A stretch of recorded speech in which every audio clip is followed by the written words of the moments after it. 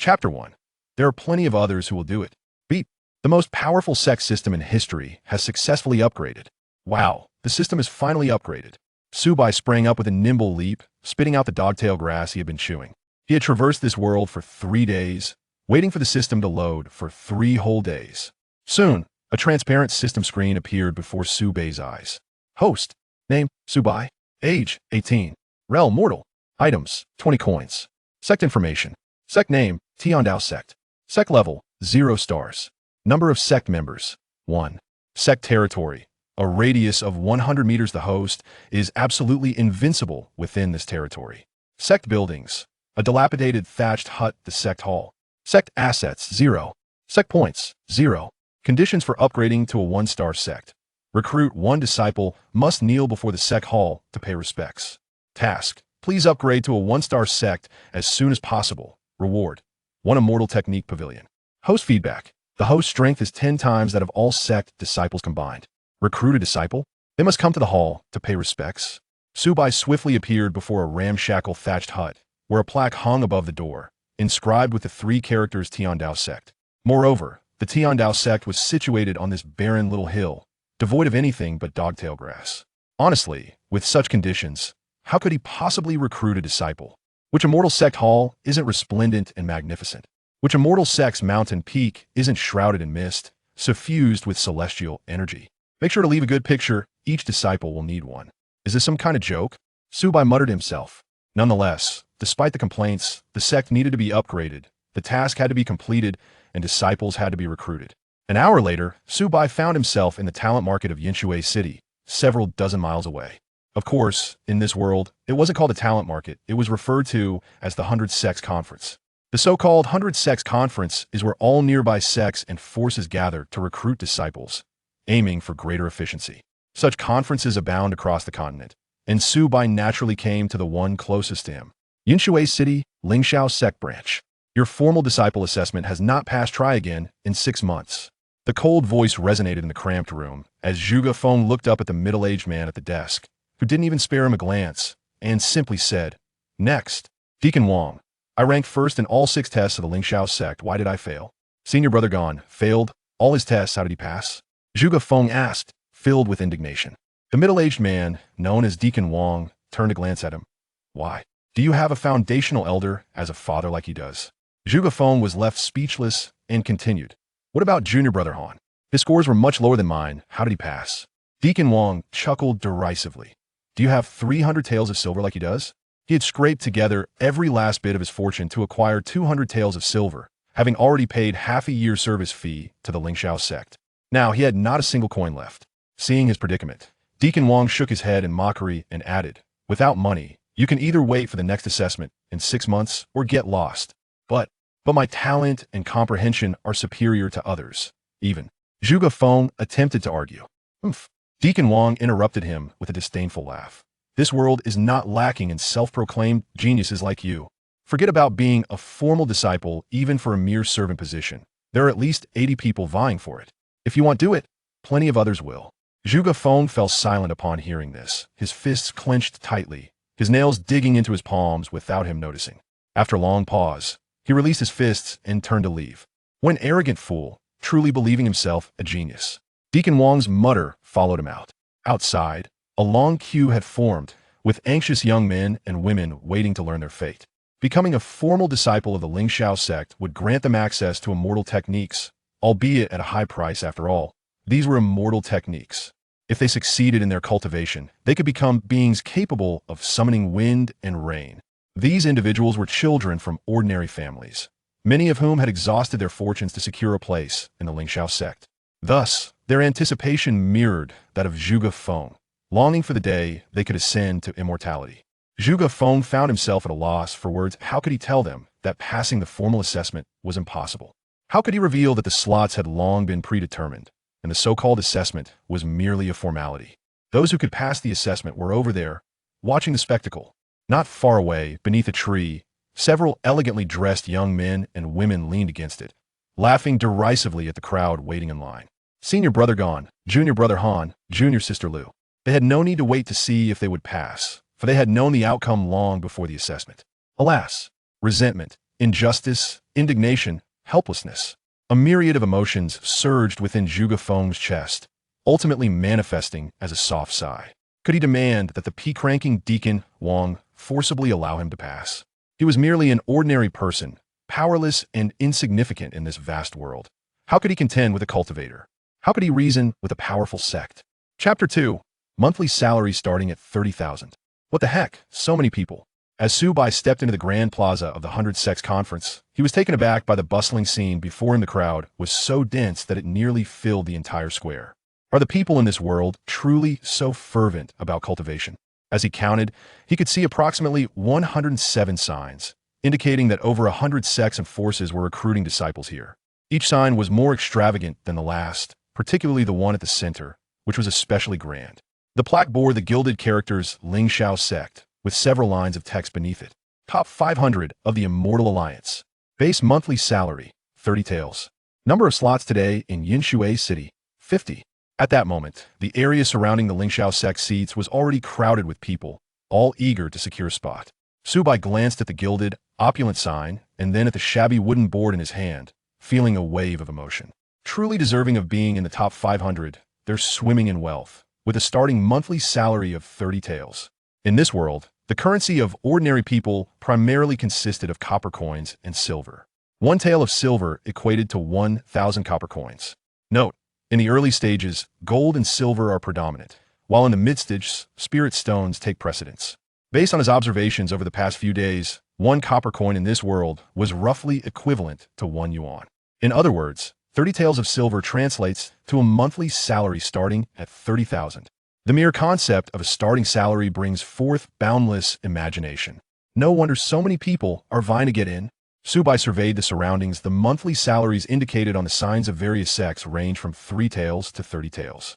He reached into his pocket, feeling the meager 20 coins remaining, and couldn't help but grumble. I can't even afford to pay for a disciple's salary. What a joke. After a moment's contemplation, he resolutely scribbled a few lines on the wooden board. Tiandao Sect. Future number 1 sect. Base monthly salary, 30 taels. Slots 1. I am a man with a system. How could I bow to a mere 3 taels of silver? Since the salary is paid at the end of the month, it'll recruit a disciple to upgrade the sect first, and a month later, who will be afraid of not having silver? With this thought in mind, Su Bai found a spot, positioned the wooden board in front of him, and sat back to await interviews from potential disciples. There were simply too many people attending the Wan Zone. Even though everyone wanted to join the Linglang Sect, many had limited strength, unable to queue, and thus forced to seek other sects. As such, there were crowds before every sign. Come ol. Witness the future number 1 sect in the world. Don't miss out. Su Bai called out from his spot, wearing a smile to greet the crowd, embodying the basic etiquette of an interviewing officer. What? The future number 1 sect in the world? Everyone paused, momentarily taken aback, then curiously turned to the source of the voice. As they hurried over, peering closely at the so-called sign, their eyes widened to the size of saucers, mouths agape enough to fit an egg. Then, a burst of uproarious laughter erupted. Is this really a sign? Surely, it must be a joke. One person couldn't help but laugh, pointing at the dilapidated wooden board before Su Bai. Moreover, the edges of the board were jagged, as if it had been gnawed by a dog. There's no need to look. This is definitely another fraudulent sect trying to deceive those desperate for cultivation. Another person declared with exaggerated seriousness, their face full of disdain. With such a scammer, I need to keep my child far away to avoid any negative influence. A middle-aged woman tightly grasped her child's hand and hurried away. Alas, this child appears quite refined. How could he not learn well and instead engage in such deceitful activities? An elderly man shook his head in lamentation, his face etched with sorrow. Goodness, everyone, take a look. The sign of that swindler states a basic monthly fee of 30 taels. Indeed, it is 30 taels. I initially thought it was 3 taels. It turns out I overlooked a 0. Am I mad? Or is the world mad? The esteemed Linglang Sect is among the top 500, yet only charges 30 taels. Is he driven mad by the allure of money? I thought he was a con artist, but it turns out he is merely a fool. A group of onlookers erupted in laughter, drawing the attention of even more passers-by. When they beheld a young man recruiting disciples with a tattered wooden sign, boldly declaring a fee of 30 taels, the crowd erupted in mirth. Setting aside whether he is a fraud, could he truly be unaware of the situation? What right does he have to demand 30 taels? Is he truly among the top 500 of the sect? Or does he boast a multitude of disciples akin to the Linglang Sect? Listening to the murmurs of the crowd, Su Bai furrowed his brow slightly. Why does it increasingly feel amiss? My sect offers generous benefits, yet I am ridiculed? Must the disciples of the Tiandao Sect's monthly salary necessarily be inferior to that of the Linglang Sect? An hour passed, then 2, then 3. Su Bai had been seated for 4 hours, as one sect filled its quota and departed, only for another to arrive. Pedestrians flowed in and out, many pausing to observe him. However, every individual who lingered would first pause in surprise upon seeing the sign, followed by uproarious laughter and scorn. Especially upon hearing or seeing the demand for 30 taels, their gazes were akin to those cast upon a fool. Without exception, Su Bai remained unperturbed, patiently awaiting. Zhuge Feng trudged down the mountain with stiff movements, resembling a soulless automaton, unwittingly arriving at the disciple recruitment event of the 100 sects. There are only 10 spots left. Hurry, time is of the essence. The stewards of the Linglang Sect shouted, causing the crowd to surge forward, eager not to miss their chance. Immortal, I have some local specialties for you to consider. A middle-aged man squeezed forward, respectfully presenting an opaque sack and pulling his son beside him. Immortal, what do you think of my son? One steward accepted the bag, weighed it in his hands, then delved inside, a smile breaking forth on his face. This lad seems promising. He will do. The middle-aged man and his son instantly fell to their knees, overwhelmed with gratitude. Thank you, Immortal. Thank you. A mere servant, yet he was filled with such joy. The contents of that bag, referred to as local specialties, were worth at least 20 taels of silver. This had become an unspoken rule for recruiting servants without silver to offer. How could one expect to secure a spot? With so many vying to become servants, these stewards could choose whomever they pleased without some incentive. Why would they grant you a position? The middle-aged man wore patched clothing. Clearly immodest means these silver coins were likely saved through years of frugality. Zhuge Feng silently observed, yet it felt as if he were witnessing his own past from half a year ago. Half a year prior, he had sold his only home and cobbled together 200 taels. Of that, 20 taels were given as a bribe for a servant position, while 180 taels paid for 6 months of servant fees. The most outrageous part was that the servant position did not include food or lodging. He had no choice being penniless. He had to assist senior brothers and sisters after completing his tasks, just to earn a few coins for sustenance. After enduring 6 months of toil, he had not anticipated this outcome. The sect mandated that to join and cultivate immortal techniques, one must first serve as a servant for 6 months. Servants were assigned various tasks daily, whether sweeping steps, fetching water, or planting spiritual herbs, with no breaks for half a year. Moreover, every month, servant disciples were required to remit 30 taels of silver to the sect to remain, otherwise they would be expelled. How could one occupy a spot without funds, blocking others from entering? Alas, another soft sigh escaped Zhuge Feng's lips, uncertain of the path ahead. His home was gone. He had failed the assessment, lacked silver to continue as a servant, and was utterly destitute. If he could not become an immortal, how could he avenge his parents? Perhaps in this lifetime, he would never achieve revenge. As he prepared to leave, a glimpse caught his eye. A sign. Tiandao Sect. Food and lodging provided. Join the sect to learn immortal techniques. Monthly basic fee, 30 taels. Spots available. 1. Join the sect to learn immortal techniques. Zhuge Feng found himself halting, unable to tear his gaze away. If joining the sect could lead to cultivation. This thought sprouted in his mind, like wild grass, rapidly overtaking his consciousness, leaving him breathless with excitement. After a long moment, Zhuge Feng took a deep breath to quell his rising fervor and stepped toward the sign. Chapter 3. Let go of the desire to help, respect others' fates. Su Bai waited a while longer, adding another line to the sign. Food and lodging provided. Join the sect to cultivate immortal techniques. He removed grandiose statements about being the future top sect, focusing instead on practicality. He needed only one disciple to upgrade the sect and unlock the immortal technique pavilion at that point. What technique would he lack? As dusk began to settle, Su Bai sighed softly, preparing to gather his belongings and seek shelter for the night. Excuse me, Immortal, is it true that joining the sect allows one to cultivate immortal techniques? A voice called from behind. Su Bai turned to see a youth clad in a green robe standing behind him, his demeanor somewhat reserved. A hint of weariness lingered in his brow, yet his eyes sparkled with determination and longing.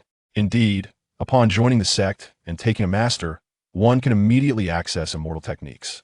Su Bai straightened his posture. This was the first person to inquire today, and regardless of their appearance, he would respond with patience. However, as he began to speak, A throng of people crowded around. This is a scam, how can you believe him? Exactly, such crude tricks are outdated.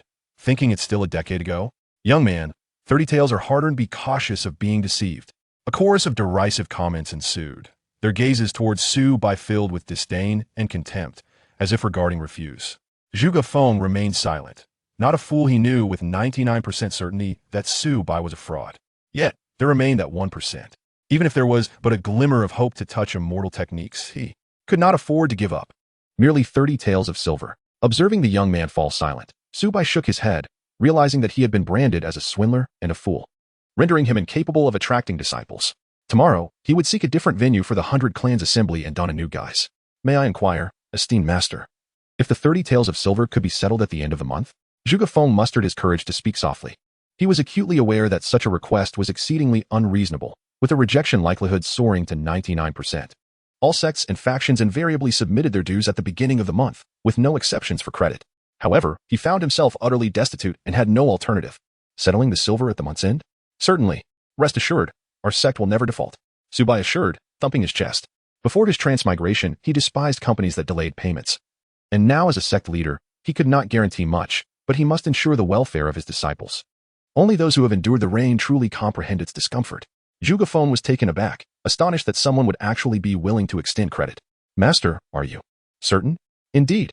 Su Bai nodded affirmatively. Disciple Zhuge Feng wishes to join the Tiandao Sect. Zhuge Feng promptly paid his respects. Zhuge Feng, is it? Shall we return to the Tiandao Sect for your formal initiation? Do you have time now? I do. I have nowhere else to go and shall accompany you to the sect. As Su Bai departed with Zhuge Feng, the crowd could no longer contain their laughter. Could this youth be a fool? Someone scoffed. Such clumsy deception has gone undetected? Another chimed in. Indeed, just look at him. He hardly seems to possess any wit. A voice interjected. Oh, let it be. He just claimed to be penniless. Even if he wished to deceive, he likely has nothing to offer. Who says deception is solely for monetary gain? What if he covets something more sinister, like his kidneys? Haven't you heard that certain powerful individuals seek out young and healthy organs? Another remarked. At that moment, one individual sighed, shaking his head. Let us abandon our inclination to meddle, respect the fate of others. Our own lives are already fraught with difficulty. Why invite further trouble? The others nodded in agreement, affirming. This youth dares to deceive. He may well have powerful backing. We, mere commoners, cannot afford to offend him. With that, the crowd dispersed, their words echoing in Zhuge Feng's ears. He looked up, only to find Su Bai's figure had vanished from sight. Well, since there is no path left to retreat, let him deceive if he so wishes. But what if it is true? With this thought, he hurriedly quickened his pace, following in Su Bai's footsteps. Observing Zhuge Feng's pursuit, Su Bai smiled faintly. It appeared his task of recruiting a disciple was nearing completion. Stop. Not long after departing the One Zone conference, a sharp voice rang out. Su Bai looked up to see a young girl glaring fiercely at him.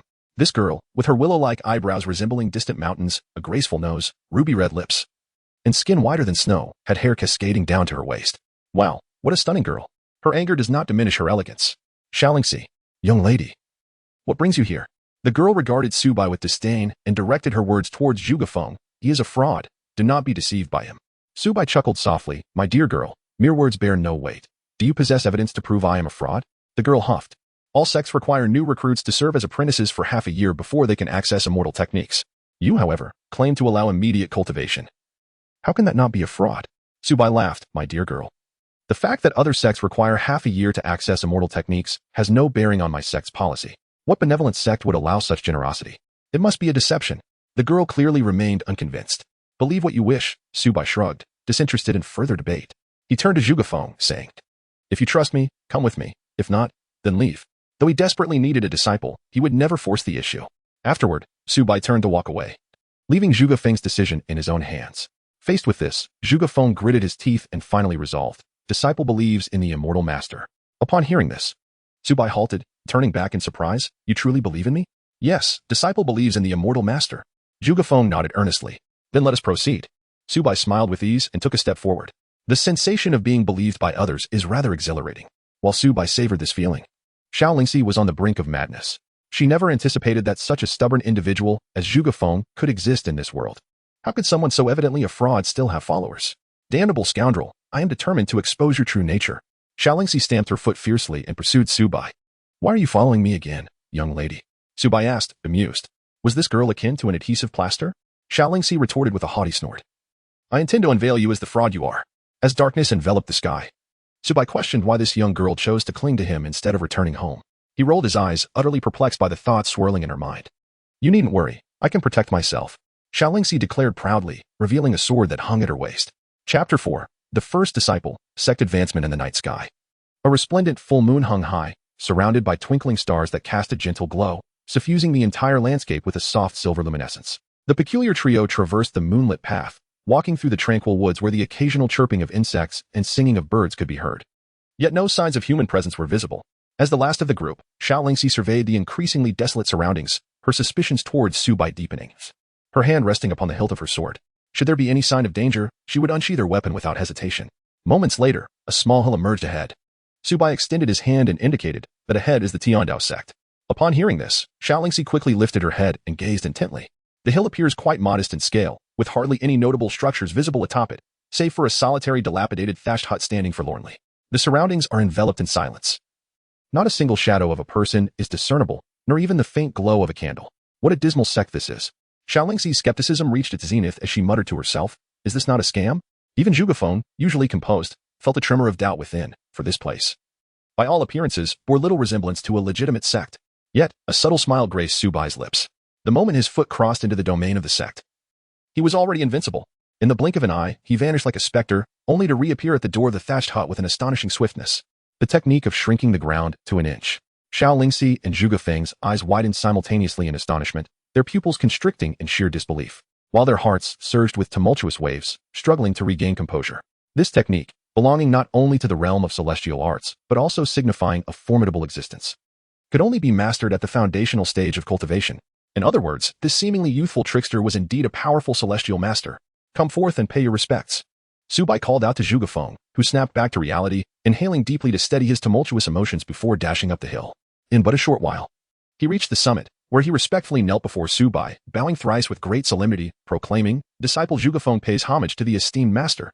Su Bai nodded slightly, a look of satisfaction gracing his features as he gently replied, "Rise. From this moment forth, you are my first disciple and the eldest brother of Tiandao Sect." Meanwhile, a voice resonated within his mind, indicating the system's notification. Ding. Task completed. The sect has been upgraded to 1 star. 1-star rewards have been issued. Please check. Host. Sect information. Name. Tiandao Sect level. 1 star. Upgradable. Number of disciples. 2. Information on disciples can be accessed at any time. Territory. 1 mile radius. Host is absolutely invincible within this domain. Structures. 1 main hall. 1 celestial arts pavilion real estate. 1 acre of fertile land. 100 spirit seeds assets. 0 sect points. 0 conditions for 2-star upgrade. Recruit 3 disciples. Sect loyalty above 60 and earn over 100 sect points. Task. Expedite the upgrade to a 2-star sect. Rewards include 1 martial arts pavilion and 1 alchemy pavilion. Host feedback. Host strength is 10 times that of all disciples combined. As the system's prompt echoed in his mind, Su Bai felt a surge of exhilaration. He had finally achieved an upgrade. Upgrade. He silently intoned within. In the next instant, the ground trembled and the entire hill transformed.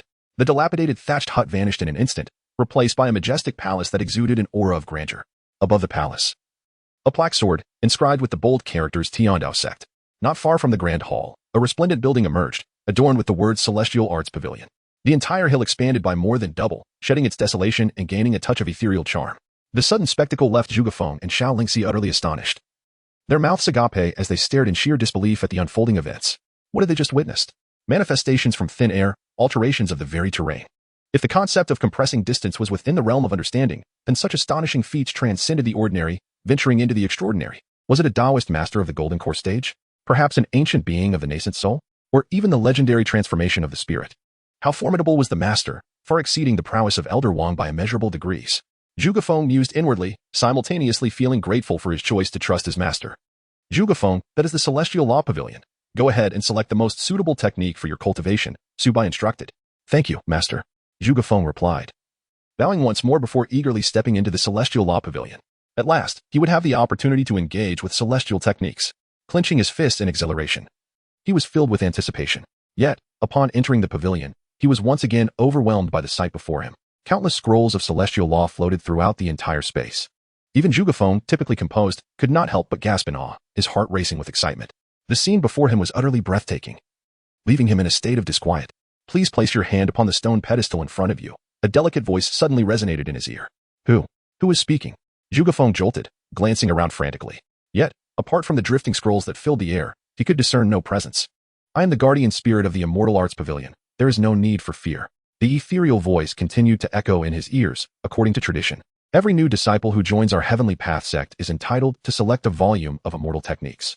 Should you wish to choose for yourself, feel free to select any scroll. If you prefer my guidance, kindly place your hand upon the stone tablet before you.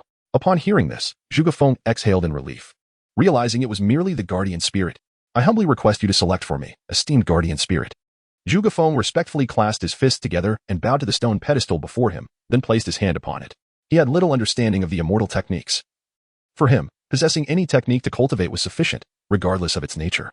Faced with an overwhelming array of celestial techniques, he found himself at a loss for selection. Thus, allowing the guardian spirit to choose for him seemed the most prudent course of action. Your demeanor is composed, neither arrogant nor impetuous. This is the Taoist scripture on qi refinement, most suitable for your cultivation, providing a solid foundation. In an instant, the stone tablet radiated a resplendent yellow light, and a scroll of celestial techniques gradually emerged. Thank you, esteemed guardian spirit, for your discernment. I am profoundly grateful. Zhuge Feng was elated, cradling the scroll in his hands as he bowed deeply to the guardian spirit before stepping back. Although he had long prepared himself mentally, the moment he grasped the yellow scroll, he could not help but feel a surge of emotions, exhilaration coursing through him. Is this truly the celestial technique he has long yearned for? Chapter 5, Celestial Techniques, completely free as Zhuge Feng selected the celestial techniques, outside. The two were locked in a stunned gaze. You. Xiao Yan's eyes widened in disbelief as she stared at Su Bai, feeling as if everything she encountered that evening had shattered her understanding of reality. Initially, she had expected to uphold justice and expose a fraud, but unexpectedly, she had stumbled upon someone genuine. With his hands clasped behind his back, Su Bai smiled amiably and asked, "Little girl, do you still doubt my authenticity?" Xiao Yan was rendered speechless, her cheeks flushed as she muttered, "How was I to know you are truly capable?" Su Bai shook his head, too disinterested to argue with a young girl. At that moment, Zhuge Feng emerged from the Celestial Technique Pavilion, cradling a yellow scroll in his hands, and approached Su Bai with utmost reverence. "Master, how much silver is required for this celestial technique? And if one desires the technique for the first level of qi refinement, how much would that cost?" His voice trembled slightly, and Xiao Yan turned her gaze towards him as well. Celestial techniques are the very foundation upon which a sect stands. Many sects treasure these techniques as if they were precious gems, serving as a continual source of attraction for disciples. Take Linglang Sect for example, its prized celestial technique, the Linglang formula, is considered a superior technique. How does one acquire the Linglang formula? First, one must become a disciple of lowly rank, undergoing a 6-month period before passing an official assessment to become a formal disciple. Next, one must complete various sect tasks to earn contribution points, and only when sufficient points have been amassed can one qualify for the exchange of the Linglang formula. Finally, even with the qualification to exchange, one must still spend money to cultivate. The cost for the first level of qi refinement technique is 100 taels of silver. For the second level, 300 taels of silver. For the third level, 100 taels of gold. Given that 1 tael of gold is equivalent to 10 taels of silver, 100 taels of gold amounts to a staggering 1,000 taels of silver. This is merely the cultivation technique of the first 3 levels of the qi refinement realm. The prices for those beyond are exorbitantly higher. As the saying goes, without wealth, how can one aspire to immortality? Is it not better to live humbly as an ordinary mortal? Given the rarity of such celestial arts, why does Zhuge Feng not tremble? Even before he commenced his cultivation, Su Bai sensed that this scripture was no ordinary celestial method. Its value likely rivaled that of the Linglang technique. Yet, the celestial method lay before him, and he found himself devoid of silver to procure it. Silver? What silver? Su Bai was utterly bewildered. In the myriad novels he had perused prior to his transmigration, disciples merely joined sects and subsequently cultivated celestial methods free of charge. Why then did he find himself in a situation where silver was required?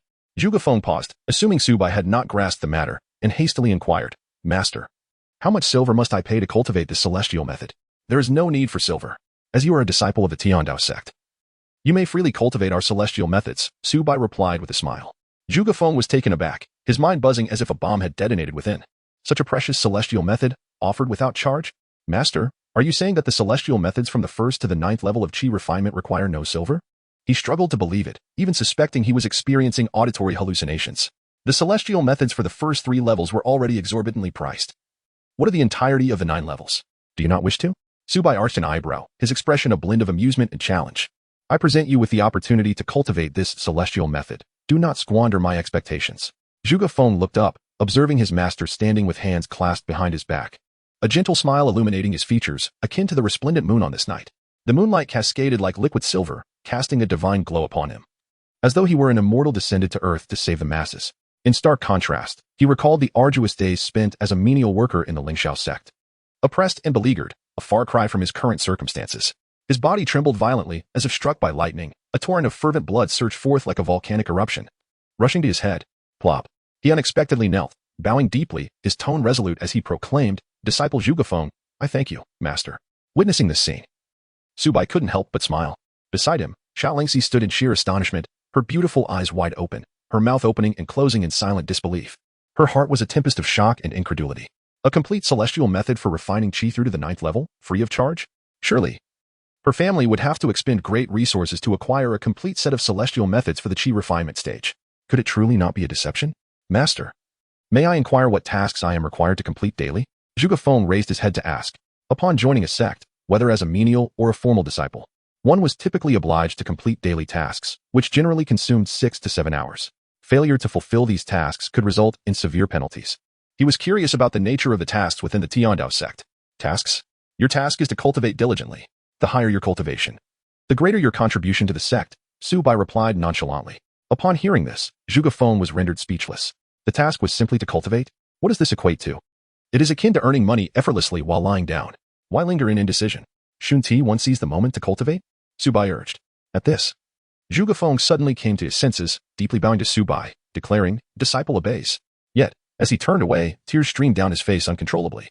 He had not wept when his parents were brutally slain. He silently buried them and vowed to avenge their deaths. During his time as a servant, he faced disdain from Steward Wang and endured the hardest labor due to his lack of funds, yet he did not shed a tear, secretly vowing to become an immortal. Even when his opportunity was usurped and he failed the assessment, he remained tearless. But now, all his fortitude and grievances transformed into crystalline droplets, cascading down his cheeks. A man may shed tears, yet they do not fall lightly. It is simply that the moment of sorrow has not yet arrived. Master, such immense grace. Even if it costs me my life, I shall undoubtedly repay it, Zhuge Feng whispered to himself.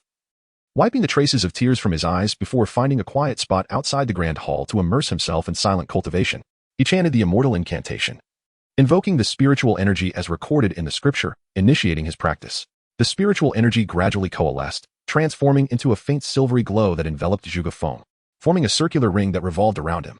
1, 2, 3, 4, 17, 18, 19, 20 breaths completed a full cycle. Xiao Yan's breath quickened, as if she were witnessing the most astonishing phenomenon in the world. She extended her hand to rub her eyes and observed Zhuge Feng's cultivation once more, and it appeared unchanged from the moment before. How is this possible? Xiao Yan's eyes widened in shock.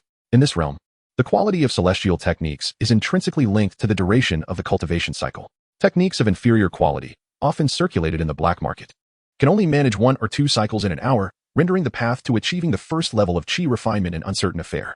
Yet, astonishingly, these can command a high price. After all, reaching the first level of qi refinement is akin to becoming a celestial being in the eyes of mortals.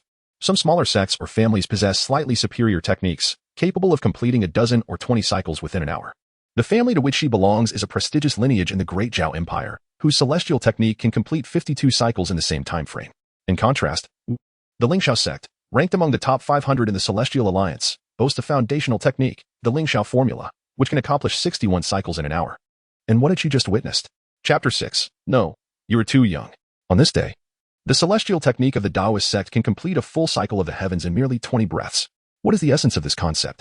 In this world, a single hour is equivalent to 2,000 breaths, signifying that within 1 hour, there are 100 cycles of the celestial rotation. A breath is the duration of an inhalation, approximately 3 to 5 seconds, with no fixed value. This book adopts 6 seconds per breath. Indeed, 1 hour encompasses 100 cycles of the celestial rotation. What is this concept? At first glance, it may seem that the difference is less than double that of the Lingxiao technique, yet in reality, the disparity exceeds tenfold.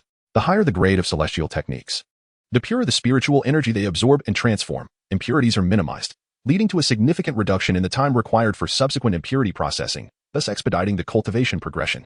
Addressing these impurities is far more challenging than mere cyclic cultivation.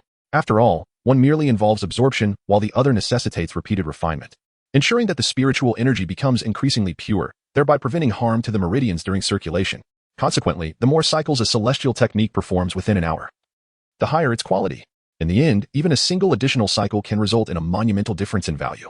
A technique like the Lingxiao that cycles 61 times in an hour could sustain one of the 500 strongest sects. How formidable, then, is a celestial technique that cycles 100 times in an hour? One might have thought that the Lingxiao technique was already unparalleled. Yet before the celestial technique of the Tiandao Sect, it appears almost laughable. For Xiao, such a celestial technique is akin to the most exquisite dress in the world, possessing an allure that is simply unmatched. Master, do you still lack disciples? Xiao approached Su Bai, her beautiful eyes sparkling with hope. Su Bai chuckled softly, little girl. Weren't you just suspicious of me being a fraud? Now you wish to join the sect of a fraud? Xiao cheeks flushed slightly with embarrassment. But she quickly adopted a serious demeanor and earnestly said, Master, Lingxi acknowledges her mistake and hopes for your forgiveness. Oh, pray tell, what mistake have you made? Su Bai regarded Xiao with keen interest. This young girl possesses a commendable spirit of chivalry and displays remarkable courage. Daring to confront him and venture alone into this desolate wilderness, Lingxi should not harbor doubts about the immortal master, nor should she speak disrespectfully to him. Xiao lowered her gaze, embodying the image of a contrite child who has erred. The posture she displayed instantly elicited a chuckle from Su Bai. He bore no ill will towards Xiao. His intentions were merely to tease her a bit. After all, what grievances could one hold against a little girl? Such trivial matters were not worth his consideration, nor did he find it necessary to engage in a petty squabble with her.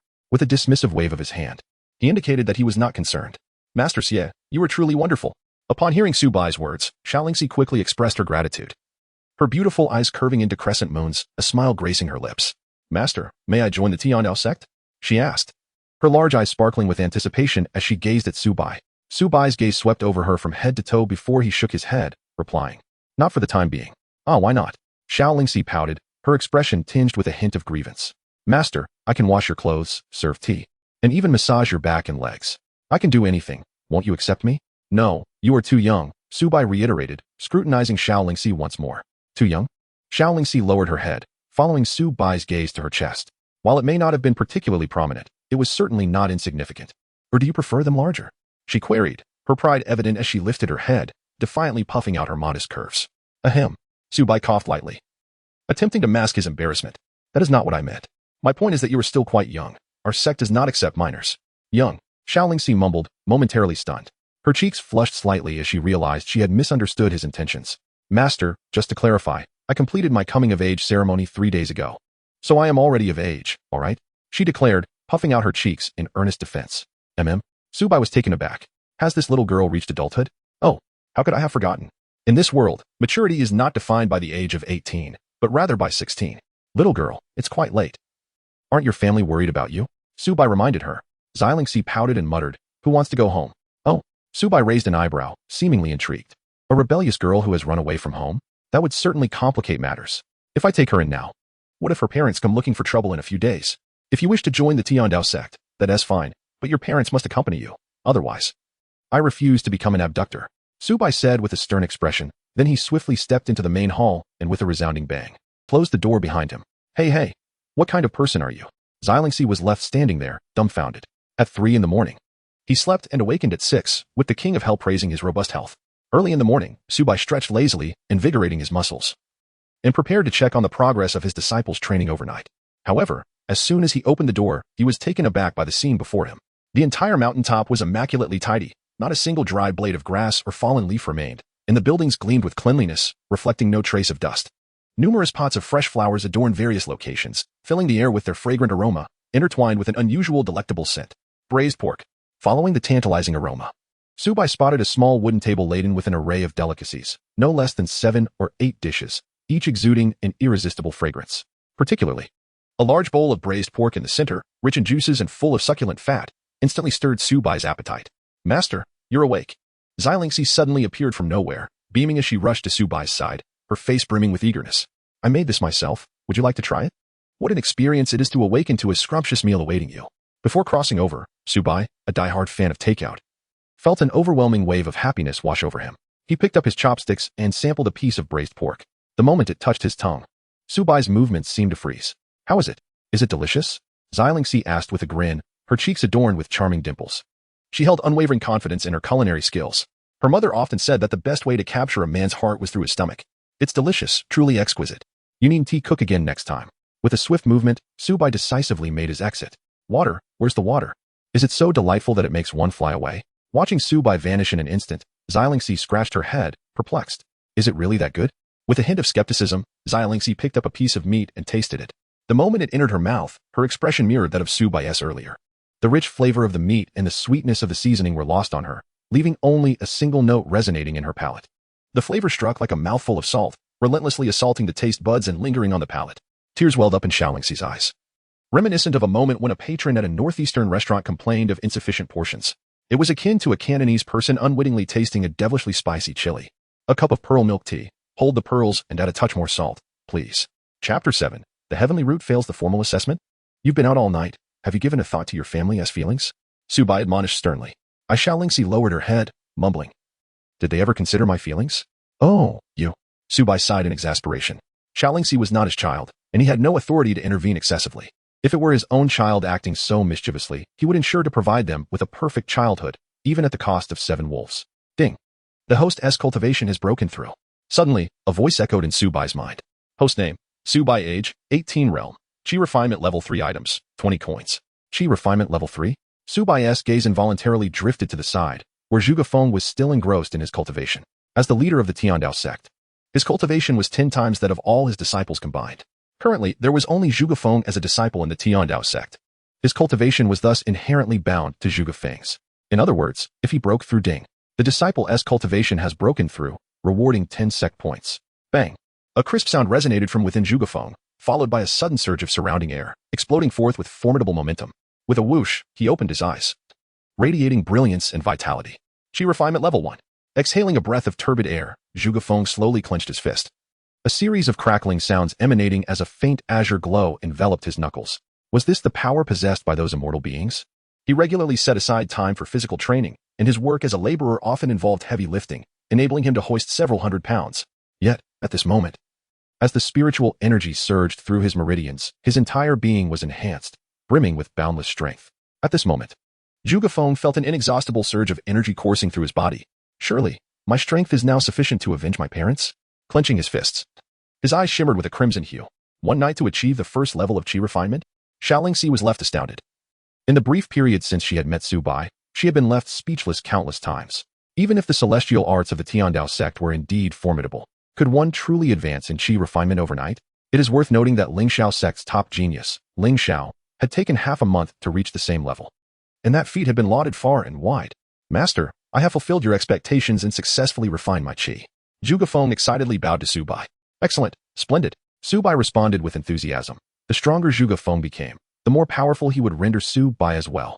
Have you practiced before? Xiaolingxi could not suppress her curiosity. If Zhuge Feng had indeed trained prior, it would make his rapid progress somewhat comprehensible. I have not even passed the official disciple assessment of the Linglang Sect. How could I have practiced any celestial arts? Zhuge Feng replied with a bitter smile. What does it matter if I ranked first in the assessment? The slots are controlled by the deacons if they do not grant you passage. How would the higher-ups know that the top rank was achieved by Zhuge Feng and not Han Feng? Your first time practicing? Xiaolingxi's eyes widened in disbelief. Suddenly, she felt as though she had stumbled upon an extraordinary prodigy. Let me search. With that thought, she hurriedly rummaged through her belongings, and moments later, she retrieved a crystal resembling a spirit stone from her storage ring. This is a spirit root testing stone. The brighter it shines, the higher your spirit root. As she spoke, she placed the testing stone before Zhuge Feng. Zhuge Feng placed his hand upon the stone, and with a thought, he summoned his spiritual energy to coalesce in his palm. In an instant, the crystal trembled slightly.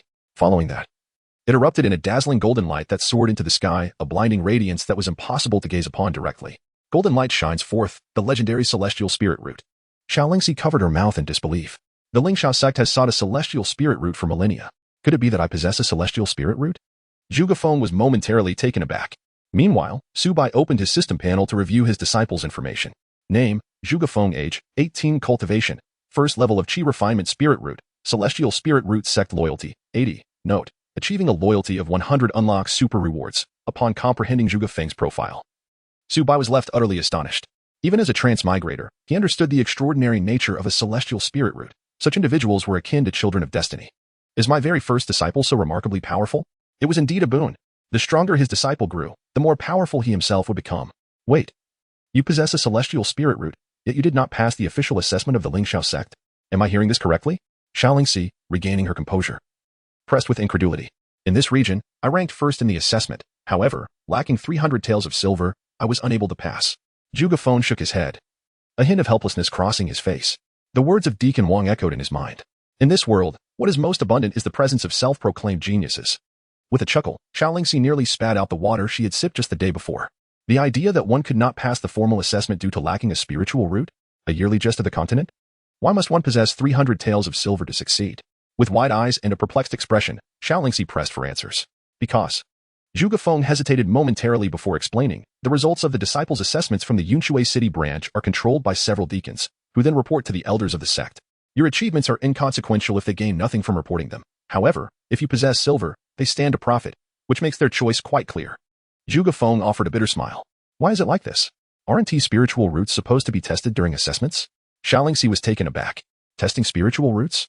If they did, those young masters and ladies with inferior roots could never pass, and how would that maintain order? Zhuge Feng sighed. Xiao Lingxi fell into silence. And after a moment, she suddenly said, I'm sorry. Zhuge Feng smiled gently. No need for apologies. I have witnessed much in my time and have long since come to terms with it. Shaking her head, Xiao Lingxi replied, 6 months ago. My father secured a disciple slot for me at Linglang Sect, allowing me to formally report as a disciple after half a year. If my memory serves me right, I believe we are part of the same assessment batch. That slot was likely meant for you. As she spoke the last words, she lightly bit her lip. Though it was merely a possibility, it filled her with guilt. Zhuge Feng was momentarily taken aback. Even a young master like Brother Gon, with a foundation-building father, had to serve as a mere servant for half a year. If only for appearances, his presence was necessary. Yet this young girl required nothing and could directly report after 6 months. Her background. However, after a moment of contemplation, Zhuge Feng chuckled. Do not concern yourself. There are many slots available, and the one you occupy is unlikely to be mine. Moreover, I am now a disciple of Tiandao Sect. My master's willingness to take me in is already the greatest reward from the heavens. Indeed, Xiao Lingxi nodded slightly. In truth, I had no desire to join Linglang Sect to begin with, and after this incident, my resolve has only strengthened. She then turned to Su Bai, her beautiful eyes shimmering. Master, please tell me, what conditions must I meet to be accepted into Tiandao Sect? Su Bai did not respond but instead gazed toward the foot of the mountain. At that moment, a group of individuals was swiftly approaching. Following Su Bai's gaze, Xiao Lingxi's expression shifted slightly. In no time, the group arrived at Tiandao Sect, standing before Su Bai and the others. Miss Lingxi, we finally found you. Chapter 8, Su Bai strikes. Instantaneously defeating the 9th level of Qi refinement. Miss Lingxi, your departure yesterday truly caused us great concern. The group of 5 was led by a middle-aged man who resembled a deacon. He strode forward, his demeanor cold, by the order of young Master Bao Xiao. We are to ensure the safe escort of the young lady to Linglang Sect. Miss Lingxi, please come with us. His tone was frigid, leaving no room for negotiation. I will not go. Xiao Lingxi firmly rejected. The middle-aged man cast a disdainful glance at Zhuge Feng and Su Bai, disregarding the two. Miss Lingxi, the young master's orders are absolute. Your status is unique. Should you provoke him, it may bring dire consequences to the Xiao family. He paused briefly before continuing. The young master is a direct disciple of the esteemed Tian Xiao, possessing extraordinary talent and a limitless future. Upon hearing his words, Zhuge Feng frowned. The individuals before him were all from Linglang Sect, and especially concerning was the deacon's mention of young Master Bao Xiao. Zhao Bao Xiao, the most distinguished disciple of Linglang Sect, though somewhat gifted, was notoriously hedonistic. He often bullied the kind-hearted, wreaked havoc in the neighborhood, and even brazenly abducted maidens. In short, Zhao Baoxiao was not only erratic and violent in nature, but also possessed a disturbing obsession with women, frequently indulging in the blood of maidens, truly a perverse individual. Any woman he set his sights on was unlikely to leave alive. Xiao Lingxi's delicate face turned pale, and she felt utterly despondent. The thought of being delivered into Zhao Baoxiao's hands filled her with dread. Perhaps this was the inescapable fate of one born into a prestigious family? For the greater good of the clan, some sacrifices must be made. She forced a bitter smile and turned to Su Bai, bowing, Master, I apologize for the intrusion. Farewell. With that, she turned to leave, her slender waist held straight and resolute. Sir, how should we handle this? One individual approached the deacon from Linglang Sect. Casting a glance at Su Bai and Zhuge Feng, speaking softly. To abduct Miss Lingxi, they must be killed. The deacon's expression darkened, his eyes filled with malice. Delaying the escort of Xiao Lingxi for an entire day will surely incur severe punishment. He could not vent his anger on Xiao Lingxi. So he resorted to slaying a couple of insignificant ants to relieve his frustration. What do you intend to do? I have already accompanied you. Yet you still wish to take lives? Xiao Lingxi exclaimed in a mix of astonishment and fury.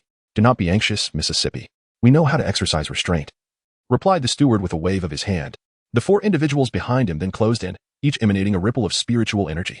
These 4 individuals are all cultivators, each possessing considerable prowess, with levels of cultivation ranging from the 5th to 6th stage of Qi refinement. Master, exercise caution. Zhuge Feng shielded Su Bai, unwavering despite having just achieved success in Qi refinement. The atmosphere was charged with combat imminent. Suddenly, breaking the silence, Su Bai lifted his gaze. His voice cold and indifferent. Kneel. The command resonated like thunder, a deafening roar reverberating through the air. The 4 practitioners from Linglang Sect felt an overwhelming force enveloping them.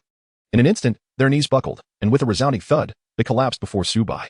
The 4 individuals were utterly appalled. Their faces etched with terror as they gazed upon Su Bai, their expressions a portrait of horror. Who is this youth? How can he possess such formidable power? A foundational cultivator? The steward's pupils constricted, a flicker of panic crossing his face as he trembled and inquired. He is at the 9th level of chi refinement. A mere shout could send tremors through his mind. What else could he be but a foundational cultivator? Flee. Instinctively, he wished to escape, only to find himself paralyzed. Su Bai extended a hand, grasping the steward's neck from a distance, lifting him slowly. In the territory of my heavenly Tiandao Sect, whom do you intend to kill? The steward, suspended in midair, turned crimson, struggling for breath. Yet, instead of pleading for mercy, he retaliated with threats. I am a steward of the Linglang Sect. Release me, or else. Crack. Without hesitation, Su Bai delivered a resounding slap, tearing the steward's lips, causing blood to spill. Or else what? The steward's eyes gleamed with malice as he spat venomously. The Linglang Sect will never let you go. Boom. No sooner had he spoken than flames erupted from his chest. With a scream, his entire being was engulfed in searing fire, reducing into ashes that scattered into the air. Thud. A storage bag fell, which Su Bai effortlessly drew to his grasp. A sweep of his consciousness revealed a dazzling array of silver. Silver. 3,024 taels. Gold. 200 taels. The disciples' wages were assured. Subsequently, with a wave of his hand, the remaining 4 were also consumed by flames, leaving nothing but desolation in their wake. The 4 individuals possessed meager skills and lacked storage bags, their bodies bearing no valuables. However, the storage bag of that steward was more than sufficient. With a single strike, a practitioner at the 9th level of chi refinement was vanquished. Zhuge Feng and Xiao Yan stood in stunned silence, their eyes filled with profound shock and awe. Although they had speculated about Su Bai's formidable strength, they never anticipated it to reach such heights. Suddenly, a thought struck Zhuge Feng, and he quickly voiced his concern. Master, with the steward of Linglang Sect perishing here, they certainly will not let this go unpunished. Should we consider relocating the sect? Su Bai shook his head. There is no need. If those individuals dare to come, we shall eliminate them all. Hearing Su Bai's nonchalant words, the 2 were utterly dumbfounded, questioning whether they had misheard. The Linglang Sect is one of the top 500 of the Immortal Alliance. Master, what exactly is your level of power? Xiao Yan could not help but inquire. Under heaven, I am invincible. Above heaven, I am equally unmatched, Su Bai replied calmly. Hiss. Upon hearing this, both of them gasped in astonishment. The more Su Bai appeared unfazed, the more they felt his depth was unfathomable. However, they quickly found solace in the thought that the Tiandao Sect possessed a superlative immortal technique that cycles 100 times within an hour. Even the core immortal technique of the top-ranking Tiandao Sect in the Immortal Alliance could hardly reach such an echelon, could it? What are you still dawdling for? Why not kneel and pay your respects to your master? Su Bai smiled as he looked at Xiao Yan, teasingly urging her. Since he had taken action, it signified his acceptance of the young woman before him. Master, please allow your disciple, Xiao Yan, to pay my respects. Xiao Yan first stood in shock, but soon her face blossomed with a radiant smile as she bowed deeply. This time, her expression was imbued with reverence and devotion. Congratulations, Master. Zhuge Feng echoed in agreement. Name, Xiao Yan. Age, 16. Cultivation level, mortal spiritual root, superior in spiritual root. Primordial in body loyalty to sect, 80. Note, achieving a loyalty of 100 unlocks extraordinary rewards. Primordial in body? Su Bai expressed a hint of astonishment. In this world, apart from spiritual roots, there exists a distinction in physical constitution. Certain formidable physiques allow for a much swifter cultivation pace than that of ordinary individuals and possess various extraordinary characteristics. For instance, the battle saint body, a flesh unparalleled that shakes the heavens, the innate Tao body, which hastens one's cultivation in leaps and bounds as if traversing 1,000 miles in a single day, and the primordial Yin body, which, when united in intimacy, enhances the cultivation aptitude and prowess of both parties. This is a sacred body sought after by countless cultivators. In simpler terms, it is the most powerful body for dual cultivation. It is no wonder that the so-called young Master Bao Xiao desires to possess Xiao Yan. If one could truly engage in dual cultivation with such a physique, even a seemingly worthless individual could potentially break free from their shackles and emerge as an extraordinary genius. Go select an immortal technique and commence your chi refinement swiftly. Su Bai nodded slightly. Thank you, Master. Xiao Yan, filled with joy, hurried towards the immortal technique pavilion. She could hardly contain her eagerness to cultivate the immortal technique that cycles through 100 heavenly rotations in an hour. Chapter 9. Xiao Yan's immortal technique. Upon entering the immortal technique pavilion, Xiao Yan resembled a curious kitten, glancing around inquisitively. When she beheld the myriad of immortal scrolls floating throughout the room, she was utterly astounded. Unlike Zhuge Feng, she hailed from a prestigious family, possessing extensive knowledge and understanding. The greater the number of immortal techniques, and the higher their quality, the more they reflect the strength of a sect. The Linglang Sect is formidable, is it not? Yet, its collection of immortal techniques does not exceed 100. However, in this pavilion, the number of immortal scrolls undoubtedly surpasses 10,000. This is no mere immortal technique pavilion. It resembles a treasured repository. Xiaolingxi's excited form trembled slightly, overwhelmed by the multitude of techniques before her, unsure of which to choose. Please place your hand upon the stone pedestal, a voice resonated, seemingly perceiving her indecision. Who is speaking? Like Zhuge Feng before her, Xiaolingxi was startled. Scanning her surroundings. I am the guardian spirit of the immortal technique pavilion. There is no need to fear. The guardian spirit continued, according to the sect's rules. Every new disciple of our Tiandao Sect is entitled to select one technique. If you wish to choose for yourself, feel free to pick any scroll. Otherwise, place your hand upon the stone tablet before you, and I shall select for you. Guardian spirit? The legendary spirit of a divine artifact? Xiaolingxi was momentarily taken aback. In the continent, artifacts with spirits were undoubtedly of the highest caliber. Those who wielded such artifacts were certainly among the pinnacle of power, at the very least. She had never heard of any spiritual artifacts associated with the Linglang Sect. My master did not deceive me. He might truly be unafraid of the Linglang Sect. Xiaolingxi pondered, taking a deep breath to quell her astonishment. Once her emotions settled, she cautiously approached the stone pedestal, placing her hand upon the stone column. A faint tremor ensued as the pedestal illuminated, revealing a scroll that slowly materialized. You possess a vibrant spirit and a free-spirited nature, thus. I present to you the Jade Maiden Heart Sutra, Refining Chi Edition, which will yield enhanced cultivation effects in harmony with your physique. The Jade Maiden Heart Sutra? Did senior brother Zhuge practice this as well? No, it seems tailored for women. Xiaolingxi murmured, lifting the scroll, then inquired, Elder Guardian. Is this the most potent technique of the Tiandao Sect? Can practicing this achieve 100 cycles in an hour? Her anticipation was palpable. Unable to shake off the thought of 100 cycles. There is no strongest technique, only the most suitable one. Pursuing the strongest without regard for compatibility will yield limited progress, the Guardian Spirit's voice echoed. I understand. Thank you, Elder Guardian, Xiaolingxi replied earnestly, bowing respectfully before departing. Have you found a suitable technique? Su Bai inquired with a smile upon seeing Xiaolingxi emerge joyfully, already knowing the answer. I have found it, master. I shall begin my cultivation now. Xiaolingxi replied, her voice melodious with uncontainable joy. After a quick bow to Su Bai, she eagerly sought a tranquil spot to commence her practice of the newly acquired technique. This girl is rather impatient, Su Bai chuckled, shaking his head. Zhuge Feng added, Master. Since junior sister has begun her cultivation, I too wish to seize the opportunity to practice diligently. May I have your permission? Su Bai nodded, if you wish to cultivate. Then do so. The sect has no tasks at present, so there is no need to seek my approval. Yes, master. With permission granted. Zhuge Feng turned and departed to find a secluded corner where he could focus on his training. Observing his two disciples enter their cultivation states, Su Bai's gaze shifted to the conditions for upgrading the sect. To elevate from a 1-star sect to a 2-star sect, 3 disciples with a loyalty of 60 and 100 sect points are required. A loyalty of 60 is not particularly high, as both Zhuge Feng and Xiaolingxi had already reached 80. Oh, wait, it's now 85. Su Bai realized that within such a short time, both Zhuge Feng and Xiaolingxi's loyalty had increased. As for sect points, Zhuge Feng had earned a reward of 10 points upon his breakthrough. It seemed that as long as a disciple's cultivation advanced, sect points could be acquired.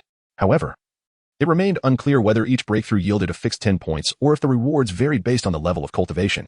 Thus, to upgrade to a 2-star sect, he would still need to recruit another disciple with a loyalty above 60. Watching Zhuge Feng and Xiaolingxi engrossed in their training, Su Bai contemplated waiting until their cultivation stabilized before seeking more disciples. 18, 19, 20. Xiaolingxi chanted as she cultivated, counting silently until reaching 20. At which point the absorbed spiritual energy completed a full cycle through her meridians. 1 hour, 100 cycles. Another astonishing technique. Moreover, she discovered that the spiritual energy absorbed into her body required no refinement or purification. This meant that achieving 100 cycles in an hour was indeed the hallmark of a supreme technique. The absence of a need for purification saved immense time. No wonder senior brother Zhuge could refine qi overnight. Xiaolingxi's astonishment was palpable. Such a remarkable technique was sought after by many powerful sects, yet the Tiandao Sect possessed 2. No, certainly more than 2. The immortal technique pavilion held countless techniques, likely concealing numerous extraordinary ones. With this thought, she opened her eyes and gazed in a certain direction, finding Su Bai standing in the sunlight, hands clasped behind his back, gazing at the clouds. The sun bathed Su Bai in a golden glow, rendering him particularly radiant. At this moment, Xiaolingxi's heart involuntarily skipped a beat. Such a precious celestial technique, why share it with outsiders? It appears that my master is indeed magnificent. 3 days later, within a chamber of the Linglang Sect. Where is everyone? I demand to know where Xiaolingxi is. A youth with a somewhat sickly pallor was bellowing in fury.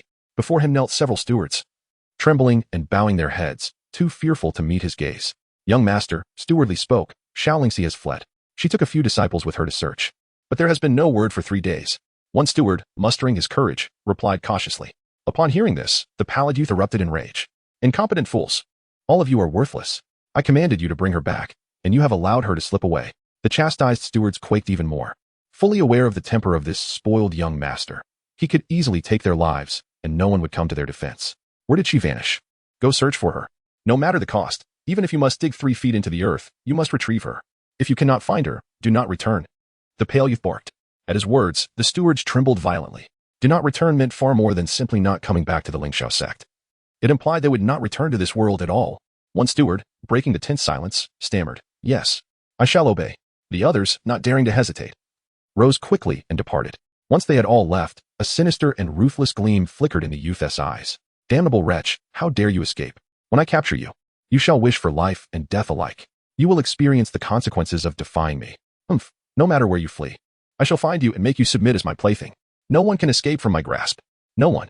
Chapter 10. Do not underestimate the youth's poverty. Time passed, and 5 days swiftly slipped by.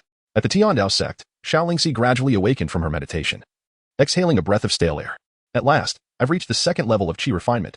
Am I now considered a prodigy?" Xiao Lingxi mused, a flicker of joy and excitement illuminating her eyes. 5 days, and she had achieved the 2nd level of qi refinement. This is an unparalleled legend throughout the vast Zhao Empire. The foremost prodigy of Lingxiao Sect, Ling Xiao, possesses an exceptional spiritual root, and it takes him over a month to attain the 2nd level of qi refinement. This is entirely due to the formidable efficacy of the Jade Maiden Heart Sutra, which eliminates the need for the purification of spiritual energy, thus saving an immense amount of time. "Hiki, my cultivation has now caught up with Brother Zhuge." Before Xiao Lingxi could finish her words, she heard a commotion from the other side. Upon focusing her gaze, she saw that Zhuge Feng's cultivation had once again broken through. He had reached the 3rd level of qi refinement. Xiao Lingxi inhaled sharply, her delicate face contorting into an expression of disbelief. The mere thought of her heavenly spirit root failing to pass the tests of the Lingxiao Sect made her want to laugh. "Ah, Lingxiao Sect, you shall never comprehend the genius you have overlooked. Moreover, Brother Zhuge is not only exceptionally gifted but also exceedingly diligent, striving to practice for 12 hours a day, as if he wished to cultivate for 24. He puts in far more effort than I do." Post name, Su Bai, age, 18 realm, 6th level of qi refinement items, 200 taels of gold, 20 taels of silver. As Xiao Lingxi stepped into the 2nd level of qi refinement, Su Bai's cultivation naturally ascended to the 6th level of qi refinement. This is the formidable efficacy of the tenfold disciple's cultivation. There is no need for arduous training. One can ascend simply by reclining. However, the pace of cultivation breakthroughs is still too slow, and the number of disciples is insufficient. We must recruit more. Su Bai rose, feeling dissatisfied with his current cultivation level. At this moment, the sect's points had reached 90, just 1 step away from the upgrade requirement. Xiao Lingxi's advancement to the 1st and 2nd levels of qi refinement contributed 10 and 20 sect points, respectively. Zhuge Feng's progression to the 2nd and 3rd levels of qi refinement added 20 and 30 sect points. Thus, it was evident that each disciple's breakthrough in cultivation enhanced the sect points, and the higher the cultivation level, the greater the increase. As for the current purpose of the sect points, he was uncertain, but he surmised they would be necessary after the next sect upgrade. After a brief moment, the trio slowly descended the mountain, making their way towards Yunshui City. "Master, did I receive the veil I purchased yesterday?" Xiao Lingxi suddenly turned, her eyes sparkling with curiosity. Upon hearing this, Su Bai promptly retrieved a delicate violet veil from his storage pouch.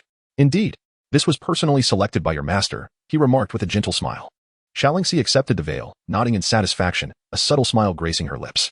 "Sister, what prompted you to wear a veil today?" Zhuge Feng inquired, somewhat perplexed. Donning the veil, Xiao Lingxi replied, "I believe that Zhao Baoxiao will not let this matter rest. His spies may already be scattered throughout Yunshui City." Upon hearing this, Zhuge Feng nodded in agreement. "Indeed, Zhao Baoxiao's influence is beyond what we can confront at present." Su Bai remained silent, although he was invincible within the Tiandao Sect. Outside of it, his cultivation was merely at the 6th level of qi refinement. Caution was imperative, prudence in development was the path to success. Soon, they arrived at Yunshui City. At the entrance of the 100 Sects conference, Su Bai refrained from entering, instead instructing the 2 disciples. "You both should procure some daily necessities for yourselves. Do not worry, it will not count against your monthly salary, as the sect will reimburse the expenses." As he spoke, he extracted 200 taels of silver from his storage pouch, distributing 100 taels to both Zhuge Feng and Xiao Lingxi. "Thank you, master. But I have my own silver." Xiao Lingxi chuckled, waving her storage ring. The storage ring was 10 times more valuable than a storage pouch, a luxury even the deacons of Lingxiao Sect could only afford in the form of a storage pouch. Zhuge Feng, however, remained motionless. 100 taels of silver was a substantial sum for him.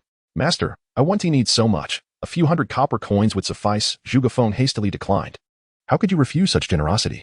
Seeing that both disciples were reluctant to accept the silver, Su Bai adopted a stern expression, saying, "Are you disregarding your master's words?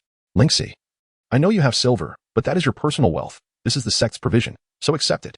Zhuge Feng, as the eldest disciple of Tiandao Sect. You must set an example. You cannot continue to wear these faded garments. Lingxi, you have a good eye. Purchase a set of exquisite attire for your senior brother. Do not return until you have spent all the silver. Understood, master. Xiao Lingxi pouted, appearing somewhat reluctant. Zhuge Feng's eyes glistened with unshed tears. Feeling a wave of warmth surge within him. My master's kindness is as profound as a mountain. I shall not disappoint your expectations. He silently vowed. Resolving to cultivate diligently and become a formidable force capable of supporting the sect, Su Bai watched the departing figures of his disciples before shifting his gaze in another direction. Xiao Yan, I have become the disciple of the Tiandao Sect's master, while you have yet to pass even the entrance examination. I possess an exceptional spiritual root, whereas you are burdened with a wasteful one. I have already reached the 6th level of chi refinement, while you remain an ordinary mortal. The chasm between us is unfathomable. You are destined to be beneath my heel, forever looking up at me. Our engagement is hereby annulled. There shall be no further ties between us. A elegantly dressed young woman stood on the street, her beautiful visage etched with derision and disdain. Before her, a somewhat emaciated youth bowed his head, his fist clenched tightly. Su Bai observed quietly, and the name stirred memories of a character from a novel he had read before his transference. He pondered how this youth would respond. Would he meet the standards that would entice him to take him as a disciple? The crowd had gathered, murmuring excitedly. Isn't he that the wasteful young master of the Xiao family? He hasn't even succeeded in chi refinement yet. I heard that Liu Yin and has already become the junior master of the Tiandao Sect, which is one of the top 500 sects in the Immortal Alliance. Hey, who in the entire Zhao Empire is unaware of the Tiandao Sect's renown? A frog dreaming of eating swan meat. What a foolish notion. The crowd pointed and laughed, their mockery ringing in the air. Hearing their taunts, Xiao Yan raised his gaze, only to see their faces twisted with scorn. Clenching his fist so tightly that his nails pierced his flesh, he finally erupted. Liu Yin ran, in 3 years. I will challenge you at the Tiandao Sect to prove that I, Xiao Yan, am not a waste. He shouted, his voice resounding, and stormed away in anger. The crowd erupted in laughter, mocking Xiao Yan's naivety and folly. A little ugly duckling can never become a swan, no matter how hard it tries. Only those inherently destined to be swans can transform. Xiao Yan walked until he reached a dead end, where he finally halted. Tears streamed down his face. Why, heavens, must you deny me the chance to cultivate? Why, despite my efforts and diligence, can I not refine my chi? Am I truly destined to be a waste? He pounded the wall in anguish, venting his inner turmoil and sorrow. At that moment, footsteps approached from behind, accompanied by a voice. Young man, have you ever heard the saying? Do not underestimate the youth in poverty. Chapter 11. No one is inherently a waste.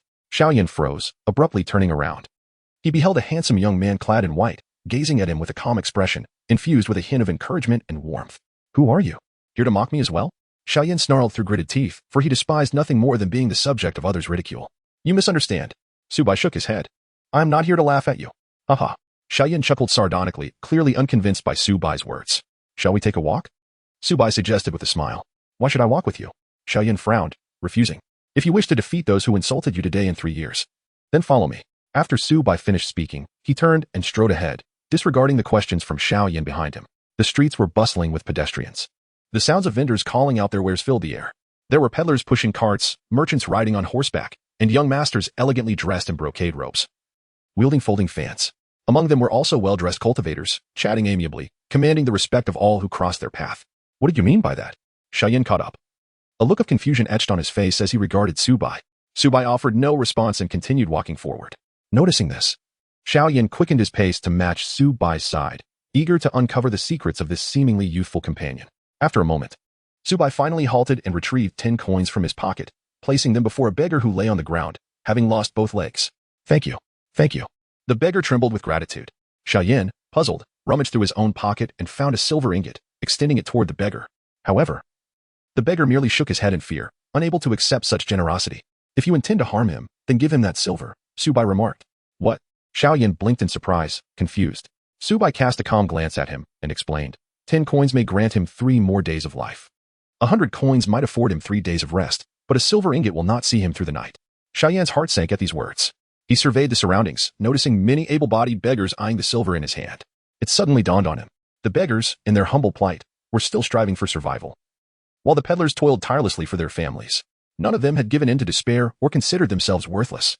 Everyone was laboring for their own existence, pursuing their goals. Why then, do you, with your health and wealth, consider yourself worthless? Su Bai asked earnestly, enunciating each word. Because I cannot cultivate, cannot earn Liu Yin and regard, cannot alter my fate.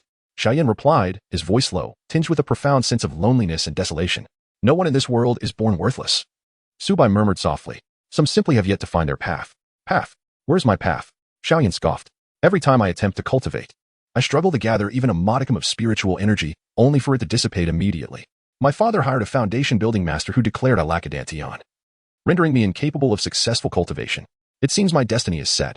I am forever barred from the path of immortality. Then why did you just speak of challenging others in 3 years? Su Bai countered. To prove them wrong, to show I am not worthless. Xiao Yan declared with determination. Good. Su Bai laughed heartily. What are you laughing at? Xiao Yan asked, bewildered. Your resolve is commendable. That is more than enough. Su Bai replied. In 3 years, you shall demonstrate you are no waste. Who are you, really? Xiao Yan inquired, still perplexed. I am Su Bai, the master of the Heavenly Tao Sect. Su Bai smiled. The master of the Heavenly Tao Sect? Su Bai? Xiao Yan furrowed his brow, searching his mind, but found no knowledge of such a sect. If you wish to surpass Liu Yin and in 3 years, then await me here at sunset, and I shall take you to the Heavenly Tao Sect. With that, Su Bai took his leave, leaving Xiao Yan in a daze, contemplating his next move. When Su Bai arrived at the entrance of the 100 Sects conference, he found Xiao Lingxi and Zhuge Feng already waiting for him. Xiao Lingxi appeared well, having changed into a new dress. Even veiled, she drew attention effortlessly. Su Bai glanced around, sensing several discreet gazes upon them. Ah, what must come cannot be avoided. When faced with adversity, I shall meet it head-on. Once at the Heavenly Tao Sect, even the mightiest will bow before me. Zhuge Feng, transformed in appearance, wore an exquisite robe adorned with the characters of the Heavenly Tao Sect on his chest, a golden belt cinched at his waist. Despite this, he bore an anxious demeanor. For someone of his humble background, such lavish attire felt extravagant and almost unimaginable. Hold your head high and stand tall. You are the senior brother of the Heavenly Tao Sect. Do you wish to be the subject of ridicule? Su Bai admonished. Look at Lingxi. She is poised and confident. Unlike your timid demeanor, you must learn self-assurance if you ever wish to become strong. Upon hearing this, Zhuge Feng straightened up, his spirit lifted. Xiao Lingxi stifled a smile. Having just heard her master compliment her, the trio then stepped into the grand plaza of the 100 Sects conference, where the crowd was still bustling. The number of sects and powers had increased to over 120 this time. However, the recruitment banner for Lingxiao Sect was conspicuously absent, replaced by a notice that read, Bounty Notice. Provide information, 10 taels of silver, capture, 100 taels of gold. Below it was a large, unflattering portrait of Xiao Lingxi. Who painted this? It is horrid. Xiao Lingxi nearly exploded upon seeing the image, but Su Bai intervened just in time to prevent her from tearing it down. Zhuge Feng produced the new banner of the Heavenly Tao Sect, which was significantly improved with the influx of silver. Dressed in his new attire, he looked every bit the part of a true sect disciple, drawing many curious onlookers and avoiding the ridicule Su Bai had faced previously. Yet, despite the crowd, when the required monthly fee of 30 taels was mentioned, many shook their heads in disbelief. An unknown sect charging the same as Lingxiao Sect? With 30 taels? Why would I choose the Heavenly Tao Sect over Lingxiao? Even dogs would turn their noses up at that.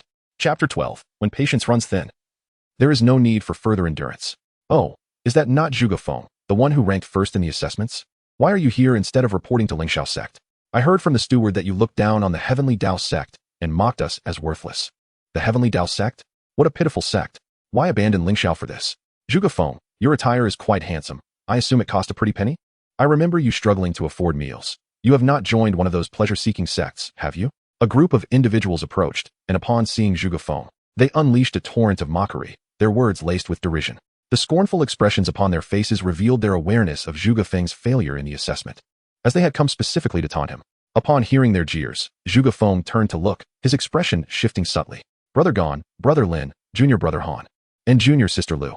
These individuals are all privileged scions of affluent families who have successfully passed the assessments of the Lingxiao Sect, thus becoming official disciples. As a mere servant disciple, I was overshadowed by them. My performance paled in comparison, while they triumphed where I faltered. Now, they gather to mock me. Remain calm. Remain composed. Zhuge Feng reminded himself inwardly, taking a deep breath to steady his agitated heart. Zhuge Xixiang, why do you not greet us? Have you lost your voice? Ha ha. Is the Tiandao Sect truly one that practices the art of harmonious union? Could it be that our suspicions were accurate? One of them jested. No. We are now official disciples. We should refer to Zhuge Shidi instead. As Zhuge Feng remained silent, the group grew increasingly audacious, relentlessly ridiculing him. You may insult me, but you shall not defame my sect. Zhuge Feng clenched his fists. Oh, are you getting angry now? Zhuge Feng, let me be frank, your spot was seized by me. Ganhua, one individual proclaimed with unabashed pride. This individual was none other than Gan Xixiang, the one Zhuge Feng had referred to. Upon hearing those words, Zhuge Feng abruptly lifted his head, fixing a fierce gaze upon Ganhua. His rightful position had been usurped by him. This caused Zhuge Feng to clench his fists tightly, his nails digging into his flesh, drawing forth a trickle of blood. He could not suppress the urge to rush forward and beat them to a pulp. However, reason held him back, for his current identity was that of the foremost disciple of the Tiandao Sect, representing its esteemed facade. I cannot bear to watch any longer, Xiao declared, her delicate face clouded with anger, preparing to confront the group, only to be restrained by Su Bai. This is a matter for your senior brother. He can handle it himself. Su Bai's eyes glinted coldly. How could his disciple endure such humiliation? One can only endure so much. There comes a time to act. He spoke up, transmitting his thoughts directly to Zhuge Feng, urging him not to hesitate but to strike with full force. One may be impoverished, but one's spirit must remain unyielding. Upon hearing his master's words, Zhuge Feng was jolted, feeling a warm surge coursing through his limbs, filling him with boundless courage and motivation. All burdens shall be borne by my master. He inhaled deeply, steadying his chaotic breath, and slowly raised his gaze to the individuals before him. You may speak as you wish, but when it comes to my sect, you shall be punished. His eyes glinted with a chilling light as he spoke in a low voice. Ha ha ha. You crack me up, Zhuge Feng. Do you truly consider yourself significant? This Tiandao Sect is unheard of. Is it not a worthless sect? 30 taels of silver a month? A sect less than rubbish doesn't deserve such a mention. The group erupted in derisive laughter, completely dismissing Zhuge Feng. After all, they had already become official disciples of the Linglang Sect, existing in a different realm than Zhuge Feng. Bang! In the next moment, Zhuge Feng struck, delivering a swift kick to the one standing at the forefront, Ganhua, with a speed that was nothing short of terrifying. Ganhua's expression changed dramatically. He attempted to evade, but it was far too late. Although they had become official disciples of the Linglang Sect, they had yet to engage in any celestial techniques. At this moment, they were still mere mortals. Meanwhile, Zhuge Feng had already attained the third level of qi refinement. Ganhua let out a pain scream, collapsing to the ground, hands clutching his groin, rolling in agony. Zhuge Feng also paused for a brief moment. This marked his first genuine act of violence. From a young age, his parents instilled in him the virtues of kindness and politeness, which he diligently adhered to, never once provoking others. However, as he matured, tragedy struck when his parents were brutally murdered. In an attempt to seek justice, he too was mercilessly beaten. From that moment onward, he learned the art of forbearance.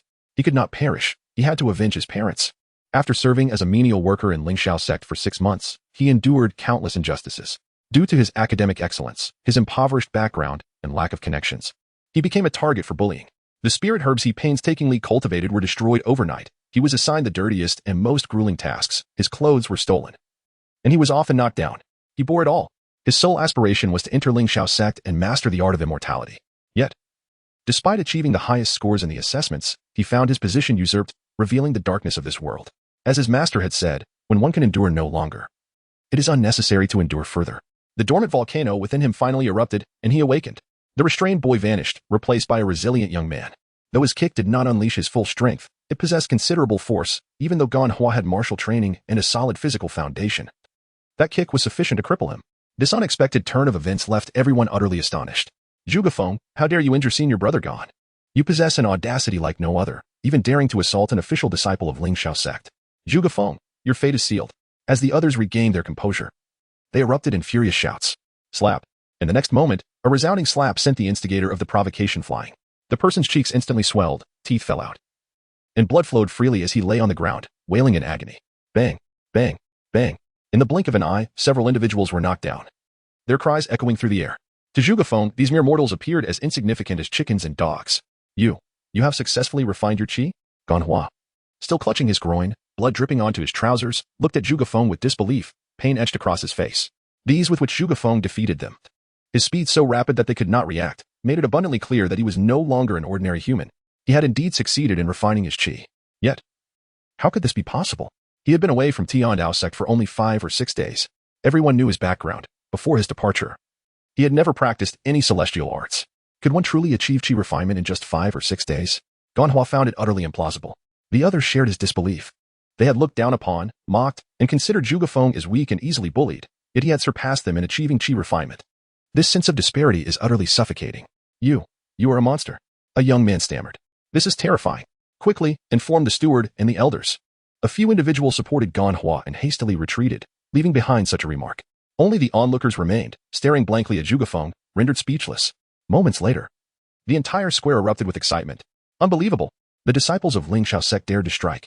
Does Tiandao Sect truly think they can ascend to the heavens? Chapter 13, The Girl Without Spirit Roots. Am I dreaming? The disciples of Linglang Sect actually dared to fight? Now that they're a spectacle to behold. How long do you think it will take for Tiandao Sect to face retaliation from Linglang Sect? I wager no more than 3 days. If not for the absence of several stewards from Linglang Sect on business in Yushui City, they would likely have arrived by now. 3 days? If they can last a single day, that would be quite impressive for Tiandao Sect. Within the square, discussions buzzed as many shook their heads, seemingly foreseeing the grim fate awaiting Tiandao Sect. For centuries, there have been sects that challenged the position of Linglang Sect, but the outcome has always been the same: complete annihilation. Reduced to mere dust of history, how could a superpower among the top 500 of the Immortal Alliance be regarded as an ordinary sect throughout the entire Zhao Empire? Only Yunshanzong, also among the top 500 of the Immortal Alliance, holds the qualification to engage in direct discourse with Linglang Sect. The rest, including the Imperial family, lack such privilege. Master, I apologize. My actions have only deterred others from joining the sect. Zhuge Feng bowed his head in guilt, for at that moment, the crowd in the square dared not approach the Tiandao Sect's banner, fearing retaliation from Linglang Sect. It seemed that today's recruitment would yield no results. Su Bai smiled lightly. This is good news. You have elevated the reputation of Tiandao Sect. Not only is there no detriment, but it also proves beneficial. When Linglang Sect can no longer contend with Tiandao Sect, all eyes will turn towards us, and soon enough, there will be a line of individuals eager to join. However, your previous actions were still insufficient. What? Zhuge Feng was taken aback, unable to comprehend his master's words. He had already exerted considerable effort. Yet his master deemed it lacking? For such individuals, one must strike with utmost severity. Remember, strength is the ultimate truth. The more timid you are, the more others will oppress you. The more resolute you are, the more others will regard you with awe. If you display weakness and fear, others will trample upon you, disregarding your humanity. Remember, this world operates on the principle of the strong prevailing. I understand, Master. Zhuge Feng's gaze grew resolute, as if he had grasped some profound realization. It doesn't matter who the opponent is, as long as it isn't your fault, I will shield you. Su Bai continued. Upon hearing this, Zhuge Feng's heart surged with emotion. How he wished to possess such strength as his master. With this thought, he clenched his fists. He detested a mundane existence. He yearned for battle, the enhancement of his abilities, to become a top-tier expert, so that no one could bully him ever again. Awesome. Xiao clapped her hands in excitement, her eyes sparkling as she gazed at Su Bai. She recalled the moment Su Bai decisively eliminated the steward of Linglang Sect. Decisive, swift, unambiguous, simple yet effective and undeniably impressive. At the entrance of the 100 Sects conference, a peculiar girl appeared. A young girl, approximately 14 years of age. Clad in tattered garments reminiscent of a beggar, stood with a frail and slender frame, her pallid skin betraying her weakness. Her gait was unsteady, hinting at possible physical limitations. And she seemed to have endured a prolonged hunger, her countenance reflecting extreme frailty. Yet, amidst this vulnerability, a resolute defiance shone through her brow, akin to a resilient sapling, evoking a sense of tenacity. Upon entering the vicinity, she knelt on the ground, clutching a worn wooden sign that bore a crooked inscription, I seek a method to cultivate the celestial arts and am willing to serve as a slave. As she knelt, the surrounding crowd reacted with mixed emotions. Some turned away in disdain, others displayed pity, while some remained expressionless. Whispers permeated the air. Alas, the poor child has been kneeling here for 5 consecutive days. At this rate, her legs may become permanently damaged. These sects are merciless, feasting upon the vulnerable, without wealth. Entry is impossible. I have seen this girl before. She seems to have had a sister, but now she is alone. 3 days ago, a benevolent immortal considered taking her as a disciple but found that she lacked a spiritual root, rendering her unqualified for cultivation. What a pity. This girl has endured much hardship, an abandoned infant in her early years, now left to fend for herself after her sister's mysterious disappearance. In this world, there are no free lunches. Without power or wealth, how could she hope for celestial opportunities? The crowd sighed in unison. Upon hearing the murmurs, the girl's murky eyes flickered. Yet she remained steadfast, not shifting an inch. Unbeknownst to her, this act garnered only the sympathy of ordinary passers-by, yielding no substantial response. Nearby, a few disciples from various sects observed the scene with amusement. Even a random passerby possesses some spiritual root. A pure lack of it signifies a mortal existence, destined to remain in a mundane life. No spiritual root does not preclude cultivation, but the pace would confine her to the initial stages of chi refinement for her entire life. Even with money, only with ample resources might she touch the latter stages of chi refinement, but she has no funds. Which sect would accept such a financial burden? They would inevitably face ruin. If she were more attractive, she could perhaps find work in a brothel to earn some coin, but in her current state, who would take her? They spoke carelessly, oblivious to whether the girl could hear them. After all, as immortals, why would they concern themselves with the perspectives of mortals? This scene did not escape the notice of Su Bai and his companions. This little girl is truly pitiable. Master, shall we take her into our sect? I can look after her, if you permit. Xiao Yan implored softly. However, when she turned to seek Su Bai's gaze, he had already vanished from sight. Turning back, she found him standing before the girl. Su Bai regarded the kneeling girl and inquired gently, "What is your name?" The girl lifted her head, her face smeared with dirt, unremarkable except for the glimmer of exhaustion in her weary eyes. She replied in a daze, Yuqingyao. Yuqingyao, a lovely name. Would you be willing to join my sect? Su Bai asked with warmth. Me? Yuqingyao was taken aback, seemingly questioning her own hearing. Is there truly someone who would accept me? But, the immortal said, I have no spiritual root, merely a mortal body. Unworthy of entering a celestial sect. She bit her lip, struggling to articulate her thoughts. Previously, another immortal had expressed pity for her, only to test her spiritual root and shake their head in disappointment, affirming that she had no connection to the path of immortality and should abandon such aspirations. Yet, if she were indeed forsaken by the path of immortality, where could she seek her sister? Chapter 14. Ascending the celestial path with a mortal body. Who says a mortal body cannot ascend the celestial path? What if one lacks a spiritual root? What of being immortal? As long as one possesses a heart that yearns for the celestial in due time, the path will undeniably bear witness to their most resplendent presence. Thus, I ask again, are you willing to join my sect? Su Bai spoke softly. In that instant, the girl hesitated, her dim eyes sparkling with a glimmer of hope. The youth before her, clad in a snow-white robe, exuded an extraordinary elegance and an ethereal quality. Resembling a celestial being, she felt momentarily lost, enveloped by an inexplicable sense of security. Can I truly cultivate? Yiqingao stammered, her voice trembling. There was once someone like you, a mortal without any cultivation talent, Su Bai revealed. What became of her? Yiqingao inquired, her tone laced with anxiety. She possessed a heart that sought the celestial, and though she was immortal, her unparalleled talent and unwavering determination allowed her to ascend to the pinnacle of the celestial path, Su Bai replied slowly. Becoming immortal as a mortal? Surely, you jest. Haha. The pinnacle you speak of must be merely the initial stages of chi refinement, right? If a mortal could ever reach the third stage of chi refinement, I would eat 2 barrels of excrement standing on my head. Laughter erupted from the crowd, their disbelief palpable. To them, Su Bai's words seemed nothing more than fabrications. A grand illusion. Cultivating was arduous. Even those with spiritual roots found it challenging, let alone a mortal devoid of one. For millennia, there had never been a recorded case of a mortal cultivating to the foundation establishment stage. With a mortal body, ascending to the pinnacle of the celestial path. Yiqi now stared blankly, murmuring, could I also achieve this? Unfazed by the skepticism surrounding her, she felt an even greater sense of anticipation. Her eyes shimmering with hope. I perceive your resilient character and indomitable spirit. You are destined to embark on an extraordinary journey. Therefore, I have decided to take you as my personal disciple. Su Bai extended his hand toward Yiqingao. After a moment's hesitation, she slowly placed her hand in his. A wave of warmth and softness enveloped her, a sensation she had not felt since her sister's departure. This warmth emanates from the mortal realm, dispelling the chilling winds that cling to the world. She yearned to kneel, yet discovered that her legs no longer obeyed her command. The formidable will that had sustained her thus far was nothing short of miraculous. Master, thank you. She could endure no longer. Darkness enveloped her vision, and she collapsed into a warm embrace.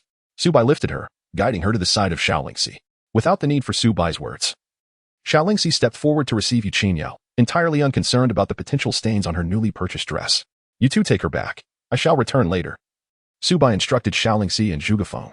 Understood, they nodded, subsequently leading Yiqingao away. After the disciples departed, Su Bai discreetly concealed himself, trailing behind them. Outside Yunshui City, along the path to Tiandao Sect, for shadowy figures stealthily followed Xiao and Zhuge Feng, their eyes gleaming with avarice. Are we certain? Is she the second miss of the Xiao family that Linglang Sect seeks? I cannot be 100% certain, but it is likely. Few in Yunshui City possess storage rings. Even the deacons of Linglang Sect do not have one. Even if she is not, the mere possession of that storage ring would suffice. If we capture them, it would be a fortune indeed. Haha, 100 taels of gold. Enough to purchase another layer of celestial techniques. These two possess low cultivation yet dare to travel with a burden. It is perfectly advantageous for us. The 4 figures whispered among themselves, their gazes intense and eager for action. However, just as they were about to make their move, a figure in white suddenly appeared before them. Gentlemen, please hold your ground, Su Bai said with a smile as he regarded the group. Upon seeing Su Bai's sudden appearance, the individuals were taken aback, but soon realized that this youth had been present before, though they had not paid him any heed. He must be a disciple from some sect, they thought. Given his age, his cultivation level was surely insignificant. Kid, our target is not you. Step aside. One of them declared. We advise you to clear the path, lest you find it impossible to leave this forest. The group of individuals threatened with FAAD of bravado. 4 of them, 2 at the 3rd level of chi refinement and 2 at the 2nd level, exuded a feeble aura, indicative of their mediocre cultivation methods. If you do not leave, you shall pay with your life. One of them bellowed, brandishing a long knife as he charged at Su Bai. Remaining steadfast, Su Bai unleashed a powerful punch. The force cleaved through the air, manifesting as a sharp fist imprint that shattered the assailant's blade. The momentum continued unabated, landing forcefully against the man's chest. With a thud, he spewed blood and was sent flying. Despite his struggles, he could not rise, his breath faint. The remaining few exchanged glances, a glint of malice flashing in their eyes. Let us strike together. Fireball technique. Icero technique. 8 palms. They unleashed their combat skills, a dazzling array of abilities gleaming in the sunlight. Although their offensive power was lacking, the spectacle was notable. It seemed the sect needed to upgrade soon. The combat skill pavilion ought to house formidable techniques to bolster the disciple's strength. The greater the disciple's prowess, the stronger he became. His strength was not merely a sum of his disciples' abilities multiplied tenfold, but he also inherited all their skills, equally amplified by a factor of 10. Su Bai transformed into a fleeting shadow. Even without combat techniques, his overwhelming realm allowed him to dispatch them swiftly, one after another. Once the skirmish concluded, Su Bai dusted off his hands and proceeded towards Yunshui City. As dusk fell, two figures stood not far from the entrance of the 100 Sects conference. One of them was Xiao Yan, whom Su Bai had encountered previously. Beside Xiao Yan stood a young girl. "Sheich, what brings you here?" Xiao Yan inquired of the girl accompanying him, a wry smile gracing his lips. "Brother Xiao Yan, do you know anything about the Tiandao Sect? I wish to join." The girl, referred to as Sheer, frowned as she spoke. I am unsure, but even a glimmer of hope compels me not to give up.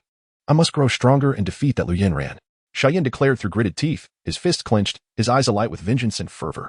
Such humiliation would be etched in his memory for a lifetime. Xia observed Xiao Yan's resolute expression, her brow furrowing slightly.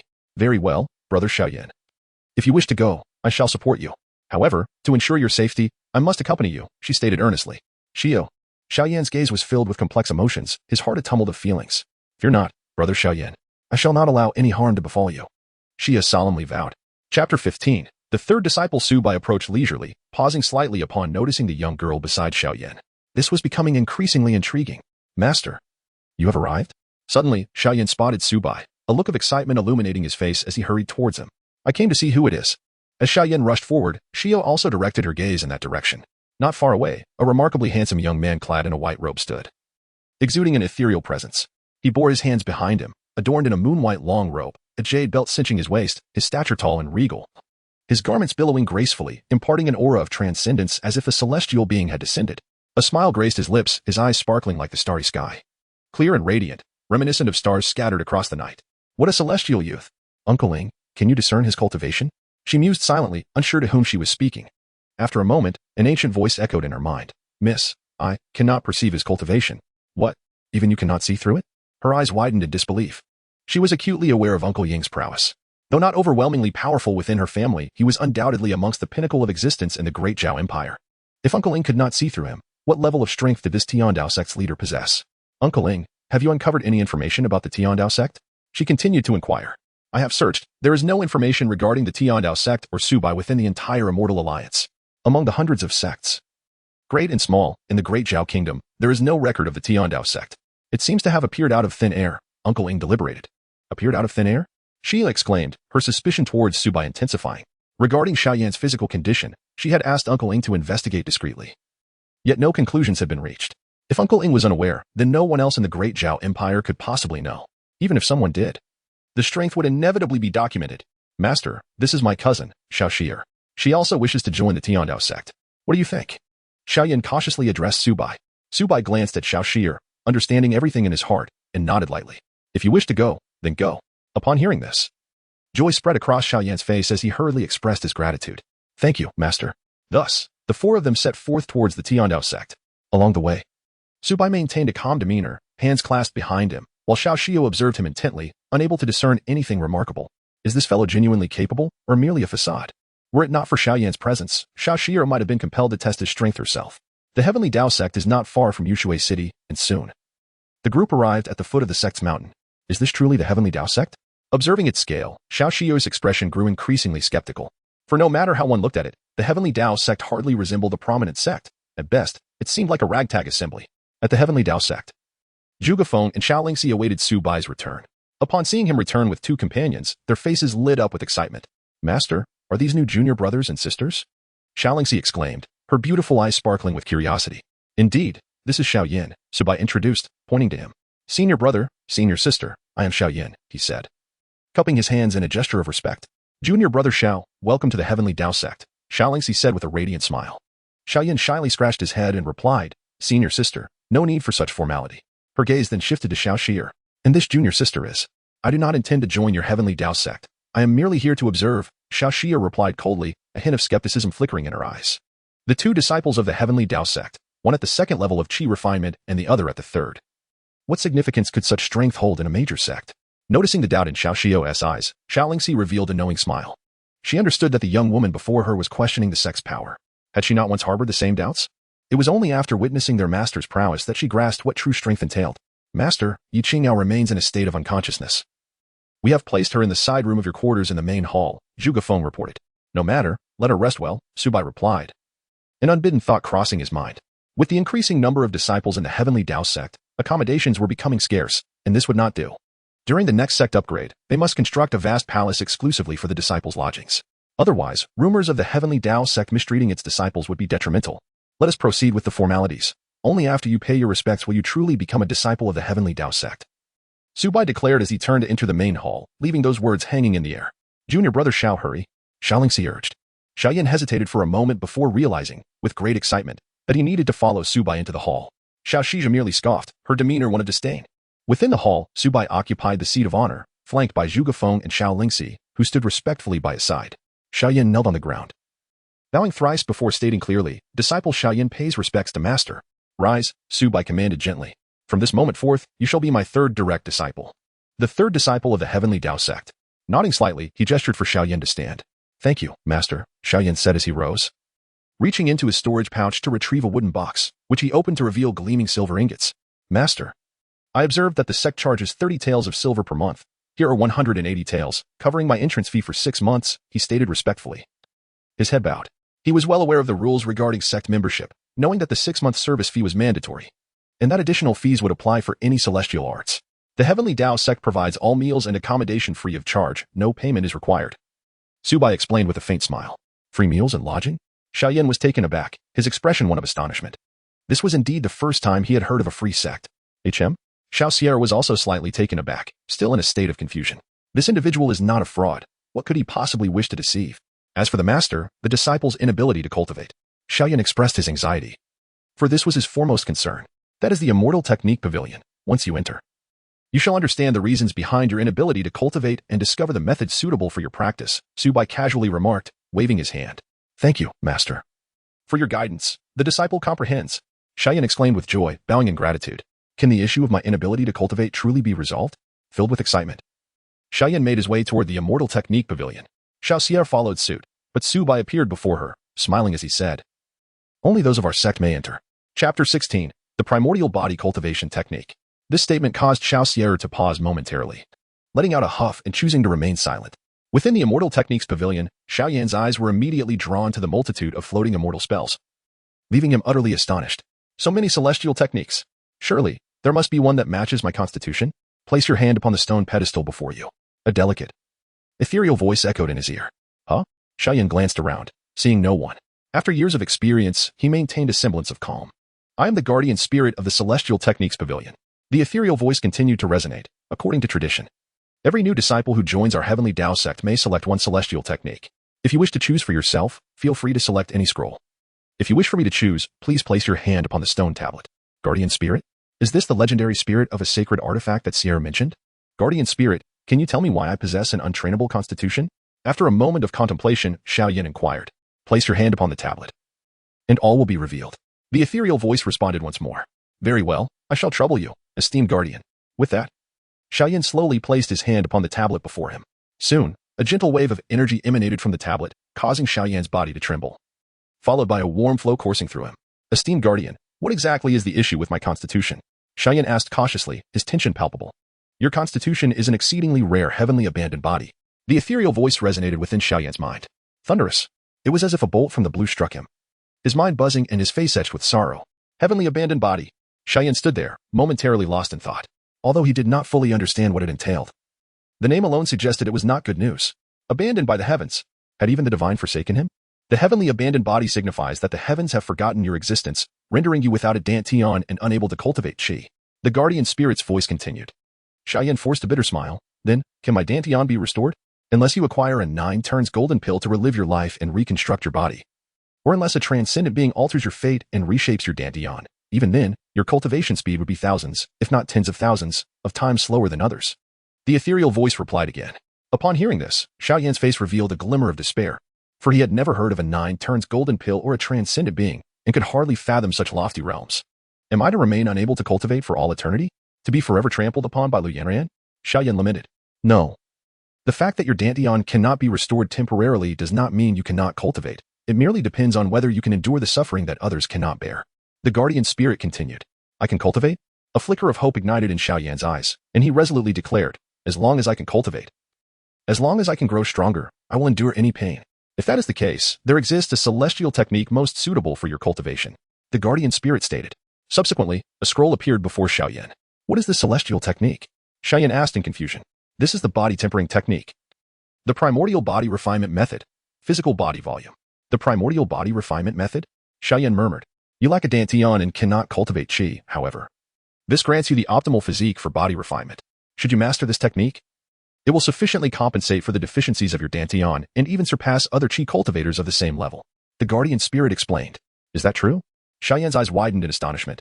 Indeed, yet mastering body refinement requires enduring extreme physical torment, akin to being sliced 1,000 times, in order to forge an unparalleled body.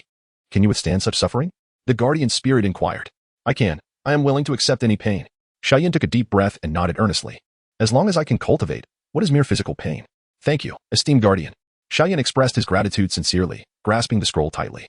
Lu Yin ran, in 3 years, I shall surely defeat you. Outside the Celestial Techniques Pavilion, Xiao Sierra glared at Su Bai. If anything were to happen to my brother Xiao Yan, I would hold you accountable. Trust in my strength. This world is vast, and many powers surpass even the Linglang Sect and Tiandao Sect. Her eyes gleamed with a stern warning, prompting Su Bai to nod in agreement. You speak truthfully. This world indeed holds many formidable forces that dwarf the Linglang Sect and Tiandao Sect. However, Su Bai then shifted his tone, grinning. But, I must apologize.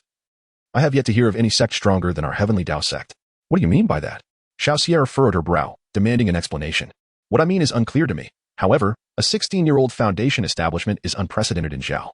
I am curious to know why you are approaching my disciple and what your intentions are. At this point, Su Bai abruptly lifted his gaze, a mocking smile gracing his lips. You have seen through my cultivation? Upon hearing this, Xiao Sierra's pupils constricted as she fixed her gaze on Su Bai. She bore a treasured artifact, making it impossible for anyone to discern her cultivation without her revealing it. Normally, she feigned being at the 3rd level of qi cultivation, not wishing to draw attention. Yet now, someone had effortlessly unveiled her secret. I not only perceive your cultivation but also have a question. Why? As the daughter of an ancient family, is your bodyguard merely at the nascent soul stage? Su Bai's gaze drifted to a certain point in the void, his expression a blend of amusement and intrigue. Deep within the clouds, a shadow stiffened under his gaze. Discovered. Xiao Sierra instinctively took a step back, her expression one of shock as she regarded Su Bai. Not only had he seen through her, but he had also discerned the presence of her uncle Ling. Furthermore, he was aware of her origins from an ancient family. Who exactly is this person? Could he also be a descendant of an ancient family? Is the nascent soul stage not sufficient? Xiao Sierra whispered, lowering her voice. Such audacity from this individual, merely at the nascent soul stage. Merely. It is essential to understand that a nascent soul cultivator holds a status akin to that of an ancestral figure in the realm of cultivation, capable of sustaining an entire super sect. Even within the esteemed ranks of the 500 strongest immortal sects, such as Linglang Sect and Tiandao Sect. The most formidable among them is but a nascent soul. That may suffice for now, but what of the future? I recall that the previous sect master of Tiandao Sect secluded himself in meditation for a century and did not perish. He may very well have ascended to the god transformation stage by now. When your brother Xiao Yan ventures to Tiandao Sect, I fear that your mere bodyguard will be insufficient for protection. Your family, should they wish, could easily summon a multitude of god transformation cultivators, if not those even beyond that realm. Upon hearing this, Xiao Sierra fell silent. It seemed there was some merit to the argument. Above the clouds, the shadow twitched involuntarily. The guardians of the family are all god transformation cultivators, if he, a mere nascent soul, does not remain by the young lady's side. Alas, he may face unemployment. Chapter 17, Loyalty Below 60, Unable to Join. Who exactly are you? Xiao Sierra finally began to regard Su Bai with due seriousness. Su Bai had seen through her, while she remained utterly oblivious to his true nature. This sensation sent a shiver through her heart. Could it be that this young lad is truly some concealed ancient being, emerging specifically for the purpose of honing his skills? I am the master of Xiao Yan. Who do you think I am? Su Bai chuckled lightly. Xiao Xia fell silent, just as Xiao Yan emerged from the Celestial Arts Pavilion. Master, I have found the celestial technique that suits me. Upon his exit, he knelt before Su Bai, clutching a scroll, his countenance radiating unrestrained joy. Excellent. Su Bai nodded, already aware of the events transpiring within the pavilion. Cultivating the body is indeed a path of boundless potential. Can brother Xiao Yan truly cultivate? Xiao Xia was once again taken aback, her face a canvas of disbelief. The issue with Xiao Yan's physique was something even Uncle Ing could not resolve, let alone provide a path for cultivation. Master, may I inquire how much silver is required for this celestial technique? Xiao Yan asked eagerly. Although he understood that the Hongming body refinement technique was invaluable and the cost might be beyond his means, he was nonetheless willing to make any sacrifice for the chance to cultivate. Every disciple who joins the sect is entitled to select a celestial technique free of charge. Thus no silver is needed, Su Bai replied, shaking his head. Free? Xiao Yan was momentarily stunned before erupting in exhilaration, promptly kneeling before Su Bai once more. Master. I bow to you again. Very well, go and cultivate. Strive to reach the physical realm as soon as possible, Su Bai gestured. The realm of body refinement begins with the physical form, which comprises 9 levels, corresponding with the 9 levels of qi refinement. Thank you, Master. Xiao Yan rose respectfully and departed. He then sat cross-legged, diligently studying the Hongming body refinement technique in his hands. However, upon glimpsing the first page, he gasped in astonishment. 1/4 hour of running 10 miles with a 100-pound weight. 100 consecutive push-ups with a 100-pound weight. 100 lashes with a whip. Only upon completing these tasks would one's physical strength qualify them for formal cultivation. Note, the physique of ordinary individuals in the realm of cultivation is slightly superior to that of normal humans. After this rigorous session, even with Xiao Yan's tenacity and endurance, beads of sweat began to appear on his forehead. Upon witnessing the training regimen, Xiao Xia felt a shiver run through her entire body. Is this something that an ordinary person, untrained in the arts, can achieve? Brother Xiao Yan, perhaps it would be better if you did not pursue this path? She urged with concern. If this continues, I fear I may lose half my life. Don't you think? Even Xiao Yan appeared somewhat daunted. Having never truly suffered beyond the peculiar gazes of others since childhood, he found himself ill-equipped to endure such torment. Su Bai cast a glance at the two of them and, with a faint smile, asked, So, after 3 years, do you wish to remain beneath Lu Yanran's foot? This. Xiao Yan gritted his teeth, his fists cracking with tension. Ultimately, he tightly clutched the scroll and articulated with resolute determination, I will grow stronger. I will defeat Lu Yanran. I shall prove that I, Xiao Yan, am not inferior to anyone. His eyes were bloodshot, and his face was suffused with a deep hue, clearly indicating that he had summoned every ounce of strength to shout these words. Upon finishing, he immediately rose and began to run around the foot of Tiandao Sect's mountain. He was determined to prove himself, to become stronger. At this moment, Su Bai cast a glance and noticed that Zhuge Feng and Xiao were watching from the side. He promptly said, Go and cultivate. The strength of our sect relies on your diligence. Upon hearing his words, Zhuge Feng and Xiao showed no inclination to train but instead turned their gaze toward Xiao. It was evident that their cultivation techniques were exceptionally profound. Should outsiders witness them, it matters not. The celestial techniques of my heavenly Dao sect are neither pilfered nor seized, so there is no need for discretion. Su Bai remarked with a smile. Upon hearing Su Bai's words, Zhuge Feng and Xiao finally breathed a sigh of relief and turned to leave. Xiao appeared dazed, struggling to comprehend the situation. Must one conceal their cultivation from me? Is your celestial technique truly superior to that of my family?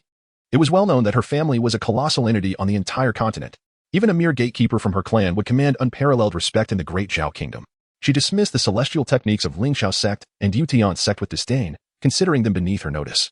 How pretentious. I shall see just how remarkable the celestial techniques of your heavenly Dao Sect truly are, she thought to herself. Her beautiful eyes fixated on the cultivating Zhuge Feng and Xiao, fearful of missing any detail. 1, 2, 3. By the time she counted to 3, her expression shifted dramatically. Her understanding far surpassed that of Xiao regarding certain exceptional celestial techniques. So swift. The circulation of spiritual energy is exceedingly rapid. The speed of the energy flow indicated an absence of impurities, reaching an unimaginable level of quality. Furthermore, the colors and attributes of the energy they cultivated were distinctly different, clearly representing 2 entirely separate celestial techniques. 20 breaths for 1 cycle. This is the legendary supreme method spoken of by my father. Moreover, there were 2 such methods. How is this possible? Xiao was utterly astonished, her delicate face flushed with disbelief. This is utterly extraordinary. In such an extraordinary celestial technique, shouldn't it only be cultivable by direct blood relatives? For instance, the highest celestial technique of my family can only be practiced by my father and me, while others cultivate different methods to prevent any leakage of our secrets. Yet here in the heavenly Dao sect, an ordinary disciple can practice such a miraculous celestial technique? Is it possible that you are so benevolent towards your disciples? She inquired hesitantly. May I join the Tiandao Sect? Her voice trembled slightly as she glanced nervously at Su Bai. Su Bai, taken aback, regarded her with mild surprise before shaking his head. This was due to the appearance of a message before him. Loyalty to the sect is below 60. Entry is not permitted. Note, the term loyalty may seem somewhat unappealing. It will gradually be referred to as favorability after more than 40 chapters. This was his first realization of such a limitation. For previously, whether it was Zhuge Feng, Xiao or Xiao Yan, their loyalty had always exceeded 60. Notably, when Xiao Yan joined the sect, his loyalty was 70. And upon acquiring the celestial technique, it immediately surged to 80, indicating that a loyalty of 60 is rather modest. In other words, lacking even a loyalty of 60 signifies a blatant disregard for the sect. How could such a person possibly enter the sect? Sigh. Xiao let out a breath, feeling quite disheartened, yet she refrained from pursuing the matter further. After all, her time here was limited. The internal strife within her family still required her to mediate. Meanwhile, Su Bai gazed at Xiao Yan, who was running at the foot of the mountain. And at Zhuge Feng and Xiao Yan, who were engrossed in their cultivation, a smile unconsciously forming on his lips. The task of recruiting 3 disciples had been accomplished, and only 10 points were needed to reach the 100 sect points. The sect's upgrade was all set, only lacking the final points. Chapter 18. The Mortal's Cultivation Method. Early the next morning, Su Bai was awakened by the sound of a whip cracking. He rose to see Zhuge Feng wielding a small whip, striking a bare-chested youth. Crack, crack. Each lash landed on the boy's back, leaving behind red welts that seeped with traces of blood. Yet, the boy seemed impervious to the pain, gritting his teeth to endure. Zhuge Xixiang, put in some effort. I can take it. The youth insisted through clenched teeth. Zhuge Feng frowned and asked, Xiao Yan, are you sure? Yes, I'm sure. Xiao Yan nodded emphatically, continuing to bear the pain. After a brief pause, Zhuge Feng suddenly increased his strength, delivering a fierce blow to the boy's spine, leaving a glaring scar. Ah! Xiao Yan cried out in agony, his face contorted with intense pain, yet he stubbornly held back, gritting his teeth. Lu Yin ran. The humiliation you have inflicted upon me is far more painful than this physical torment. In 3 years, I will prove to you that I, Xiao Yan, am not worthless. He roared inwardly. Observing this scene, Su Bai nodded in satisfaction. With disciples so diligent, how could the sect not flourish? Master, Xiao Xiao left last night, and I feel her background is quite extraordinary. Xiao Lingxi approached and whispered. No need to concern yourself. I am well aware of her origins, Su Bai replied casually. Suddenly, a faint sound echoed from the main hall. Master, junior sister Yi Qingyao has awakened, Xiao Lingxi exclaimed with delight. Upon hearing this, Su Bai's face broke into a smile as he hurried toward the hall. Yi Qingyao slowly opened her eyes, taking in the exquisite room around her. With glazed tiles on the ceiling and a fresh aroma wafting through the air. Wasn't she supposed to be in a dilapidated temple? Oh, right. It seemed that a celestial being intended to take her as a disciple. She had thought it was merely a hallucination before death. It appears that, as Yi Qingyao reflected, a figure suddenly came into her view. Before her stood a strikingly handsome young immortal, clad in a flowing white robe, whose captivating appearance left an indelible impression. I pay my respects to the immortal, Yi Qingyao exclaimed as she struggled to rise, only to be gently restrained by Su Bai. Are you feeling any better? He inquired with genuine concern. Thank you for your care, immortal. I am feeling much improved. Yi Qingyao replied hastily. Indeed, her condition had significantly improved since yesterday. Surely, it was the immortal's magical intervention that had aided in her recovery. However, as she cast her gaze down upon her tattered garments, now replaced by a beautiful new dress, a faint blush crept across her delicate face. Is this the attire that this celestial being has chosen for you? Junior sister, it is I who selected this dress for you. How do you find it? This gown is exquisite. Is it not? Xiao Lingxi playfully peeked from behind Su Bai, winking and smiling at Yi Qingyao. Indeed, it is quite beautiful, but it must be rather expensive, right? Yi Qingyao lowered her gaze, nervously twisting the hem of her garment as she spoke with a slight tremor in her voice. Such a beautiful garment, how can she afford it? Sighed Xiao Lingxi, waving her hand dismissively. Oh, junior sister, you are indeed my junior sister. What does a mere piece of clothing matter? Well, Yi Qingyao hesitated. Once you enter the sect, we are all one family. Even our master has not objected, Xiao Lingxi said, pulling Yi Qingyao's hand affectionately.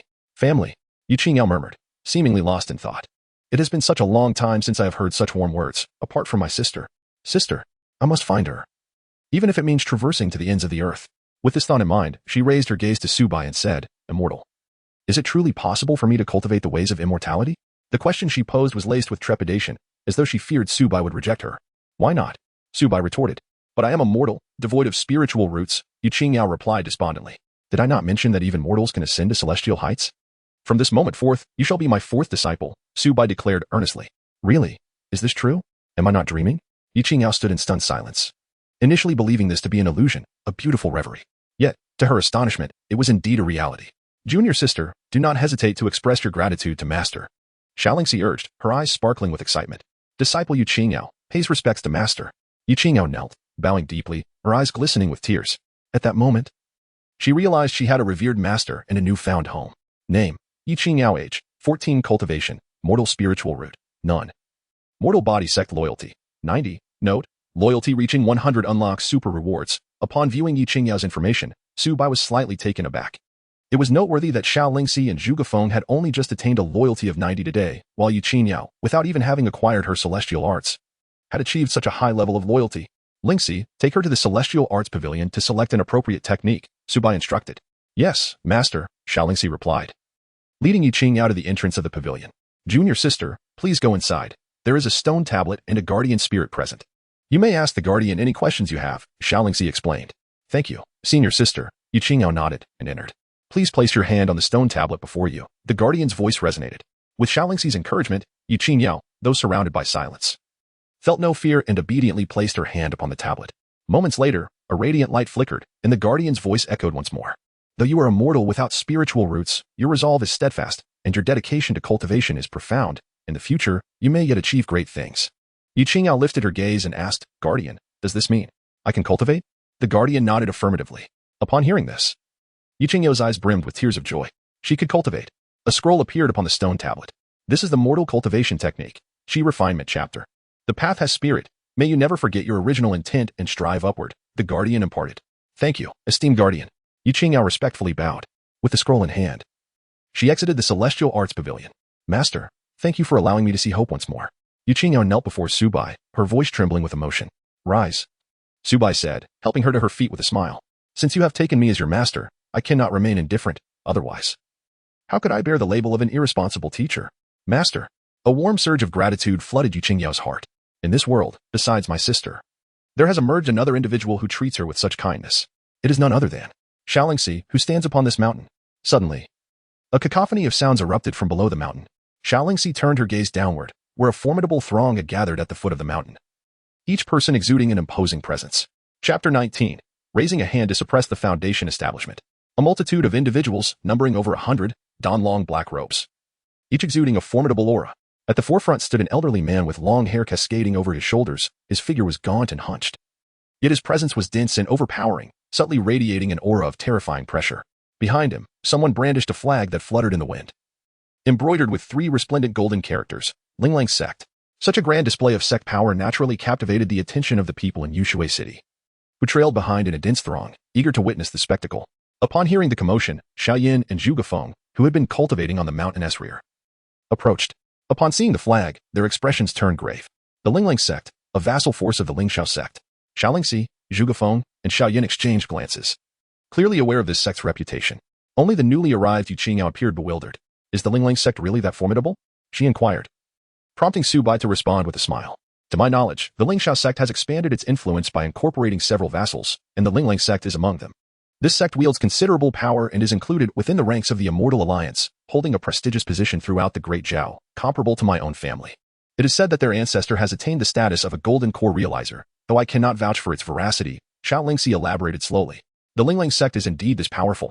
Both Xiao Yan and Zhuge Feng were internally astonished. My Xiao family is considered a prominent family in Yushui City, boasting several qi refining practitioners, yet in comparison to the Linglang Sect, we are as insignificant as ants. Xiao Yan gasped in disbelief. If the Linglang Sect is so formidable, how powerful must the Lingxiao Sect be? Zhuge Feng pondered gravely. Fear not, Su Bai remarked nonchalantly.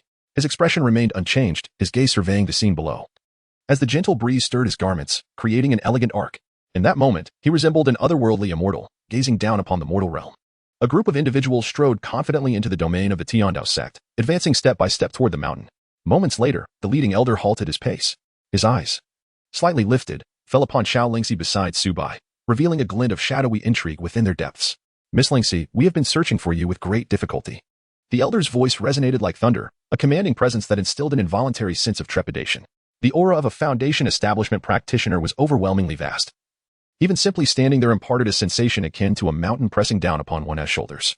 Such formidable beings, even a mere hint of their oppressive aura, is beyond the capability of qi refinement practitioners to withstand. The small stronghold of the Heavenly Tao Sect could likely be laid to waste by a single strike from them. Miss Lingxi, please accompany this old man to the Lingxiao Sect.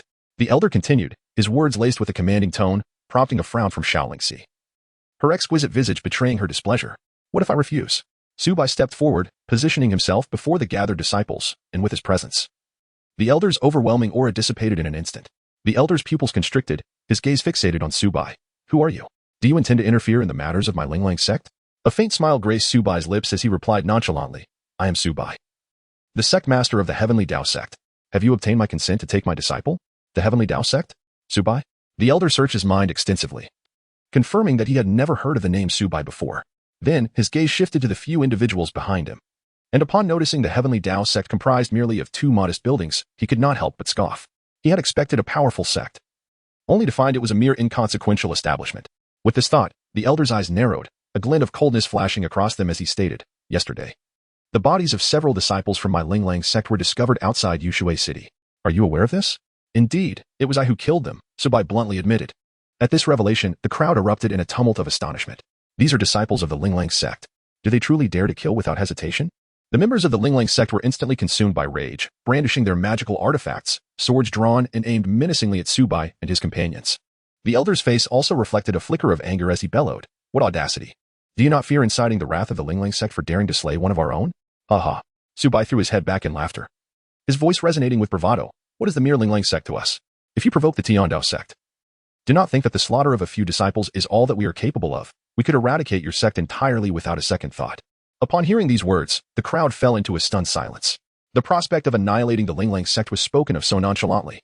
Such arrogance. Who do you think you are? At the foot of the mountain, a crowd of onlookers heard Su Bai's words, and their expressions were nothing short of spectacular. The illustrious name of Linglang Sect is known to all. Yet, how many recognize the name of Tiandao Sect? It comes to mind the ragtag sect that confronted the disciples of Lingxiao Sect just yesterday? Remarkable. First, they humiliated Lingxiao Sect, and now they dared to provoke Linglang Sect. Regardless of their actual strength, such audacity alone is sufficient to earn them notoriety. After all, that was an elder at the foundation stage of Linglang Sect, a formidable cultivator. It seems Tiandao Sect may not survive the day. The spectators buzzed with chatter, seeking death. The members of Linglang Sect were furious, wishing to tear this arrogant individual to shreds. Disciples, unleash your aura and declare to the world, we, Linglang Sect, are not to be trifled with. An elder waved his long sleeves and bellowed. Boom. In an instant, waves of overwhelming aura surged forth. 1 foundation stage cultivator, 2 at the 9th level of chi refinement, 3 at the 8th level, 5 at the 7th level. There were a staggering 30 cultivators at the mid-level of chi refinement or above. The remaining members were all chi refinement practitioners. The combined presence of over 100 chi refinement cultivators broke through the clouds, stirring up a tempest. Above, thunder rumbled and lightning flashed, as if the apocalypse were upon them. The crowd felt a shiver run through their bodies, as if they were plunged into an icy cavern. Quickly retreat. The onlookers below hastily withdrew several hundred meters. The clash among so many cultivators generates shockwaves potent enough to rend ordinary individuals into mere fragments. Yet, in the face of this multitude, Su Bai remains utterly composed, his expression devoid of any hint of panic. With a decisive strike, he aims to obliterate the heavenly Dao Sect, showing no mercy to anyone except for Xiao. An elder in the foundation establishment stage lets out a thunderous roar, taking the lead in the assault. Whoosh, whoosh, whoosh. Blades of energy, sword radiance, palm imprints, and fist strikes surge forth like a tempest. These assaults converged, transforming into a resplendent chain that cascaded down with overwhelming force. Su Bai stood with his hands clasped behind his back, motionless, merely extending a finger to flick into the void. In an instant, all attacks disintegrated. Furthermore, the backlash from these strikes caused the members of Linglang Sect to cough up blood and stagger backward. Then, Su Bai moved. He raised a hand and pressed it forward towards the members of Linglang Sect. With a thunderous boom, an invisible pressure surged forth, targeting them. The disciples of Linglang Sect felt their bodies grow heavy, as if burdened by a towering mountain. Subsequently, their knees buckled suddenly, and with a soft thud, they all knelt upon the ground. Among them was also the venerable foundation builder. With a mere gesture, he suppressed the foundation building. Chapter 20. Those who offend the heavenly Dao Sect shall face merciless slaughter. Silence. An eerie stillness enveloped the scene. The onlookers widened their eyes, staring in disbelief at the spectacle before them. How is this even possible? A foundational cultivator was effortlessly subdued with a mere gesture? At that moment, a tempest surged within the hearts of the crowd. It was initially believed that the Celestial Path Sect would succumb to the wrath of the foundation establishment elder from the Linglang Sect, yet the outcome was entirely contrary. The cultivators of the Linglang Sect appeared as fragile as children before Su Bai. Master is so handsome. Behind him, Xiaoling's enchanting eyes glimmered with tears, her heart racing wildly. After all, everything Master did was for her. Master is so powerful. Zhuge Feng marveled in awe, although he was already aware of Master's prowess. Witnessing his might firsthand was still profoundly shocking. So formidable, it seems my choice was indeed the right one. Xiao Yan quietly clenched his fists. Lu Yin ran. 3 years from now, you are destined to lose. Master, when will I possess such strength as Masteress? Then, I could search for my sister. Couldn't I? Yi Qingyao murmured, her eyes reddening, a single tear eventually cascading down her delicate cheek. The plight of her sister had perpetually lingered in her thoughts. The appearance of Su Bai reignited her hope. You, who are you? The elder gasped, struggling painfully, his face a mask of terror as he cried out in fear. The pressure was overwhelming, rendering him immobile. He had once glimpsed the ancestral figure, but even the ancestor did not exude such an immense aura. The leader of the Tiandao Sect, Su Bai. Need I repeat myself a third time? Su Bai stated nonchalantly. You, a golden core realizer? The elder's eyes widened in disbelief, as though confronted by a specter. A golden core realizer could establish a sect, effortlessly attracting countless disciples and exerting influence over a vast territory. Yet, this individual merely occupied a small hilltop? The leader of the Tiandao Sect was, astonishingly, a golden core realizer? Heavens! The Tiandao Sect possesses a master of golden core caliber, a sect of golden core level. Their teachings must encompass an hour of 50 cycles. How profoundly concealed is the Tiandao Sect, harboring such a formidable golden core expert? It is rumored that the ancestor of the Linglang Sect has also attained golden core status. Does this not place the Tiandao Sect on par with the 300-year-old Linglang Sect? The onlookers at the foot of the mountain gasped in astonishment upon hearing the elder's words. After today, the name of the Tiandao Sect shall resonate throughout Yunshui City. Young man, even if you are a golden core realizer, you cannot harm me. Behind me stands the Linglang Sect, which boasts its own golden core powerhouse. Furthermore, the Linglang Sect is backed by the formidable Lingxiao Sect. The might of the Lingxiao Sect is not something you can provoke. The elder declared, his bravado undermined by a trembling resolve. He was confident that invoking the Lingxiao Sect would instill caution in his adversary. After all, it was among the top 500 of the Immortal Alliance. Humph. The Lingxiao Sect? Upon hearing this, Su Bai's lips curled into a sardonic smile. What of it if I slay you? What can the Linglang Sect do to me? What can the Lingxiao Sect do to me? You. The elder was rendered speechless, his chest heaving with indignation.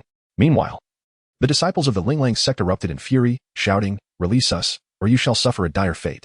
Our master is a formidable cultivator at the late foundation establishment stage. Arrogance, utterly disdainful of your own limitations. If you possess any sense, release us swiftly. And the Linglang Sect may consider sparing the Tiandao Sect. Moreover, surrender Xiaolingxi, or the Lingxiao Sect will not forgive you." The disciples of the Linglang Sect, accustomed to their sect's formidable reputation alongside the Lingxiao Sect, found themselves utterly incensed by such an affront. They immediately began to clamor, attempting to leverage their sect's authority in a bid to intimidate Su Bai into submission. In the past, invoking the Lingxiao Sect had sufficed to resolve any matter with ease. Alas, today they faced Su Bai. Unperturbed by their raucousness, Su Bai remained stoic, his demeanor imbued with an icy indifference. Let the name of the Tiandao Sect henceforth be established across the realm. His words resonated like a chilling gust, sweeping from the mountainside to the valley below. Since you seek death, do not blame me. From this point forward, anyone who dares to infringe upon the Tiandao Sect shall face merciless annihilation. With that proclamation, a terrifying aura of murderous intent surged forth, enveloping the skies above. Kill. At the sound of Su Bai's voice, celestial flames ignited upon the bodies of all present, including the foundational elders of the Linglang Sect. In an instant, they were consumed entirely, their forms reduced to mere ashes, which were then scattered by the winds to the grounds of the Linglang Sect. This cremation was Su Bai's deliberate choice, to prevent the blood of his foes from tainting his sacred territory, for they were unworthy. The battle concluded with astonishing swiftness. In the mere blink of an eye, the over 100 formidable members of the Linglang Sect met their demise. The onlookers stood in a daze, unable to comprehend the scene before them for an extended period. They could hardly believe that Su Bai had truly annihilated every member of the Linglang Sect with such thunderous ferocity. This is undoubtedly monumental news for the entire Zhao Empire. Once again, someone has dared to provoke the Linglang Sect and the Lingxiao Sect. The two great sects are undoubtedly poised for a rampage. It would be astonishing if they did not obliterate the Heavenly Dao Sect. A tempest is brewing. One cannot help but wonder whether the Heavenly Dao Sect can withstand the impending retaliation from these formidable forces. Should they endure, our Yunshui City would be graced with a major sect. The Linglang Sect seems manageable, but the Lingxiao Sect, that poses a significant challenge. Onlookers whispered among themselves, their eyes betraying a mixture of anxiety and anticipation. However, Su Bai was indifferent to the concerns of others. With a flick of his wrist, he gathered over 100 storage bags and a singular storage ring. While unleashing the heavenly fire, he meticulously controlled its range and potency, ensuring that all these treasures were preserved. As his consciousness swept over the solitary storage ring, he was greeted by a veritable mountain of gold and silver. Moreover, he spotted glimmering spirit stones nestled in a corner. Spirit stones are the most precious resources for cultivation, being exquisite treasures imbued with high concentrations of spiritual energy, valued far beyond gold. One spirit stone could effortlessly be exchanged for 1,000 taels of gold. Yet attempting to trade 1,000 taels for a single spirit stone would likely result in expulsion. A single inferior spirit stone is sufficient for a foundational cultivator to enhance their training for several days, significantly accelerating their progress. As for those in the chi refinement stage, without substantial resources, indulging in spirit stones is an extravagant endeavor. Among the more than 100 storage bags, Su Bai did not encounter a single spirit stone. Yet there was no shortage of gold and silver. Within the storage ring, he discovered no fewer than 40 spirit stones. This old fellow has amassed a fortune beyond comprehension. Even on the brink of death, he hoarded such wealth. Would it not be better to allocate it to his disciples for their cultivation? Shaking his head, he promptly distributed the spirit stones evenly among the 4 astonished disciples, each receiving precisely 10. After all, he had no need for spirit stones in his own cultivation. The higher his disciples' prowess, the stronger he became. Chapter 21. Strengthening, and further strengthening a sect that dispenses spirit stones? Gazing at the spirit stones within their storage bags, the 3 disciples, aside from the oblivious Yi Qiniao, were rendered speechless. A sect that distributes spirit stones is unheard of across the entire continent. An inferior spirit stone commands a black market price of no less than 2,000 taels of gold, and even then, it is often unavailable, particularly for Xiao Yan. The realization struck him with profound weight. The net profit of the entire Xiao family in Yunshui City, garnered from a year of diligent effort across 6 markets, might not even reach 1,000 taels of gold. As for spirit stones, they were a realm he scarcely dared to contemplate. Xiaolingxi also exhibited a look of utter astonishment. The Xiao family, though a prominent clan, regarded spirit stones as rare resources. She had never received even a single one. Master, such a precious item, how could we dare to accept it? Zhuge Feng hastily declined, recognizing its immense value, worth more than a fortune. This is a colossal sum that he could never hope to attain in his lifetime. Even the Linglang Sect could easily access it, sufficient to procure the complete set of the Lingxiao Qi refinement scriptures. As for other sects, they could even afford a foundation establishment pill. Master, we cannot accept this. Both Xiao Yan and Xiaolingxi shook their heads in unison. It was far too precious for them to bear. Observing the reactions of his 3 disciples, Yu Qingyao also hesitated and dared not accept. Seeing this, Su Bai smiled gently. Do you know what the Tiandao Sect lacks the most at present? The 4 disciples looked on with puzzled expressions. Su Bai continued with a calm demeanor. What we lack the most is outstanding disciples. The moment you can venture into the world independently and elevate the name of the Tiandao Sect, that will be the glorious moment for our sect. In this world, adversaries will not engage in reason or righteousness with you. Only strength is the ultimate truth. Thus, your sole task now is to cultivate, and cultivate again. To grow stronger, and yet stronger. Remember, only formidable power can protect oneself and safeguard the sect. Su Bai's words were solemn and earnest, resonating clearly in the ears of the 4. Zhuge Feng and the others felt a surge of excitement, their faces flushed, fists clenched, and bodies trembling involuntarily. What Master said was indeed true. Only immense strength can shield oneself and preserve the sect. For Zhuge Feng, he needed strength to avenge his parents. For Xiaolingxi, she sought strength to escape her family and Zhao Baoxiao. For Xiao Yan, he required strength to defeat Lu Yin and improve his worth. For Yu Qingyao, she needed strength to search for her sister. Only through strength could they attain everything. Only through strength could they protect themselves. Only through strength could they defend their sect. The disciples vowed to obey their master's command. Almost in unison, the 4 declared in chorus. In that very moment, their loyalty to the sect surged to 95. Just a step away from a perfect 100. Go forth and cultivate. More enemies lie ahead. Su Bai patted their shoulders, urging them onward. The disciples took their leave with utmost respect, bowing before turning back to their training. At the foot of the mountain, a crowd still lingered, awaiting the arrival of the formidable members of the Linglang Sect and the Lingxiao Sect. 100 miles away, within the grand hall of the Linglang Sect. Bang! The sound of objects being thrown reverberated, shaking the ground. This is preposterous. It is utterly intolerable. What is the Tiandao Sect? Daring to slay over 100 of our disciples and even an elder? They are courting death. Inside the hall, more than 10 individuals gathered, each seething with righteous indignation. At the forefront sat a man in a gray robe, his face contorted with fury, emanating a chilling aura of murderous intent. The man was robust, his cold eyes exuding an aura of ferocity. He was none other than Linglang Xian, the master of the Linglang Sect, a formidable expert who had reached the pinnacle of the foundation establishment stage. In the grand hall, a dozen or so elders of the Linglang Sect, all at the foundation establishment level, stood testament to the sect's strength. What is this Tiandao Sect about? Linglang Xian inquired frostily. Respected master, according to our scouts, it appears to be a newly established sect with no notable experts. Save for a rather capable leader who is rumored to be at the Golden Core stage, one of the foundation establishment elders replied. A newly established sect? Rumored to have a Golden Core expert? Then it is not truly a Golden Core, is it? Given that it is a nascent sect, it undoubtedly lacks depth. A mere slap from our Linglang Sect could obliterate it 10 times over without breaking a sweat. Master, there is no need to lower ourselves to such a primitive sect. Once we destroy the Tiandao Sect, we can capture that girl and present her to Zhao Baoxiao. In return, he may reward us with a few foundation establishment pills, granting us additional elders within our sect. The elders clamored, showing utter disdain for the Tiandao Sect. The deceased elder was merely at the first level of foundation establishment, the weakest among them. Even in death, they would not perceive the Tiandao Sect as a formidable threat. After a brief contemplation, Linglang Xian suddenly declared coldly, this matter cannot be delayed. Since they have declared war, we must respond. Notify all external disciples and elders to return to the sect immediately. We shall strike at dawn tomorrow. Furthermore, spread the news of our mobilization, so that the nearby cities can witness the dire consequences of provoking the Linglang Sect. 1,000 miles away, within the Lingxiao Sect. In a particular chamber. What? That wretched Xiaolingxi has been found? Where? Why has Tishi been captured?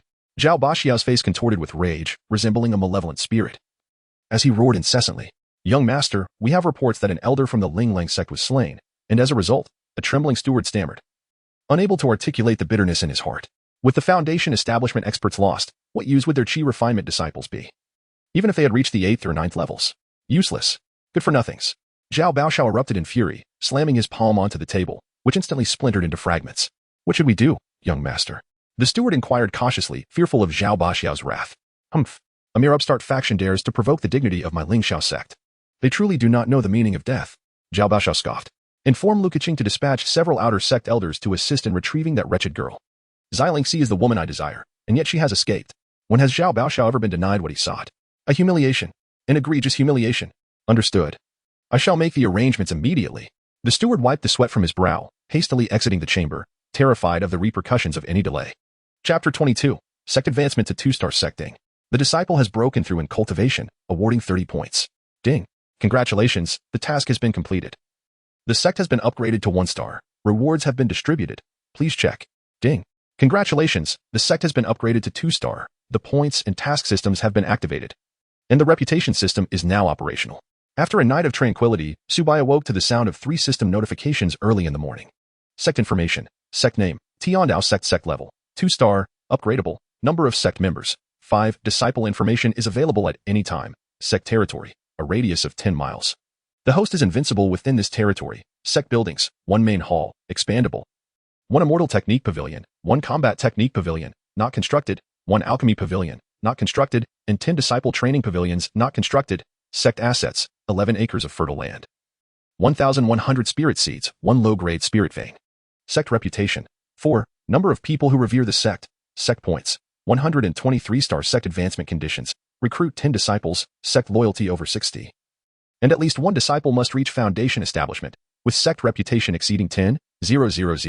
Main task. Upgrade to a 3-star sect as soon as possible. Reward. 1 artifact pavilion. 1 formation pavilion.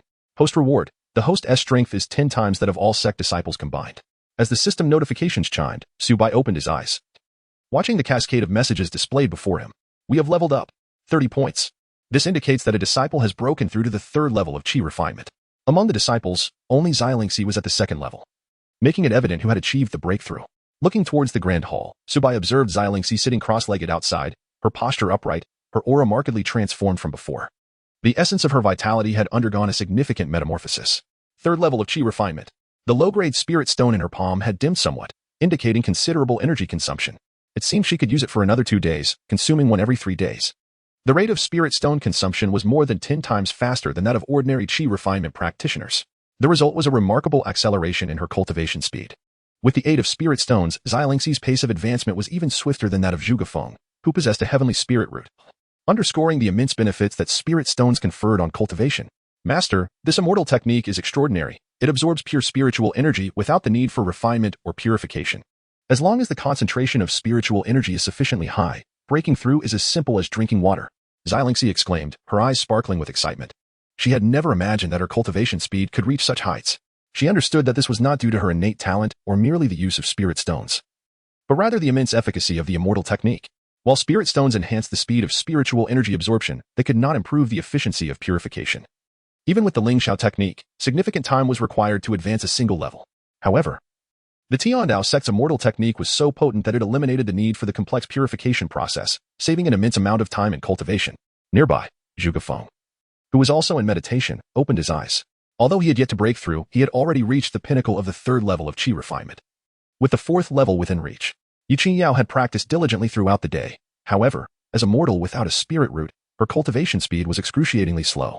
Even with spirit stones and the support of the mortal body refinement technique, she was still far from achieving the 1st level of Qi refinement.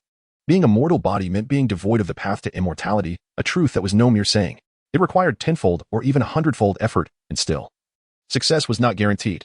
There had been a case in the empire of a prominent family's young master, also a mortal body without a spirit root, whose family had expended vast resources, nearly bankrupting the family, only to succeed in achieving Qi refinement after a full year.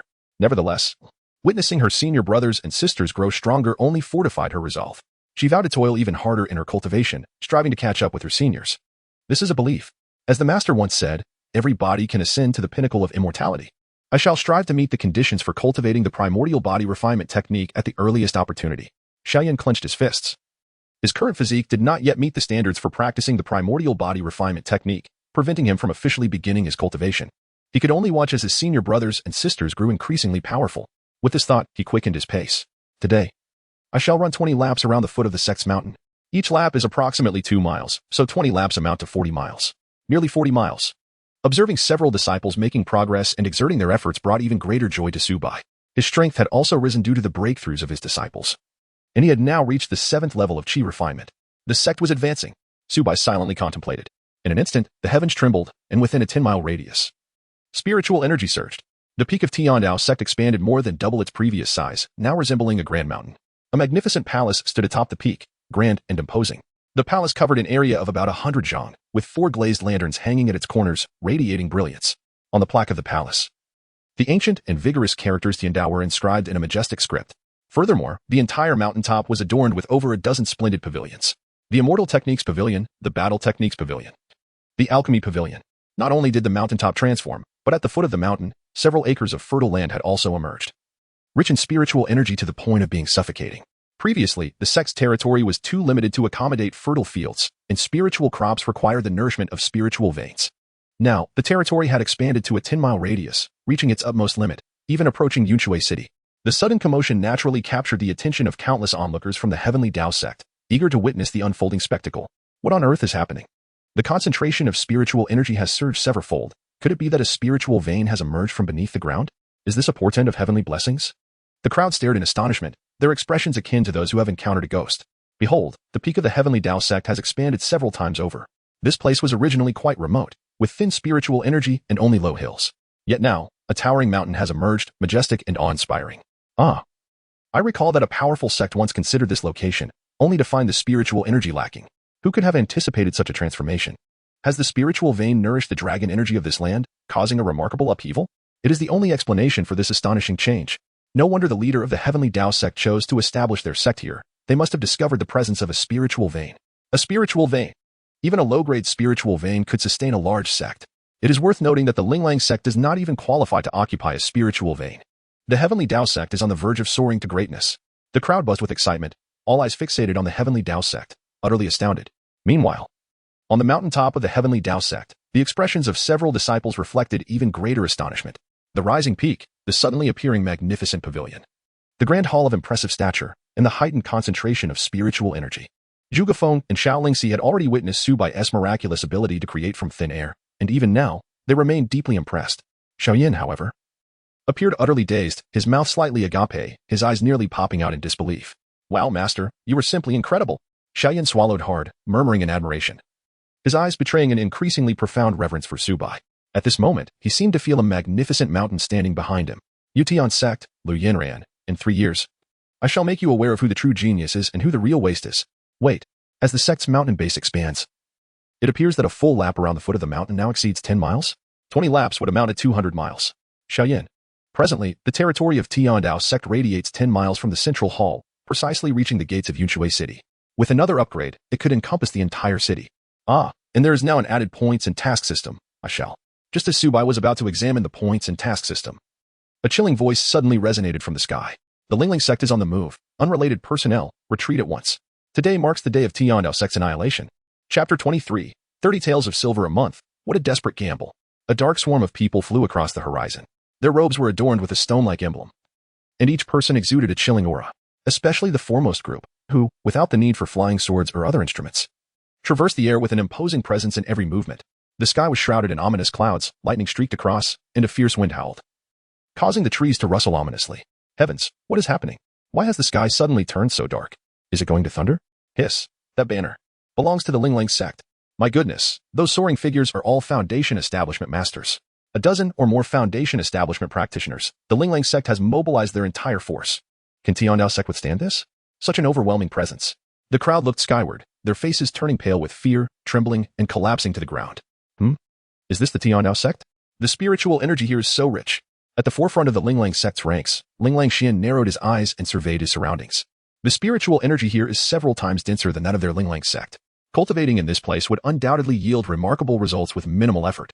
The richness of the spiritual energy in this locale is extraordinary. It is likely that an underground spiritual vein nourishes it. Beside Linglang Xian, an elderly man with a gaze as sharp as a blade surveyed the surroundings, his eyes revealing a flicker of fervent desire. A spiritual vein. This is undoubtedly an unimaginable treasure.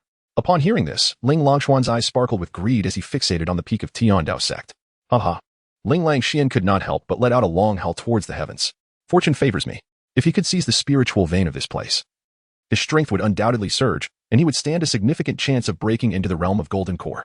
Only upon entering the Golden Core realm does one truly ascend to the ranks of the continent's formidable powers.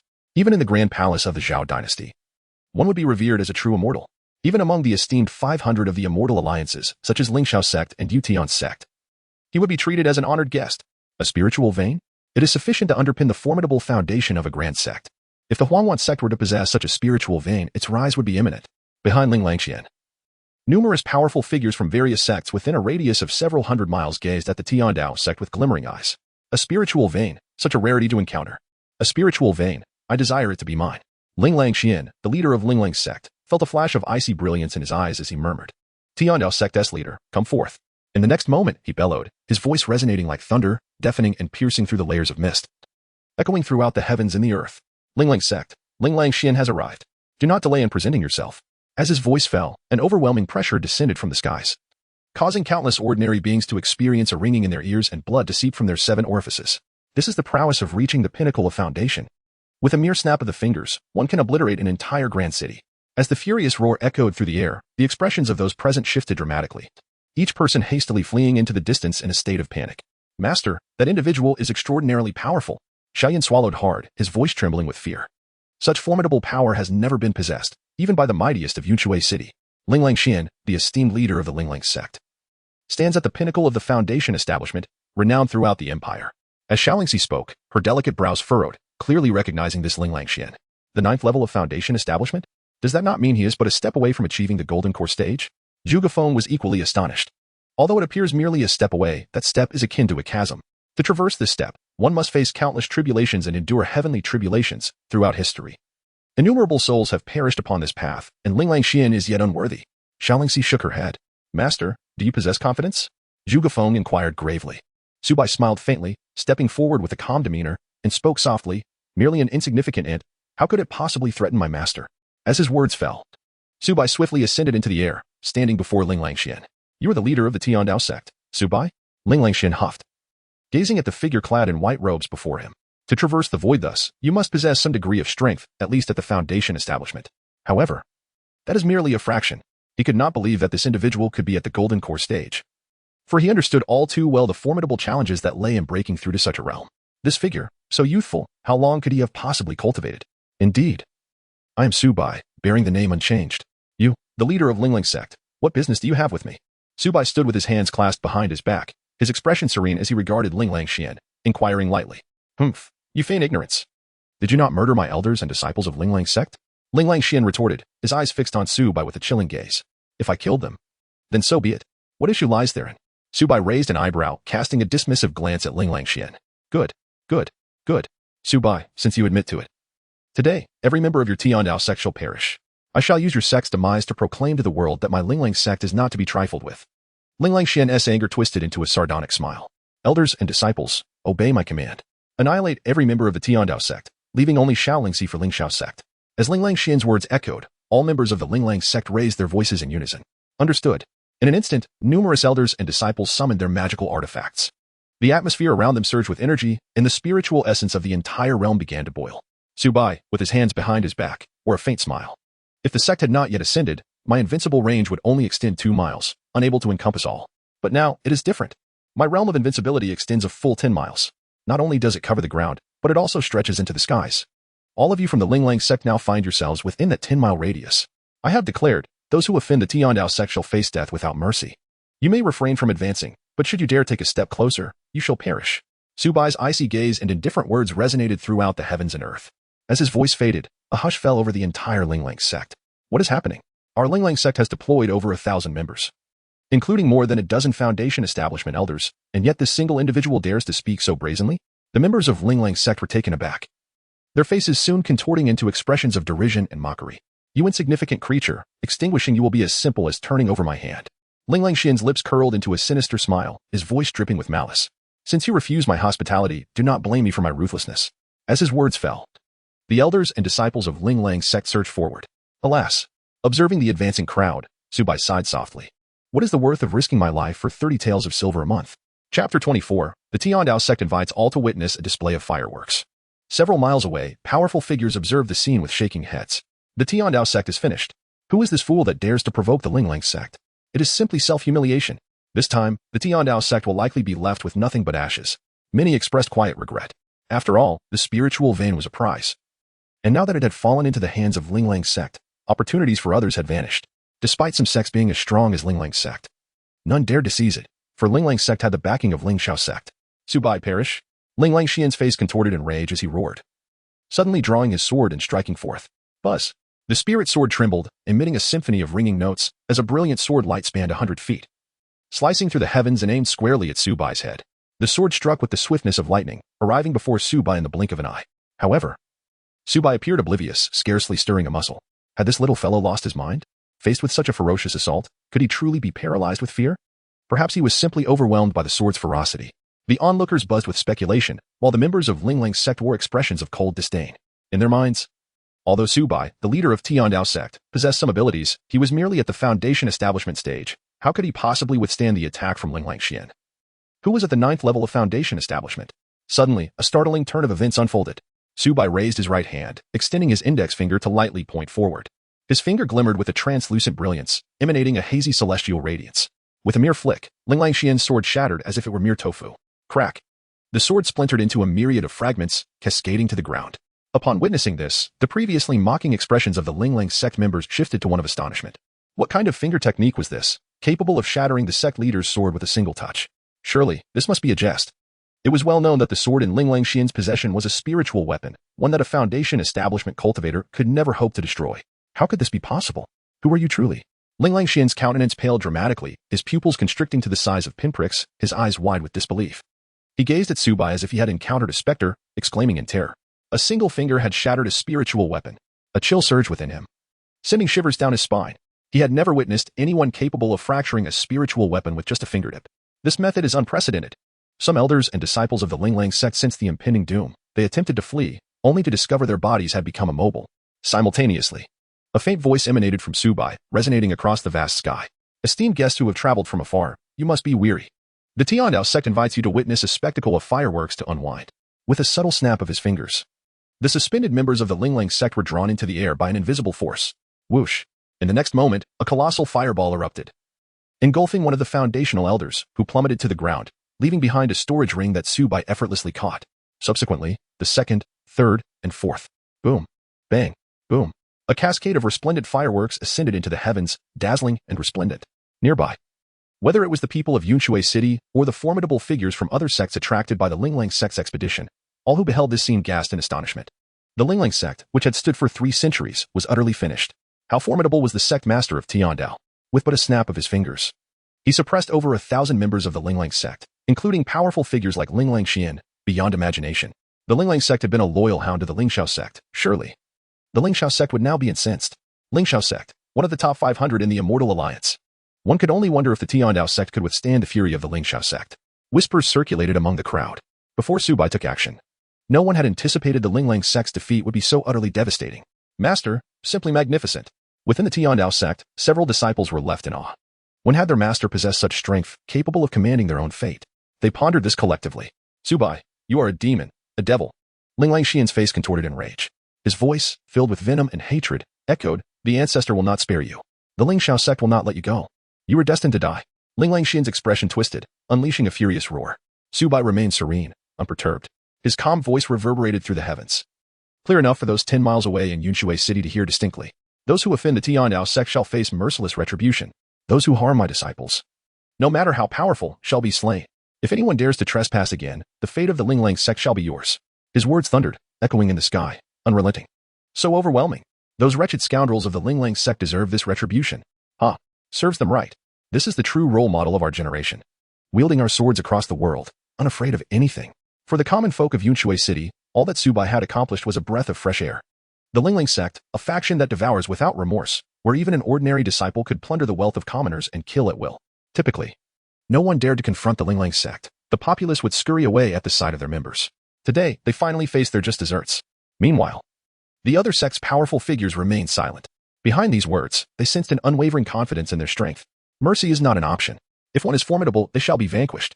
At this moment, every gaze directed at Su Bai was tinged with a newfound reverence. Regardless of whether the Tiandao Sect could ultimately thwart the revenge of the Xiao Sect, This audacity and courage were sufficient to command the respect of all. In stark contrast, the members of the Linglang Sect were engulfed in profound despair. They could only watch helplessly as their fellow disciples ascended to the heavens one by one, dissipating into the void like ephemeral fireworks. In a mere instant, over 1,000 disciples of the Linglang Sect were annihilated, leaving only Linglang Xian standing alone. With a sudden weakness, Linglang Xian collapsed to his knees. His face devoid of color, his heart gripped by terror, and any semblance of arrogance extinguished. "Spare me. I am willing to offer everything. I shall serve you as my master. I beg you, grant me my life." At that moment, Linglang Xian was stripped of his earlier hubris. He did not wish to perish. He was a master at the 9th level of Foundation establishment, revered and bowed to wherever he went. If he were to die, everything would be lost. Su Bai gazed at him with indifference. Had you known this would be the outcome, why act so recklessly from the beginning? With a flick of his finger, Su Bai sent Linglang Xian hurtling upwards like a fireball, soaring 10 miles into the sky before exploding violently, releasing the most dazzling display of fireworks. Linglang Xian was no more. Chapter 25, Tasks and Points System Reputation of Tiandao Sect, 1870-27-18-19. Before Su Bai's eyes, numbers indicating the increase in reputation floated by. He had all but eradicated the Linglang Sect, and with many witnesses, even a fraction of those who might revere the Tiandao Sect would see his reputation soar. "You may each select a cultivation pavilion. It will serve as your residence henceforth," Su Bai announced as he descended to his 4 disciples. "Thank you, master," they exclaimed with elation, particularly Xiao Yan, who joyously leaped into the air. "Finally, we have a place to live. And such a lavish one at that. Each pavilion boasting 3 stories. Is this truly the dwelling of the disciples of the Tiandao Sect?" The pavilions resembled palaces, leaving Zhuge Feng and Yi Qingyao momentarily speechless. When Zhuge Feng was a handyman in the Lingxiao Sect, he could not afford decent accommodation and had to construct a thatched hut that let in the wind, which still cost dozens of copper coins a day. Yi Qingyao's situation was even more dire. She could only find refuge in a dilapidated temple, enduring cold and hunger. Yet here in the Tiandao Sect, they were granted the privilege of residing in such splendid palaces, it felt like a dream. Even the stewards of the Lingxiao Sect could not afford such standalone pavilions. "Master, how much silver does it cost to stay here for a month?" Zhuge Feng inquired hesitantly, while Yu Qingyao turned her gaze towards Su Bai, anxious that the expenses might be beyond their means. In other sects, sustenance and lodging required payment. Here in the Tiandao Sect, entry had already been free, as was the mastery of immortal arts, and even meals were complimentary. Surely, such grand accommodations would come at a price. Su Bai paused at the question, then shook his head. "I have already stated that all meals and lodging are entirely free," he replied with a faint smile. "Free?" Zhuge Feng and Yi Qingyao were taken aback, momentarily doubting their hearing.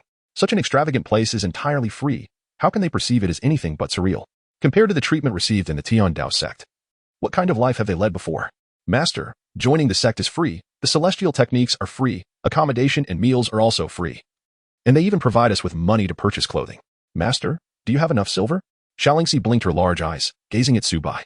"You need not worry about the silver. Focus on your cultivation," Su Bai replied with a faint smile. Not only had the elder of Linglang Sect previously bestowed upon him a substantial amount of silver that he had yet to spend, but this time, Linglang Xian brought along over 1,000 disciples and delivered an abundance of resources.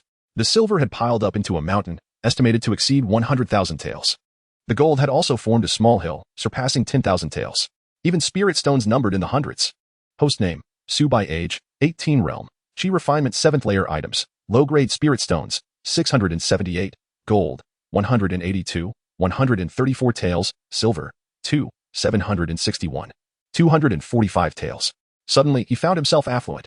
After dispatching a few disciples to cultivate, Su Bai finally had time to examine the changes following the sect's upgrade, particularly the task and point system. Su Bai first opened the task system. Task 1. Eliminate the bandit den located 15 miles outside the southeast gate of Yunshui City. Task difficulty, Chi Refinement 5th layer. Task reward, 50 points. Team participation allowed. Task 2. Capture the flower thief in Yunshui City. Task difficulty, Chi Refinement 4th layer. Task reward, 40 points. Team participation allowed. Task 3. Plant 10 spirit seeds and successfully cultivate them to fruition. Task difficulty, Chi Refinement 1st layer. Task reward, 10 points. Repeatable. Individual limit of 10 times. Task 4. Clean the entire sect mountain. Task difficulty, mortal level. Task reward, 10 points. Team participation allowed. After reviewing the list, Su Bai pondered, understanding that these tasks were presumably designed to encourage the disciples' ambition. Next, he opened the points system, discovering 2 options, the Disciple Points Mall and the Host Points Mall. Su Bai first accessed the Disciple Points Mall. Dan Pavilion, Chi Refinement Pill, a pill for Chi Refinement cultivation, price, 1 point.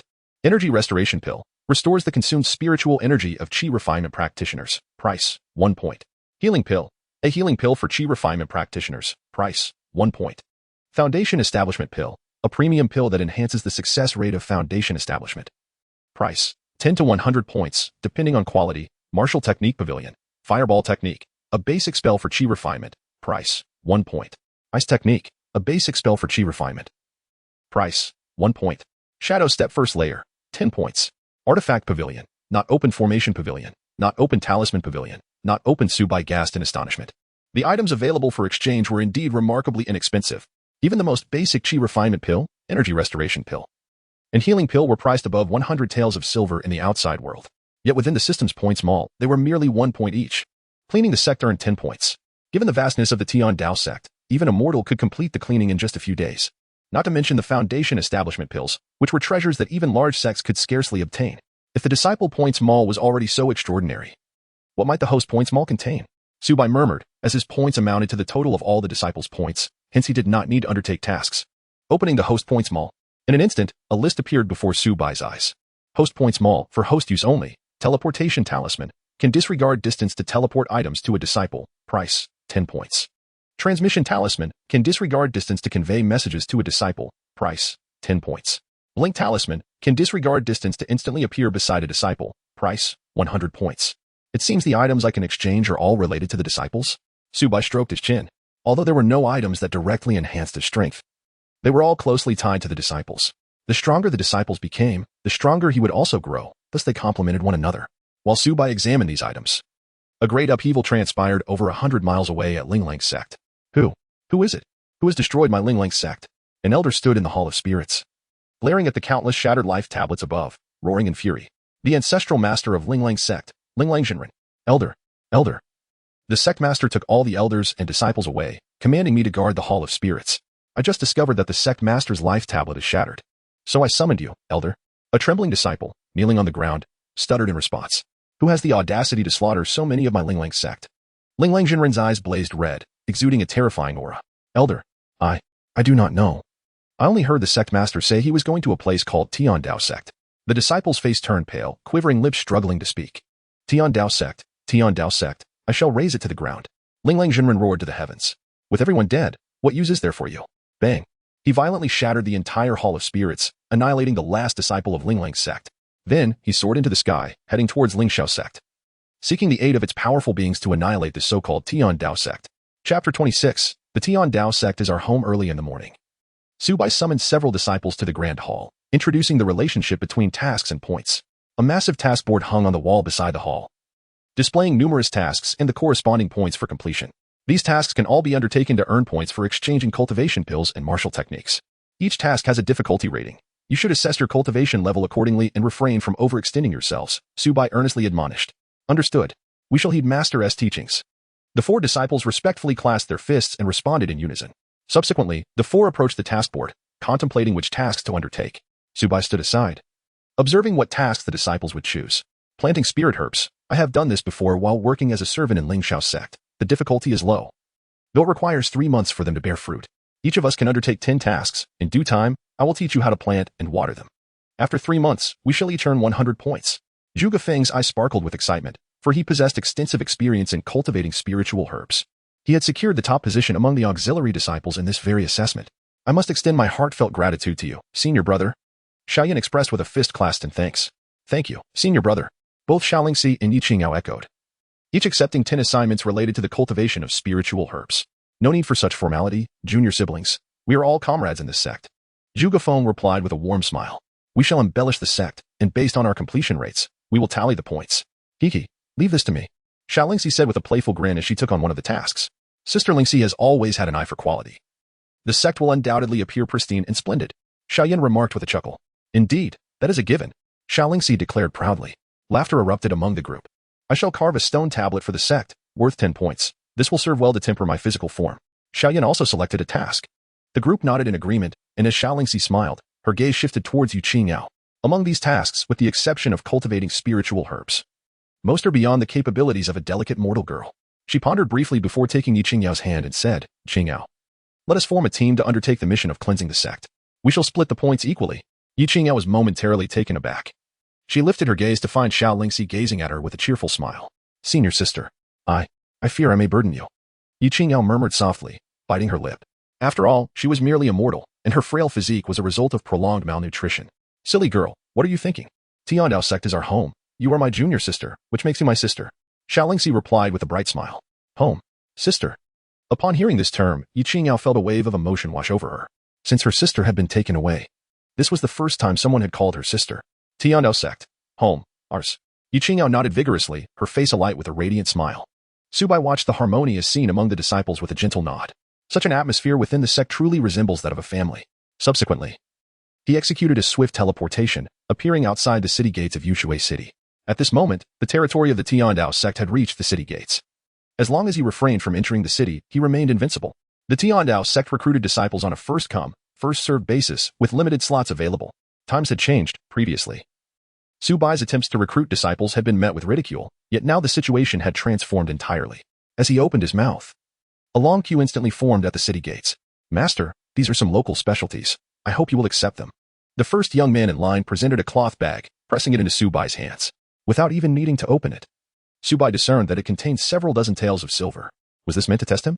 Who could resist such an enticement? I'm afraid I am not accustomed to local delicacies. Please take it back. Our sect's assessment does not consider aptitude nor wealth, but rather fate, Su Bai replied coolly, pushing the bag back. Did he, Su Bai, lack such trivial funds? Not considering aptitude? Can even mortals cultivate? Someone questioned, puzzled. Generally speaking, when a sect accepts disciples, their aptitude need not be exceptional, but it certainly must not be lacking. Poor aptitude would render any investment of resources futile, a sheer waste of effort.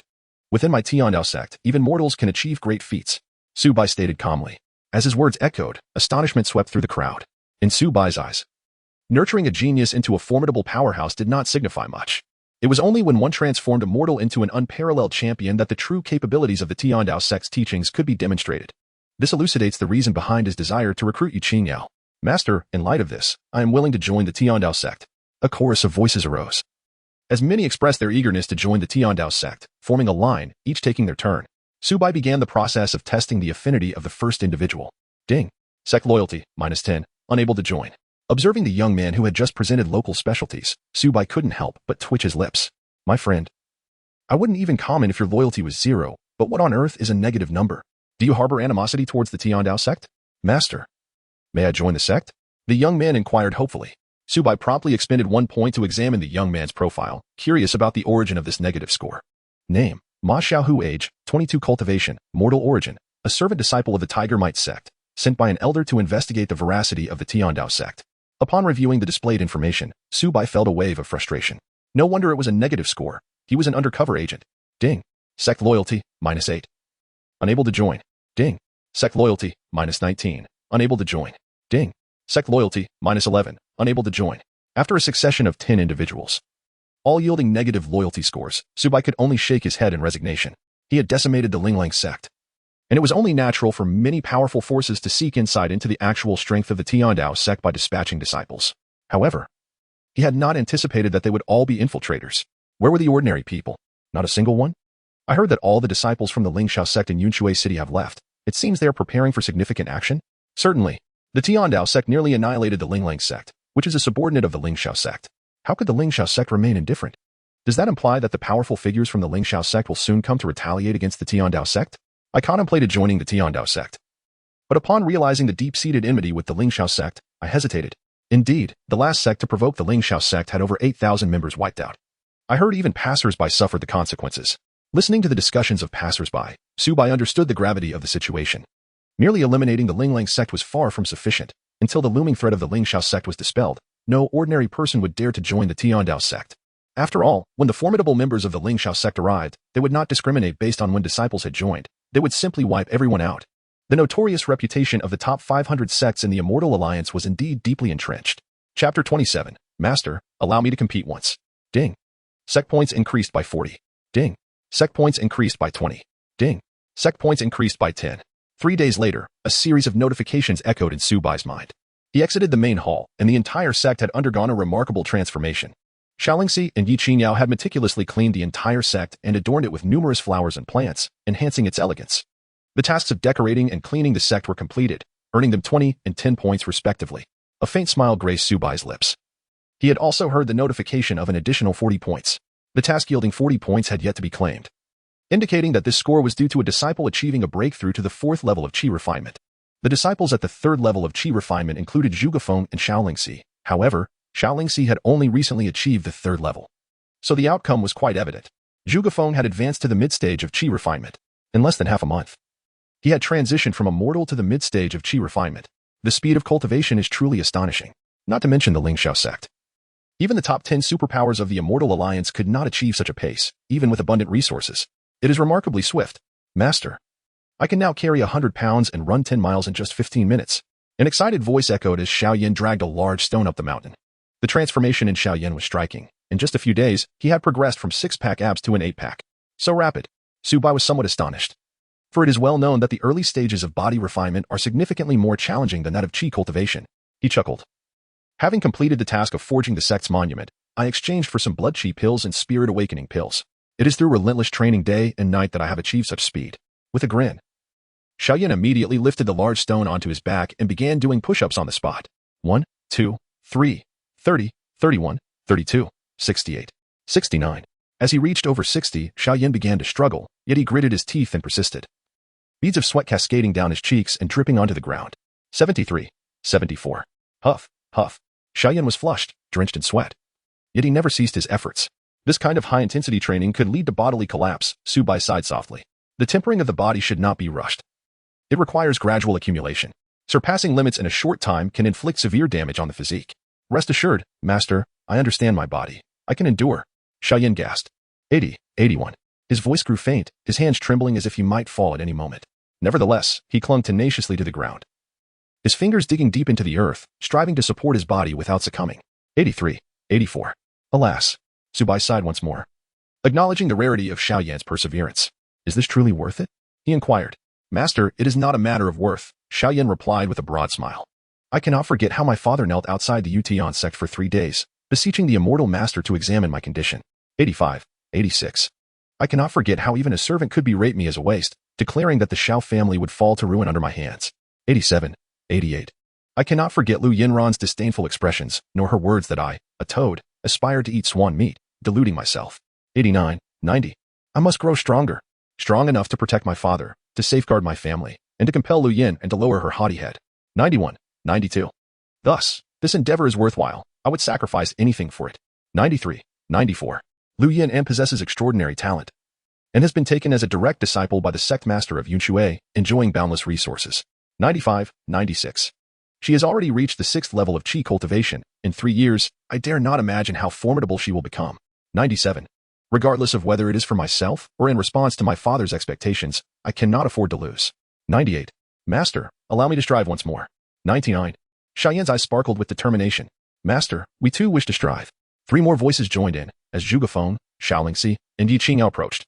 Their expressions resolute. They were unwilling to settle for mediocrity. They sought to alter their fates, seizing even the faintest opportunity. In that moment, Su Bai felt moved, as if he glimpsed the fiery spirit of his past when he believed his destiny was in his own hands.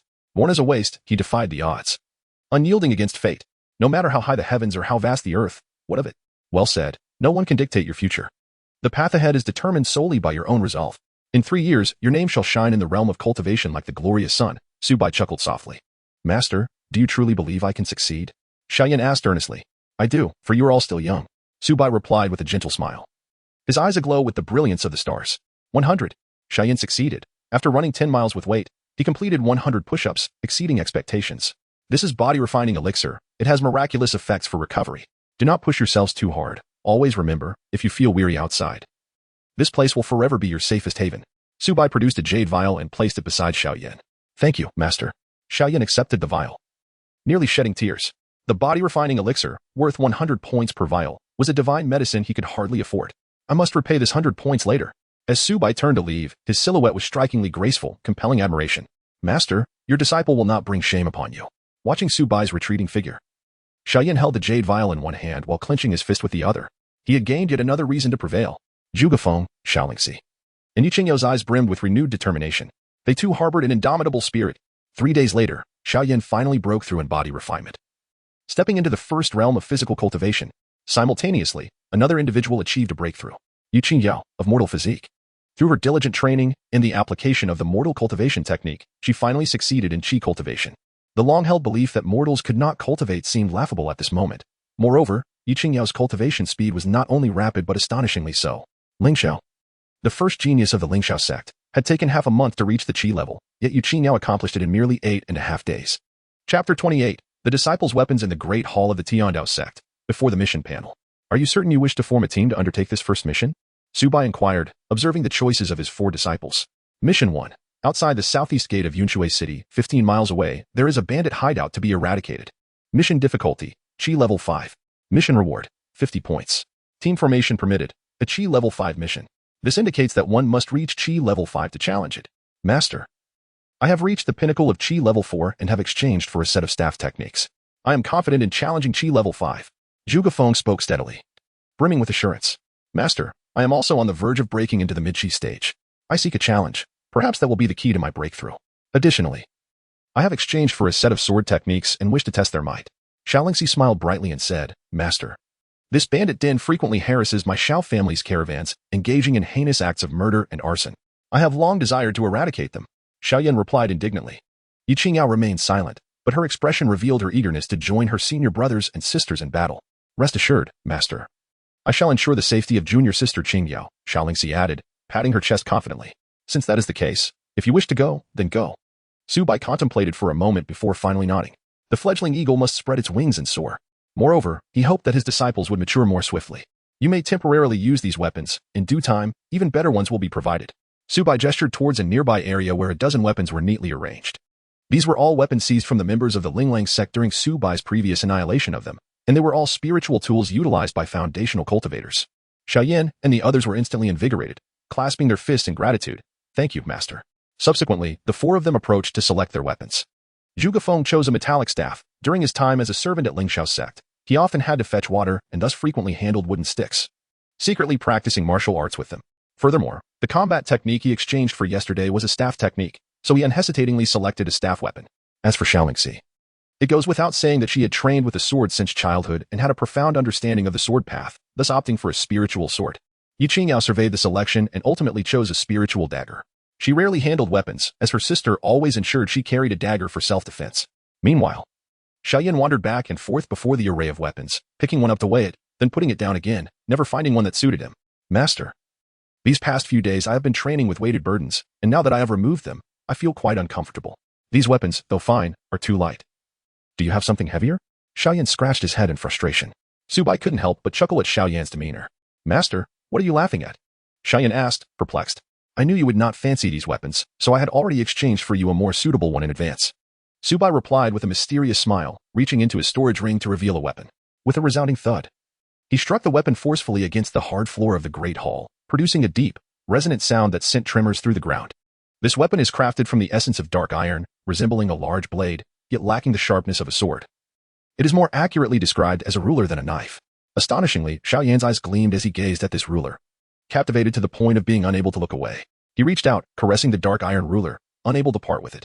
The dimensions and weight are just right, perfectly suited for his use. Master, you truly understand me.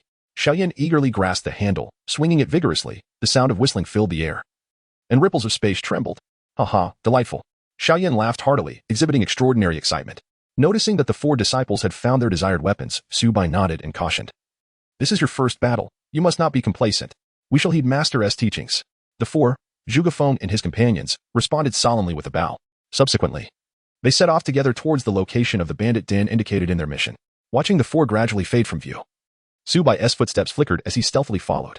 Chapter 29. The disciples' first battle 15 miles outside the southeastern gate of Yunshui City. A dozen robust men on horseback returned, kicking up dust, armed with various weapons and clad in fine gear, resembling a band of marauders.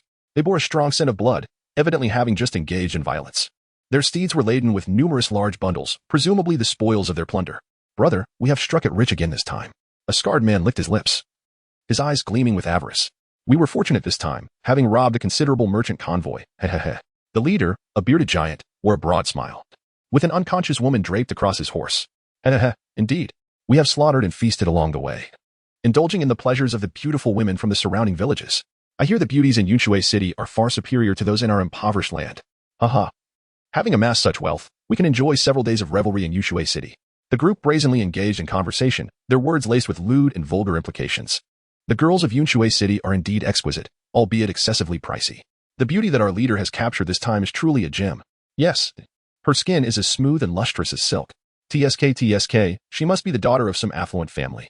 The burly man with a beard grinned, his gaze lingering on the unconscious girl in his arms. The girl possessed delicate features, her complexion as fair as snow, and her figure was slender and alluring, evoking an irresistible desire to savor her beauty. The leader will undoubtedly be the first, and we shall bask in his glory. Heh. Laughter erupted among the group, their eyes fixated with fervor on the unconscious maiden. Fear not. Once I've had my fill, there will certainly be a share for you all. The bearded man laughed heartily, a glimmer of wickedness in his eyes. Then I shall be second, ha ha ha. And I shall claim the third. Who are you to claim third? Step aside and line up. I am the rightful third. This beautiful little lass, TSK, she will surely be thrilling. Brothers, let us enjoy ourselves tonight. The crowd erupted in raucous laughter, their eyes gleaming with depravity. They were all desperate outlaws, living daily amidst bloodshed and chaos, their actions ruthless, committing every conceivable crime, with murder and plunder as commonplace. We are nearing the stronghold. Everyone, quicken your pace. The bearded leader called out, urging his steed onward. Giddy up. The chestnut horse galloped fiercely, kicking up clouds of yellow dust. Old 6, Old 7, come out to greet us. The band of fierce marauders swiftly infiltrated the mountain stronghold. Upon entering, the burly man with a bushy beard felt an unsettling shift in the atmosphere. Something was amiss. It was too quiet. A sense of foreboding surged within him, prompting a sudden instinct to retreat. Back, he bellowed, tightening the reins in preparation to turn away. Unfortunately, it was too late. With a thunderous crash, a figure leapt down from the mountain peak, landing at the entrance of the stronghold. The weapon in hand struck the ground with a resounding thud, causing the earth to tremble and clouds of dust arise. Who dares to invade our Black Wolf stronghold? The bearded man exclaimed, his voice laced with alarm as he regarded the sudden apparition with utmost vigilance. The Celestial Path Sect, Xiao Yan, came a calm voice, as the dust settled to reveal a robust figure slowly emerging before the crowd. The figure before them was none other than Xiao Yan. At this moment, Xiao Yan stood tall, wielding his dark iron measuring rod, resembling a spear, erect and sharp. Xiao Yan, the infamous waste from the Xiao family of Yunshui City? Aha. So it is this little good-for-nothing. The burly man with a scraggly beard was momentarily taken aback, then burst into laughter, causing the others to double over in mirth. They had expected a formidable opponent, only to find a mere waste. Xiao Yan, how dare you venture alone into our Black Wolf stronghold? You truly possess audacity. Today, you shall find no escape. A man with beady eyes spoke coldly, his hand resting on the long knife at his waist as he urged his warhorse towards Xiao Yan. In response, Xiao Yan swiftly turned his wrist, a powerful aura emanating from him. The title of waste, endured for a decade, was finally poised to be washed away. Whoosh. A sound sliced through the air as Xiao Yan's wrist flicked. The dark iron measuring rod surged forward with formidable energy, cleaving towards the man with beady eyes. Clang. The resounding clash of metal echoed, sparks flying as the man hastily drew his weapon to defend himself. He was a cultivator at the first level of chi refinement, expecting to cleave Xiao Yan in one strike, but was unprepared for the terrifying power of the rod in Xiao Yan's grasp. As the rod struck, he could not withstand the overwhelming force and was sent flying, his chest caving in, blood gushing forth. Hiss. The onlookers collectively gasped, their faces etched with disbelief. Were they not told that Xiao Yan could not cultivate, destined to remain a waste for life? How could a single strike dispatch a cultivator of chi refinement? Is this something a fool can accomplish? This fellow seems to have issues. Let us take him down together. The burly man with a bushy beard regained his composure and bellowed, attack. Brother, leave this scoundrel to me. I shall tear this bastard apart. The others roared in unison, converging upon Xiao Yan, encircling him with malevolent intent. Die, you little brat. A throng of attackers surged forward, their blades glinting ominously, each employing their formidable techniques to assail Xiao Yan. These individuals are all practitioners of chi cultivation, although their cultivation levels range only from the first to the third tier. They are ruthless and merciless killers. At that moment, two more voices echoed in the air. Those who are heinous and deeply sinful must be punished. Those who commit murder and arson, who engage in every form of wickedness, deserve to die. Two figures sprang forth from either side of Xiao Yan, one wielding a heavy iron rod and the other brandishing a long sword. The two figures that emerged were none other than Zhuge Feng and Xiaolingxi. The dog whipping staff technique, the pursuing windsword. They shouted in unison, their presence magnifying dramatically. Zhuge Feng swung his arm and propelled himself with his legs, his body soaring forth like a darting arrow, swiftly closing the distance to the scarred brute of the third stage of chi refinement, delivering a sweeping strike with his iron rod aimed at the man's head. Xiaolingxi was even more decisive. With her long sword in hand, she lightly tapped her toes, resembling a red cloud, gracefully dancing like a celestial being. With a thrust of her sword, she attacked another formidable opponent of the same stage. A sweeping force of 1,000 pounds, Xiao Yan joined the fray, wielding his dark iron ruler with fervor, generating a howling wind that sent the three incoming assailants tumbling to the ground, incapacitated. Concurrently, the ground erupted, revealing a gaping chasm from which a petite figure sprang forth, a sharp glimmer flashing in her hand. Whoosh! Splatter! Blood gushed forth amidst anguished cries. A slender silhouette darted by, her dagger tracing a flawless arc, claiming the final life. In the span of mere breaths, aside from the bearded leader of the 5th stage of chi refinement, all of the bandits had met their demise. Although these bandits are formidable, how can they possibly surpass the likes of Zhuge Feng and his companions? With celestial roots, spiritual artifacts, supreme immortal techniques, powerful combat skills. In body refinement, the 4 disciples of the Celestial Dao Sect, though their cultivation levels may not be particularly high, are undoubtedly equipped to the fullest. Thus, even if it is 4 against 10, the advantage lies with us. Chapter 30. The unconscious mysterious girl's 2nd brother, 3rd brother, 4th brother. Who are you? The burly man with a bushy beard glared with his fierce eyes, his expression dark as he questioned sternly. Celestial Dao Sect, Zhuge Feng. Celestial Dao Sect, Xiao. Celestial Dao Sect, Xiao Yan. Celestial Dao Sect, Yu Qingao. The 4 spoke in unison. Upon hearing the name of their sect, the burly man trembled. The Celestial Dao Sect. The Black Wolf Gang has maintained a truce with the Celestial Dao Sect. Why have you come to eradicate my Black Wolf Gang? He gritted his teeth and demanded. He realized he had kicked a hornet's nest, despite being at the 5th level of chi refinement and the strongest among them. Just Zhuge Feng alone instilled an overwhelming sense of danger. It could be said that he stood no chance against these youngsters. The Black Wolf Gang robs merchants and slaughters villagers, inciting the wrath of both gods and men. Zhuge Feng rebuked with righteous indignation. Our Celestial Dao Sect represents justice, vanquishing demons and upholding righteousness, eradicating bullies. Xiao asserted with conviction. Justice? Ah, you, the immortal sects, proclaim yourselves as just while secretly engaging in these sordid deeds. Putting on a facade, the burly man sneered. My Black Wolf Gang has been able to stand firm here for years, not solely relying on ourselves. As he spoke, he produced a harmonica and played it vigorously, filling the entire stronghold with an unusual melody. Not good. Stop him. Zhuge Feng and Xiao rushed forward. Though unsure of the man's intentions, they sensed it was nothing good. If you take another step closer, I will kill her. The burly man seized the captured girl, tightening his grip around her neck, threatening menacingly. Seeing this, Zhuge Feng and the others halted, refraining from making any rash moves. The girl is still alive. Xiao noticed the girl was still breathing. What should we do? At this distance, I cannot guarantee a lethal strike before he acts. Zhuge Feng frowned and murmured. Hiki. The burly man laughed at their hesitation. A cruel glint appeared in his eyes, and he smirked. There exists a sect nearby called the White Wolf Sect. The reason my Black Wolf Gang has endured for so long is entirely due to our reliance on them. The immortal sects, claiming to be just, dare not do certain things openly, so they entrust them to us. We protect the White Wolf Sect in exchange for a hefty share of the plunder. I have summoned the powerful members of the White Wolf Sect, and they will arrive shortly. You little brats will all meet your demise. The burly man laughed wildly, feeling assured of his victory. What? The White Wolf Sect? Xiao Yan was taken aback, never expecting to encounter such a situation. Realizing this man had ties to the White Wolf Sect, he looked to Zhuge Feng and Xiao and said, The White Wolf Sect is a small sect outside Yunshui City. Although it is not large, it has quite a number of members. Their sect leader has reached the pinnacle of chi refinement, and if it comes to a head-on clash, we might not be their match. Xiao frowned slightly. Humph. The White Wolf Sect actually protects the Black Wolf Gang. They seem to be cut from the same cloth. What should we do? Zhuge Feng said solemnly. They could defeat the man before them, but what would happen to the girl? Rumbling. In the distance, dust rose as someone was clearly approaching on horseback.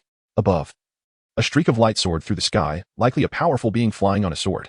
Flying on a sword, at least in the late stage of chi refinement. The White Wolf Sect's experts are on their way. You are not allowed to follow. Otherwise, I will kill her.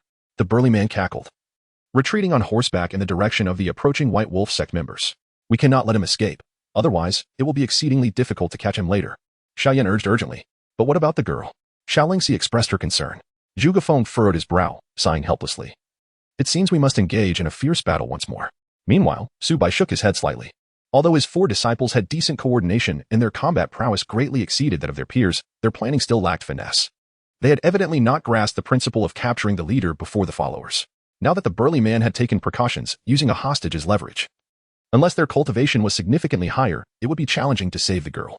I shall take matters into my own hands. Otherwise, if the experts from the White Wolf Sect arrive, it will be troublesome, Su Bai murmured to himself. Having crossed beyond the territory of the Heavenly Dao Sect, he found himself unable to wield the same invincibility that he possessed within its bounds. The White Wolf Sect boasted formidable cultivators at the peak of chi trainings, and he was not yet their match. However, just as he prepared to make his move, an unexpected turn of events occurred. The girl, whose throat was gripped tightly, suddenly awakened with an air of tranquility. It was unclear if she had been stimulated in some way, but in an instant, a torrent of demonic flames erupted from her being, enveloping her in a colossal shroud of black mist. Her eyes transformed into a pitch-black void, exuding a chilling depth filled with a bloodthirsty luster. The burly man, whose hands were clasped around her neck, felt excruciating pain as though he were being cleaved by a blade. His flesh twisted, and his skin tore open. With a piercing scream, The burly man released her and hastily retreated on horseback. Yet, the strange demonic flames coiled around him, continuously searing his hands and creeping across his body. In agony, he roared, flailing his fist in desperation, but to no avail. "Now's our chance, go!" cried Xiao and Zhuge Feng, charging towards the burly man. With a resounding thud, he was sent hurtling backwards, landing 10 zhang away, blood spewing forth, before being entirely consumed by the flames. The girl, having unleashed such power, seemed to exhaust her energy. Returning to her former state and fainting once more, caught by Yi Qingyao's. "What was that just now?" Xiao Yan approached, his gaze fixed on the unconscious girl in Yi Qingyao's arms, his brow furrowing in concern. The girl before them exuded a mere mortal aura. Yet the power she had just unleashed instilled fear even in him. Incredible! As dust rose, a throng from the White Wolf sect approached rapidly. "No matter. Let us return her to the sect first, where Master can investigate," Zhuge Feng decisively stated. The group nodded in agreement, hastily departing with the unconscious girl in tow. Meanwhile, Su Bai observed the dissipating traces of the demonic flames on the ground, contemplating the emergence of a significant new power. Chapter 31, The Body of the Celestial Demon. The 9 nether demonic flames atop the heavenly Tiandao Sect's mountain, Su Bai stood with his hands clasped behind his back, awaiting the return of his disciples. Before long, Zhuge Feng and the others returned to Tiandao Mountain. "Master, we have successfully eradicated all the bandits from the Black Wolf village, leaving not a single one to escape." Zhuge Feng knelt on one knee, reporting with utmost respect. Su Bai nodded slightly, his gaze shifting to the girl supported by Yi Qingyao and Xiao. "Who is she?" "Master, she is an innocent girl captured by those bandits. Unaware of her background, she fell into unconsciousness, thus we brought her back temporarily," Xiao explained. Su Bai nodded once more, then inquired, "How do you assess this battle?" Master, the Xiantai ruler is exceptionally suited to my style. I dispatched 6 bandits," Xiao Yan exclaimed, patting the Xiantai ruler on his back. "Master, when we approached the Black Wolf village, we stealthily eliminated the bandits left behind, then laid an ambush for their main force. Once they returned, I sealed off their escape routes, allowing Xiao, Yu Qingyao, and myself to strike and capture them all." However, Zhuge Feng paused, his gaze falling on the unconscious girl. "However, what?" Su Bai prompted. "I did not anticipate that the leader of the Black Wolf village would resort to using innocent lives as leverage, and that he had colluded with the White Wolf sect, nearly allowing him to escape," Zhuge Feng admitted, shamefaced. "Master, we had devised a plan in advance, but we did not expect them to have captured someone. Otherwise, we would have executed it flawlessly," Xiao Yan added. Gazing at his disciples, Su Bai spoke slowly. "Zhuge Feng, given your strength, how certain were you of subduing that leader and rescuing the hostage without his foreknowledge?" Upon hearing this, Zhuge Feng was momentarily taken aback before responding. "The leader practices merely a hodgepodge of celestial techniques and is not particularly strong. If I were to launch a surprise attack, I would have complete confidence. In that case, why did you not alter your strategy to prioritize rescuing the hostage?" Su Bai inquired. "I feared that a flaw in the plan might compromise our retreat and allow for an escape." Zhuge Feng hesitated before replying. Xiao Yan interjected, "Master, when we devised our plan, we did not foresee their capture of anyone, which led to our oversight." Xiao lowered her head as well. "I also failed to consider all aspects. I ask for your punishment, Master."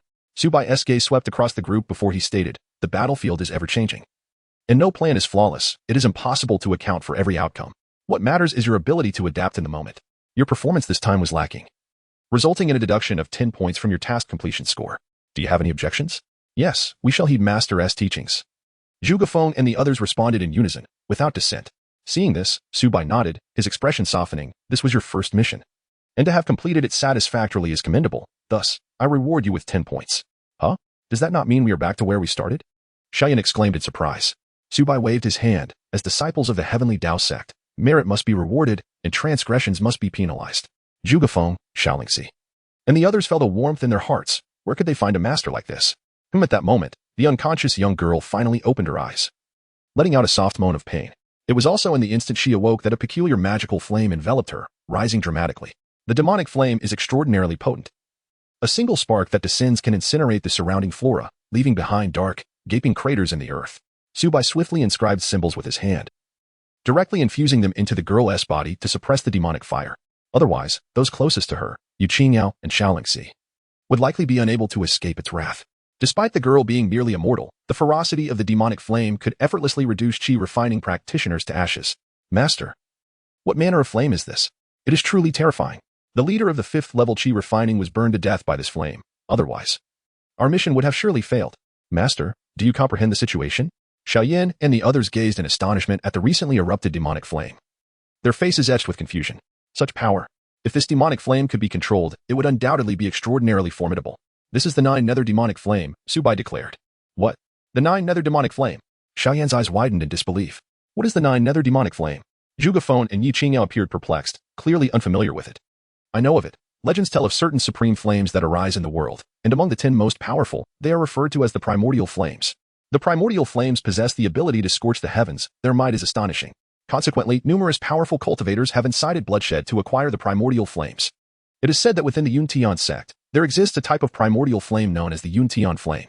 The 9 nether demonic flame is one of the 10 primordial flames. Xiaolingxi exclaimed, her eyes reflecting shock. To think it is a primordial flame. Zhuge Feng was equally astonished. He had heard of the primordial flames, though he was unaware of the specifics. Yet, the fact that it could rival the Tiandao flame from the Tiandao Sect spoke volumes of its extraordinary nature. However, the conditions for the birth of the primordial flames are exceedingly stringent. How could it manifest within a mortal? Xiaolingxi furrowed her brow. Indeed, the conditions for the primordial flames are incredibly harsh, but there exists an exception, a special physique. Su Bai elucidated. Special physique? Zhuge Feng and the others were taken aback. In this vast world, there are myriad wonders. Certain powerful physiques possess the ability to alter the cosmos and wreak havoc upon the earth. For instance, the legendary chaos body, reputed to be one of the strongest physiques, inherently controls the chaos flame, making it exceedingly formidable. If I am not mistaken, her physique should be the exceedingly rare heavenly demon body. Otherwise, it would be impossible for such a terrifying demonic flame to be birthed. Su Bai pondered aloud. Master? This heavenly demon body sounds incredibly powerful. Does that not imply she could become immensely strong in the future? Xiao Yan cast another glance at the girl, who, now having her inner demonic flame suppressed, was gradually regaining her senses. Uncertain if she sensed something, the girl curled into a corner, clutching her head and repeatedly murmuring, "Don't come near me. Don't come near me." Observing the situation, Su Bai sighed softly. If a powerful individual possesses a heavenly demon body, it would undoubtedly enhance their strength. Yet, if it is merely a frail girl, this heavenly demon body instead becomes her curse. When she reaches 18 years of age, the 9 nether demonic flame will erupt from her body, and her life will come to an end. Upon hearing Su Bai's words, the expressions of everyone shifted dramatically. Did this mean that the girl before them would not live beyond 18 years? Master, your power is transcendent. Surely there must be a way to save her? Seeing the girl as pitiful state, Xiaolingxi could not help but inquire. Within the Tiandao Sect, I could suppress the demonic flame within her, but outside the sect, even I would be powerless. Su Bai shook his head. Must she truly await death? The sorrowful expressions on everyone's faces deepened as they internalized Su Bai's words. However, if she could enter the foundation establishment stage before she turns 18 and construct the heavenly demon platform, she could suppress the demonic flame within her and overcome this calamity. Su Bai noted. Then, Master, how long until she turns 18? Zhuge Feng asked softly. 2 years remain, Su Bai responded, examining the girl's information. Name, Mu Lingxian age, 16 cultivation, mortal physique, heavenly demon body. As the words sank in, a sense of suffocation enveloped the group. 2 years to establish a foundation. It is akin to a fantasy, an impossible feat. Yet, Xiaolingxi proposed if she were to join the Tiandao Sect and practice its techniques. Is there not a possibility of establishing a foundation in 2 years? I have been cultivating for less than a month and am about to reach the 5th level of qi refining. Achieving foundation establishment in 2 years is not without hope. Zhuge Feng's eyes brightened at the thought. However, Su Bai shook his head. For to enter a sect, one must possess a loyalty level of 60 or above. Yet, this Mu Lingxian had a loyalty level of 0. She knew nothing of the Tiandao Sect. How could there be any talk of loyalty? Zhuge Feng, Xiao Yan. Continue your cultivation. Lingxi and Qingyao, go comfort her. She must be feeling traumatized. Also, do not disclose the connection between the heavenly demon body and her limited lifespan. Su Bai instructed. Understood, Master. The two nodded and approached Mu Lingxian, seeking to offer her solace. Who are you? Upon seeing Xiaolingxi and Yi Qingyao, Mu Lingxian exclaimed, her face filled with wariness. Do not be alarmed. There is no danger here. Xiaolingxi reassured her with a gentle smile. After a brief moment, Mu Lingxian's emotions began to stabilize, though she remained reluctant to interact with others. Xiaolingxi returned to Su Bai, reporting on her findings. Master, I have learned some details about her. Her name is Mu Lingxian, hailing from Qingyan City. Several hundred miles away, she came to Yunshui City with a merchant caravan to procure medicine but was ambushed by bandits, resulting in the annihilation of the entire caravan, leaving her as the sole survivor. Furthermore, due to her inability to control the demonic flame within her, it often erupts unexpectedly, which is why she fears contact with anyone. Listening to Xiaolingxi's account, Su Bai slowly closed his eyes, lost in contemplation. Loyalty level, 20. Thanks to the comfort offered by Xiaolingxi and Yi Qingyao, Mu Lingxian's emotions stabilized. Perhaps due to their rescue, her loyalty level had slightly increased. Yet, it still fell significantly short of the threshold for accepting a disciple. The Tiandao Sect recruits disciples without regard to cultivation level, spiritual roots, or wealth. Only one condition applies. If the loyalty level is insufficient. Even if Su Bai harbored such intentions, it would be utterly impossible. This is the bottom line. Yunshui City, by Zhonghui. The crowd remains a sea of humanity, with individuals yearning to enter the celestial gates. However, the number of sect banners has diminished by more than half. Why are there so many fewer sects? Someone wonders. The Linglang Sect's banner is also absent. Are they no longer recruiting disciples in Yunshui City? Are you not aware? A new sect, the Tiandao Sect, has emerged from outside Yunshui City, and it has nearly obliterated the Linglang Sect while also offending the Lingxiao Sect. Now, the Lingxiao Sect has announced that they will no longer recruit disciples from our Yunshui City. Really? Is that so? But surely it wouldn't lead to such a drastic reduction. What about the other sects? Are you foolish? Many sects are either subordinates of the Lingxiao Sect or seek to curry favor with them. With the Lingxiao Sect's declaration, naturally, many sects will cease recruiting disciples in Yunshui City. Oh no, I have painstakingly gathered a few hundred taels of silver, hoping to join the Lingxiao Sect. The Tiandao Sect's leader may be formidable, yet his offense against the Lingxiao Sect has led to our Yunshui City suffering as well. The crowd buzzes with anxious chatter, clearly uneasy about the situation in Yunshui City. Just then, the sunlight is abruptly obscured, and a terrifying aura descends from the horizon. Boom. A colossal shadow envelopes the entire square, causing everyone to look up in astonishment. An ancient war chariot stretches across the sky, radiating an overwhelming ferocity that instills dread in all. Upon the chariot stand three figures, their imposing presence shaking the very heavens and earth. Behind the chariot follow several massive flying vessels, each brimming with countless cultivators, their auras soaring, whether on the war chariot or the flying vessels. A great flag flutters in the wind. The banner displays a red circular emblem, within which the characters Lingxiao are inscribed. It is the people of the Lingxiao Sect. My heavens, thousands of celestial masters, what an astonishing display. So terrifying. What does the Lingxiao Sect intend to do? The entire populace of Yunshui City gazes upward, their hearts racing, utterly dumbfounded. With such overwhelming might, they could easily intimidate the vast majority of worldly powers, rendering them too fearful to act rashly. This is the ranking of the top 500 in the Immortal Alliance. At this moment, an elderly figure on the ancient war chariot suddenly opened his eyes, causing the void to tremble. With a commanding gesture, he raised his hand, and a mountain outside Cloud Water City soared into the sky, ultimately floating above, supported by his outstretched hand. A collective gasp escaped the lips of countless witnesses. To lift a mountain with one's hand, what extraordinary prowess is this? Heaven above. The elder is none other than Yuan Jinren, an elder from the Law Enforcement Hall of Lingxiao Sect. It is said that the elders of Lingxiao Sect possess golden core cultivation, which is truly terrifying. Legends proclaim that golden core realms can move mountains and fill seas. It appears this is indeed the truth. The two others who can stand shoulder to shoulder with the golden core realms, could it be? A sharp intake of breath followed, as expressions of sheer astonishment spread across their faces, and an overwhelming sense of reverence surged within their hearts. I come at the behest of the sect master to eradicate the heavenly Tao Sect. Those who offend Lingxiao Sect shall be left with nothing, Yuan Jinren stated coldly, his voice resonating through the heavens like a thunderclap, echoing in all directions. He waved his hand once more, and the mountain above began its descent towards the heavenly Tao Sect's peak, bringing with it an overwhelming force that left all witnesses trembling in their skins. The people of Cloud Water City gazed toward the direction of the impending mountain's descent, murmuring in hushed tones.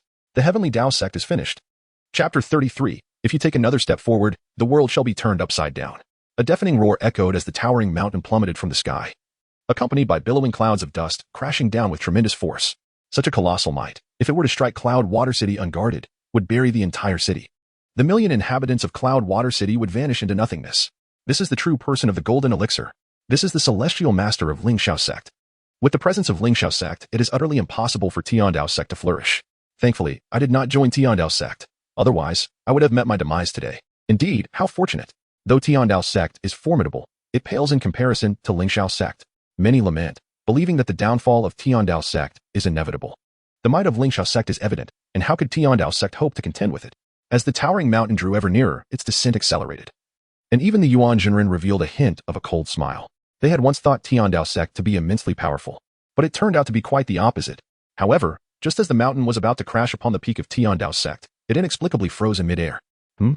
The Yuan Jinren furrowed his brow slightly. He extended an arm and inscribed a talisman in the air. Be restrained. The talisman struck the mountain, yet mysteriously. The mountain remained uncontrollable, suspended in the air. Whoosh! A beam of light shot forth from the summit of Tiandao Sect, instantly piercing through the entire mountain and cleaving it in twain. Whoosh, whoosh, whoosh. Subsequently, beams of light flickered, incessantly slicing through the mountain. Bang! Ultimately, that towering mountain, standing 100 feet tall, shattered into a cloud of dust, scattering throughout the air. At this moment, the people of Yunshui City were utterly dumbfounded. Their faces etched with disbelief, as if even their breaths had momentarily ceased. How is this possible? Everyone was horrified, their eyes wide with incredulity, rendered speechless. Time and again, they believed that the Tiandao Sect was on the brink of collapse, yet each time, it defied expectations. The formidable attack from the Golden Elixir Master of Linglang Sect was effortlessly thwarted. Ah, the leader of the Tiandao Sect is indeed a Golden Elixir Master. No wonder he possesses the strength to slay Linglang and others. Yuan Jinren squinted his eyes, his gaze sharp as a blade, piercing through layers of mist to fixate on the gates of the Tiandao Sect. There, a figure could be vaguely seen stepping forth, hands clasped behind his back, strolling leisurely as if taking a casual walk, exuding an air of composure and ease. The leader of the Tiandao Sect, Su Bai, emerged to face his demise. He bellowed in a deep, resonant voice that reverberated through the heavens, causing the very void to tremble. Suddenly, a fierce wind swept in, engulfing a 10-mile radius, causing the garments of the crowd to flutter and their hair to dance wildly. Under such terrifying pressure, the people of Yunshui City felt as though they were suffocating, nearly gasping for breath. Is this the power of a Golden Elixir Master? It is simply terrifying. Everyone trembled in fear. The Golden Elixir Master was overwhelmingly formidable. It was a world apart from the Foundation establishment stage. As Yuan Jinren's voice faded, a young man clad in white emerged from within the Tiandao Sect. With sword-like brows and starry eyes, he was extraordinarily handsome, standing tall and straight like a spear. His eyes sparkled with brilliance, radiant and captivating. A playful smile danced upon his lips as he stepped into the air outside Yunshui City, standing with his hands behind his back. He gazed at Yuan Jinren and the others, speaking from Linglang Sect. Hey. Observing this, Yuan Jinren could not help but scoff coldly. His hands clasped behind him as he looked down upon Su Bai. Su Bai, the leader of the Tiandao Sect, you have finally deigned to show yourself. I am an elder of the Law Enforcement Hall of Linglang Sect, and I have come today to escort you to your end. With a cold grunt, Yuan Jinren's gaze turned frigid, fraught with murderous intent. At that moment, an elder emerged from the ancient chariot, his eyes fixed intently on Su Bai. Su Bai, you have slain my disciple and annihilated over 1,000 members of my sect. Today you shall not escape death. The elder was frail, with snow-white hair and a gaze sharp and venomous, standing at the edge of the ancient chariot, looking down at Su Bai. His aura was immensely powerful. He too was a Golden Elixir Master, formidable in strength. Linglang Sect's ancestor, Linglang Jinren? Su Bai remarked coolly as he regarded the figure. Indeed, it is I, the ancestor. Today, I shall surely take your life. Linglang Jinren sneered, his eyes ablaze with a ferocious killing intent. And I am Lu Ha, the guest elder of Linglang Sect, known to the world as the White Crane Jinren. The last individual stepped forth from the chariot, a middle-aged man wielding a feather fan, his gaze cold and fierce. The Law Enforcement Hall of Linglang Sect has gathered to eliminate all obstacles. Behind Yuan Jinren and the others, a dozen flying vessels rose into the sky, bearing thousands of disciples from Linglang Sect, soaring into the air. In an instant, the entire area was filled with 5,000 or 6,000 individuals, densely packed like locusts, covering the sky. Among them were over 100 Foundation establishment cultivators, while the rest were all above the 7th level of Qi refinement. The Law Enforcement Hall of Linglang Sect was nearly complete. 3 Golden Elixir Masters, over 100 Foundation establishment cultivators, and thousands of late-stage Qi refinement practitioners. The spectacle was indeed terrifying. The inhabitants of Yunshui City, upon witnessing this scene, turned pale as a sheet. Alas, many could not help but close their eyes, shaking their heads in dismay. The 3 Golden Core realms had arrived together, signaling dire straits for the Tiandao Sect. Although the sect master was formidable, he stood alone. Even with celestial prowess, he could scarcely alter the course of fate. Indeed, Linglang Sect was resolutely intent on annihilating the Tiandao Sect, and no one could thwart their ambition. Numerous citizens of Yunshui City shook their heads in quiet lament. Though they were not members of the Tiandao Sect, it ultimately belonged to the vicinity of Yunshui City. The stronger the Tiandao Sect, the more elevated the status of Yunshui City. An influx of visitors would bolster the city's strength significantly. Moreover, a robust Tiandao Sect would ensure greater safety for Yunshui City. Regardless of the sect's true intentions, they would at least appear to protect the region. The rampant bandit hideouts surrounding Yunshui City would diminish, in stark contrast to the current state where no formidable sects existed nearby, allowing banditry to thrive. The rampant bandits rendered it exceedingly perilous for merchant caravans to venture into Yunshui City, making them easy prey for assaults and substantial losses. Consequently, the economy of Yunshui City has been in a steady decline over the years. Yet, the Tiandao Sect had unwittingly provoked one of the 2 dominators of the empire. The Linglang Sect. Su Bai, surrender obediently lest we are compelled to take matters into our own hands. Yuan Jinren regarded Su Bai with a mocking gaze, his eyes reflecting disdain and contempt. 3 against 1, the advantage rests with us. Su Bai, without a doubt, cannot triumph over them. His demise is inevitable. Such needless chatter. Su Bai curled his lips, languidly stretching with an air of indifference. Should you advance even a single step, the world shall be turned upside down. Chapter 34. You are not a golden core. You are a nascent soul. Ha ha ha. Upon hearing this, the Yuan Jinren erupted in laughter, his voice brimming with derision and disdain. What of it if I take a step forward? He scoffed, his face suffused with mockery. If you step forward, hasten your journey to the Yellow Springs. Su Bai shrugged nonchalantly. The territory of the second-tier sect's invincibility extends 10 miles. And Yuan Jinren and his companions stand precisely beyond that threshold. Should Yuan Jinren take a step forward, if Su Bai so desired, a mere thought would suffice to obliterate him. This is the invincible value, regardless of whether it is the golden core or the nascent soul. You seek death.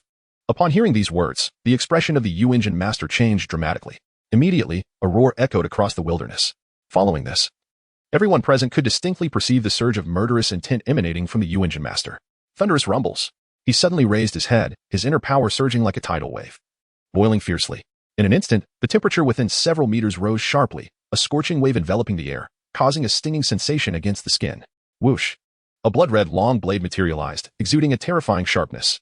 Little beast, prepare to meet your end. The Yu Engine master growled, gripping the blood knife, charging forth with ferocity. His arms swung, the blood knife tearing through the air, slicing through the skies, aimed directly at Su Bai. With a single, formidable strike, he cleaved through mountains and severed peaks. At present, Yuan Jinren had already crossed the 10-mile threshold. A mere flicker of Su Bai's thought could easily dispatch him in an instant. However, observing the two other Golden Core masters aboard the war chariot, along with the thousands of cultivators behind them, Su Bai refrained from making a move. The strategy of capturing the leader first was ineffective in this scenario, for his dominion of invincibility extended merely 10 miles. Beyond that boundary, everyone else remained out of reach. Should he eliminate Yuan Jinren, the remaining individuals would undoubtedly be frightened into retreat, thus thwarting his ambition to annihilate them completely. Moreover, if he were to slay Yuan Jinren while allowing the others to escape, astute individuals might discern the underlying motives. The Heavenly Dao Sect and the Lingxiao Sect had long been at odds. If one possessed the ability to eliminate a Golden Core master, why permit others to flee? With a slight closing of his eyes, Su Bai devised a plan to eradicate these foes entirely. Military strategy dictates, feign retreat and lure the enemy deeper. Boom. Yuan Jinren struck down with his blade, which Su Bai met with his own, though the force of the blow caused him to stagger back a couple of steps. Indeed, there was some strength to him. Su Bai mused with a subtle smile directed at Yuan Jinren. I am a mid-stage Golden Core master. How could you possibly contend with me? Yuan Jinren sneered, his face a mask of arrogance. After that last strike, he conceded that Su Bai was indeed formidable. Yet he believed there was still a considerable gap between them. Little brat, receive another blow from me. Yuan Jinren roared, launching another strike with even greater ferocity. With a decisive strike, he exerted his full strength, intending to eliminate his opponent in a single blow should Su Bai fail to withstand it. Caught off guard, Su Bai's lips curled into a slight smile as he feigned defeat, retreating to the summit of Tiandao Sect. With a mere wave of his hand, an immense protective barrier enveloped the entire peak of Tiandao Sect. The moment that followed reverberated with the sound of a blade cleaving through the air. As Yuan Jinren's strike landed forcefully upon the barrier, the resounding clash echoed like thunder, the shockwave surging forth. The barrier trembled incessantly, teetering on the brink of collapse. This shell is surprisingly resilient. Fellow Taoists, I beseech your assistance in breaking this formation. Yuan Jinren furrowed his brow. Rest assured, dear Yuan, this mere defensive formation shall be shattered with a mere flick of our fingers, replied Lu Ha and Linglang Jinren, exchanging glances that revealed sinister smiles. In unison, they leaped from their war chariot, their figures flickering as they transformed into afterimages, converging their powers against the barrier. Boom. The combined assault of the three Golden Core Zenrin struck the barrier, unleashing a cataclysmic explosion. Yet, despite such formidable force, the barrier, though appearing on the verge of shattering, held firm. Just a bit more. Yuan Jinren's expression darkened as he turned to the thousands of disciples behind him. Where are the disciples of the law enforcement hall? Present. Came the resounding response from afar. All together now. Assist this elder in breaching the formation. Yuan Jinren commanded. Understood. In an instant, thousands of brilliant lights surged forth, joining the fray to dismantle the formation. On the peak of Tiandao Sect, Su Bai stood with his hands clasped behind his back, his smile deepening. While he remained exceedingly composed, several disciples grew increasingly anxious. Master, what shall we do with so many opponents? Master, the formation is about to collapse. Your strength is great. You can break through. Do not worry about us. Master, you must leave at once. Zhuge Feng, Xiao Yan, and Xiao Lingxi were all expressions of concern.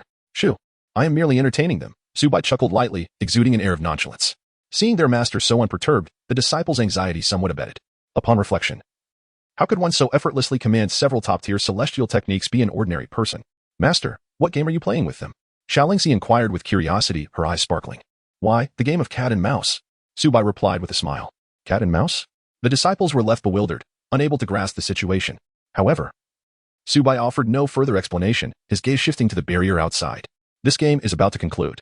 As he observed the final disciple of Lingxiao Sect venture within a 10-mile radius, Su Bai's smile remained serene. He stepped forward, reappearing in midair as the protective barrier dissipated. Su Bai, do you concede to your inferiority and surrender? Yuan Jinren sneered upon witnessing this. Surrender is futile. Today, not even an ant shall survive within Tiandao Sect. Linglang Jinren's eyes gleamed with malice as he charged forward, wielding a divine whip, exclaiming, Su Bai, prepare to be buried alongside Linglang Sect. With a thunderous crack, the whip sliced through the void, conjuring a tempestuous wind. Linglang Jinren unleashed his lethal move, aiming to obliterate Su Bai in a single strike. Su Bai merely smiled faintly, extending his hand to snap his fingers lightly. In that instant, time and space froze, everything coming to a standstill. Linglang Jinren's face contorted in horror as he found himself rigid, unable to move. Do you see the inscription upon that stone tablet? Those who offend Tiandao Sect shall face merciless slaughter. Su Bai's voice resonated coolly. I offered you a chance, yet you chose to court death. Ah! Linglang Jinren screamed with all his might, attempting to break free from the binding force. Yet, no matter how he struggled, he remained utterly immobilized, as if ensnared by a binding spell. His face turned ashen, beads of sweat trickling down his forehead. In that moment, he grasped the true terror of Su Bai.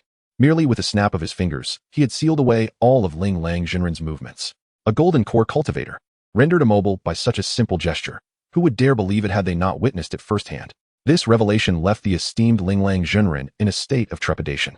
Not only him, but also the surrounding individuals, including Yuan Jinren, were momentarily stunned, their expressions filled with horror.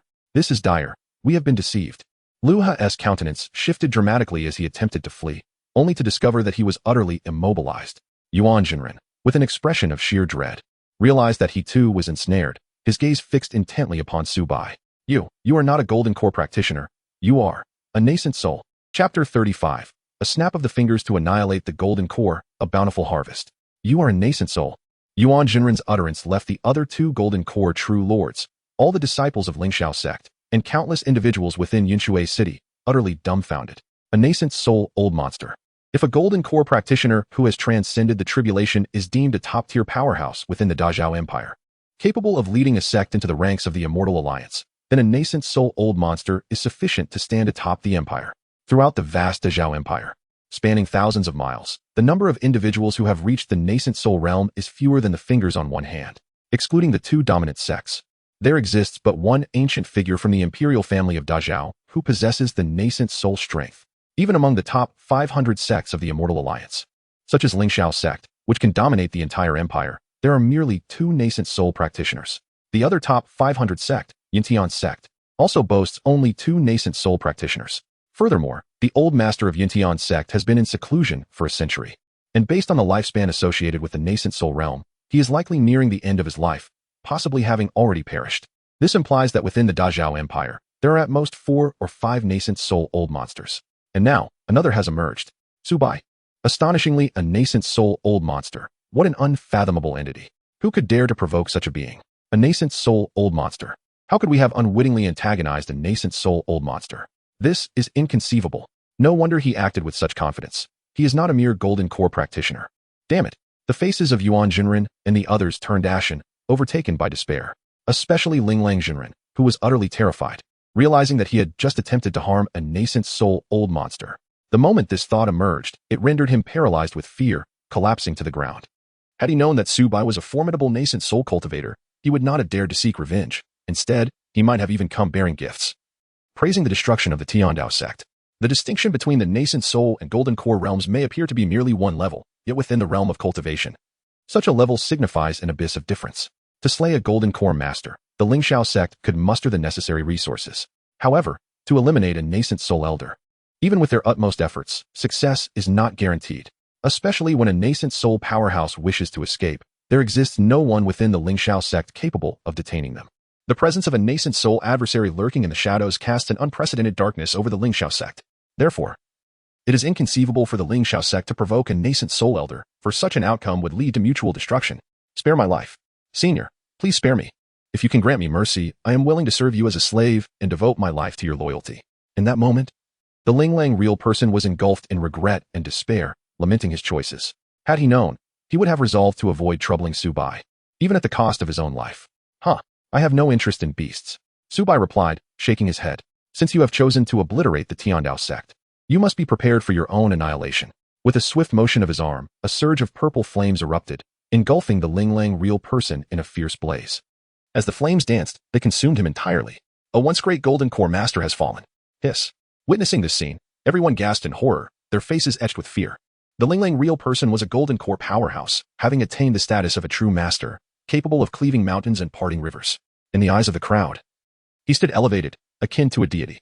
Yet now, he had been so effortlessly vanquished. Beside them, the two golden core masters, Yuan Jinren and Lu Ha, were left breathless at the sight of Linglang's demise, their pupils narrowing to the size of pinpricks. What nonsense is this? In their hearts, they have grown to loathe those who previously claimed that the leader of the Celestial Path sect was merely at the golden core stage. If it were truly about the nascent soul, why would they willingly walk into their demise? Yet, now that the matter has reached this point, it is too late for words. With a dismissive wave of his hand, Su Bai ignited yet another display of fireworks outside the Celestial Path sect. This time, the spectacle is even more resplendent and awe-inspiring than before. If the last incident, where Su Bai annihilated the members of the Linglang Sect, sent shockwaves through the reputation of the Tiandao Sect, then his recent obliteration of the elders and disciples of the Lingxiao Sect is sufficient to solidify the Tiandao Sect status as a dominant power. Even the Yuan Ing level forces, despite Lingxiao Sect's fervent desire to eradicate it, must contemplate a truce. Otherwise, should a conflict arise between the two formidable factions, the true beneficiary would be the Tiandao Sect. The most elated of all are the inhabitants of Yunshui City, for a Yuan Ing level force now stands right beside them. This is an unparalleled wealth. Everyone can envision that the future development of Yunshui City will soon reach a moment of soaring prosperity. Reputation 234, Reputation 198, Reputation 176, Reputation 169. The prestige of the Tiandao Sect is soaring, instantly surpassing 10,000, thereby fulfilling the reputation tasks required for advancement. In the sky, Su Bai waved his hands, collecting over 100 storage rings and thousands of storage bags. Gold, silver, spirit stones, elixirs, magical treasures, and weapons piled up like small mountains. In the short term, the Tiandao Sect lacks for nothing. Master, you are so impressive. Even the elders of Lingxiao Sect are no match for you. Xiao rushed over, her beautiful eyes filled with admiration. The other disciples also gazed at him with adoration, brimming with excitement. Such is the might of the strong. With a mere snap of the fingers, they can subdue all adversaries. The exalted golden core realms, before the master, appear as insignificant as ants, devoid even of the privilege to flee. How splendid it would be if one could possess such power. Even the ethereal Mu Lingxian, gazing upon Su Bai, revealed a glimmer of divine light in her eyes. A beam of divine light seemed to illuminate a glimmer of hope amidst the abyss of despair. Perhaps, within it, an answer could be found. Host name, Su Bai. Age, 18. Realm, 8th stage of Qi refinement items, medium-grade spirit stones, 214, low-grade spirit stones, 56, 378. Gold, 5,002, 134 taels, silver, 99, 999, 999 taels. Within the Grand Hall, Su Bai gazed upon his information, particularly the line detailing his possessions, and his heart swelled with joy. Just half a month prior, he had been troubled by the meager 30 taels monthly salary of his disciples. Yet now he found himself with an abundance of silver. The disciples of Lingxiao Sect were indeed affluent, unlike those of Linglang Sect, who were impoverished beyond measure. A slight smile graced his lips. At present, he displayed unparalleled prowess, and as long as Lingxiao Sect was not foolish, they would refrain from seeking him out for trouble. This indicated that, following this battle, the reputation of Tiandao Sect would be irrevocably established. Knock, knock, knock. The sound of a knock echoed. Come in, Su Bai replied nonchalantly. Zhuge Feng pushed the door open and entered, bowing respectfully before Su Bai. Master, the mountain gate is already teeming with people, all eager to join our Tiandao Sect. What do you think? Upon hearing this, Su Bai raised an eyebrow. The more disciples he had, the stronger his influence would become, and naturally, he welcomed an increase in followers. The expansion of Tiandao Sect's disciple base was something he fervently desired. However, with limited energy, he recognized that if the number of disciples grew excessively, he could not possibly attend to them all. After a moment of contemplation, a plan began to formulate in his mind.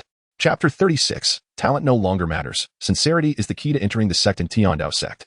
There was no distinction between servant disciples and outer disciples among those who passed the assessments. All were considered formal disciples. Among them, formal disciples were categorized into 5 generations. Regardless of being a 1st or 5th generation disciple, all could freely exchange for a celestial technique at the Immortal Technique Pavilion and enjoy the same privileges. Su Bai stated. Upon hearing this, Zhuge Feng could not help but voice his concern. Master, if the celestial techniques of Tiandao Sect are so extraordinary, wouldn't their widespread dissemination risk being stolen by other factions? Zhuge Feng's apprehensions were not unfounded. With a larger crowd, various individuals would emerge, and the presence of traitors would not be surprising. Yet, Su Bai merely smiled lightly as he had already anticipated this issue. I have erected a sign outside the Immortal Technique Pavilion stating that the celestial techniques may only be practiced by oneself, and dissemination is strictly prohibited. Those who violate this rule will have their cultivation and memories of the techniques erased and will be expelled from the sect, Su Bai calmly articulated. Having thoroughly considered all aspects. After all, he had heard countless tales of disciples leading their masters to ruin. Master, how will we ascertain if anyone has breached this rule? Zhuge Feng inquired further. Su Bai chuckled softly. You need not concern yourself with this. I possess my own means. The guardian spirit assigned by the system does not merely select the most suitable celestial techniques for the disciples. It has an even more significant function. It can detect whether any disciple has disseminated the celestial technique incantations, ignoring distance and time, should such an act be discovered. Their memories pertaining to the celestial techniques will be instantly erased. Exploiting system loopholes is not an option.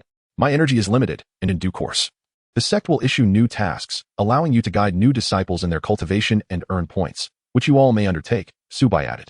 Understood. Zhuge Feng nodded, preparing to withdraw when another thought occurred to him. Master, how will we distinguish between the fifth-generation disciples? He asked, puzzled. Su Bai smiled slightly and waved his hand, causing a pristine jade staircase to materialize at the mountain gate. This is the Ascending Heaven staircase. The entrance examination for the sect involves ascending this staircase. Those who surpass the 60 steps will be recognized as fifth-generation disciples. Crossing 70 steps grants the title of fourth-generation disciple. 80 steps for third generation, 90 steps for second generation. And those who reach the summit will be first-generation disciples. Zhuge Feng gazed at the Ascending Heaven staircase, which comprised a total of 100 steps. This public assessment method was a novel experience for him. In other words, to join the Tiandao Sect. Even those with power and influence cannot fabricate results during the examination. It is far more equitable and just than the assessment methods of other sections. He could not help but inquire of his master, does the ascent of the heavenly ladder assess one's spiritual roots or innate talent? Neither. Su Bai replied with a gentle shake of his head and a smile. In our Tiandao Sect, we welcome any individual, any being to participate in the assessment. Regardless of wealth or poverty, age or gender. Perhaps you possess unparalleled talent, yet may find yourself unable to ascend even a single step. Conversely, someone of humble origins, living in destitution, might ascend to the pinnacle of the heavenly ladder. In our sect, it is not the height of one's innate gifts that matters, but the sincerity of one's heart that grants entry into our fold. Upon hearing this, Zhuge Feng was momentarily taken aback. Such a method of assessment was beyond his previous knowledge, not evaluating spiritual roots, qualifications, or family background, but rather sincerity. How many individuals from impoverished backgrounds could now glimpse the hope of cultivating immortality? How many without connections could harbor the hope of entering the realm of the immortal? After a prolonged silence, he took a deep breath and respectfully bowed to Su Bai. I shall arrange the assessment at once. Go ahead. Su Bai gently waved his hand. Watching as Zhuge Feng departed, the heavenly ladder, with its 100 tiers, corresponded directly to the loyalty to the sect. 60 tiers represented a loyalty of 60. Meeting the criteria for entering the sect, utilizing loyalty to distinguish between generations of disciples was undoubtedly the most fitting approach for the Tiandao Sect. Disciples' loyalty, Zhuge Feng, 97 Xiaolingxi, 97 Xiao Yan, 97 Yu Qingyao, 97. Once loyalty surpasses 90, it becomes exceedingly difficult to increase further. Thus, even Zhuge Feng and the others remain second-generation disciples for now. However, Su Bai is confident that it will not be long before they all break 100 and ascend to the status of first-generation disciples. One wonders what special rewards await those whose loyalty reaches 100. An hour later, Su Bai appeared at the mountain summit, his gaze fixed upon the heavenly ladder beyond the mountain gate. The celestial ladder is vast, capable of accommodating thousands of climbers simultaneously. However, even with such capacity, it remains woefully insufficient, as the throngs of people have extended all the way to the city of clouds and waters. Naturally, the sheer number of individuals does not equate to their determination. The vast majority cannot even ascend to the first tier. After all, most have merely heard of a nascent soul cultivator emerging from the Tiandao Sect and come out of mere curiosity, with their loyalty to the sect being virtually non-existent. Even those who hold admiration for the Tiandao Sect possess a loyalty that scarcely reaches double digits. Those who manage to ascend to the 10th tier are fewer than 1%. Ascending to the 20th tier? Fewer than 10 individuals. And beyond the 30th tier? Not a single soul. What nonsense is this? I possess top-tier spiritual roots, and yet I cannot even ascend a single layer of this wretched ladder? What kind of absurdity is the Tiandao Sect? Even if no sect accepts me in the future, I shall never join this Tiandao Sect. There must be some hidden agenda at play. What exactly are they daring to assess openly? Increasingly, resentment brews among the crowd. Not being able to ascend even a single layer is a source of disgrace for many. At that moment, however, a diminutive figure swiftly ascended to the 60th tier in an instant. Moreover, the pace showed no signs of slowing down. 70 tiers, 80 tiers, 90 tiers. At this moment, the crowd, who had just been expressing their indignation, fell silent, their gazes fixed upon the figure atop the 90th level. She was the girl from the 100 Clans conference, who had knelt for 5 days. Deemed by a celestial master as devoid of any chance to tread the path of immortality, due to her lack of spiritual roots. Some recognized her and gasped in astonishment. Their eyes filled with disbelief. A lack of spiritual roots, she was undoubtedly the epitome of worthlessness, yet this so-called waste had ascended to the 90th level.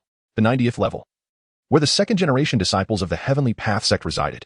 In the conventional hierarchy of sects, distinguishing between menial, outer, and inner disciples, second-generation disciples were, at the very least, considered core disciples. This is indeed the core disciple of a nascent soul-level power. How could a talentless individual, devoid of any spiritual roots, achieve such heights? It is unprecedented. Unparalleled. My master once stated that the assessment of the heavenly ladder solely considers sincerity, as long as one's heart is true. Even one lacking spiritual roots, like myself, can succeed. Reflect upon your own hearts. Are you truly sincere? Yi Qingyao gazed down at everyone, her expression resolute. As soon as these words were spoken, the previously clamorous scene fell into an instant silence. This statement undoubtedly struck a chord within many who could not ascend even to the first level, leaving them in a state of profound embarrassment. Naturally, there were those who refused to accept this, including the previously boastful genius with superior spiritual roots, who scoffed disdainfully. What nonsense about sincerity! I possess superior spiritual roots. I could effortlessly join the Linglang Sect. You from the Tiandao Sect are of no consequence to me. He looked down upon the crowd with contempt, exuding an air of arrogance. His superior spiritual roots were the foundation of his pride. Instantly, the surrounding individuals fell silent. For his words held an undeniable truth. Regardless of the sect, possessing weak spiritual roots ultimately rendered one a waste, deserving of scorn, even if an abundance of resources were squandered. Yet, Yi Qingyao could not help but chuckle softly. Memories of her master's previous words echoed in her mind. She raised her hand, conjuring a magnificent fireball that floated in her palm, her melodious voice resonating throughout the venue. Who says mortals cannot cultivate? In the 37th chapter, as Xiao Yan intervened, swiftly vanquishing the energy refinement of the second level, Yi Qingyao proclaimed, "Who says mortals cannot cultivate?" Just over 10 days ago. These were the very words Su Bai had shared with her, igniting her passion for cultivation. Now, she echoed that sentiment to everyone present, sharing her fervent belief. What does it matter if one lacks spiritual roots? What significance does being immortal hold?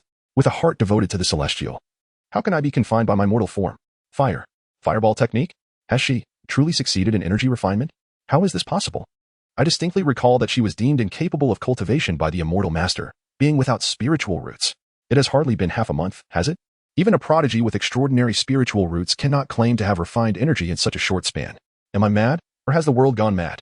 The crowd below erupted in astonishment. Countless eyes widened in disbelief.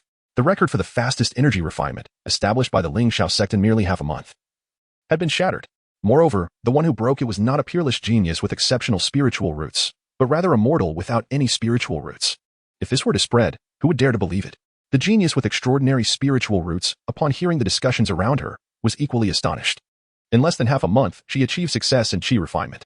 Even if one were to say she possessed exceptional spiritual roots, it is likely that no one would question it. Yet, she is merely a mortal body. This left him utterly perplexed. It defied all logic. With a furious roar, he declared, "It must be a fabrication. Dare you to duel with me?" A formidable aura erupted from his being, revealing that he had indeed achieved the second stage of chi refinement, surpassing even the first. This indicated that he was not merely seeking to join the Heavenly Tao Sect. He was, in fact, already a disciple of another sect, sent to investigate the true nature of the Heavenly Tao Sect. Fight? Allow me to engage you in battle. A voice resonated, and shortly thereafter, a youth descended from the high platform, gazing intently at the prodigy with second-class spiritual roots. Given his superior roots, it was likely that the sect he belonged to was a prestigious one, perhaps even the Linglang Sect. It was the perfect opportunity to test his own prowess. "Who are you?" The second stage talent inquired, furrowing his brow at the young man before him. The youth smiled faintly. "I am Xiao Yan from the Heavenly Tao Sect." "Xiao Yan? I've never heard of you. What audacity you possess to challenge me," scoffed the prodigy with superior roots, dismissing Xiao Yan with a glance filled with disdain. He was well aware of the formidable talents in the great Zhao Empire, and since he had not encountered the name Xiao Yan, it was clear that he lacked any noteworthy spiritual roots, rendering him insignificant. "Xiao Yan, the infamous waste, the third young master of the Xiao family," exclaimed another. "Isn't the third young master incapable of cultivation? When did he join the Heavenly Tao Sect?" "I was present when Lu Yanran called off their engagement. At that time, Xiao Yan had not yet joined the sect, and it has only been half a month since then." While others may not recognize Xiao Yan, the residents of Yinshui City were undoubtedly familiar with the name. Hearing the surrounding murmurs only intensified the scorn of the prodigy with superior roots. Huh. So another waste has emerged. Does the Heavenly Tao Sect only welcome the inept? Despite the derision, Xiao Yan did not feel anger rise within him. Rather, he narrowed his eyes slightly. If one cannot even defeat a waste, does that not imply they are inferior to the waste itself? He retorted, laced with subtle mockery. This caused the genius with exceptional spiritual roots to change color in anger. He let out a furious grunt, and charged towards Xiao Yan, his palm striking out.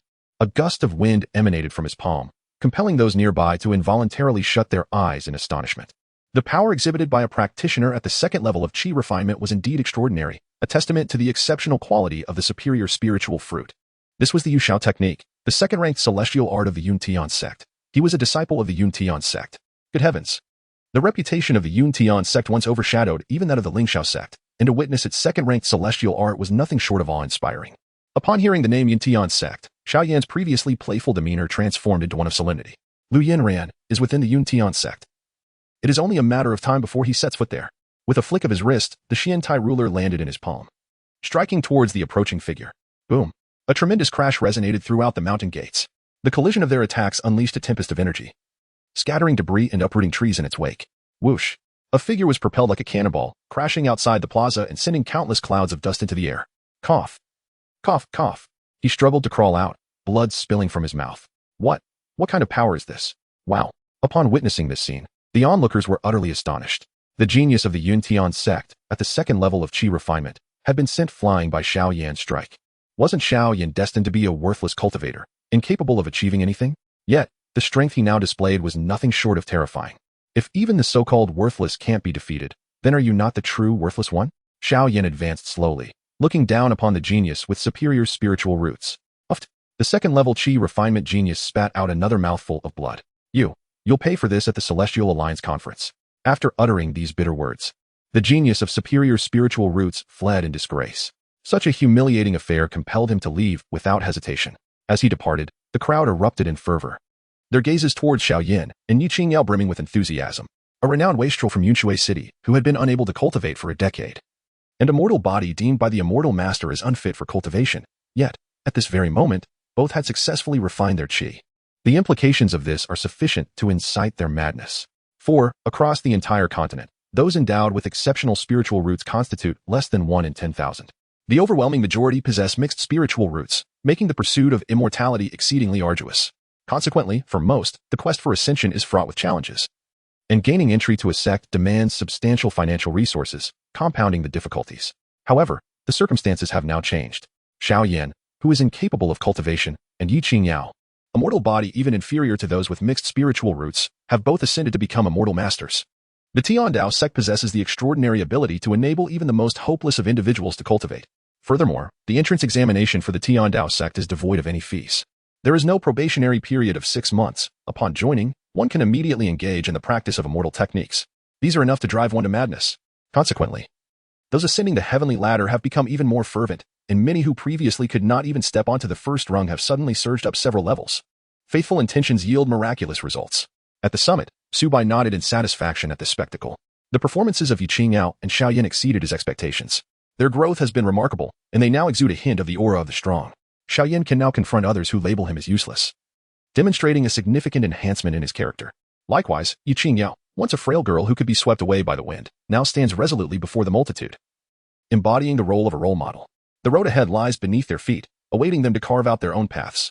What if one cannot cultivate qi? One can still forge a realm through body refinement. What if one lacks a spiritual root? With perseverance and effort, one can still ascend the path to immortality.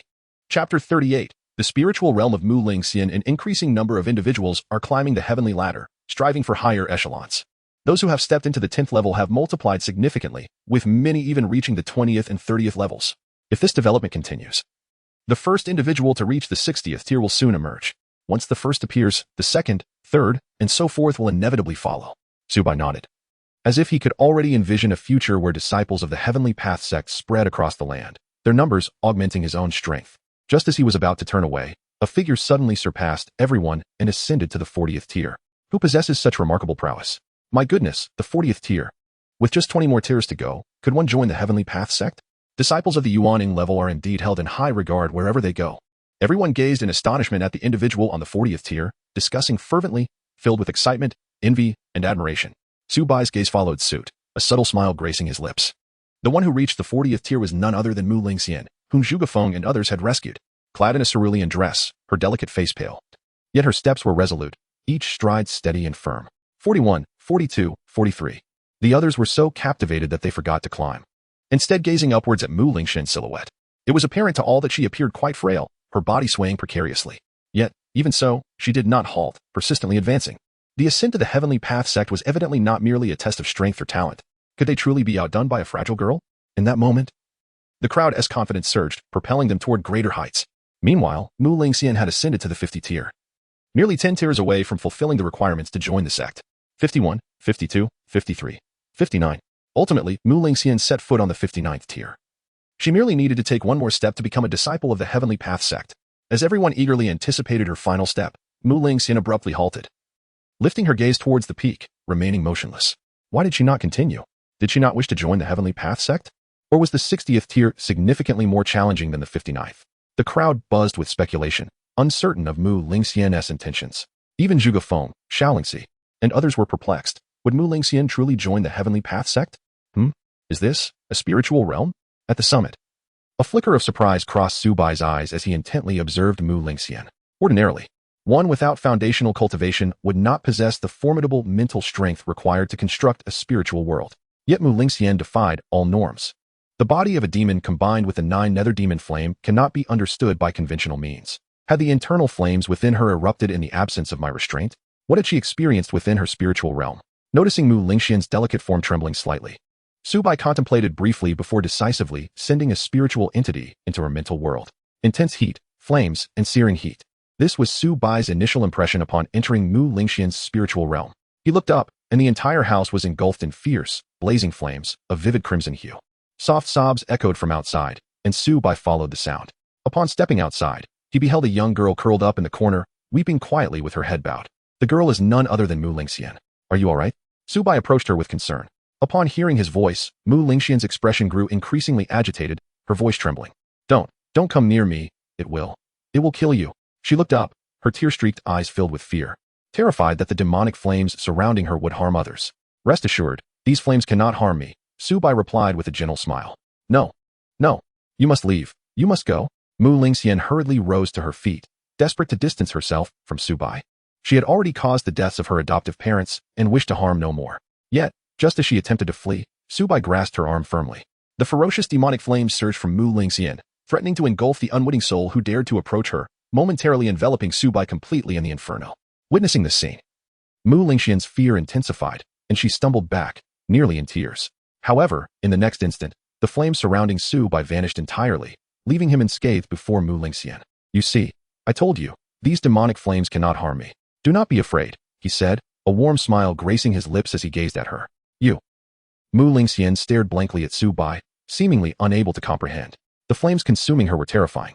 Even the slightest touch would ignite a blaze that could not be extinguished, not even by water, unless completely burned out. Yet, this person before her appeared, truly unharmed.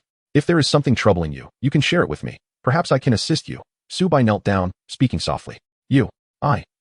Everyone says I am a demon, that I am a harbinger of disaster. Mu Lingxian murmured, as if recalling painful memories.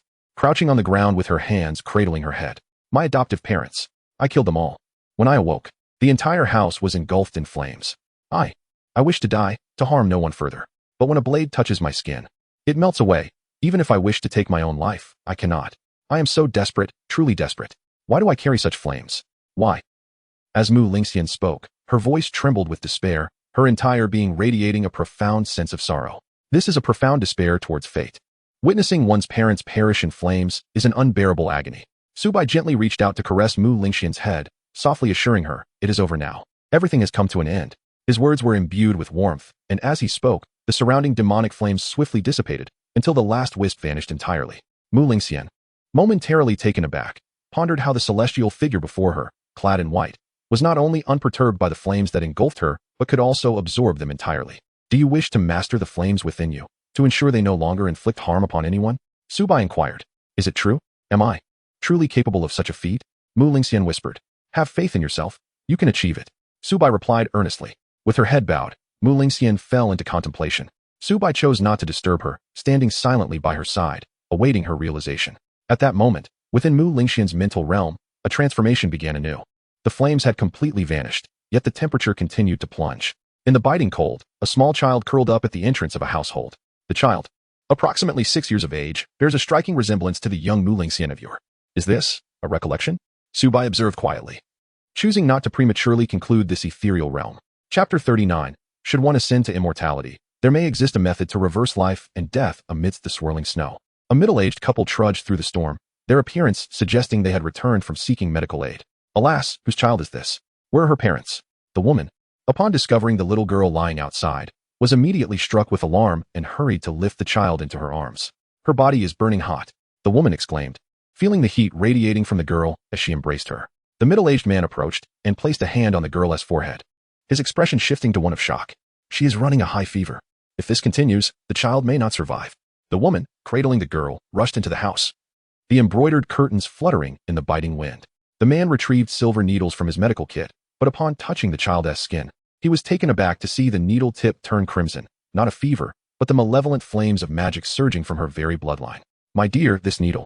Before the woman could finish her sentence, the silver needle melted into a puddle of molten metal. Fortunately, perhaps sensing the warmth of a loving embrace, little Mu Lingxian found solace, and her fever began to wane. Ultimately, with no one to claim her, she was adopted by this couple, who named her Mu Lingxian. Her adoptive father was a renowned physician in the city, known for providing free medical care to the impoverished, earning him great respect. Her father taught her to read, while her adoptive mother held her close, and the trio lived in harmonious bliss. Had she been an ordinary child, this joy might have persisted indefinitely.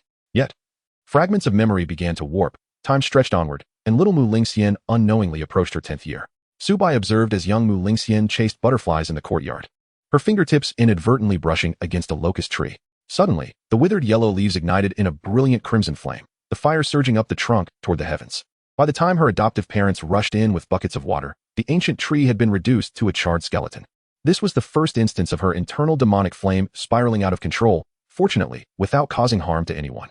On that occasion, she was evidently frightened, and since then, her demeanor became reclusive. She distanced herself from others, even her adoptive parents, who dared not approach her. She harbored no desire to inflict pain upon others. Ever since that initial incident, the flames within her had grown increasingly unruly. The second, third, and fourth occurrences became more frequent and more powerful with each episode. You are a monster. Your actions could endanger us all. Leave. Each time the flames erupted, chaos ensued, and those around her were filled with dread, even banding together to expel her. Her adoptive parents withstood all the pressure and chose to keep her. Yet she could no longer venture outside and remain confined to her home.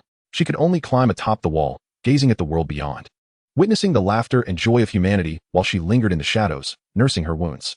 She yearned to be one of them, yet it seemed utterly impossible. She was a harbinger of disaster, a demon destined to languish in a world devoid of light, forever shrouded in darkness. As her adoptive parents spent their days tending to patients and often returned home late at night, the time they could spend with her dwindled. However, what was inevitable would eventually arrive. On her 16th birthday, a great fire consumed everything, devouring her home. At that moment, reality and illusion intertwined. Mu Lingxian gazed upon the inferno before her, her face pale, tears streaming down her cheeks as she cried out in anguish, "No, do not be afraid." Su Bai reached out to touch the flames from her memories, golden runes swirling in his palm. Those flames, which should have incinerated the house, suddenly became as gentle as silk, entwining around his fingers. The fabric of her mental world shattered, while Mu Lingxian remained on the 59th step, and Su Bai, unbeknownst to her, appeared on the 60th step. I understand your past.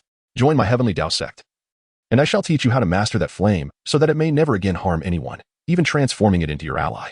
Su Bai's voice resonated softly. Mu Lingxian looked up at Su Bai, the celestial being whose every action left her in awe. She had never encountered such a powerful presence. In those years, her adoptive father had sought the aid of celestial beings to suppress the flames within her, but each had merely shaken their heads. Yet, in the instant her parents perished, she felt as though she too had died, for in this world, there was no one left whom she cherished. However, witnessing Su Bai's myriad of divine abilities rekindled a flicker of hope within her. She took a step forward, truly stepping onto the 60th step. This step signifies that she has not only passed the assessment of the heavenly Dao Sect but also expresses her desire to join its ranks. Moreover, her journey does not cease. She ascends to even greater heights. The 61st floor, the 62nd floor, the 63rd floor. Memories from her childhood drift into her mind. Father, what are you reading? I am perusing medical texts. Mother says that studying medicine can save many lives. Is that true? Indeed, pursuing medicine is a noble vocation. Much like your father, who has already saved numerous individuals. Do you wish to follow in my footsteps? Yes. I aspire to become a respected physician like you when I grow up. The 71st floor, the 72nd floor, the 73rd floor. Mother. They all say I am a harbinger of misfortune. Am I truly a disaster? How could you, dear Lingxian, be a disaster? Do not heed their words. But I possess a strange flame, and no one dares to play with me. Isn't it enough that your mother is here to keep you company? Yet, they all fear me. Lingxian is the most obedient child. Please, do not cry. The 80th floor. At this moment, Mu Lingxian ascended to the 80th level. This signifies that her loyalty to the Celestial Path sect has reached an exceptionally high point of 80. Moreover, it appears that this is not her limit. She merely paused here, rather than being unable to ascend further. Is it true that, according to legend, powerful immortals can bring the dead back to life? Mu Lingxian inquired, gazing at Su Bai. Su Bai nodded slightly and replied, indeed. Once one attains a certain level of power, there is nothing that cannot be achieved, only that which you cannot imagine. Upon hearing this, an inexplicable surge of faith welled up within Mu Lingxian as she asked, can the deceased truly be resurrected? Su Bai neither affirmed nor denied. Instead, he looked towards the heavens. Resurrecting the dead transcends ordinary understanding. At least, those at the stages of nascent soul and divine transformation cannot accomplish such feats. However, this does not imply that higher realms cannot achieve it. Should one become an immortal, there may exist methods to reverse life and death, and at that time, even time and space would not be able to hinder you, Su Bai stated slowly. A smile graced Mu Lingxian's face as she murmured, Father, Mother, little Lingxian will surely bring you back to life. Subsequently, she ascended to the 81st step and knelt before Su Bai. Master, please accept your disciple's bow. Chapter 40. The Transformation of the Celestial Demon. The mysterious visitor, the fifth disciple of the Celestial Path sect, was successfully accepted. Furthermore, after becoming a disciple, Mu Lingxian still yearned to challenge her own limits. The 81st level of the Celestial Ladder is not the pinnacle. At this moment, Mu Lingxian's gaze was resolute, and her conviction reached its zenith. Master, I wish to attempt the 90 levels of the Celestial Ladder. She raised her eyes to the steps of the 90th level, her gaze shimmering with anticipation and determination. The 90th level of the Celestial Ladder, a second-generation disciple of the Heavenly Path sect. Are you certain? Su Bai inquired, offering no refusal. For in the instant she became his disciple, Mu Lingxian's loyalty transcended the 90th level. Without hesitation, Mu Lingxian nodded, absolutely. 82, 83, 84. Ultimately, she successfully ascended to the 90th step. Congratulations, junior sister Lingxian. Xiao Lingxi and Yi Qingyao stepped forward to greet her. Their eyes filled with warmth and pride as they gazed at Mu Lingxian. Mu Lingxian smiled slightly and bowed to the two. Thank you, senior sisters, for your previous life-saving grace. It was nothing, merely a small effort, they replied quickly, pulling Mu Lingxian along as they chatted and made their way to the Pavilion of Celestial Arts. The first task for disciples entering the Heavenly Path sect was to freely select a celestial technique. Now that several disciples could arrange everything for the new entrants, Su Bai found himself at peace. Following Mu Lingxian's bold endeavor, those climbing the celestial ladder exerted themselves with renewed vigor. A mere glance from Su Bai revealed that someone had already reached the 40th level. Perhaps, aside from Mu Lingxian, it would not be long before another would ascend to the 60th level. Outside the Pavilion of Celestial Arts, junior sister Lingxian, this is the Pavilion of Celestial Arts. As I mentioned before, if you have any questions, just ask the guardian spirit inside, Xiao Lingxi advised. The guardian spirit has no corporeal form. Do not be frightened if you hear a voice without seeing anyone, Yu Qingyao added. Mu Lingxian nodded slightly. Thank you, senior sisters Lingxi and Qingyao. I shall proceed inside. Go ahead. We will wait for you outside, they replied. Taking a deep breath, Mu Lingxian pushed open the door and entered the Pavilion of Celestial Arts. Upon entering, her first sight was of countless celestial scrolls floating in the air, and despite the prior warning, she was still immensely astonished. Her father had once said that the more medical texts a physician memorized, the greater their medical skills would be. Celestial techniques were akin to medical texts. The more techniques one possessed, the stronger the sect's power. Approaching the stone tablet, she bowed respectfully. Esteemed guardian spirit, I, disciple Mu Lingxian, have come to select a celestial technique. As her words faded, the stone tablet emitted a soft chime, and a jade slip floated from the void, suspending itself before Mu Lingxian, radiating a gentle blue glow. You possess the celestial demon body and harbor the 9 nether demon flame within you. This is the celestial demon transformation, Chi refinement chapter, which can assist you in subduing the 9 nether demon flame. The ethereal voice of the guardian spirit resonated, followed by an obscure and intricate incantation manifesting from the jade slip, appearing before her. Mu Lingxian inhaled deeply and spoke. May I inquire, esteemed guardian spirit, can this technique lead to immortality?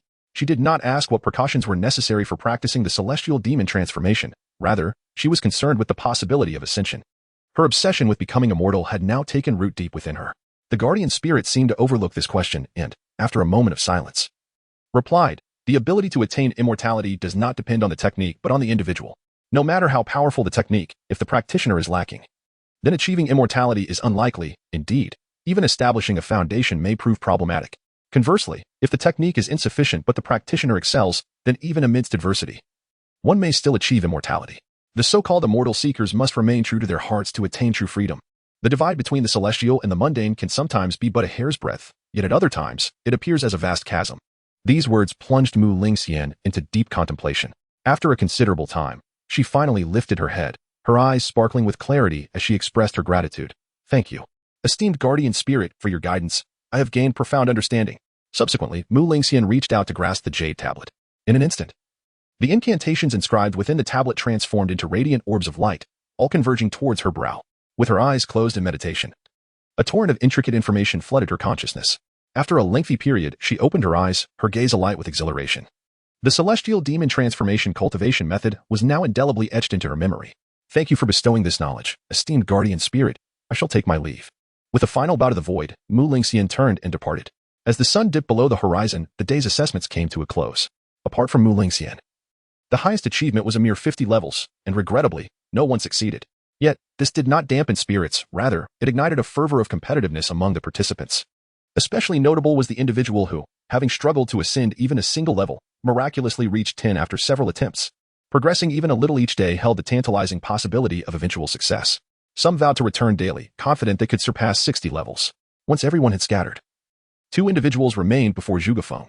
The assessments have concluded for today. Please return tomorrow, Zhuge Feng advised. However, when he looked up, he was momentarily taken aback. Before him stood an ethereal elder and a strikingly beautiful young woman, both exuding an extraordinary presence. Zhuge Feng felt a jolt of surprise. It was evident that these two were exceptional beings of considerable stature. Nevertheless, recalling his esteemed master within the grand hall, he composed himself. May I inquire the purpose of your visit to the Tiandao Sect, esteemed seniors? Zhuge Feng respectfully inquired, clasping his hands in greeting. The elder smiled faintly and replied, I am Li Changkong. I have heard of a nascent soul expert emerging from this place and have come to witness it for myself. He then gestured towards the young woman behind him, saying, Yinner, why not test her mettle and see how many levels you can ascend?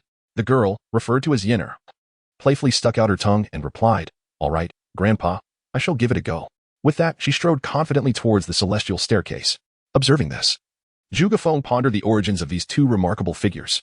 The young woman's cultivation level eluded his perception. She was either above him or possessed a shielding artifact. As for the elder, his demeanor suggested an awareness of Zhuge Feng's master being a nascent soul expert, yet he remained unruffled, indicating the old man was at least a formidable figure at the nascent soul stage, and certainly not an ordinary one. Upon this realization, a wave of alarm surged within him, prompting him to report to his master. Yet, a voice suddenly resonated in his ears. I have already arrived. You may withdraw for now. Su Bai had appeared before him without his knowledge. Yes, master, Zhuge Feng replied, stepping back. So, you are Su Bai? A remarkable youth indeed. The elder gazed at Su Bai with a sense of reflection, his eyes gleaming with admiration. This is genuine admiration, devoid of any trace of jealousy or other emotions. Pray tell, who are you? Su Bai inquired, surveying the elderly man before him. The absence of malice or murderous intent in this individual suggested he was not an adversary. Otherwise, Su Bai would have struck him down without hesitation. I am Li Changkong, the old man replied, stroking his beard with a light chuckle. You may not recognize this name, but you are certainly familiar with my other title, Elder of the Celestial Alliance. At that moment, a commotion arose from the celestial ladder. Both Su Bai and Li Changkong turned to observe a young girl named Yinner, who had ascended to the 10th level.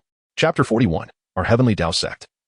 Unaffiliated with the Celestial Alliance and Elder of the Celestial Alliance, in the entirety of the continent. Who among those acquainted with the path of immortality is unaware of such a title? These are the unparalleled powerhouses standing at the pinnacle of the cultivation world. What constitutes an Elder of the Celestial Alliance?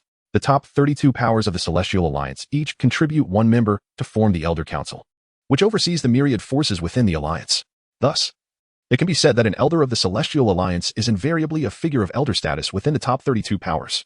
Such beings, even for a formidable sect like Ling Xiao, ranked among the top 500 of the Immortal Alliance, are rare and belong to the pinnacle of the entire continent. Grandfather, I can't go any higher, the young girl exclaimed as she descended from the 10th tier of the heavenly ladder, jogging to the elder's side with a pout that conveyed her dissatisfaction.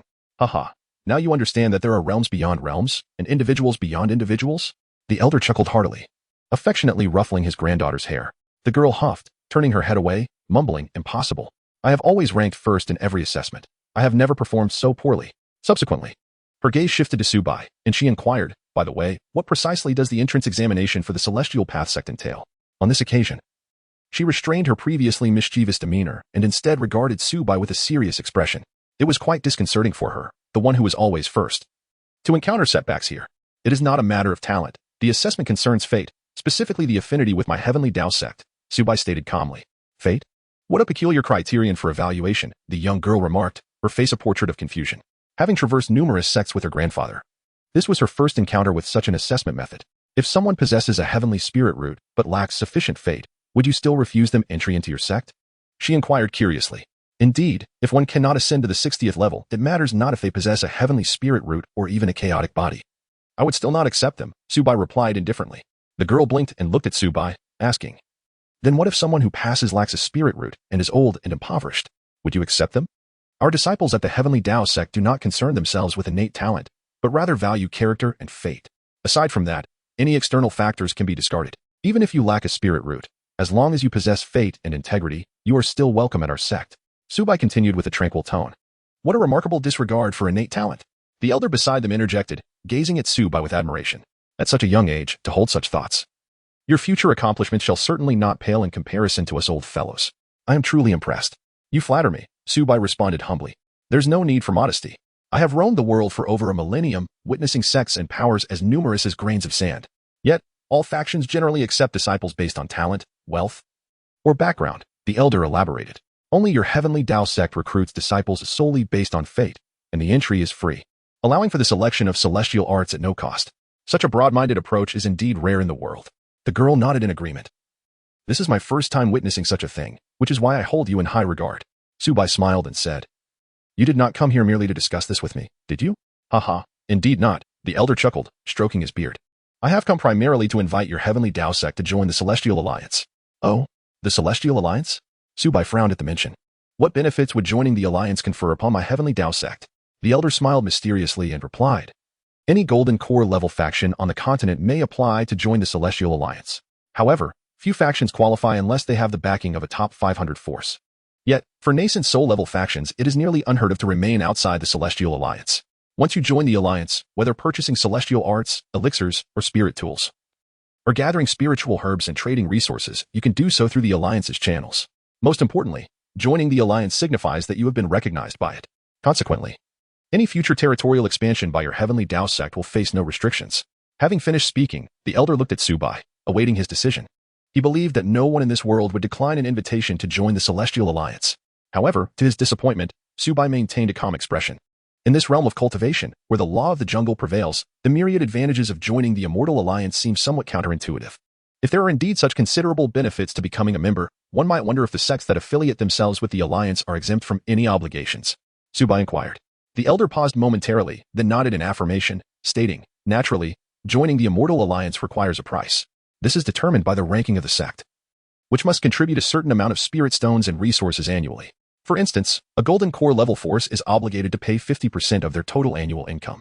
A nascent soul level force is required to pay only 40% of their earnings. As for a divinity transformation level force, the contribution is reduced to 30%. Should one ascend further into the top 32 of the Immortal Alliance, the requirement diminishes to merely 10%. Upon hearing this, Su Bai could hardly contain his laughter. 50 to 40% of total income? Surely, even the most ruthless of harvesters would not engage in such practices. This is hardly an invitation to join the Celestial Alliance.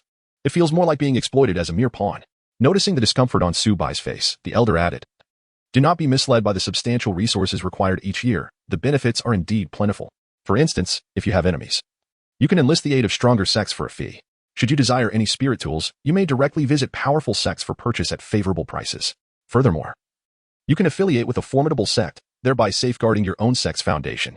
You may also allow exceptionally talented disciples from your sect to pursue further cultivation in superior sections. In summary, joining the Celestial Alliance provides a means of securing one's existence in the realm of cultivation. The wealth spent here is not for status, but rather for a life-preserving talisman. After a moment of silence, Su Bai suddenly lifted his gaze and said, What if I refuse? Refuse? The elder was momentarily taken aback, seemingly unprepared for Su Bai's rejection. Throughout the world, various factions take pride in joining the Celestial Alliance, and the recruitment banners proudly display the affiliation to attract more participants for examination. Being part of the Celestial Alliance has become a symbol of a powerful sect. Should you decline to join while your sect remains weak or inconsequential, it may not draw much attention. However, I foresee that your Heavenly Tao Sect will inevitably grow strong. At that time, many powerful factions will have legitimate reasons to justify devouring your sect under the pretext of eradicating anomalies. Hence, I propose that your Heavenly Tao Sect join the Celestial Alliance. Although the gains may be modest, preserving your foundation will be more than sufficient. The elder spoke calmly. Su Bai smiled slightly and replied, Thank you for your guidance, but my decision is resolute. My Heavenly Tao Sect shall not join the Celestial Alliance. His words were delivered with conviction, resonating with authority. The elder sighed softly, clearly at a loss for how to persuade him further. Meanwhile, the young woman beside him gave Su Bai a thumbs up and said, "You have ambition. I hope we can meet again." Hee, honestly, I am not fond of the Celestial Alliance's atmosphere either. Inger, such words should not be spoken carelessly. The elder interrupted her before she could finish. Glancing warily around and admonishing in a hushed tone, amidst the crowd, one must refrain from speaking thoughtlessly. All right, I understand. The girl responded playfully, sticking out her tongue. You, at your age, still behave like a child, the elder remarked helplessly, a wry smile upon his face. Su Bai stood to the side, intrigued by their exchange. He then spoke, "If one day you wish to come to my heavenly Dao Sect, the doors will always be open to you." Huh? The elder was initially taken aback before bursting into hearty laughter. Inviting Su Bai to join the Celestial Alliance had unexpectedly resulted in Su Bai inviting him to the heavenly Dao Sect instead. What a reversal of roles. What about me? Am I not welcome? The young woman exclaimed, having felt overlooked by Su Bai. Su Bai glanced at her and smiled. Everyone is welcome. The young maiden possesses a heavenly root. Name, Li Shiyan, age, 16, cultivation level, 9th stage of Qi refinement, spiritual root. Heavenly root constitution, innate spiritual body, loyalty to sect, favorability 20 at merely 16 years of age. Her mastery in Qi refinement is sufficient to surpass all prodigies of the great Zhao Empire. Even the current junior master of the Tiandao Sect, Lu Yanran, has only achieved the 6th stage of Qi refinement. Moreover, Li Shiyan's favorability towards the Tiandao Sect was initially a mere 10, allowing her to ascend only the 10th tier of the celestial ladder. Yet, after a brief conversation, it has remarkably risen to 20. Such potential. With this in mind, the elder took his leave, smiling warmly as he clasped his hands towards Su Bai, expressing his anticipation for their next encounter. Having said that, he turned and departed with Li Shiyan. As they soared through the air, he suddenly halted, turning back to say, "Currently, there is no information about your Tiandao Sect within the Immortal Alliance. I have traveled far and wide, fortuitously arriving here, having heard of your sect's deeds. And thus I extend this early invitation. It has come to my attention that you harbor grievances with the Linglang Sect. Therefore, it is only a matter of time before the Immortal Alliance learns of your affairs, and there will be others who come to extend an invitation. However, I cannot guarantee the demeanor of those who arrive then." With these words, he and Li Shiyan vanished into the depths of the void. Attitude? Su Bai gazed towards the horizon, a subtle smile gracing his lips. When soldiers come, I shall meet them. When water flows, I shall cover it with earth. I treat others with courtesy, and I do not strike those who extend goodwill. Yet, should they employ coercive measures, they must not blame me for disregarding their humanity. In this world, the strong have always held supremacy. High above the heavens, a modest and unadorned flying vessel cleaved through the vast skies. Grandfather, I recall that you seldom spoke to outsiders. Why are you so loquacious today? Asked Li Shiyan, tilting her head within the confines of the craft. Hee. The sight of the Tiandao Sect evokes memories of yesteryears, the elder replied with a smile, a glimmer of nostalgia flickering in his gaze. He had nearly forgotten that it had been millennia since those days, almost lost to the passage of time. Was it during the era of cultivating immortals and exploration? Long ago? I have heard whispers that you once established a sect, grandfather, welcoming those of modest talents, only for it to dissolve later. Could you share tales of that time with me? Li Shiyan's bright, dark eyes were fixed on the elder, brimming with curiosity. Upon hearing her words, a shadow of melancholy crossed the old man's eyes. He glanced at the young girl beside him, hesitant to reveal the past, yet contemplating the path ahead. He sighed softly and began. Once, in an age long forgotten, this land knew no immortals. Humanity lived in a savage era. In that dark epoch, humanity was but a speck, with beasts preying upon them. Yet, through perseverance, they eventually forged a path to cultivation, gaining strength to protect their kin.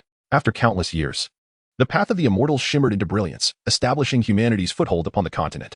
Thus began the era of expansion in the immortal realm. And it was during this time that I was born.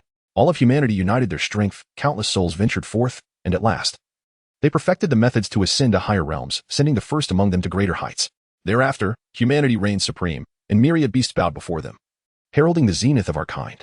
Sect points 50. Sect points 10. Sect points 40. Early in the morning, Su Bai received 3 notifications of point increases in quick succession. I recall they had not accepted any tasks yesterday. Could it be? Su Bai's thoughts stirred as he retrieved the disciple's information. Name, Zhuge Feng, age, 18, cultivation, Qi refinement 5th layer root, heavenly root sect loyalty, favorability 97. Name, Xiao Yan, age, 16, cultivation, Qi refinement 4th layer root, superior Yin root physique, Yuan Yin body sect loyalty, favorability 97. Name, Mu Lingxian, age, 16, cultivation, Qi refinement 1st layer root, demon root, 9 nether demon flame physique, celestial demon body sect loyalty, favorability 92 in a single night. All 3 disciples experienced breakthroughs. Zhuge Feng ascended to the 5th layer of Qi refinement, closely followed by Xiao Yan, who reached the mid-stage of Qi refinement. Most astonishing to Su Bai was Mu Lingxian. In the span of a mere day, she had successfully refined her Qi. Her speed was comparable to that of Zhuge Feng. who possessed a heavenly root. Is this the body of a heavenly demon? Indeed, it is formidable. Knock, knock, knock. The sound of knocking echoed. Come in. Su Bai lifted his head and said. The door gently creaked open, and Zhuge Feng entered. Upon entering, he respectfully knelt on the ground, presenting a stack of papers with both hands. Su Bai, filled with confusion, extended his hand to accept the papers. A leave of absence application. Su Bai continued to read, discovering there were at least 8 pages, totaling over 10,000 words. Is it necessary to write so much for a leave of absence? Su Bai looked at Zhuge Feng and inquired, what does this mean? Zhuge Feng replied with utmost respect, Master, this is my leave application. I have matters to attend to outside for a few days and wish to formally request your approval. Must a leave application require so many words? Su Bai asked, perplexed. Zhuge Feng nodded. Master is unaware. According to the rules of Linglang Sect, a disciple must write at least 10,000 words for a leave application, and it is not guaranteed to be approved. Rest assured, despite my leave, I have delegated all responsibilities. Today, my task of recruiting disciples will be handled by junior brother Xiao Yan. My 100 spiritual herbs have been entrusted to junior sister Lingxi for care, and it will not affect the sect's affairs. I humbly request your approval for my leave application. At this point, Zhuge Feng bowed deeply, his forehead touching the ground in earnest supplication. Su Bai responded, It's merely a leave request. Is it necessary to treat it so solemnly? A leave application. The sheer volume of words could indeed form a book. No wonder it is called an application rather than a form. The Tiandao Sect is not like the Lingxiao Sect, with its myriad of rules. It is not a prison and does not restrict the freedom of its disciples. If you wish to take leave, simply inform me. In case of urgent matters, you may leave without my consent. Su Bai waved his hand, saying, Master. Zhuge Feng looked up, astonished.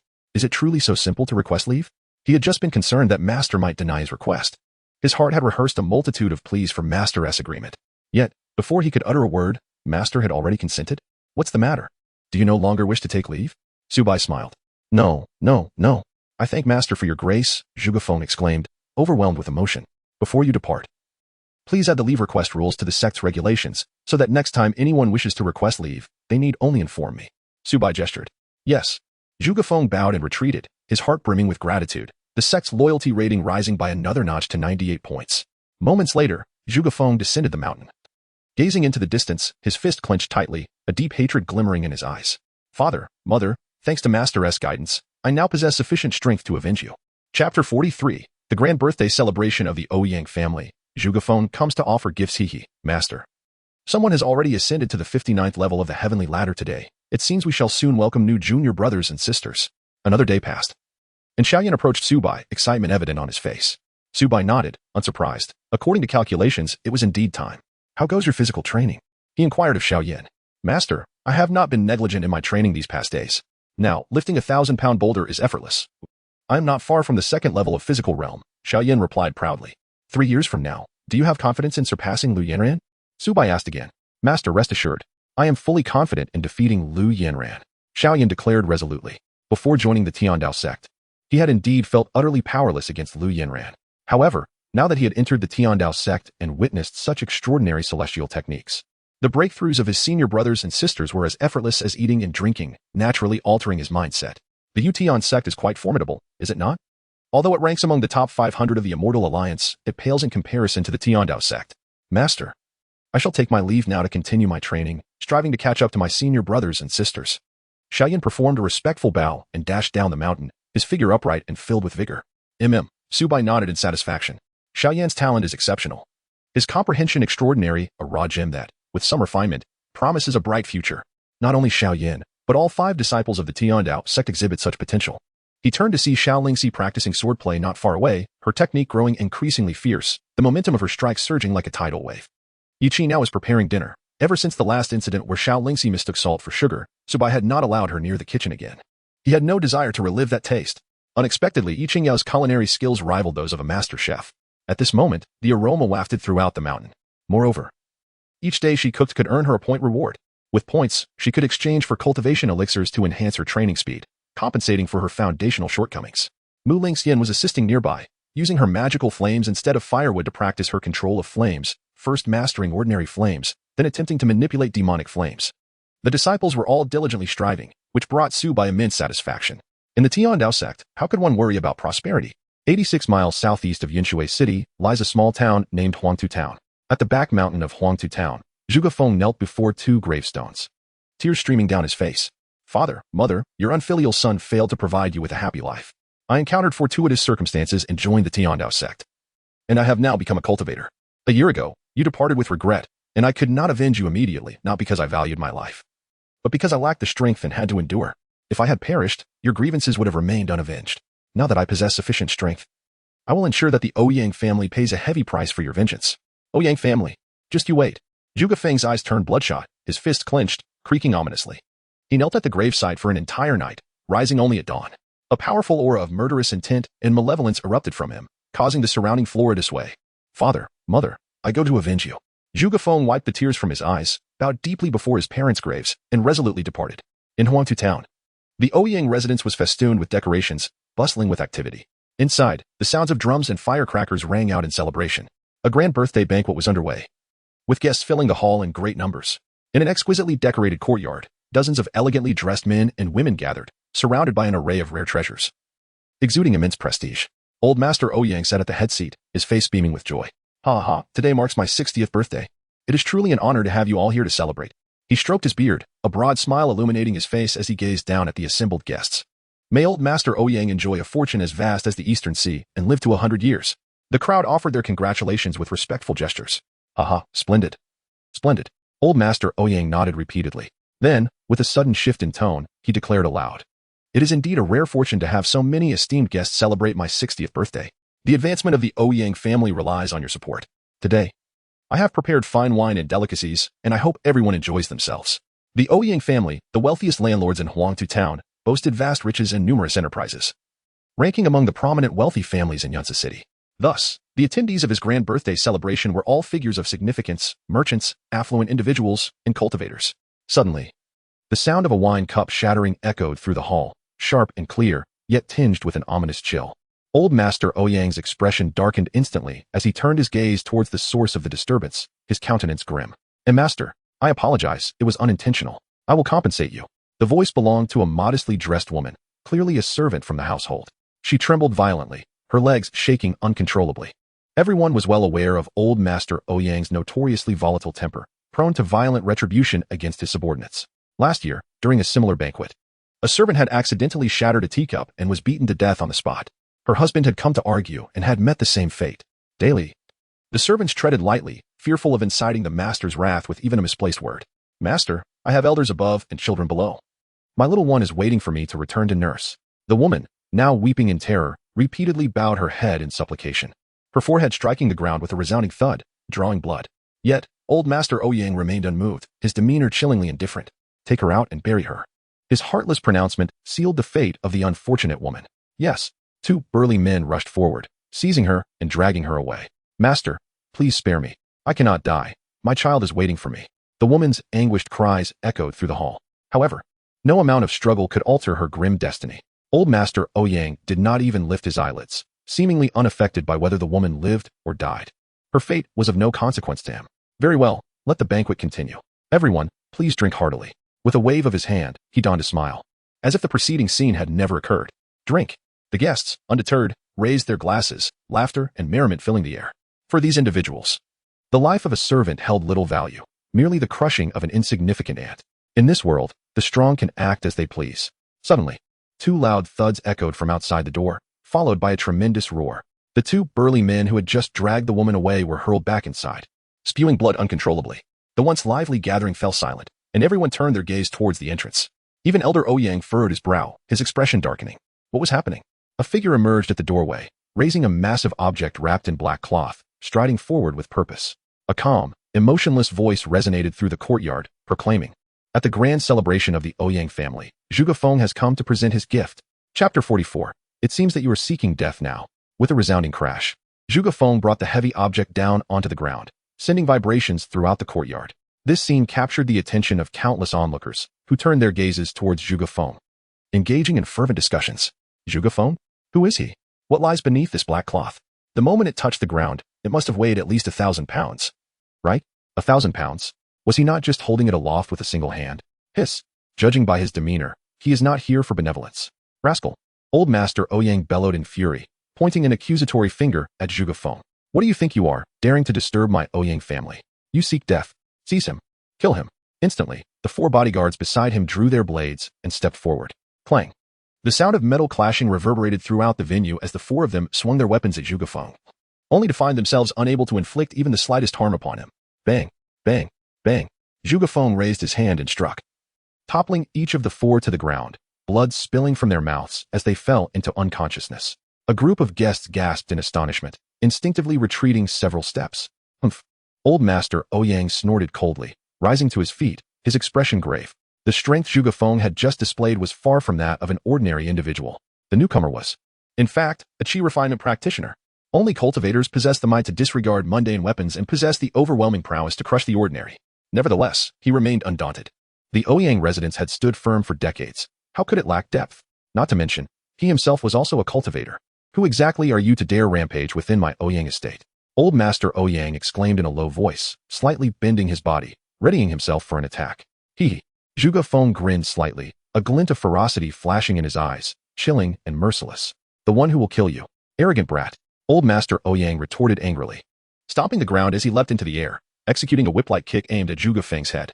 The aura of the fourth level of chi refinement transformed the very air, sharp enough to seem as if it could tear through space itself. This technique, known as whip leg soul severing, is a martial skill renowned by the esteemed Ouyang patriarch.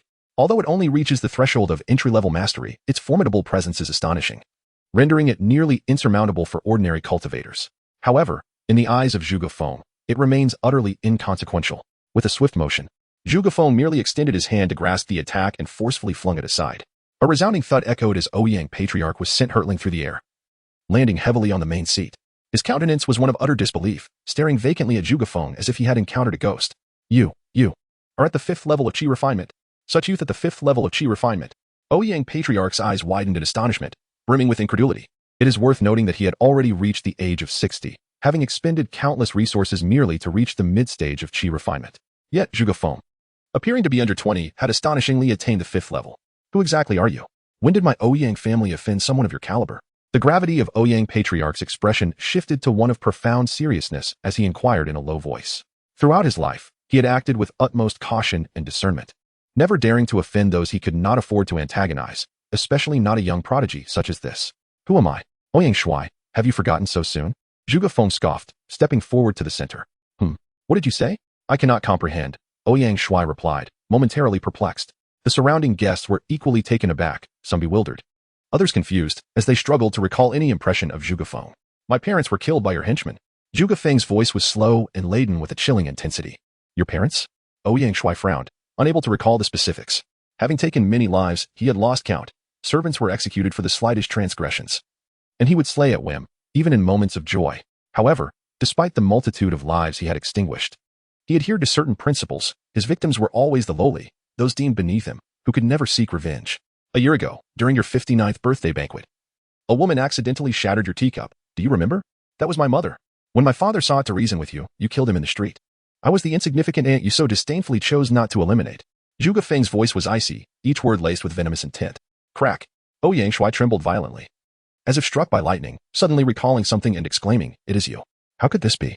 A year ago, you were but a frail mortal. How could you have possibly cultivated to the 5th level of chi refinement in such a short span?"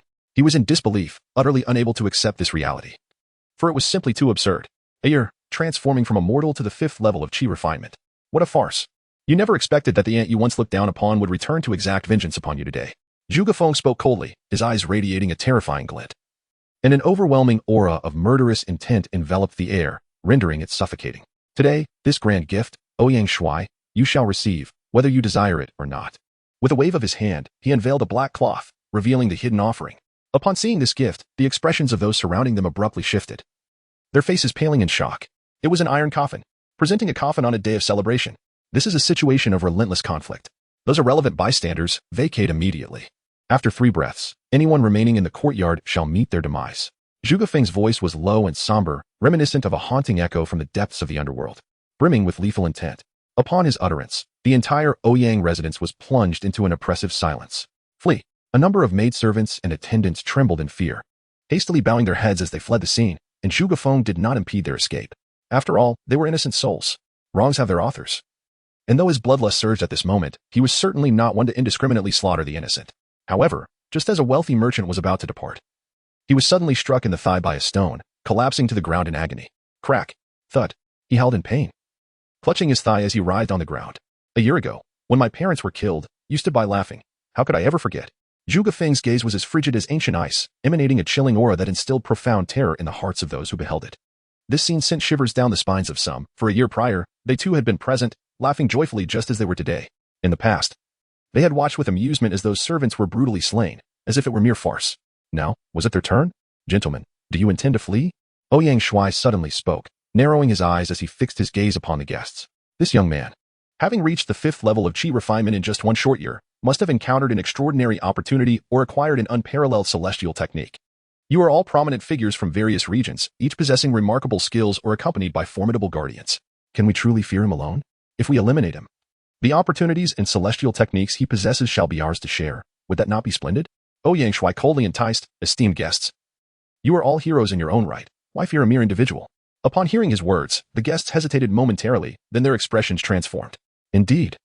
No matter how formidable Zhuge Feng might be, he is but one man. If he possesses an extraordinary celestial technique, then our fortunes would be made. For wealth, men perish. For food, birds fall. The 5th level of chi refinement is powerful, but there are many present who have also achieved this level. He has not yet reached an invincible state. What the head of the Ouyang family says holds merit. United, we can surely take him down. Precisely.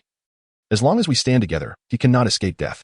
Upon hearing this, the other guests vocally echoed their agreement, their eyes gleaming with avarice. Observing the covetous gazes of those around him, Zhuge Feng's expression grew increasingly frigid. Initially, he had merely intended to teach them a lesson. It seemed now they were seeking their own demise. Chapter 45. Those who stand in my way shall be mercilessly slaughtered. Kill him. No matter how strong he is, he remains but a single individual. With so many of us, we can surely surround him and end his life. Kill him, seize the celestial technique, and achieve eternal fame. The cries of violence echoed as the crowd lunged forward, engulfing Zhuge Feng. Boom, boom. The terrifying fluctuations of spiritual energy ravaged the scene. In an instant, wood splintered and dust billowed. In the realm of cultivation, strength reigned supreme. Thus, these wealthy merchants and dignitaries understood that while wealth is paramount, it requires strength for protection. Many had dabbled in the arts of cultivation themselves, albeit with techniques of inferior quality procured from the black market. Nevertheless, their wealth allowed them to purchase elixirs from sects to enhance their cultivation speed, and with the passage of time, they had amassed some degree of power. Hence, most among them possessed a measure of cultivation, a few even reached the 4th level of chi refinement, akin to Ouyang Shuai.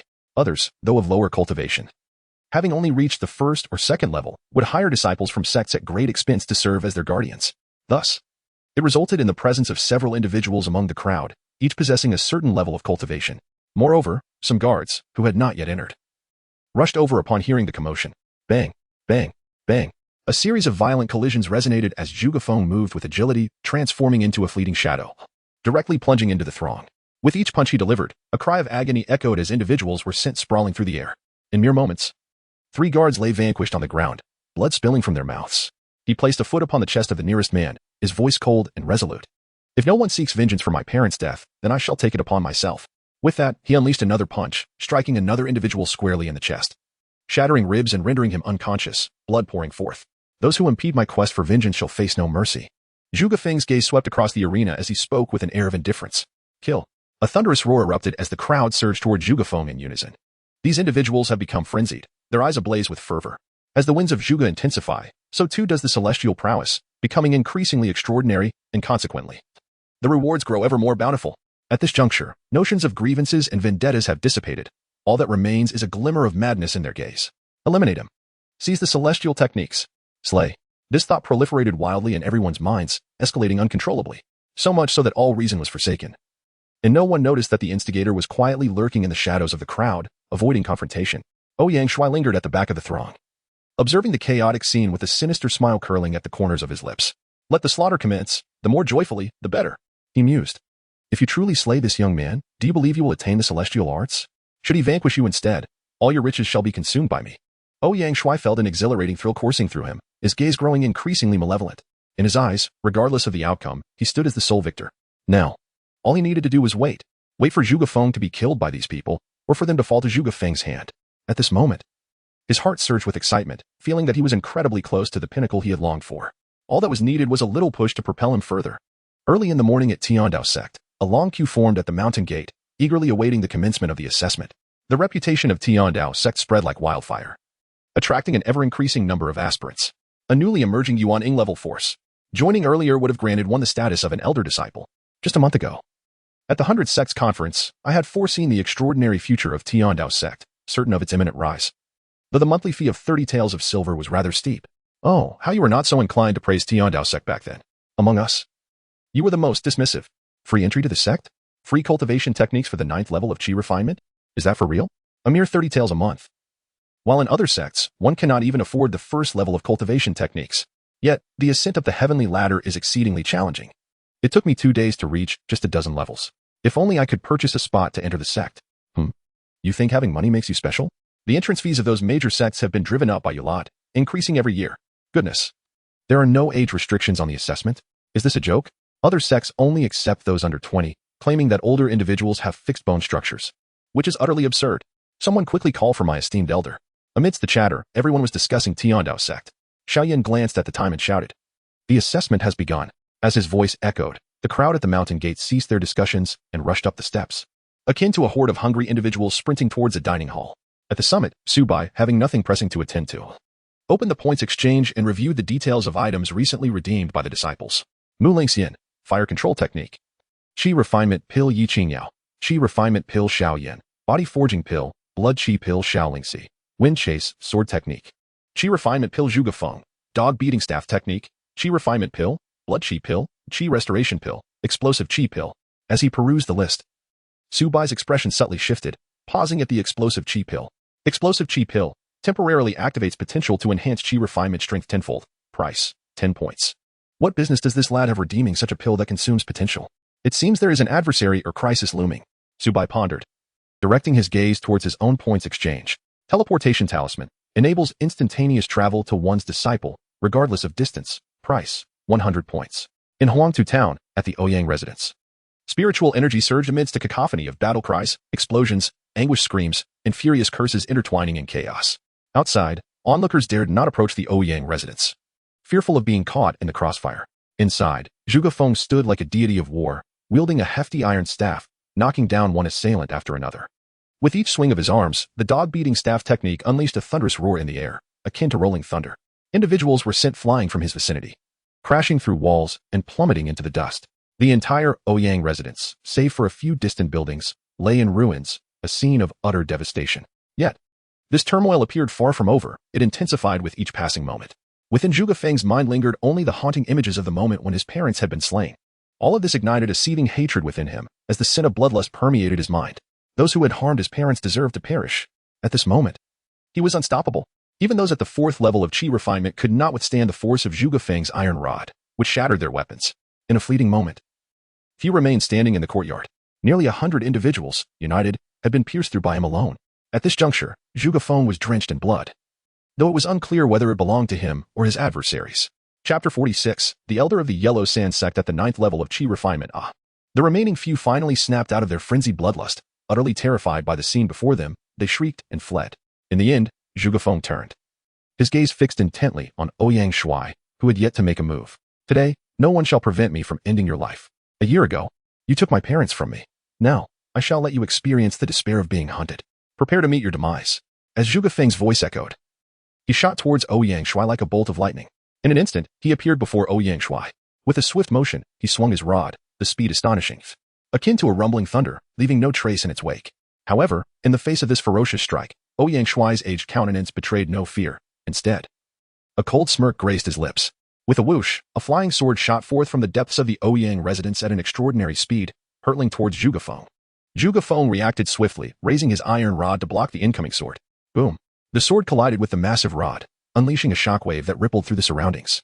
A nearby boulder was sent soaring, crashing to the ground with a resounding thud, sending clouds of dust into the air. The formidable force caused even Zhuge Feng to stagger back several steps, his hands tingling slightly. Haha, little beast, what now? Do you wish to kill me? Not a chance. Seeing the flying sword repel Zhuge Feng, Ouyang Shuai burst into laughter.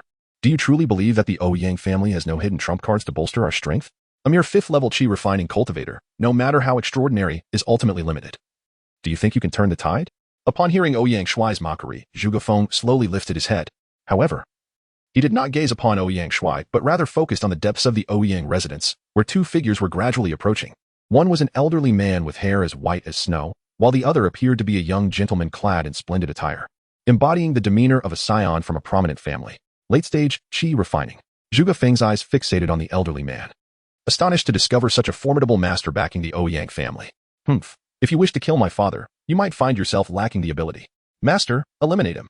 The young gentleman cast a disdainful glance at Zhuge Feng, curling his lip in contempt before turning to the elderly man with utmost respect. Haha. I appreciate your assistance in eliminating my numerous adversaries. The strength of the Ouyang family will undoubtedly double. Ouyang Shuai approached, his expression grim as he regarded Zhuge Feng with a cold smile. He then bowed to the elderly man, stating, "It is fortunate that Elder Huang is accompanying my son. Otherwise, I would have surely met my doom today." The elder, referred to as Huang, replied indifferently, "Out of respect for your status as my disciple's father, I shall intervene. However, once the task is complete, the celestial technique shall belong to me, and the Ouyang family must provide me with 1,000 taels of gold." Ouyang Shuai's face twitched slightly at the mention of the gold, yet he maintained a facade of obsequiousness, replying, "Elder Huang jest. Your willingness to assist will be etched in the memories of the Ouyang family. 1,000 taels of gold shall certainly be delivered to the Huangsha sect." Elder Huang nodded apathetically, acknowledging the agreement. The ordinary people were mere playthings to the Ouyang family, devoid of rights. Yet, in the eyes of the Huangsha sect, the Ouyang family was no more than a stray dog trained for profit. Huangsha sect? Zhuge Feng furrowed his brow. He had heard of this sect. The tyrant ruling over several towns within dozens of miles around Huanggu town. Its power surpassed even that of the White Wolf sect. He had not anticipated that the Ouyang family had dealings with the Huangsha sect. Boom. Elder Huang took a step forward, an overwhelming aura suddenly erupting from him, instantly locking onto Zhuge Feng. This was no ordinary late-stage qi refining cultivator. He had reached the 9th level of qi refining, surpassing Zhuge Feng by a staggering 4 minor realms. Such strength is already comparable to some of the deacons of the Linglang Sect. I am Elder Huang of the Huangsha Sect. Young man, you are quite impressive. If you surrender the celestial technique, I might consider sparing your life. Elder Huang coldly gazed at Zhuge Feng. Zhuge Feng tightly gripped his iron staff, remaining silent, his eyes fixated on Ouyang Shuai and Elder Huang. The path of cultivation is arduous. Why suffer? Elder Huang shook his head. Whoosh. As his words fell, he forcefully stomped the ground, transforming into a fleeting shadow as he charged towards Zhuge Feng. Such speed. Zhuge Feng's eyes narrowed slightly, barely managing to cross the iron staff before his chest. Elder Huang formed hand seals, condensing them into a powerful imprint that struck down upon the iron staff. In the next instant, Zhuge Feng felt an excruciating pain in his chest, and his body was involuntarily sent flying. Bang! Zhuge Feng's body collided against the courtyard wall, breaking through it and creating a substantial hole. As he opened his mouth, he coughed up a mouthful of crimson blood, though he possessed a heavenly spirit root and had the assistance of a spiritual artifact, enabling him to defeat opponents of the 6th level of qi refinement and even contend with those of the 7th. He was utterly powerless before a practitioner at the 9th level. The 9th level of qi refinement is truly terrifying. Kiki. Witnessing this scene, Ouyang Shuai's face twisted into a sinister grin. A mere 5th level of qi refinement is insignificant before Elder Huang of the 9th level. A spiritual artifact? After delivering his strike, Elder Huang, seeing the iron staff in Zhuge Feng's hand unscathed, displayed a look of astonishment, which quickly morphed into greed. A spiritual artifact. A foundational treasure that even the sect master of Huangsha Sect does not possess. With such an artifact, his strength could increase by 30%. Its value is beyond measure. He would go to any lengths to acquire such a treasure. You little brat, obediently offer up the spiritual artifact. In the next moment, Elder Huang leapt forward, arriving before Zhuge Feng in the blink of an eye, his right hand extending to grasp Zhuge Feng, determined to seize it. Buzz. At that instant, a hint of madness glimmered in Zhuge Feng's eyes, and he swung the enormous iron staff. Clang. The next moment, Elder Huang's right hand was struck by the iron staff, producing a clear ringing sound. He let out a muffled groan and rapidly retreated, his expression filled with uncertainty as he stared at Zhuge Feng. The prowess of this young man has surged dramatically in an instant. Zhuge Feng slowly rose to his feet, fixing an intense gaze upon Elder Huang, and gravely inquired, "Do you also wish to thwart my quest for vengeance?" His voice was frigid, as if the very air around them had crystallized into frost. Elder Huang's pupils constricted sharply. He sensed that Zhuge Feng now posed a considerable threat. 7th level of qi refinement? This aura, it is the result of a potential boosting explosion pill. No wonder your strength has escalated so significantly. A flicker of apprehension crossed Elder Huang's eyes, though it was overshadowed by a greater greed. The explosion pill is indeed powerful, but it is merely a medicinal concoction with a limited duration. Furthermore, even if Zhuge Feng has reached the 7th level, what of it? I am a practitioner of the 9th level of qi refinement, firmly established above him in rank. Now, a sum of 5,000 taels of gold is required. Elder Huang stated ominously, presenting a new price. Chapter 47. My existence is irrelevant. I only desire your demise. 5,000 taels. Ouyang Shuai's aged visage twitched. This amount would nearly deplete the entirety of the Ouyang family's wealth. Yet now, Elder Huang represented their only lifeline. Gold may be lost, but it can be regained. A life lost means everything is lost. Very well, should Elder Huang be able to eliminate this child. The Ouyang family shall certainly present the 5,000 taels of gold within a month. Ouyang Shuai gritted his teeth, for he had no other options left. Elder Huang nodded, casting his gaze once more upon Zhuge Feng. Young man, no one shall impede your quest for revenge. It is simply unfortunate for you that today you have encountered me. Prepare to meet your end. In the next moment, his aura surged violently as he executed a hand gesture, launching a powerful strike towards Zhuge Feng, the fire dragon palm. In an instant, a blazing inferno materialized out of thin air. Whoosh! The flames coalesced into a fire dragon, sweeping across the expanse, intent on engulfing Zhuge Feng. Roar! As the fire dragon surged forth, the air itself ignited. Break! At that moment, Zhuge Feng roared in defiance. With a swift sweep of his iron rod, he tore the fire dragon into fragments. Whoosh! In the blink of an eye, Zhuge Feng leapt into the air, wielding the iron rod with fierce momentum. Striking towards Elder Huang. Boom! The rod collided with Elder Huang, producing a deafening sound, a terrifying force radiating outward. Staggering back several paces, Elder Huang's expression shifted to one of grave concern. This young man possesses tremendous strength. He had assumed that even with Zhuge Feng's ascent to the 7th level of qi refinement, he could easily suppress him, yet this had exceeded his expectations. However, that is as far as it goes. As an elder of the Xiao Sect, a practitioner of the 9th level of qi refinement, how could he possibly be defeated by a mere child? Elder Huang, kill him. Ouyang Shuai shouted from a distance. Fear not, he shall not survive much longer. Elder Huang replied with a cold chuckle, then spitting forth a flying sword that shot from his mouth like a meteor, hurtling directly towards Zhuge Feng. Swish! The flying sword sliced through the air, producing a sharp, piercing sound. Zhuge Feng's expression faltered as he swung his arm to evade the sword's assault. At that very moment, Elder Huang had closed the distance, reaching out with one hand to grasp the end of the iron rod, while his other hand lunged towards Zhuge Feng's neck. I have battled for decades. How could a mere child hope to contend with me? A sinister grin spread across Elder Huang's face, his fingers poised like talons, intent on crushing Zhuge Feng's throat. Haha, kill him, kill him. Ouyang Shuai cackled madly. Hiki. As Elder Huang drew ever nearer, Zhuge Feng gradually closed his eyes. Memories from a year prior surged forth in his mind. His family relied on farming, tending to 2 acres of land, while his father toiled from dawn till dusk. Yet, as the most affluent landlord in Huangtu town, the Ouyang family demanded that every farmer surrender 80% of their harvest each year. Failure to comply resulted in beatings, and if unable to pay, one would be sold along with their goods. With such a demand, 2 mere acres could scarcely sustain a family of 3. Desperate, his mother had no choice but to become a servant for the Ouyang family, earning a pittance to supplement their income, all the while saving to ensure her child might one day enter the immortal sect. Yet, his mother was killed by Ouyang Shuai's henchmen. Even in her final moments, she clutched a few pieces of silver tightly in her hand, a glimmer of hope for her child's future in the immortal realm. His father, driven mad by grief, sought to confront Ouyang Shuai, only to be brutally slain in public view. No one stood up for them. No one dared to defy the Ouyang family. In this world, there exists no law, only the might of fists. At that moment, had he acted with even a hint of impulsiveness, he would have met a fate of death. Yet, for the sake of vengeance, he bore the anguish in silence, crawling upon the ground like a dog, suppressing the urge to kill Ouyang Shuai. That night, amidst a torrential downpour, he dug a grave with his bare hands, disregarding the blood that stained them, to bury his parents and erect a tombstone. He vowed that a gentleman's revenge is not to be delayed, even for a decade. Ouyang Shuai must perish. The Ouyang clan must be annihilated. Until Ouyang Shuai is dead, and the Ouyang family is extinguished, he must not succumb to death. In an instant, he opened his eyes, and an overwhelming aura erupted from his being, forcefully pushing back the old man Wang. Old wretch, perish?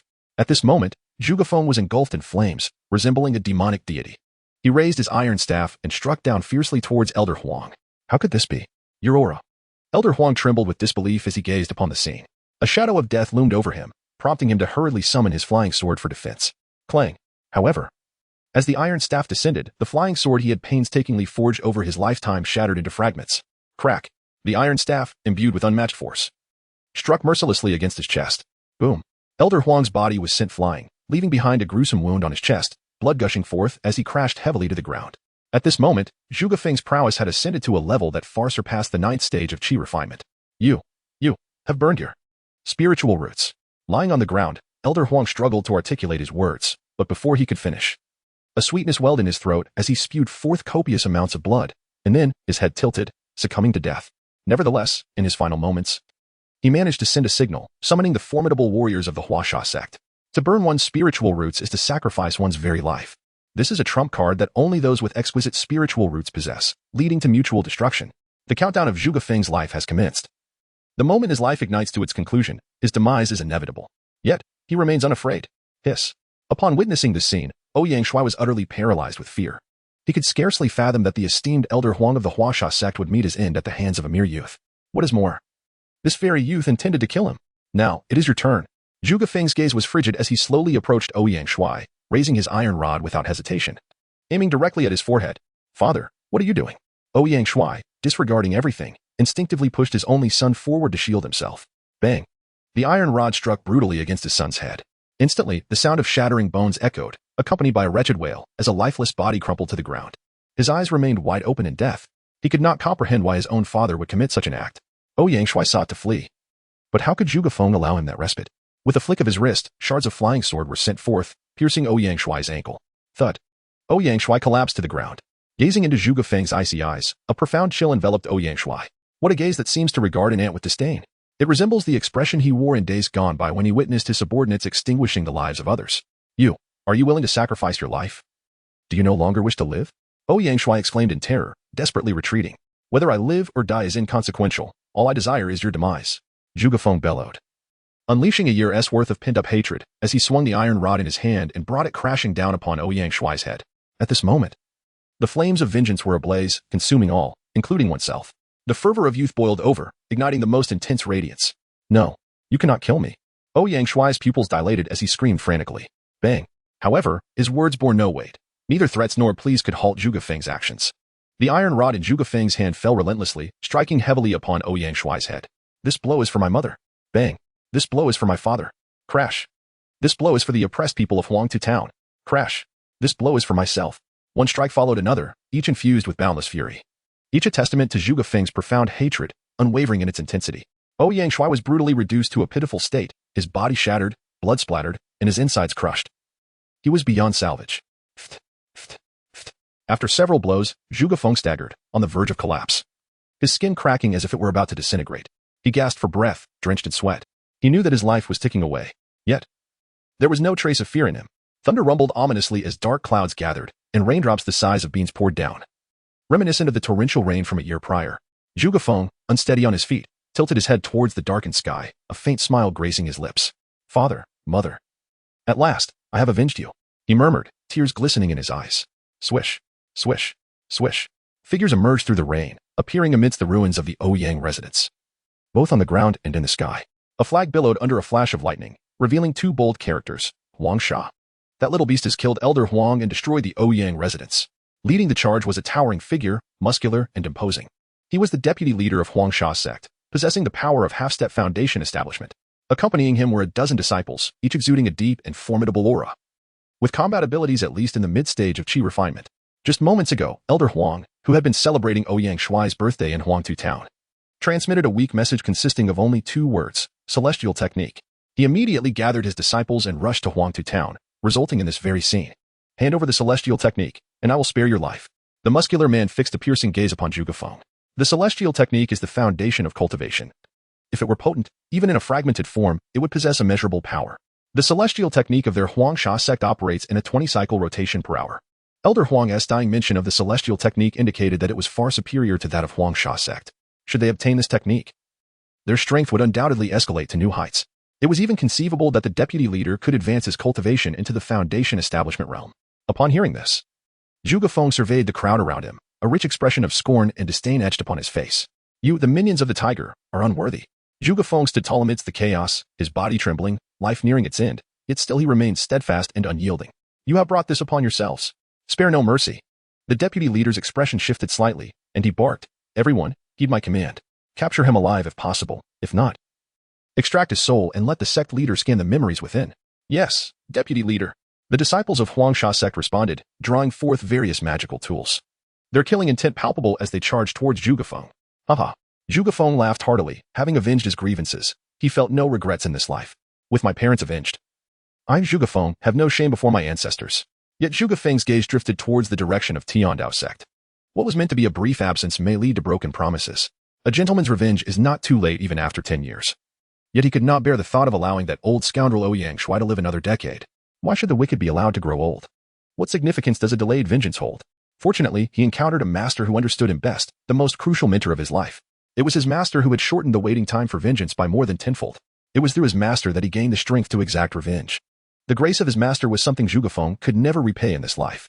If there is a next life, he would still wish to be a disciple of Tiandao Sect. Dream on if you seek my soul. In the next instant, Zhuge Feng's eyes widened, brilliance radiating from them as his body trembled. Buzz, buzz, buzz. His dantian suddenly surged violently, as if a dormant volcano from millennia past was awakening. Not good. He is about to self-destruct. Retreat. The disciples of Huangsha Sect cried out in alarm, hastily retreating. Zhuge Feng's ability to kill Elder Huang, a practitioner at the 9th stage of Qi refinement, indicated that his power surpassed that of an ordinary 9th stage practitioner. To have such a formidable being self-destruct, their might was beyond what these mid-stage Qi refinement disciples could withstand. At this critical moment, a rift in space appeared behind Zhuge Feng, and a figure stepped forth, placing a hand upon Zhuge Feng's shoulder. In an instant, the tumultuous energy within Zhuge Feng stilled, returning to tranquility. What folly is this? Why must you fight alone? Did I not say that Tiandao Sect will always be your strongest support? The voice resonated, tinged with reproach yet radiating warmth like sunlight. Master? Zhuge Feng looked up in astonishment, meeting the gaze of a handsome visage. Su Bai, sensing Zhuge Feng's potential peril, had used a teleportation talisman to arrive beside him. His decision proved fortuitous. Had he hesitated for a moment longer, his beloved disciple would have perished. Realizing this, Su Bai's expression turned cold as he swept his gaze over the crowd from Huangsha Sect. Who dares to harm my disciple? His icy words carried an unmistakable aura of menace. The disciples of Huangsha Sect felt a chilling sensation coursing through them. As if they had fallen into an icy abyss, they gazed at Su Bai with wide eyes, filled with horror, for they could not discern Su Bai's true strength. Moreover, how had he appeared so suddenly? Did he tear through the void? Was it true that the legendary nascent soul ancestors possessed such celestial powers? In an instant, they were frozen in place. Boom. Su Bai raised his hand, summoning the golden core treasures seized from the elder of Linglang Sect, sweeping them across the area. The overwhelming force annihilated all the petrified members of Huangsha Sect, including the Half-Step Foundation Establishment Deputy Leader. Outside of Tiandao Sect, Su Bai's power was tenfold that of all the sect members combined. In normal circumstances, he should merely be at the 9th level of Qi refinement. However, the present situation is anything but normal. Zhuge Feng is sacrificing his life force to manifest power far exceeding that of the 9th level of Qi refinement, which has been amplified tenfold. Now, Su Bai has ascended to the Foundation Establishment stage. Foundation Establishment is entirely different from Qi refinement, easily capable of suppressing even the most formidable Qi refinement cultivators. Moreover, these individuals are so terrified that they do not even attempt to resist. Thus, it was simplicity itself for him to eliminate them all in a single strike. Chapter 49, Loyalty at 100, Super Rewards Master. What brings you here? Zhuge Feng stared in astonishment at Su Bai, who had suddenly appeared beside him. Foolish disciple, if you seek vengeance, tell me, would it not be better for all the disciples of the Tiandao Sect to stand united in battle? Su Bai sighed, waving his hand as he collected all the storage bags around him into his storage ring. Disciple, expresses gratitude to Master for your cultivation over these days. Zhuge Feng wished to kneel in reverence, but his body was no longer under his control, and he collapsed to the ground. Although Su Bai had prevented his self-detonation, the life force he had burned could not be reclaimed. Furthermore, it had been consumed for far too long. Having burned to this extent, even the desire to cease was futile. His entire celestial root had been thoroughly consumed, and he was beyond saving. Oh, you. Su Bai felt an immense sorrow. If only he had arrived a moment sooner, perhaps Zhuge Feng could have salvaged some of his life force and retained a fragment of his celestial root. But now, it was too late for any words of consolation. He immediately grasped Zhuge Feng with one hand and the iron rod with the other, quietly reciting, Teleportation Talisman. Instantly returned to disciple Xiao. Ding. Due to the host carrying a living person, an additional payment of 100 points is required. Do you wish to proceed? Pay. Teleport us at once. Su Bai, without a moment's hesitation, opted to exchange for the teleportation talisman.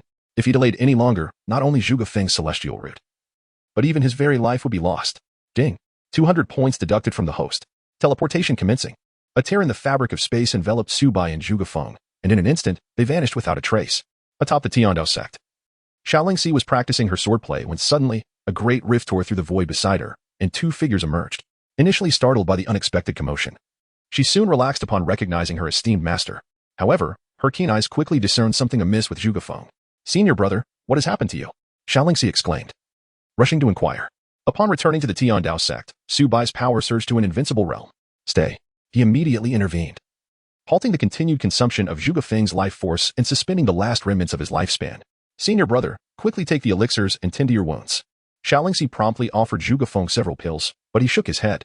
Junior sister Lingxi, do not waste the elixirs. I am well aware of my condition. He managed a bittersweet smile, then, mustering his strength, bowed deeply to Su Bai. Disciple is unfilial and unable to repay the great kindness of Master. Master, please forgive me. Finally, he turned his gaze towards the direction of Huda Town. The Tiandao Sect basked under a clear blue sky, while Hooded Town lay beneath a heavy shroud of clouds. Within the overcast skies, two ethereal figures seemed to materialize, traversing the torrential rain, emerging into the sunlight, beckoning him forth. The resentful souls, having died with grievances, ultimately departed the darkness and journeyed into the light. Father, mother, have you come to take your child? Zhuge Feng murmured softly. Master, you are so powerful. Surely you have a way to save senior brother. Xiao Lingxi implored, gazing at Su Bai with hopeful eyes. Su Bai's furrowed brow relaxed, and a gentle smile graced his face. Rest assured, my disciple, heaven has yet to earn the right to claim you. Just moments ago, a system notification had echoed in his mind. Ding. A disciple's loyalty affection has reached 100. Super rewards have been granted. The sound of the prompt was precisely what had resonated when Zhuge Feng had just bowed to him. This indicated that at that moment, Zhuge Feng had resolved all worldly matters in his heart, leaving only the Tao of Heaven. The disciple's extraordinary reward, 1 9-turn transformation elixir limited to disciple Zhuge Feng's use. The host's extraordinary reward, 1 future elixir limited to the host's use. The 9-turn transformation elixir, an unparalleled elixir for altering fate, capable of reshaping the physical body, resurrecting the dead, restoring youth, and unlocking one potential to its utmost peak. This potential encompasses, but is not limited to, physical constitution, spiritual roots, and comprehension. The future elixir, upon ingestion, the host can temporarily borrow the cultivation strength of his disciple Zhuge Feng from a century hence, including future learned combat techniques and divine abilities. One extraordinary reward is designated for Zhuge Feng, while the other is for himself. Truly, these superlative rewards do not disappoint Su Bai. They are indeed supreme treasures. The 9-turn transformation elixir, with its capacity to defy destiny, will effortlessly resolve Zhuge Feng's current predicament. Furthermore, after altering fate, Zhuge Feng will only grow more formidable. The future elixir is also a remarkable trump card. Outside the Tao of Heaven, his power is constrained, but with the future elixir, he gains a potent advantage. What level of strength will Zhuge Feng attain after consuming the 9-turn transformation elixir and cultivating for another century? Golden core? Nascent soul? Or spirit transformation? My disciple, swallow it, and all shall be healed. Su Bai presented the 9-turn transformation elixir to Zhuge Feng. Master, what is this? Zhuge Feng inquired, gazing at the jade vial with intrigue. Although he was unaware of the vial's contents, its mere presence struck him as extraordinary. Merely touching it seemed to awaken the long-dormant life force within him. Do not question its nature. Simply consume it. Su Bai gestured dismissively. Yes, master. Without hesitation. He opened his mouth and inhaled, causing the vial to burst open, and a crystal-clear elixir was swallowed into his stomach. Instantly, the elixir transformed into an overwhelming surge of pure life essence, spreading throughout his body. An indescribable sensation coursed through every part of Zhuge Feng's being. Simultaneously, an exquisitely beautiful rainbow-colored lotus flower emerged beneath his feet, its 12 petals slowly converging to envelop Zhuge Feng within. Heaven and earth conspired to grant him rebirth. When Zhuge Feng emerged, he would experience a profound metamorphosis. Master, what is this? How beautiful! Xiao Lingxi exclaimed, her bright eyes fixated on the colorful lotus. This is the lotus of transformation. One day, you too shall possess it, Su Bai replied with a gentle smile. Indeed, Xiao Lingxi nodded obediently, her eyes already brimming with anticipation for her own lotus of transformation. With a wave of his hand, Su Bai concealed the lotus to prevent any leakage of its aura. After completing this, a resonant voice echoed from the foot of the mountain. The head of the Xiao family from the great Zhao Empire has come to pay his respects to the Tao of Heaven. Upon hearing this, Su Bai remained silent. But Xiao Lingxi trembled involuntarily. She gazed down the mountain and saw a procession approaching the gates of the Tao of Heaven. The moment she laid eyes on them, Xiao Lingxi, startled like a frightened rabbit, exclaimed, "Oh no, my family has come looking for me." Chapter 50, I do this for your own good in the Grand Hall. Su Bai sat in the main seat, calmly observing the group below. At the forefront stood a robust middle-aged man exuding a commanding presence. It was none other than Xiao Lingxi's father, the current head of the Xiao family, Xiao Tianlong. As the leader of one of the empire's 10 prominent families, he possessed formidable strength, placing him among the empire's elite. However, even such a powerhouse, when faced with Su Bai, had to take a deep breath and offer a slight bow, despite a heart filled with reluctance. After all, the reputation of the Tao of Heaven had spread throughout the empire, and these powerful figures had certainly heard of it. Greetings, Sect Master Su. Indeed, Su Bai responded nonchalantly, offering no further elaboration. It was Xiao Tianlong who became increasingly agitated, repeatedly clasping his hands in greeting. Sect Master Su, I have heard that my daughter is cultivating in your esteemed sect. Is this true? As he spoke, his gaze swept across the entire palace, searching for the figure of his daughter. Yes, I am now a disciple of the Tao of Heaven. Xiao Lingxi stepped forward, her lovely face radiating determination. Upon seeing her, Xiao Tianlong's expression initially brightened, but then turned severe as he bellowed, "You foolish child, come back with me at once. I will not return." Xiao Lingxi defiantly lifted her chin, refusing to back down. "Fool, do you dare defy me?" Xiao Tianlong roared, extending a hand infused with spiritual power, attempting to seize Xiao Lingxi. "Impudent! A cold voice rang out, causing the spiritual hand to shatter, and Xiao Tianlong himself staggered back several steps, nearly spitting blood from the force of his own backlash. This rendered his expression somewhat terrifying. Merely a cold reprimand exuded such formidable power. The rumors proved true. The leader of the Celestial Path Sect indeed possessed the strength of the nascent soul.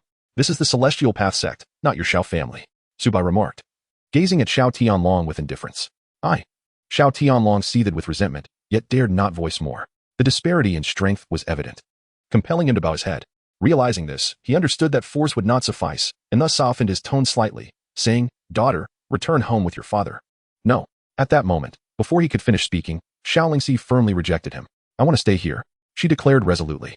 Xiao Tianlong's expression shifted dramatically, fury surging within him, yet a glance at Su Bai doused his anger with cold water. Taking a deep breath, he altered his approach, saying, "You used to be so obedient. Why are you defying your father now?" "Obedient?" Xiaolingxi scoffed bitterly. "You have always been exceedingly harsh and demanding towards me, insisting I master every art, music, chess, literature, dance. Any slight imperfection was met with punishment and scorn. While other children frolicked joyfully, I was confined to practicing the piano. When others nestled in their parents' embraces, I was left to kneel and endure blows. Throughout my life, I have known no freedom, no autonomy. Even as I grew, my life was dictated by you, forced into becoming someone else's concubine at Linglang Sect. Am I truly your daughter, or merely a pawn in your transactions?" Tears streamed down her cheeks as her heart brimmed with sorrow and indignation. Yet, after voicing her frustrations, a weight seemed to lift from her, and she felt a measure of relief. "You." Xiao Tianlong, his face dark with dismay, found himself at a loss for words. He had never anticipated that the once docile Xiaolingxi would speak to him in such a manner. Were it not for Su Bai's presence, he might have struck her in anger. "You are my daughter, the jewel of the Xiao family. It is only natural that I wish to cultivate your greatness. I arranged for you to go to Linglang Sect not only for the opportunity to learn powerful celestial arts, but also to gain the support of the esteemed Tianxiao Jinren. It is for your own benefit." Tianxiao Jinren, after all, was regarded as the foremost prodigy of the Zhao Empire in a millennium, and entering the Yuaning stage was all but guaranteed. Despite his disciple Zhao Baoxiao's debauched reputation, his innate talent was undeniable, and Tianxiao Jinren generously invested resources in him, promising an extraordinary future. Becoming Zhao Baoxiao's concubine is advantageous for both you and the Xiao family. Xiao Tianlong spoke with conviction. Yet his words struck Xiaolingxi as particularly jarring. To her, it became painfully evident that in her father's eyes, her existence was merely a means to an end, a tool for gaining power. "I am not a bargaining chip for your interests," Xiaolingxi retorted, her eyes blazing with defiance. "Nonsense." Xiao Tianlong's brows furrowed in anger as he reprimanded her. "I do this for your own good. At Linglang Sect, under the guidance of Tianxiao Jinren, you will have access to superior resources and advanced celestial arts. What can you possibly gain here?" Chuckling softly, Su Bai listened to Xiao Tianlong's words.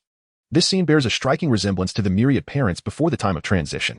The phrase "I do this for your own good" has deprived countless children of a complete childhood. Su Bai is one among them. With a cold snort, Su Bai interrupted Xiao Tianlong's words. "Are you implying that my Tiandao Sect is inferior to the Lingxiao Sect?" Upon hearing this, Xiao Tianlong was momentarily taken aback. He had never anticipated that Su Bai would question him in such a manner. Comparing the Tiandao Sect to the Lingxiao Sect? He could not help but scoff inwardly. There was simply no basis for comparison. The Lingxiao Sect had stood for thousands of years, with profound heritage and ranked among the top 500 of the Immortal Alliance. What did the Tiandao Sect possess, aside from Su Bai, a solitary nascent soul? Their immortal techniques might not even surpass those of the Xiao family. Of course. While he thought this, he dared not voice it aloud. "Sectmaster Su, I misspoke just now, please do not take it to heart." He cleared his throat and forced out a rather unsightly smile. Despite his utmost disdain, Xiao Tianlong did not dare to turn hostile. After all, they were in the Tiandao Sect, and should he offend Su Bai, it would be perilous for him to leave safely. Contemplating this, he clenched his fists only to release them in resignation. However, the Lingxiao Sect had issued a dire command. If he did not bring Xiaolingxi back to the Lingxiao Sect, the future of the Xiao family would be bleak. After a moment of reflection, he suddenly turned to Xiaolingxi, his expression shifting between light and dark. After a brief pause, he exclaimed, "Xiaolingxi, you bear the Xiao surname. Do not forget that the blood flowing within you is of the Xiao family. If you do not return with me today, our father-daughter bond will be severed, and you shall no longer be a part of the Xiao family." Upon hearing these words, Xiaolingxi felt as though struck by lightning, her delicate frame trembling. To sever their relationship as a means of coercion. At this moment, her heart was utterly frozen. Initially, she harbored a glimmer of hope, believing that he, after all, was her father, and perhaps he would bestow upon her a modicum of compassion, granting her the opportunity to experience paternal love. Yet, all of this dissolved into nothingness, leaving only the chilling grip of reality. No matter how hard she endeavored, she ultimately could not escape her fate. If blame were to be assigned, it would be for her very existence as a daughter. If resentment were to be expressed, it would be for her birth into a prominent family. If hatred were to be felt, it would be for the fact that her father saw only the interests of the family before him. Chapter 51. The transformation complete. The sacred body of battle. Xiao Lingxi bit her lip until it bled, her beautiful eyes reflecting a sorrowful hue. She never anticipated that the one who would inflict the deepest wound upon her would be her own father. Father, do not call me father. I have no daughter like you. Xiao Tianlong spat out, his face contorted in rage. He then turned on his heel and strode towards the Grand Hall's exit, with the members of the Xiao family hastily following suit. However, within his heart, a cruel smile began to form. Given his understanding of his daughter, he was certain this tactic would be effective. Indeed, as he took his first step outside, Xiao Lingxi's voice echoed from behind. Yet, what she uttered was not a plea to return with him. Fine, since you have never regarded me as your daughter, from this day forth, I, Xiao Lingxi, shall have no further ties with you, Xiao Tianlong. Boom. As the words fell, Xiao Tianlong was struck with a violent tremor. Abruptly turning around to fix his gaze upon Xiao Lingxi, his voice dripping with frost. What did you say? His eyes bore a glint of murderous intent. How dare his own daughter speak to him in such a manner, so brazenly undermining his authority? Had they been at home, he would have ensured she was left half dead. I declare that we sever our father-daughter ties. Xiao Lingxi met his gaze unwaveringly, lifting her hand to remove the storage ring from her finger. After extracting the spirit sword, she cast it down at Xiao Tianlong's feet. This originally belonged to the Xiao family. I return it to you. The storage ring clattered to the ground, emitting a sharp, resonant sound, while Xiao Tianlong, lowering his gaze, found his eyes drawn to the spirit sword that Xiao Lingxi had just unveiled. This caused his eyes to narrow slightly. It is worth noting that before Xiao Lingxi emerged, she possessed merely an ordinary sword, at most a weapon suitable for the early stages of qi refinement. Yet now, what she held was, astonishingly, a spiritual artifact. Such treasures are meant for those in the foundation establishment stage. Even if Xiao Lingxi were to visit the Lingxiao sect, she would have no hope of acquiring a spiritual artifact before reaching that stage. On this day, the Taoist sect surprisingly bestowed spiritual artifacts upon its disciples. This left him in a state of uncertainty. After completing all of this, Xiao Lingxi turned and fled through the back door of the Grand Hall. Xiao Tianlong wished to pursue her, but suddenly, Su Bai's gaze fell upon him. Previously, you were a relative of my disciple, and I permitted your entrance. Now, my Tiandao Sect does not welcome outsiders. The indifferent voice resonated as Su Bai calmly regarded Xiao Tianlong. The patriarch, if the young lady does not return.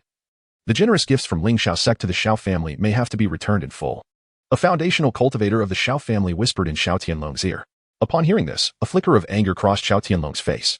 Not only would they have to return the gifts, but the Xiao family would likely suffer significant losses.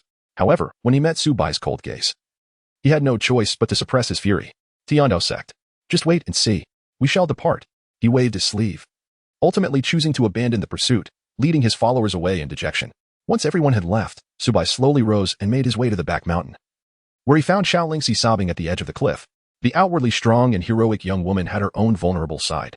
At that moment, she curled up there, her shoulders shaking, crying like a child. Su Bai stood by her side, waiting for her to regain her composure. After an indeterminate period of weeping, Xiao Lingxi lifted her head and caught sight of Su Bai nearby. Master, regardless of everything, he is still my father. Have I acted wrongly? She murmured, wiping away her tears. Confusion and pain etched on her face. According to the education she received since childhood, this was a grave act of filial piety. No. You have done nothing wrong. If you had truly left with him today, that would have disappointed me. Su Bai shook his head. Master, do you also support me? A glimmer of hope appeared on Xiao Lingxi's face as she couldn't help but ask. People, throughout their youth, often become ensnared by unattainable desires and obsessions over paths not chosen. From childhood to now, you have been unable to choose what you desire. Unable to forge your own path, instead being subjected to the whims of others. He has never regarded you as a daughter, merely as a pawn to ascend in the Lingxiao sect. In facing such a person, why should you feel guilt? Su Bai spoke slowly, shaking his head. Master. Xiao Lingxi's emotions were complex. She bit her silver teeth, her gaze gradually regaining clarity. Indeed, throughout my life, I have either been controlled by my father or manipulated by him, having lost my own fate long ago. A year prior, during her father's grand birthday celebration, Zhao Baoxiao from Lingxiao Sect visited the Xiao family, and after meeting her, he persistently pursued her. Just the thought of such a person made her feel repulsed, let alone becoming his concubine. The mere contemplation of such a future felt suffocating. No, it was not suffocating. It was an utter absence of a future. From this moment onward, your life shall be governed by yourself. No one shall interfere with your future any longer. Remember, in living this life, what matters most is not what one possesses, but rather the ability to live freely, joyfully, and splendidly. As long as I remain, as long as the Tiandao Sect endures, neither the Xiao family nor Lingxiao Sect can dictate your fate. Su Bai's gaze was profound and distant, as if he were speaking to Xiao Lingxi, yet also to himself. Now, his life too could not be interfered with, could it? Yes, master, I shall remember. Xiao Lingxi nodded, a hint of determination gracing her features, her sorrow dissipating somewhat. She took a deep breath, invigorating her spirit anew. Indeed, from this moment forth, she, Xiao would no longer live for the Xiao family. She would live for herself. For the Tiandao Sect. Sect loyalty, affection level 97. 98. 99. At this moment, unshackled by familial constraints, Xiao loyalty soared to an impressive 99. Nearly a step away from the coveted 100. Ding. The disciple has achieved a breakthrough in cultivation, earning 60 points of sect contribution. Ding. Congratulations to the host for transcending to the foundation establishment stage. Suddenly, the voice of the system echoed in Su Bai's ear, causing a subtle shift in his expression.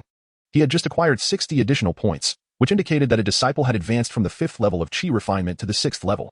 This realm can only be achieved by Zhuge Feng, who has consumed the 9 transformation elixir of transcendence.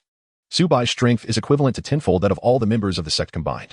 Except for the fleeting moment when Zhuge Feng burned his life essence to reach the foundation establishment stage, under normal circumstances. His cultivation should rest at the 9th level of Qi refinement. To ascend to foundation establishment, the disciples would need to significantly enhance their cultivation. And a mere 1 or 2 levels would be utterly insufficient. The disparity between the 9th level of Qi refinement and the foundation establishment stage is indeed vast. Yet, he has broken through. This implies that Zhuge Feng has not only transcended to the 6th level of Qi refinement, but his combat prowess has also experienced an astonishing augmentation, enabling him to contend with the pinnacle of Qi refinement without the need to sacrifice his life essence. Crack, crack. Faint sounds emanated from the space previously sealed by Su Bai as he swiftly appeared beside the Lotus of Transcendence. At this moment, the Lotus of Transcendence had lost its vitality and began to crumble, revealing the figure within.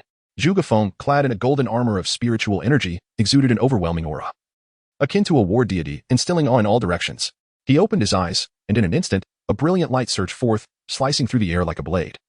Soaring towards the heavens, such a vast reservoir of vital energy caused Su Bai's eyes to gleam with recognition.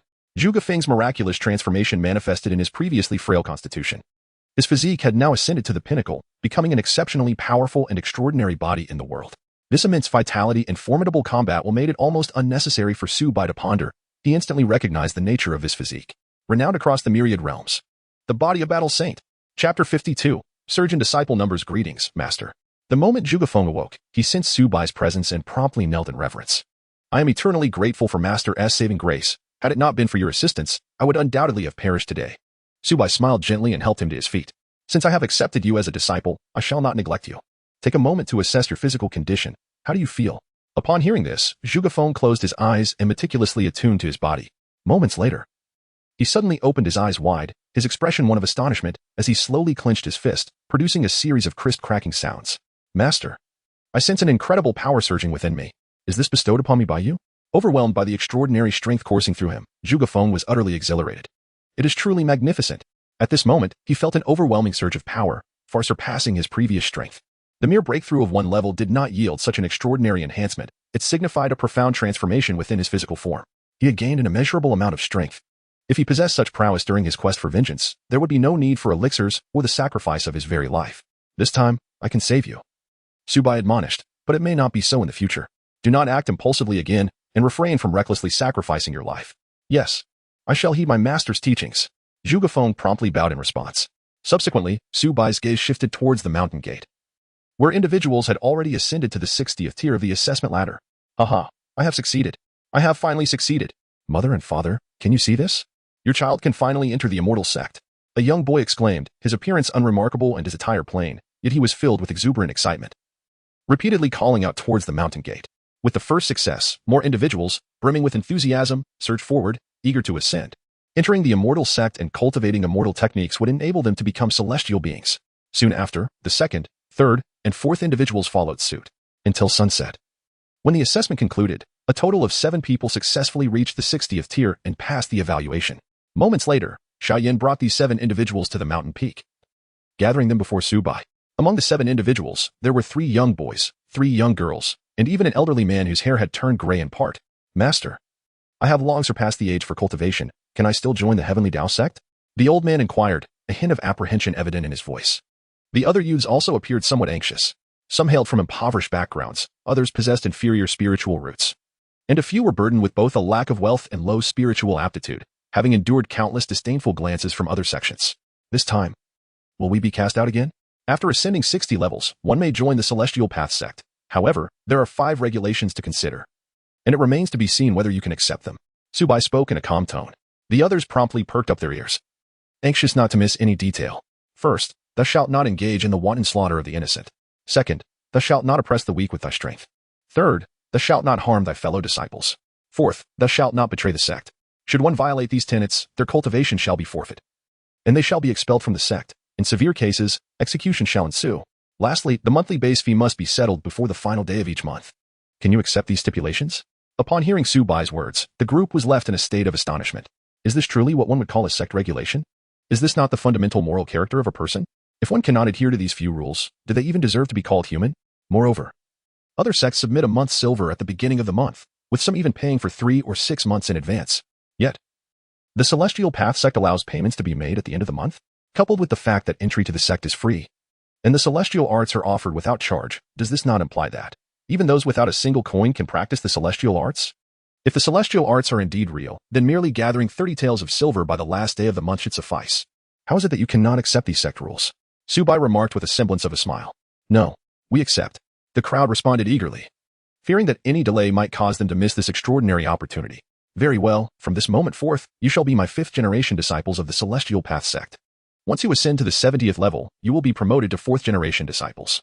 Upon reaching the 2nd-generation rank, you may take me as your master and become my direct disciples. Each additional 2nd-generation disciple will be elaborately described, thus designated as direct disciples. Now, let your senior brother guide you in selecting celestial arts. Dedicate yourselves to diligent practice, Su Bai instructed. Understood. The crowd responded in unison, eagerly following Xiao Yan to the Celestial Arts Pavilion. Subsequently, each individual emerged from the pavilion with expressions of astonishment and delight. The celestial arts are indeed real. Moreover, there are no fees.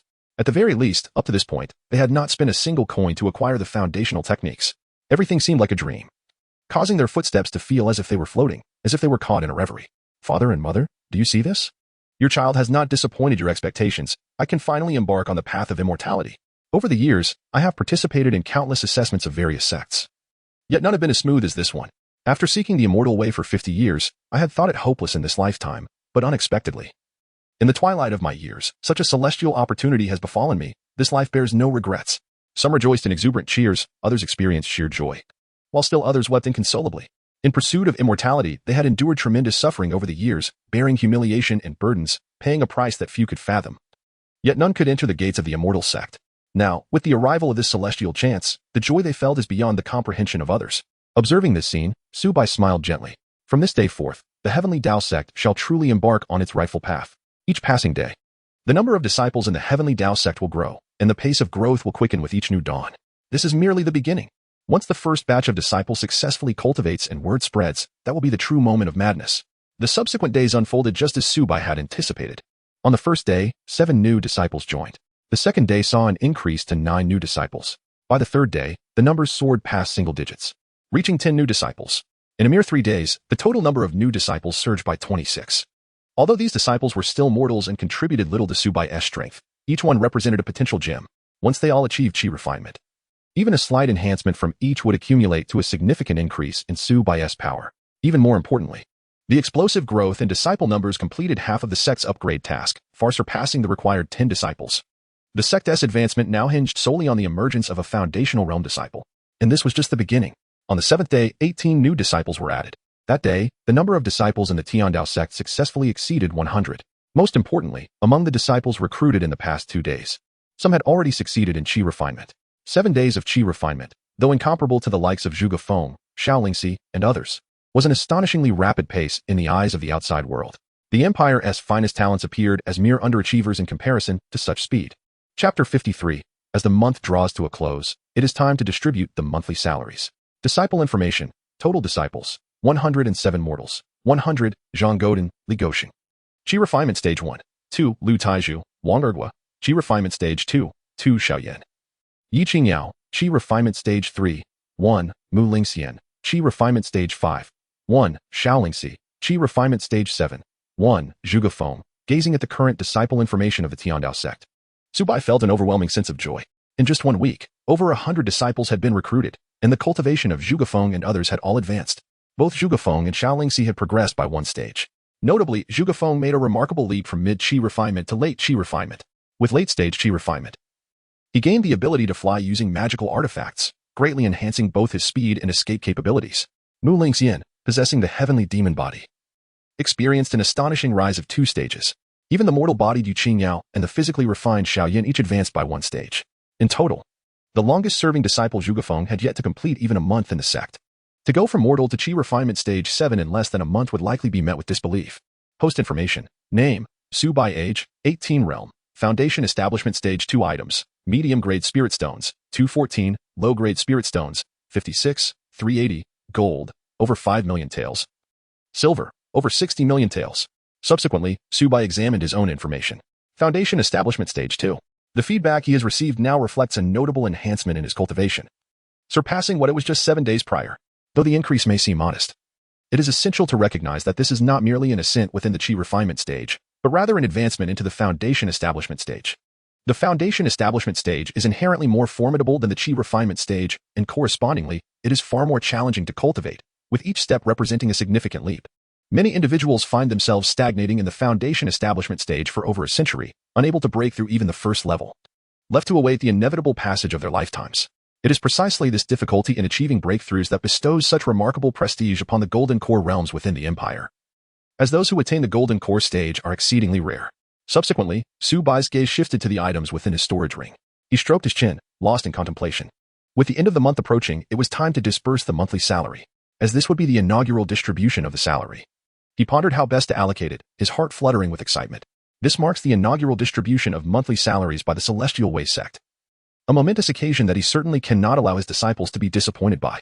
The foundational stipend is set at 30 taels of silver, and one might wonder if those of higher cultivation should receive an increased amount. After all, the wealth he possesses in gold and silver is more than sufficient for his needs. After a brief moment of contemplation, he has devised a plan for the allocation. The sect leader has summoned us all to the Grand Hall. What could it be about? Are you daft? Have you not noticed the date? It is the final day of the month. A sudden realization dawns upon him. Today is the day to submit the silver, and he is unprepared. What have you been doing all these days? Allow me to lend you some. How much do you lack? Voices of discussion ripple through the various corners of the Celestial Way Sect as many disciples abandon their tasks to gather in the Grand Hall. Some have already prepared their silver, striding forth with confidence, their faces aglow with excitement.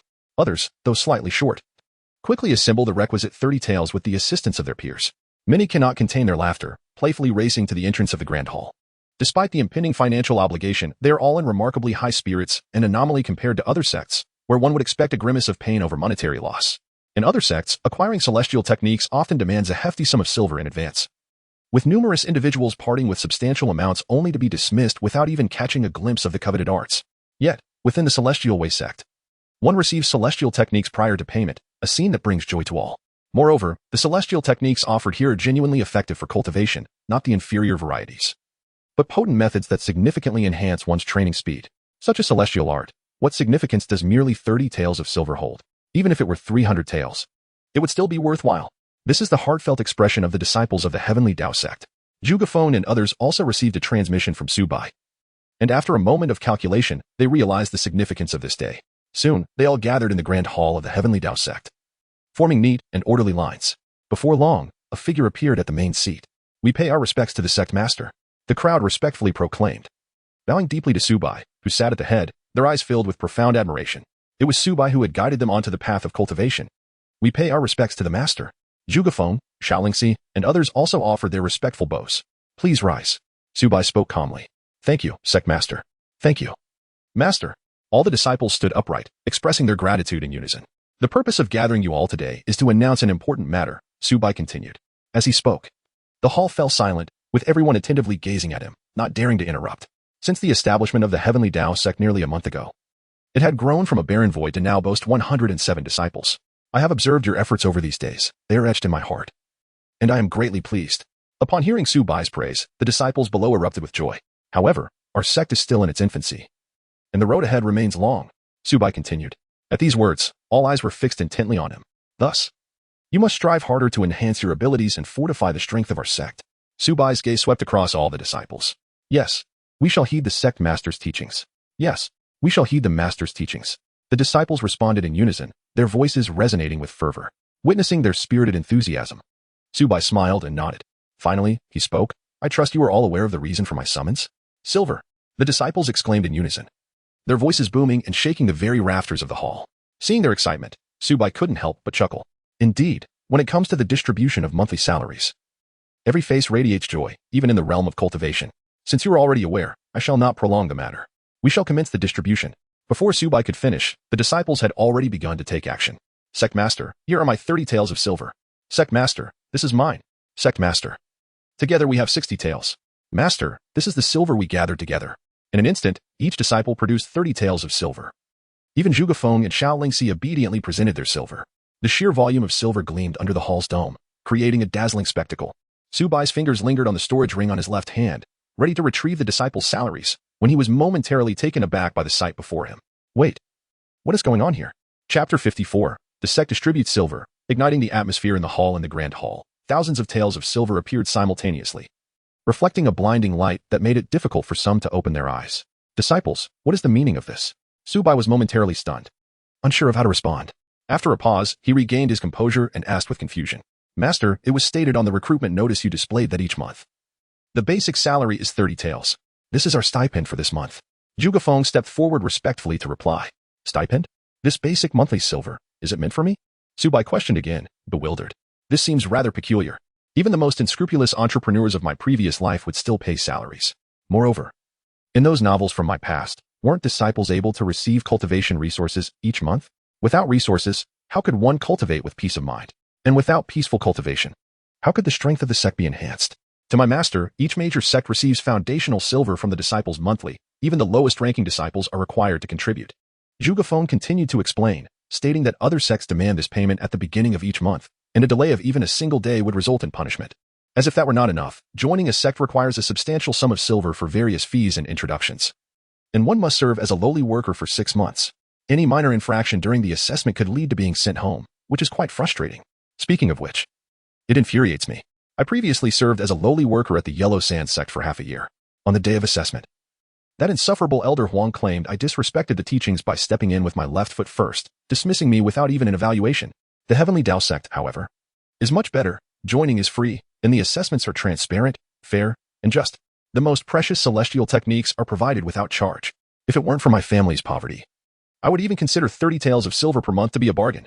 Indeed, while I am uncertain of the rank of these celestial techniques, I suspect that even 10,000 taels of silver could scarcely procure a complete volume of chi refinement. Sect Master. This 30 taels of silver is a sum we willingly offer. If the sect is in need of funds, a slight increase would not be a burden. Subsequently, the other disciples chimed in, each expressing their thoughts openly and sincerely. Suddenly, Su Bai found himself bewildered. As he listened to the disciples' remarks, he finally grasped a startling truth. In this world, the amounts of silver displayed on the signs were not given to the disciples by the sect. Rather, it was money that the disciples were required to submit. Despite this, there were still so many eager to join. Su Bai had encountered many unscrupulous exploiters in his life, but this was his first experience witnessing the exploitation of labor alongside the obligation to pay. It was indeed an eye-opener. Is this the allure of celestial magic? Paying is one thing, but the cost is exorbitant. According to the currency exchange in this world, the sum of over 3,000 taels of silver for 107 disciples amounts to more than 3 million. And this is merely the monthly expenditure for just over 100 individuals. What if there were 1,000? Or even 10,000? What about the Linglang Sect, which boasts a staggering 100,000 disciples? What if it were a year? Or even a decade? These grand sects are indeed overflowing with wealth. It is no wonder that the elders of these sects possess storage rings brimming with gold and silver, resembling nouveau riche in appearance. Their fortunes are evidently amassed through such means. Su Bai inhaled deeply, expressing his sentiments. Unfortunately, he currently harbored no interest in riches, for wealth requires strength to safeguard it. What he cherished most now was power. With disciples possessing ample resources, their strength would surely escalate at a rapid pace. As the strength of his disciples soared, his own power would likewise ascend at an astonishing rate. Observing the eager expressions on the faces of his disciples, Su Bai waved his hand grandly and declared, "Everyone, gather your silver." The moment he uttered these words, the atmosphere erupted in an uproar. Is the sect master not collecting silver? Does he desire gold instead? Or have we fallen short of expectations, risking expulsion from the sect? Please, we shall rectify any shortcomings. We only wish to remain in the Tiandao Sect. Is the silver insufficient? We can gather more, for I do not wish to leave.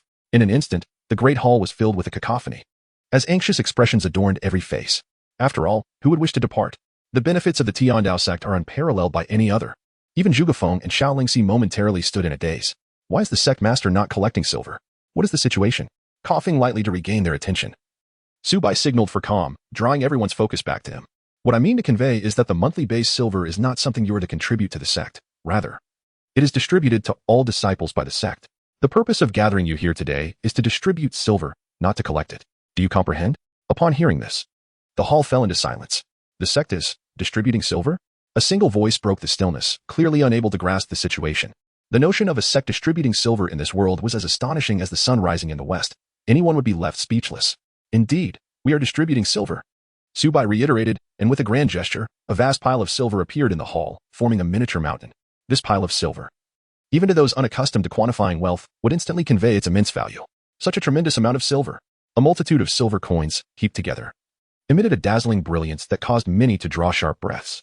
In an instant, all the disciples present were rendered speechless. Hiss!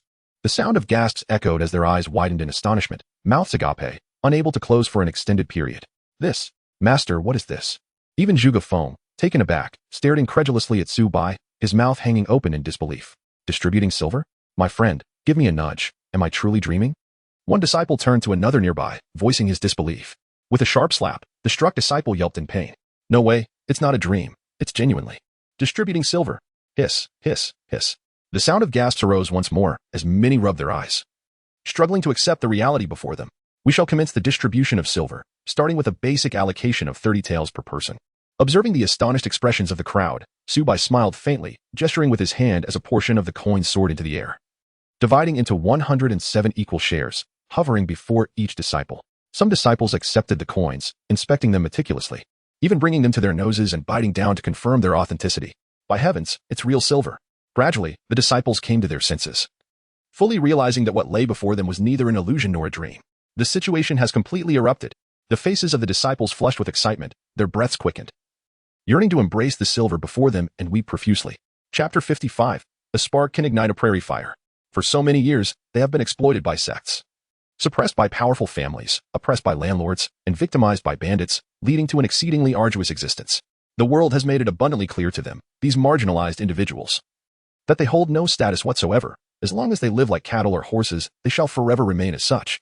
Yet, within the Tiandao Sect, they unexpectedly experience the sensation of being valued, even if just for a day. They are not mere cattle or horses, they possess their own worth. And they are human beings, not slaves. Having never tasted such happiness before, the Tiandao Sect bestowed upon them an unprecedented sense of dignity and glory. At this moment, an overwhelming sense of gratitude filled the hearts of all present. They expressed their deep appreciation for the sect leader. Born as disciples of the Heavenly Path sect, they vowed to remain loyal even in death. With unwavering resolve, they pledged to follow the sect leader to the end, never to betray. In an instant, every disciple of the Heavenly Path sect knelt upon the ground, fervently shouting their respective slogans. At this moment, an intangible aura seemed to envelop everyone, converging within the grand hall of the Tiandao Sect. This is fortuity. The gathering of hearts manifests fortune. Moreover, amidst the convergence of these disciples' destinies, there lingers a faint yet genuine aura of heavenly decree. Though subtle, its existence is undeniable. With the basic silver dispensed, it is time to bestow additional rewards. Su Bai nodded slowly, articulating, additional rewards? Upon hearing this, the disciples displayed expressions of astonishment and delight. Are there truly additional rewards? How splendid! For every successful cultivator, an extra 100 taels of silver will be granted, and furthermore, with each elevation in cultivation, the monthly basic silver will multiply several-fold. Subsequently, with a wave of his hand, a substantial pile of silver materialized before the 7 disciples, including Zhuge Feng. The greater one's cultivation, the more silver they received. Thank you, Sect Master, for your generous gift. Thank you, Master, for your benevolence. The 7 successful Qi refinement disciples, overwhelmed with excitement, bowed deeply to Su Bai in gratitude. The remaining disciples, witnessing this scene, were filled with envy. A reward of 100 silver for successful Qi refinement, plus an additional 30 as a base, amounts to 130 taels of silver. My family of 3 earns merely a few dozen taels in a year. I was so close to achieving Qi refinement. Had I known about the extra rewards, I would have cultivated through the night to succeed. I must strive harder in my training and aim to reach the 3rd level of Qi refinement next month to earn several hundred taels. The disciples in the hall were abuzz with fervent discussions, their eyes ablaze with ambition. At this moment, everyone is fervently striving to cultivate, eager to advance further and earn greater rewards in silver. Their thirst for cultivation is insatiable, and now, with the prospect of monetary gain accompanying their efforts, the atmosphere of training has reached an exhilarating peak.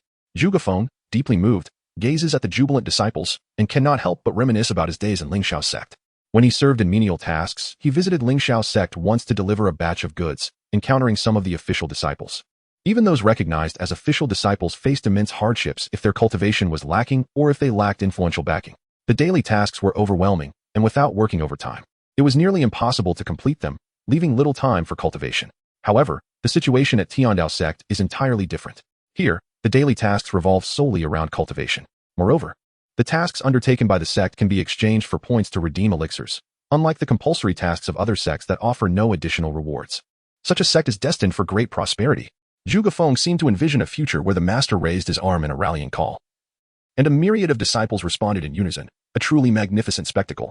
In addition, there were various awards such as the Diligence Award, Task Award, Striving Award, Excellence Award, and the Outstanding Disciple Award, among others. The rewards may not be abundant, so do not be dismissive. With another wave of his hand, Su Bai scattered a plethora of silver, and this time nearly half of the disciples received their rewards. Furthermore, disciples at the Qi refinement stage, according to their cultivation level, could receive a monthly allocation of low-grade spirit stones, 1 stone for the first level, 2 stones for the second level, and so forth. Subsequently, Su Bai presented 21 low-grade spirit stones to be distributed among 7 disciples at the Qi refinement stage. This scene once again left the crowd in awe. More astonishing than silver itself. To their disbelief, spirit stones were also being distributed. My heavens, this is a spirit stone. Each piece is worth tens of thousands of taels of silver. It is a precious item that can assist cultivators in rapidly enhancing their cultivation. Thank you, sect leader. Thank you, master. In that moment, everyone in the grand hall, including those disciples who had not succeeded in refining their qi, fervently bowed in reverence to Su Bai. Such treatment has driven everyone to madness. Cultivation must prioritize the early attainment of qi. If you all perform admirably, there will be an annual bonus, amounting to no less than 3 months' worth of additional rewards. As Su Bai spoke these words, the crowd erupted into even greater fervor. What?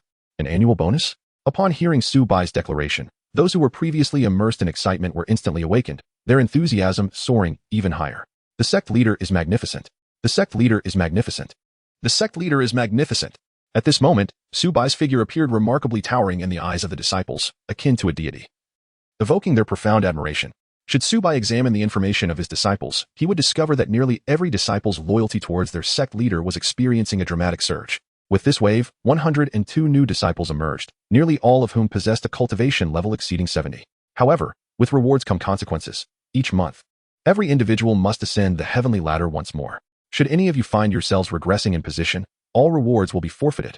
Should one fall below the 60th level, their cultivation will be abolished, and they shall be expelled from the sect. Suddenly, Su Bai's tone shifted, growing cold. A decline in loyalty within the sect undoubtedly signifies the emergence of dissent. Should it worsen, it could even lead to defection, a scenario he could not abide. The disciples comprehended the gravity of the situation. Instantly, they stood in solemn respect, bowing and speaking reverently. Very well, you may disperse. Su Bai nodded slightly, then gestured for them to leave.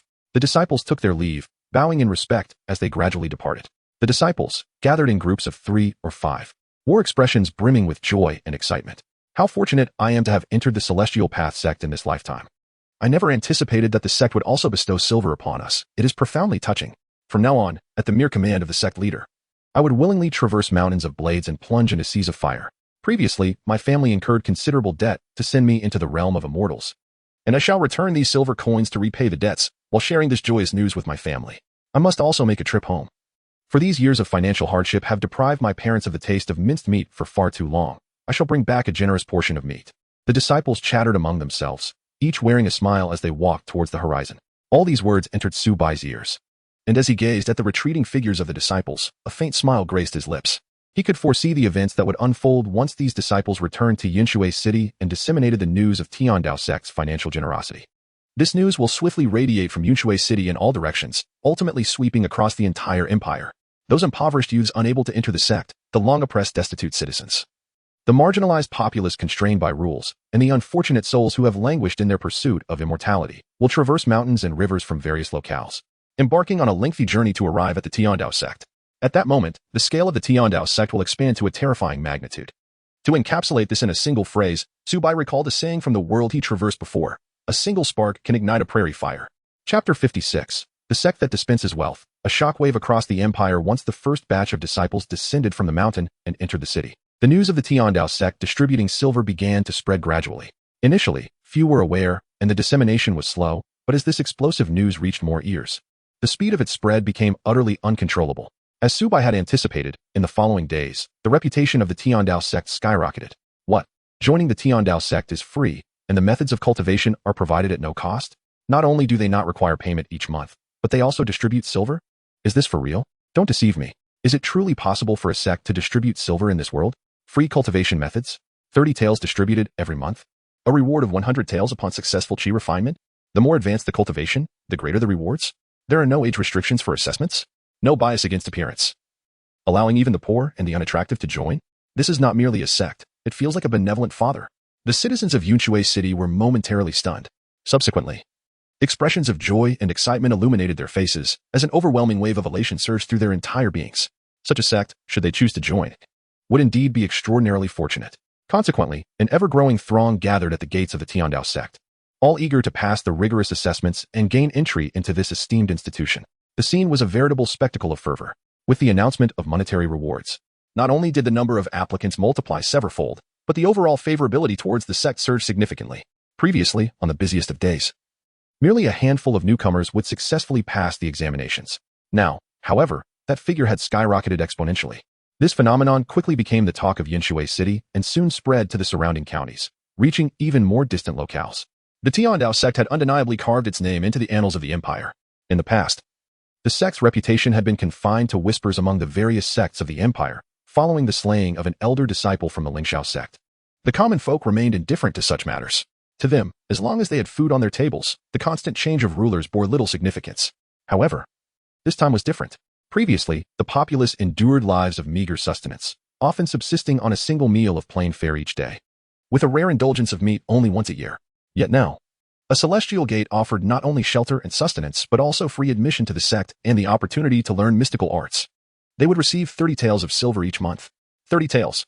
In an era where sects and wealthy families oppressed the common people, merely affording a meal had become a daunting challenge, let alone earning 30 taels of silver, which would take an eternity. Yet, as disciples of the Tiandao Sect, they could collect this sum monthly. Madness, absolute madness. In a grand city, 1,000 miles from the Tiandao Sect, in a forgotten corner of a street, a beggar sat against a wall, his eyes devoid of life as he stared blankly ahead. The beggar, with his unkempt beard and face smeared with filth, donned tattered clothing and appeared utterly disheveled, rendering his features indistinguishable. He remained fixated on a single direction, motionless, an enigma of life or death. Have you heard about the Tiandao Sect? The Tiandao Sect? The newly established sect boasting yuaning powerhouses that has been the talk of the town recently? Indeed. I've heard that joining the Tiandao Sect is entirely free, and they even distribute several dozen taels of silver each month. I've heard that too. But surely it can't be true? Those sects would eagerly accept more disciples. How could they offer free admission and dispense silver? I'm not certain. But we're merely scraping by here. Shouldn't we take a look? What if it's genuine? A group of passers-by engaged in animated discussion regarding the Tiandao Sect, their excitement palpable. Upon hearing their words, the beggar's previously unwavering gaze shifted slightly, and a glimmer of light began to coalesce in his murky eyes. Free admission, monthly silver, he murmured as clarity gradually illuminated his gaze. Contemplating this, he slowly rose and stepped into the thoroughfare. Damn it, I'm already furious, and seeing you filthy beggars only aggravates me further. Someone, get rid of him. A richly dressed young man, evidently aggrieved, bellowed. Instantly, a cadre of sycophants surged toward the beggar. Humph, not even the king of hell could save you today. Consider this a lesson for your next life. The young man proclaimed haughtily, a sinister smirk playing on his lips. With a resounding crash, several wooden clubs struck the beggar's head, yet he remained unscathed, while the clubs splintered into fragments. Simultaneously, the beggar turned his head slowly, his profound gaze leisurely sweeping over the young man and his entourage. In that instant, both the young man and his lackey seemed ensnared, frozen in place as if under a spell. Their wide eyes reflected sheer terror, but the spark within them began to dim. With a tearing sound, the space beside the beggar was rent asunder, and in an instant, his figure vanished.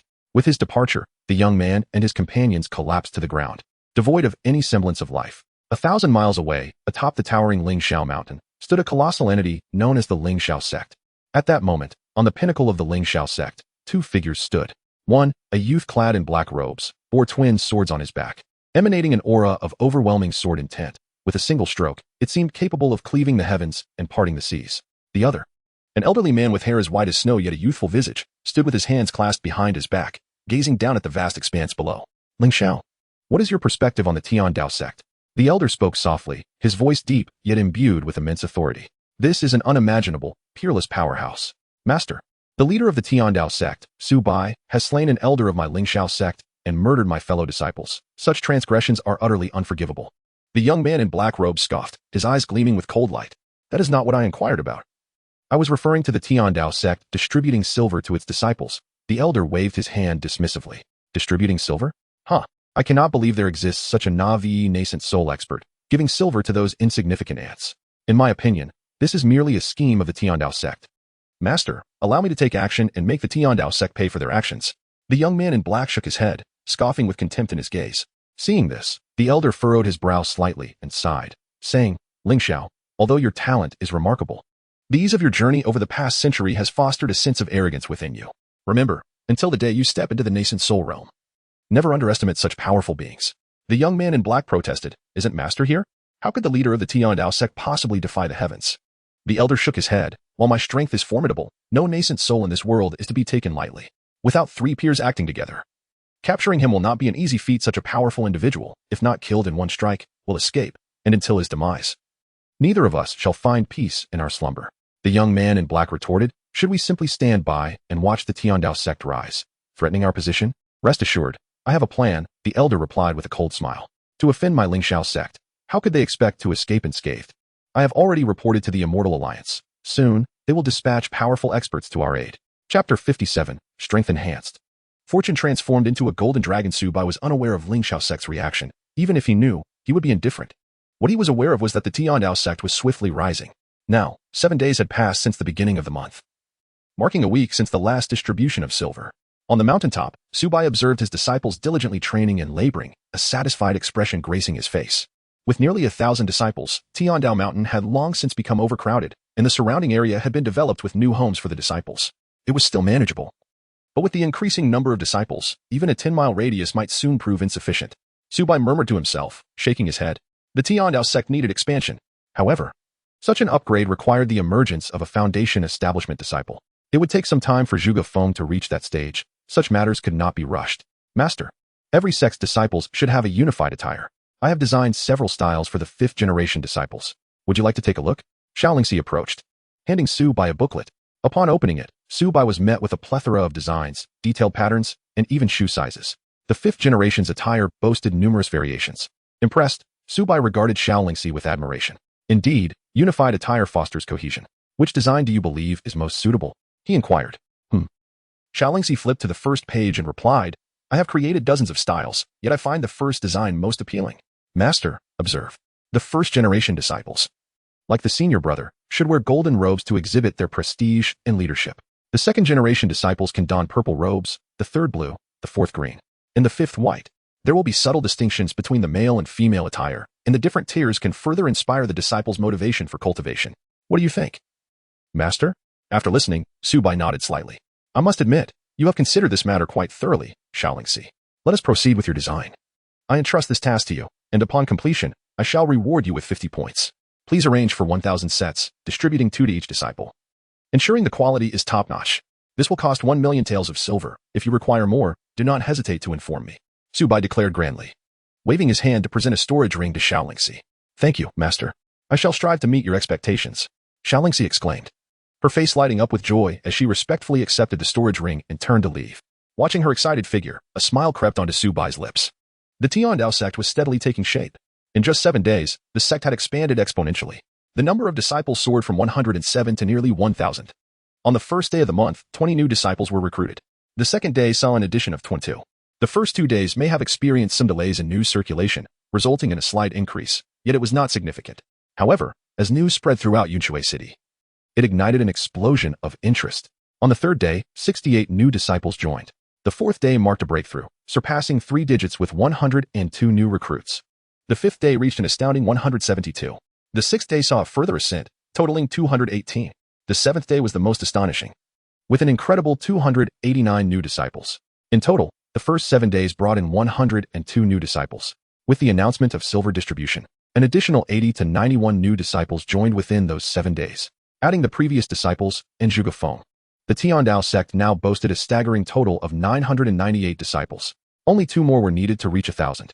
Moreover, over these 7 days, the cultivation levels of the disciples had significantly advanced, further enhancing Su Bai's own strength. Disciple information. Total disciples, 998 mortals, 883, 2 many to list individually. Chi Refinement Stage 1, 108 Chi Refinement Stage 2, 2 Chi Refinement Stage 3, 2 Chi Refinement Stage 5, 1 Chi Refinement Stage 6, 1 Chi Refinement Stage 8, 1 in just 7 days. More than 100 disciples succeeded in the Chi Refinement Stage. Almost every disciple who succeeded 7 days prior had advanced by 1 level. The fastest improvement was seen in Linglang Sect, who broke through 2 levels within the week, now nearing Xiao Lingxi's prowess.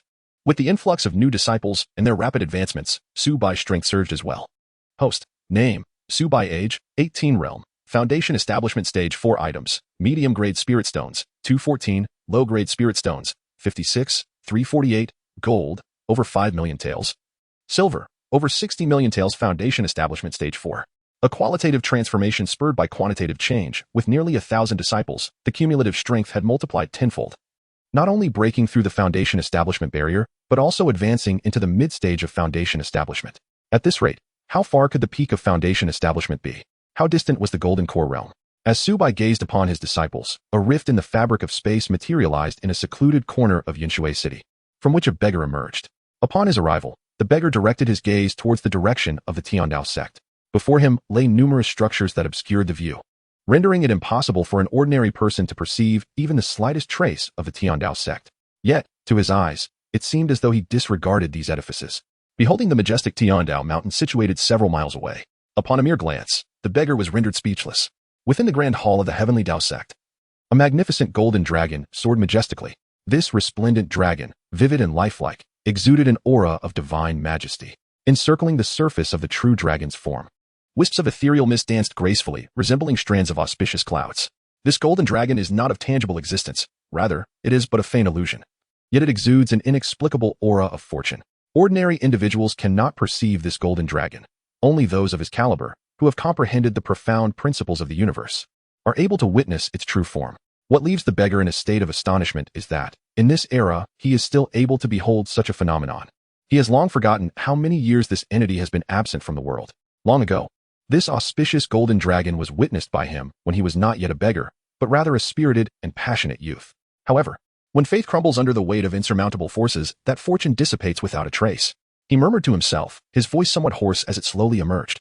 Only when faith converges to its utmost can that pure fortune transform into a golden dragon. Yet, under the sweeping tide of unavoidable circumstances, how long can your sect endure? As the second volume unfolds, the worldview gradually expands, and the sect is on the verge of an upgrade. Beginning to contest with the Linglang Sect, the imperial royal family, and the Tiandao Sect for supremacy over the empire. The school year has begun, and many readers have diminished. Dear readers, could you please offer your support to the author through a simple click? Chapter 58. The arrival of the Celestial from the Immortal Alliance at the Linglang Sect. At the teleportation array. With a flash, the teleportation array flickered with brilliance, drawing the attention of those nearby. The continent is vast, with some regions spanning millions of miles, making it difficult to traverse, even for the powerful at the nascent soul level. Thus, the teleportation array has become a standard for long-distance travel. However, due to its exorbitant cost, ordinary sects cannot afford it.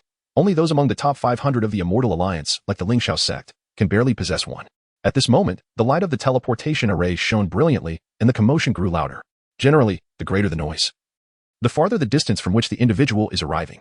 This suggests that the being emerging from the Linglang Sect's teleportation array is likely to have traveled from thousands of miles away. Given such a remote location, it is almost unnecessary to speculate about the identity of the visitor to the small Zhao Empire.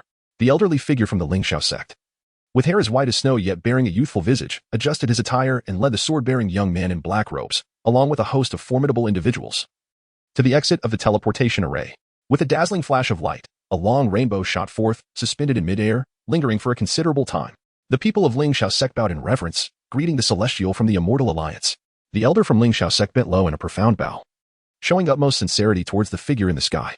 The young man in black and the others promptly followed suit, kneeling on one knee in respectful salute. As the radiant light dissipated, a rotund figure adorned in luxurious garments emerged, one hand clutching a gigantic chicken leg while the other grasped a piece of unknown roasted beast, his face glistening with grease as he devoured his feast. His crude manner of eating and plump visage resembled that of a pig. The elder of the Linglang Sect raised his gaze, noting that the light of the teleportation array had ceased, leaving only the solitary figure of the rotund individual in the air. His aura, was that of a perfected golden core? No nascent soul? From which great power of the Immortal Alliance did this celestial originate? Are there any elders accompanying him? The elder inquired cautiously, feeling a flicker of discontent. Yet, the rotund figure paid him no heed, continuing to indulge in his repast. Witnessing this scene, the Linglang elder felt a wave of embarrassment and an unnameable anger boiling within him. However, he refrained from expressing his ire, for he was unaware of the profound background of this figure before him, regardless of which of the 32 great forces of the Immortal Alliance the individual hailed from. They were not entities that the Linglang Sect could afford to offend. Indeed, some powerful factions would not even dare to provoke the backing of the Linglang Sect. Nevertheless, he could endure, but the young man in black robes could no longer contain himself. You glutton!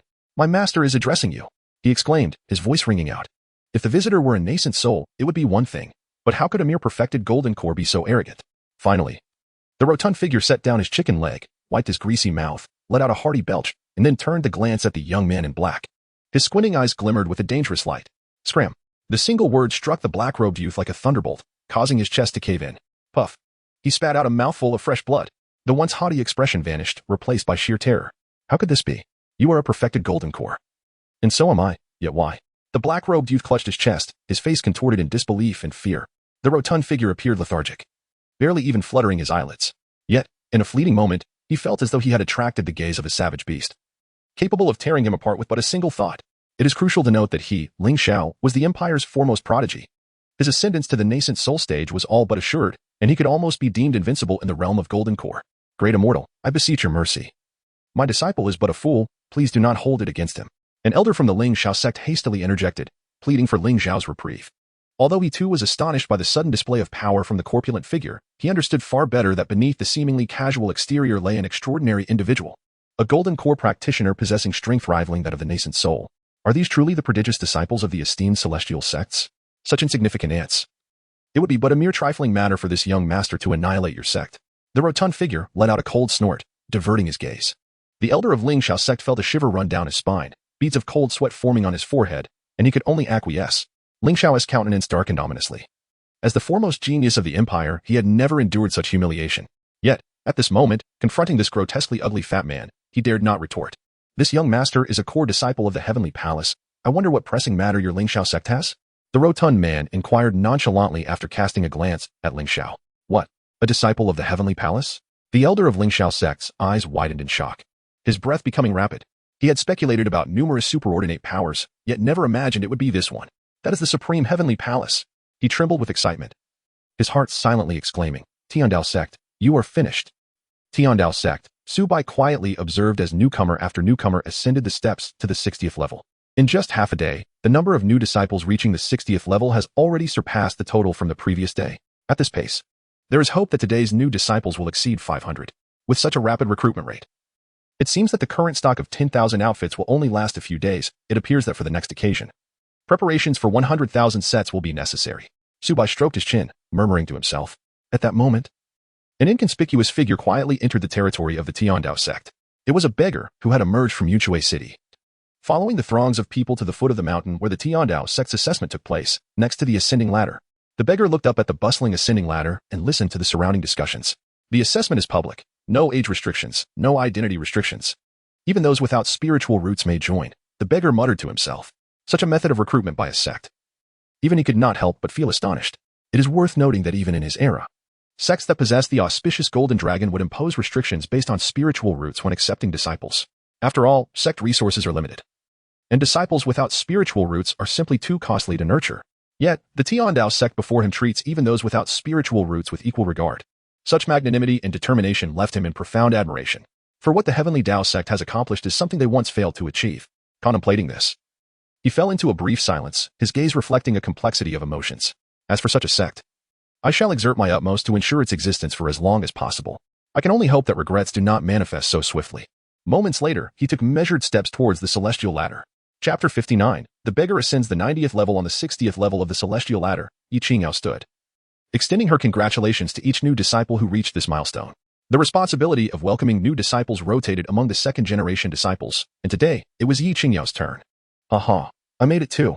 A youth, having ascended with great difficulty to the 60th level, exclaimed with elation. You have no idea how I spent these past 7 days. All those below looked at him with envy, spurring themselves on to climb even harder. Congratulations, junior brother.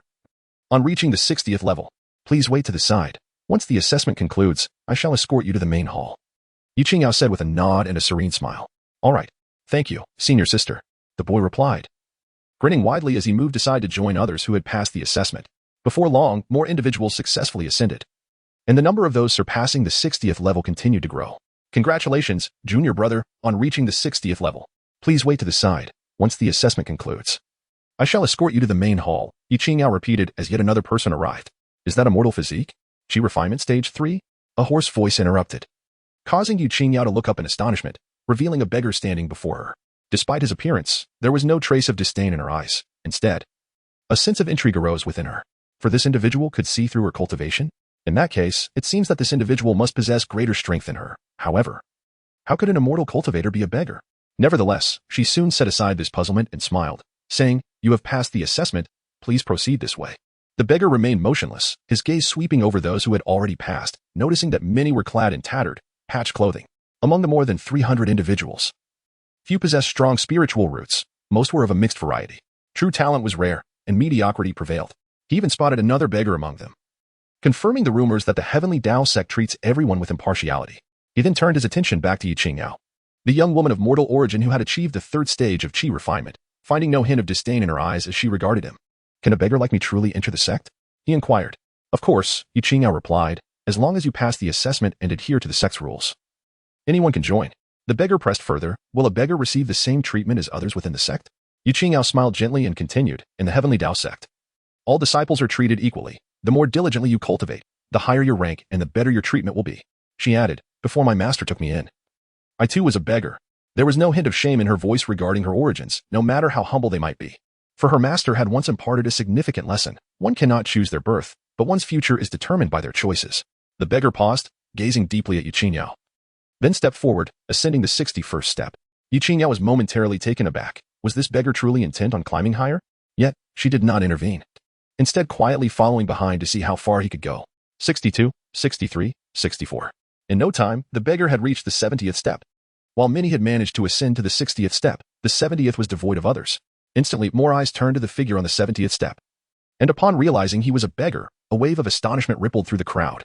Goodness, if a beggar can ascend so high, how can I fall behind? Am I truly inferior to a beggar? With half a month gone by, they resolved to strive harder, determined to reach at least the 60th step that day. In a flash, more individuals surged forward, eager to prove they were not less capable than a beggar, all aspiring to ascend to the 60th step. At that moment, the beggar had already climbed to the 80th step, and he continued to rise. As the beggar stepped onto the 80th level, Yiqingyao halted, a flicker of astonishment crossing her features. Aside from the 6 disciples her master had initially accepted, everyone else had been stuck in the 70s. No one had ever ascended to the 80th level. The 70th step was merely for the 4th generation of disciples, which she had not yet presided over. However, reaching the 80th step necessitated her reporting to her master. With this thought, she hurried to the mountain summit, seeking out Su Bai. "Master, someone has ascended to the 80th level of the heavenly ladder," she began, her voice trailing off. For Su Bai was standing with his hands clasped behind him, gazing at the beggar now standing on the 80th step. No, not the 80th. During her ascent to the summit, the beggar had climbed another 10 levels. This meant he had now reached the 90th step. The 90th step, akin to her own status as a second-generation disciple. And this was his very first entry into the sect. She gasped, covering her mouth in disbelief, her eyes wide with astonishment. Not only was she shocked, but the beggar's ascent to the 90th step also drew the attention of countless onlookers. How extraordinary! Su Bai remained unfazed. The moment the beggar stepped into the territory of the heavenly Tao Sect, he had already sensed something profound. Despite the beggar's unremarkable appearance, demeanor, or aura, attributes that would likely elicit no second glance from an ordinary person, Su Bai was different. Within the realm of the heavenly Tao Sect, he felt an undeniable sense of invincibility. Even the faintest hint of presence could not escape his awareness. If this beggar were truly an ordinary person, he might remain oblivious to his own nature. However, the crux of the matter is that he is anything but ordinary. He intentionally suppresses his cultivation, masquerading as a common man. Yet, even so, a subtle aura of profound Tao still lingers around him. The subtle essence of the Tao remains imperceptible to others, perhaps even unnoticed by the most formidable of Yuaning masters. Yet, Su Bai possesses the discernment to perceive it. This individual is no ordinary being, but rather a venerable entity of immense cultivation. However, the reason Su Bai's expression remained unperturbed lies in the fact that he has ascended to the 90th level. This implies that, despite being an ancient being, this person has garnered a commendable affinity of 90 points towards the heavenly Tao Sect. With such a high degree of favor, it follows that this individual could not possibly be detrimental to the heavenly Tao Sect. Thus, apart from observing this person, he made no other movements. At this moment, he pondered what position to bestow upon this beggar. The title of disciple seemed rather unsuitable now. Chapter 60, The Celestial Palace. The first of the Immortal Alliance. Additional update. Moments later, Yiqingyao appeared before Su Bai, accompanied by the beggar who had ascended to the 90th level.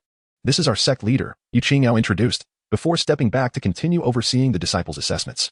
The beggar slightly lifted his gaze towards Su Bai. Clad in a robe as white as snow, with eyes that sparkled like stars, he embodied the spirited vigor of youth. It was as if, through Su Bai, he glimpsed the distant reflection of his former self. "What is your name?" Su Bai inquired. The beggar hesitated for a moment before slowly responding, "I cannot recall." Once, he possessed a brilliant name. Yet, that name had vanished, scattered like smoke amidst the chaos of a bygone era. In this world, it seems that few still remember his name. If that is the case, what significance does a name hold? Without a name, I shall henceforth call you Nameless. Su Bai mused aloud. Thank you, sect leader, for bestowing upon me a name. Nameless replied with a respectful bow. Su Bai nodded. By calling me sect leader, does this imply your desire to join my heavenly Tao sect? Nameless gently inclined his head in agreement. Throughout the encounter, he appeared as an ordinary beggar, devoid of any heirs. According to the rules, upon entering the 9th floor, one could become my direct disciple. However, due to your age, it may not be fitting for you to be my disciple, Su Bai remarked. What a jest. The beggar before him likely had lived for countless years, far surpassing even his great-great-great-grandfather. Nameless remained silent and still. Very well, Su Bai continued. The Immortal Law Pavilion is in need of a guardian elder. Would you consider taking that position? Elder. Nameless remained unmoved and, after a brief pause, replied, Sect leader, the position of elder elevates me too highly. I would prefer to serve as a humble janitor. Janitor? Su Bai's expression grew peculiar. Very well. Nevertheless, he did not decline and simply nodded in acceptance. This beggar must harbor undisclosed secrets. Since he possesses secrets, Su Bai chose to respect his choices and let him be. As long as his heart aligns with the heavenly Tao sect. Then, Su Bai activated the system to review his cultivation information. Host name, Su Bai age, 18 realm. Foundation establishment 5th layer items, medium-grade spirit stones, 214, low-grade spirit stones, over 50, 000, gold, over 5 million taels. Silver, over 59 million taels. Foundation establishment 5th layer? Su Bai frowned. Logically, upon joining the sect, this beggar should experience a tremendous transformation in strength. Yet it seems he has only improved slightly. Moreover, this increase does not seem attributable to the beggar, but rather the breakthroughs of many disciples today. System. What is going on? He inquired internally. The protagonist's growth remains incredibly rapid. In a few chapters, he will reach the forefront of the empire, and in several thousand words, he will become invincible, but if Nameless strength were to reflect, he would be unmatched across the world, and there would be nothing left to write. Ding. The host's strength is 10 times that of all disciples in the sect. Nameless is not a disciple of the sect. Listening to the system's response, Su Bai fell silent. If only I had known, I would have shamelessly accepted him as a disciple. Ding. The master must be stronger than the disciple. One with a higher cultivation than the host cannot be accepted as a disciple. It seemed the system had heard Su Bai's silent complaints, as its voice continued. System. Does not the master need not be more virtuous than the disciple? Why have you altered this? Indeed, the master need not be more virtuous than the disciple. But the master must be stronger than the disciple. Su Bai. Very well, the bug fix has failed. However, it stands to reason that if one could come freely, with Nameless strength multiplied tenfold, how many in this world could surpass him? The heavenly Tao sect has already found great satisfaction in acquiring such a top-tier powerhouse. Suddenly, a shout echoed from outside the mountain gate. Sect leader of the heavenly Tao sect, come out. This caused Su Bai to slightly raise an eyebrow. Are they here to offer silver again? Master, it is a few stewards from the Linglang Sect calling from outside. Should I send a disciple to deal with them? Zhuge Feng approached respectfully. Zhuge Feng shook his head and stepped out of the grand hall, arriving at the mountain gate. At that moment, several stewards from the Linglang Sect stood outside, strutting with an air of superiority. After a moment, Su Bai and Zhuge Feng appeared before the group. Oh, is that not Zhuge Feng? Here after failing the assessment, are we? One steward quickly recognized Zhuge Feng and immediately mocked him. Zhuge Feng, you are but a janitor of the Linglang Sect. Running about without reporting is a serious transgression. Another chimed in, a look of schadenfreude on his face. Defection is a capital offense. The last steward sneered. Zhuge Feng looked up at the Linglang stewards, his eyes narrowing with a glint of coldness. Steward Wang, Steward Su. Steward Han. Unpleasant memories surged within Zhuge Feng's mind. Among them, Steward Wang was the one who had declared his failure in the assessment, belittling him as a mere beast. Steward Su had often looked down upon him for lacking connections, deliberately assigning him arduous tasks to undermine him. Steward Han, during a dispute with another janitor disciple, had received bribes and unjustly punished him with dozens of lashes without hearing his explanation. All three stewards were the very administrators of the Linglang Sect stationed in Yunshui City, and now they had all come knocking. No, they have come to deliver themselves. With this thought, a surge of rage surged within him. What business do these individuals from the Linglang Sect have in coming here? Su Bai, from the corner of his eye, caught the expression of Zhuge Feng and, looking at the Linglang stewards, chuckled. Haha, although we are stewards of the Linglang Sect, this time, we are not here to seek you out. Steward Wang declared with a proud laugh. We are merely here as guides. Steward Su added with a cold smirk, resembling a vulture awaiting its prey. Then, the stewards turned around and respectfully knelt on the ground. Lord of the Immortal Alliance, this is the heavenly Tao Sect. As their respectful voices echoed, a figure descended from the heavens, riding a fiery Qilin. The majestic Qilin emanated an intense heat wave, causing the surrounding disciples to involuntarily retreat a few steps. Upon the Qilan sat a portly figure who gazed down upon the heavenly Tao sect with indifference, a hint of disdain flickering in his eyes. In this remote and obscure locale, where spiritual energy is scarce and formidable individuals are few, he would have been disinclined to visit were it not for a mission from his sect. The Celestial Alliance, renowned throughout the realms, commands reverence wherever its esteemed members tread. Several stewards of the Linglang Sect fervently proclaimed their adoration, bowing deeply in homage. What? A figure of the Celestial Alliance? Upon hearing these words, the disciples of the Tiandao Sect grew increasingly uneasy. After all, the reputation of the Celestial Alliance was exceedingly formidable. Yet, observing Su Bai, who remained with his hands clasped behind his back, his gaze languidly directed towards the heavens, they exhaled slightly in relief. Above, a rotund figure standing upon a fire Qilan surveyed the scene, his gaze ultimately resting upon Su Bai. I am Gao Keping, a core disciple of the Heavenly Palace, instructed by the Venerable Xinjiang of the Celestial Alliance to investigate your Tiandao Sect's admission into the Alliance. You are to cooperate promptly, otherwise, it shall be the day of your sect's expulsion. Gao Keping spoke with unbridled arrogance. As his words fell, the eyes of those familiar with the Heavenly Palace, including Zhuge Feng, narrowed in apprehension. Among the top 500 sects, the Linglang Sect and the Tiandao Sect were most well known. Few ventured to learn about the other sections. Even among the 32 strongest sects of the Celestial Alliance, many remained obscure to the common populace. Nevertheless, the name of the Heavenly Palace resonated profoundly. For it is the paramount force within the Celestial Alliance. The Heavenly Palace, it is indeed legendary. Upon hearing Gao's assertion, many were left agape, while the true extent of the Heavenly Palace's strength remained unclear. The mere thought of the Linglang Sect's formidable prowess, a mere member of the top 500, prompted wonder about the sheer might of the Heavenly Palace, the undisputed leader. Rumors suggested that the halls of the Linglang Sect were gilded in gold. One could only imagine if the Heavenly Palace's floors were similarly adorned. Perhaps even their gardening tools were fashioned from gold. Some audacious disciples whispered amongst themselves. Within the Tiandao Sect, a newly initiated member named Wuming, who was currently sweeping the floor, raised his gaze slightly upon hearing these discussions. His grip tightened around the broom, causing fine cracks to appear on the pristine handle. Amidst all, only Su Bai remained unfazed. The Heavenly Palace? Is it truly that formidable? Gao Keping erupted into laughter, as if he had just heard the most ludicrous jest. The Celestial Alliance instills fear across the world, compelling all to submit. And the Heavenly Palace reigns supreme, a sovereign over all. Do you dare question its strength? How preposterous! Oh, is that so? Su Bai's lips curled into a subtle smile as he inquired. Might I ask the purpose of your presence here? Humph. Every force at the nascent soul level must affiliate with the Celestial Alliance, or face annihilation. Gao Keping retorted curtly. And what are the conditions for joining the Celestial Alliance? Su Bai queried, his expression enigmatic. Conditions? Gao Keping scoffed, his tone dripping with arrogance. For nascent soul forces, you are required to remit 50% of your annual income, alongside an additional tribute of 100 million taels of silver, 10 million taels of gold, 10,000 low-grade spirit stones, and 100 mid-grade spirit stones as an entry fee. Pay the dues, and your sect shall bask in the Alliance's protection. Fail to comply, and, well, he smirked ominously, you would be ill-fated to provoke the Celestial Alliance, leading to your sect's demise. Upon hearing this, Su Bai chuckled. Aside from the mandated 50% share, an additional tribute of 100 million taels of silver, 10 million taels of gold, 10,000 low-grade spirit stones, and 100 mid-grade spirit stones was required. Considering the Linglang Sect, which boasted 2 nascent soul forces, how much could they possibly earn in a year? With 100,000 disciples, each contributing 30 taels of silver monthly, their annual income would amount to a mere 36 million taels. Yet, the Linglang Sect's revenue surely exceeded this, as disciples required various resources such as celestial techniques, weaponry, and elixirs, all of which demanded additional expenditures far exceeding their base income. Furthermore, the sect undertook various missions, such as escorting goods, cultivating spiritual herbs, and receiving tributes from subordinate forces annually. Consequently, the Linglang Sect could amass several hundred million taels in a year. With a low-grade spiritual vein, it produced approximately 20 to 30,000 low-grade spirit stones annually, meaning the tribute alone was reminiscent of nearly 70 to 80% of their total income. This is still the esteemed Linglang Sect, which ranks among the top 500 of the Celestial Alliances.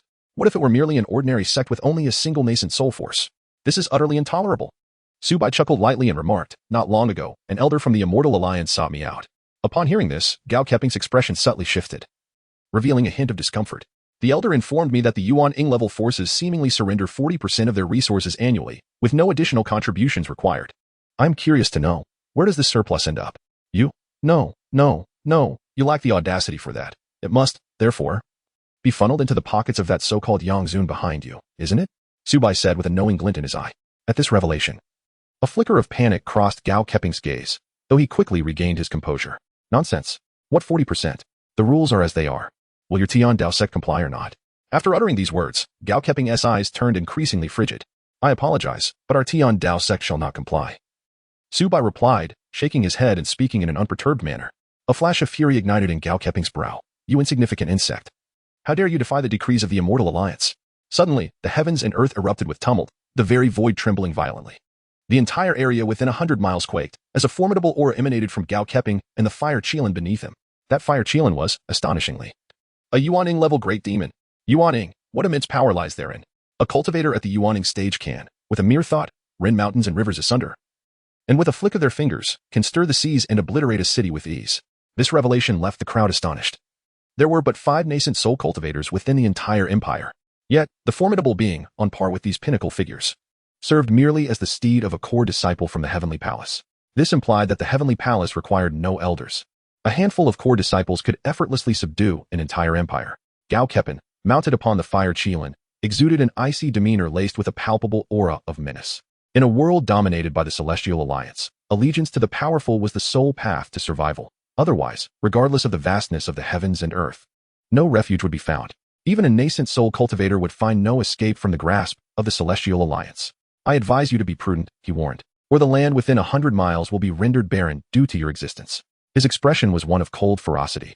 His gaze brimmed with arrogance simply because he was a disciple of the Heavenly Palace. However, upon hearing these words, Su Bai merely responded with a serene smile. You rotund fellow, as a core disciple of the Heavenly Palace, you must possess quite an array of treasures, no? Su Bai's gaze settled upon Gao Kepin's hands, each adorned with a storage ring on every finger. 10 storage rings. What did you just call me? Gao Kepin initially stood in stunned silence before erupting in fury, his eyes ablaze with wrath. I detest anyone referring to me as fatty, especially when prefixed with the word dead. Today, the Celestial Sect shall meet its demise, mark my words. No one can alter this fate. As he delivered this proclamation, Gao Kepin unleashed a terrifying aura that swept across the entire vicinity in an instant. A tremendous pressure looms, suffocating in its intensity. The fire Qilin shall annihilate all living beings within a 100-mile radius. With a single command from Gao Kepin, the fire Qilin lets out a deafening roar and charges forth, its flames blazing hotter, radiating an intensity akin to the sun itself. With a roar, it opens its mouth and unleashes a pillar of crimson fire that surges forth, instantly spanning the heavens and racing towards Su Bai. Chapter 62, Suppressing the Fire Qilin. Slaying the Celestial Palace Disciples. The fire Qilin, a divine beast, possesses strength far surpassing that of ordinary cultivators within the same realm. This singular fire Qilin alone is sufficient to instill fear in the Linglang Sect. This strike alone is sufficient to level the entire Tiandao mountain to the ground. This is the power of the Yuaning divine beast. Within the Tiandao Sect, an enigmatic figure quietly approached the mountain gate. A slender wooden stick appearing in his hand unbeknownst to him. He positioned this stick between his thumb and middle finger, ready to flick it at a moment's notice. In the face of the overwhelming flames, Su Bai finally spoke. Beast, do not kneel. His voice resonated across the heavens, crashing like thunder and causing the skies to shift dramatically. The roaring flames swiftly dissipated. Even the fire engulfing the fire Qilin vanished. Bang! The fire Qilin plummeted from the sky, its hooves curling as it knelt heavily upon the ground. Once a majestic figure, the fire Qilin now lay in utter disarray, pinned to the earth, unable to move. Hiss. Witnessing this scene, the surrounding crowd could not help but gasp in astonishment. A Yuan-ing realm fire Qilin, subdued by a mere utterance. The sect leader is formidable. The sect leader is invincible. As they beheld the serene figure clad in white robes hovering above, the disciples of the Tiandao Sect erupted in cheers, their eyes brimming with adoration. At the mountain gate, the enigmatic figure tucked away the toothpick, his gaze slightly surprised as he regarded Su Bai. The strength of this young man seemed far beyond his expectations. No wonder he dared to confront the will of the Immortal Alliance head-on. While the Tiandao Sect rejoiced, Gao Keping stood in a state of shock, his expression one of disbelief. How could it be? A Yuaning realm fire Qilin, so effortlessly subdued? If his master learned of the Qilin's defeat, his standing in the master's eyes would plummet. Cursed! Cursed! Cursed! Gao Keping's face twisted in a grimace. What sorcery have you employed? He utterly refused to believe that Su Bai could so easily suppress the fire Qilin. Even a peak Yuan-ing would not suffice. Su Bai languidly lifted his gaze, casting a casual glance at Gao Keping, and remarked nonchalantly, what do you think? You. As Su Bai regarded him with an air of indifference. As one might observe a mere jester, Gao Keping's fury nearly reached its boiling point. Humph. Playing tricks. Gao Keping gritted his teeth. You little wretch, perish. He abruptly raised his right hand, a black spear materializing in his grasp. This long spear is as black as ink, its blade exceedingly sharp, emanating a chilling dark radiance. This is undeniably a superior spiritual weapon. The long spear is adorned with swirling runes, emanating fierce and menacing energy. The dragon-slaying spear technique. A move of the god of death. Gao Keegan roars, stepping forward with determination, hurling the long spear towards Su Bai. The shot, imbued with an inexhaustible aura of ferocity, reduced all vegetation in its path to mere ashes. The air was torn asunder, emitting a mournful wail. Xiao Keping, a prodigy of the celestial realm, possessed formidable strength that enabled him to engage in battle beyond his level. Thus, even as a consummate Golden Core practitioner, he was capable of rivaling those of the nascent soul stage. Moreover, the spear he wielded was of exceptional quality, making it a formidable challenge for an ordinary nascent soul to withstand.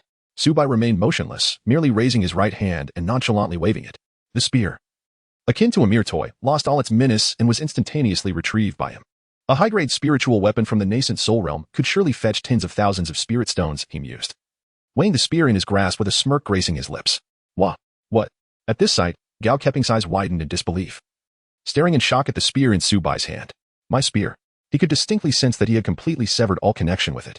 At this moment, even in his foolishness, he sensed something was amiss. Suppressing the fire Qian was not a matter of employing some sorcery. The leader of the Tiandao Sect before him was not merely at the nascent soul stage as the Linglang Sect had claimed. He was a god transformation. Damn that Linglang Sect for falsely reporting the strength of the Tiandao Sect and leading him to his doom. A chill surged through him, and without hesitation, he hastily summoned the world-breaking talisman, intending to flee 100,000 miles. Yet, no matter how he called, the talisman did not materialize. To his horror, he discovered that the storage rings on his fingers had vanished.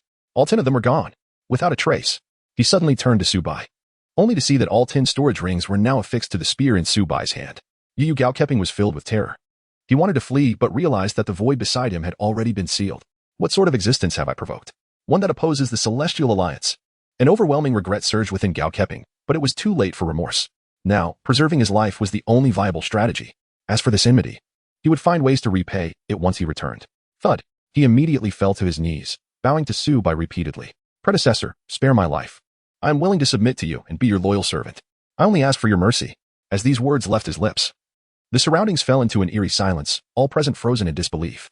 The esteemed core disciple of the Tianmen actually knelt on the ground, begging for mercy? With this thought, countless individuals rubbed their eyes in incredulity. Yet, what transpired before them was undeniably real. Xiao Keping was indeed kneeling on the ground, a pitiful sight akin to an ant, pleading for compassion from Su Bai. This stood in stark contrast to his earlier towering arrogance, significantly diminishing the fear many harbored towards the Celestial Palace. It turned out that even those from the Celestial Palace feared death. Today, having endured such humiliation, I shall repay it 100-fold in the future. If I survive this ordeal and report to my master, be you in the nascent soul or transformation stage, you shall all meet your demise. At that time, I shall strip you of your cultivation and personally rend you into 100 pieces, again and again. Xiao Keping's inner turmoil was crystal clear to Su Bai. Within the realm of invincibility, there was nothing he could not accomplish. He smiled faintly. I much prefer your earlier defiant demeanor. To let the tiger return to the mountain was not in Su Bai's nature. Observing Su Bai's expression, Xiao Keping trembled all over, having already deduced his fate. No. You cannot kill me. I am a core disciple of the Celestial Palace. You will never comprehend its true might. My master is an unparalleled sovereign, with abilities beyond your imagination. If you kill me, you shall never escape. His frantic cries aimed to leverage the Celestial Palace against Su Bai. Alas, he had miscalculated. With a simple wave of his hand, Su Bai released the bindings on the fire Qilin. Once freed, the fire Qilin rose, witnessing Xiao Keping's subjugation, and instantly became enraged. In the Qilin's memory, it recalled the multiple instances of Xiao Keping's cruel treatment, and though it had been bound by blood to obey, that bond was now severed. With a mighty roar, the fire Qilin leapt into action, its massive hoof descending mercilessly upon Xiao Keping's head. No. Xiao Keping's pitiful screams abruptly ceased. The core disciple of the Celestial Palace, at the pinnacle of the Golden Core realm, perished beneath his own steed's hoof. However, at the moment of Xiao Keping's demise, the entire sky was engulfed in ominous dark clouds. Crack. The void was torn asunder, revealing a pitch-black chaotic maelstrom within. Simultaneously, a chilling voice echoed from within. Who dares to slay my disciple? Chapter 63. Wealth and Prosperity. Seeking death? The voice, laden with murderous intent and boundless fury, caused the temperature in the vicinity to plummet. Thunder rumbled. Following that, the entire fissure in the void trembled. Everyone looked up, as if they could see stars shimmering deep within the rift, radiating an endless brilliance. Atop those stars sat a colossal figure, seemingly emerging from the primordial chaos of the universe, exuding an aura of ancient and wild ferocity. Hiss.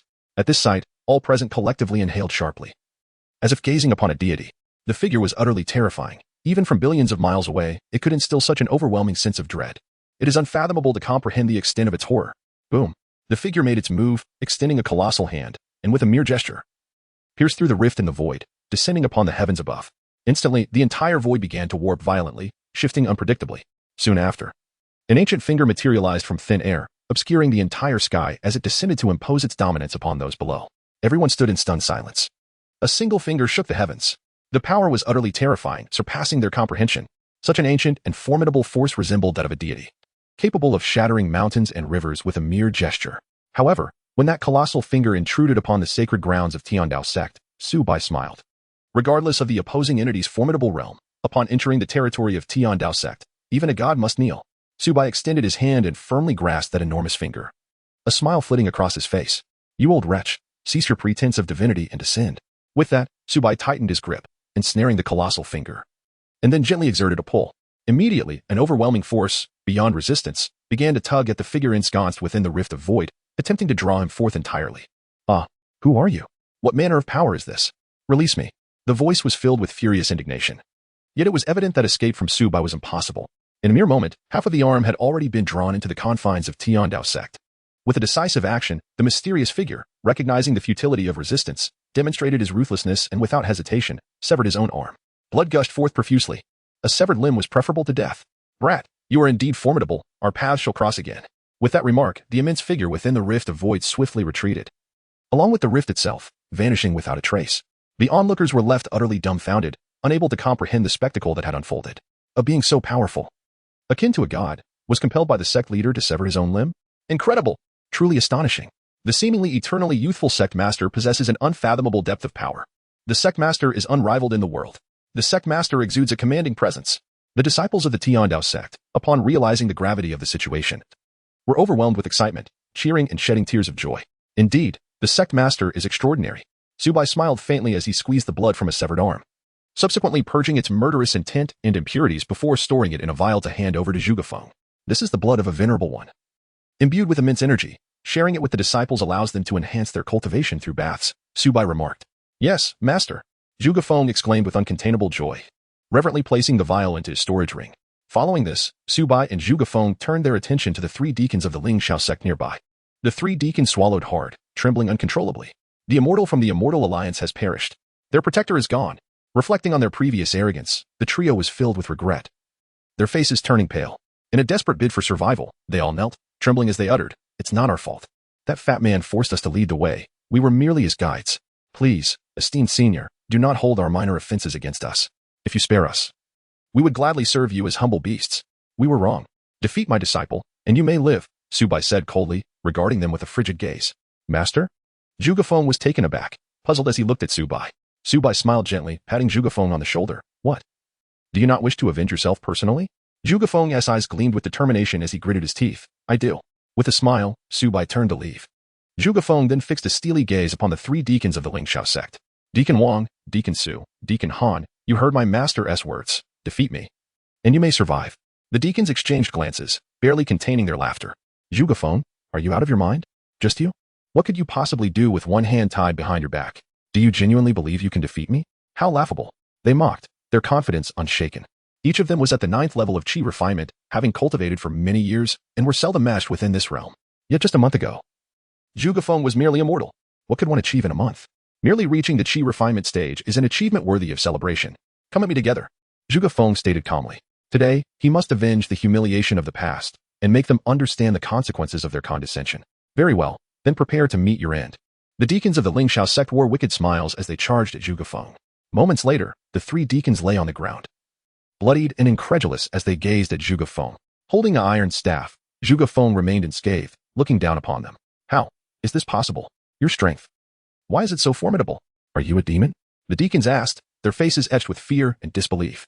Just a month prior, he was a mere mortal. And now he was overwhelmingly overpowering them. What a prodigy he was. Perhaps he is a reincarnated celestial being? Zhuge Feng shook his head. Though he remains at the 8th level of chi refinement, he possesses top-tier celestial techniques and an exceptional physique, his true combat prowess having long surpassed the chi refinement realm. He could be termed invincible within this stage. Let this come to an end. Zhuge Feng raised his iron staff, his voice icy, within the grand hall. After closing the doors, Su Bai burst into laughter, slapping his thigh in delight. With a wave of his hand, 10 magnificent storage rings floated before him. Wealth has come. Wealth has come, indeed. Chapter 64. A fortune beyond measure, the golden elixir is achieved. In the hall, Su Bai's eyes sparkled as he gazed at the 10 storage rings. He had only glimpsed them briefly outside, but now, upon closer inspection, he realized the vast resources contained within each ring. The first storage ring held 100 million taels of silver, 10 million taels of gold, 10,000 low-grade spirit stones, and 100 medium-grade spirit stones. The sheer magnitude of resources in just the first ring was staggering. This amounts to several months of income for a formidable force at the yuaning level. Wait a moment. What is this?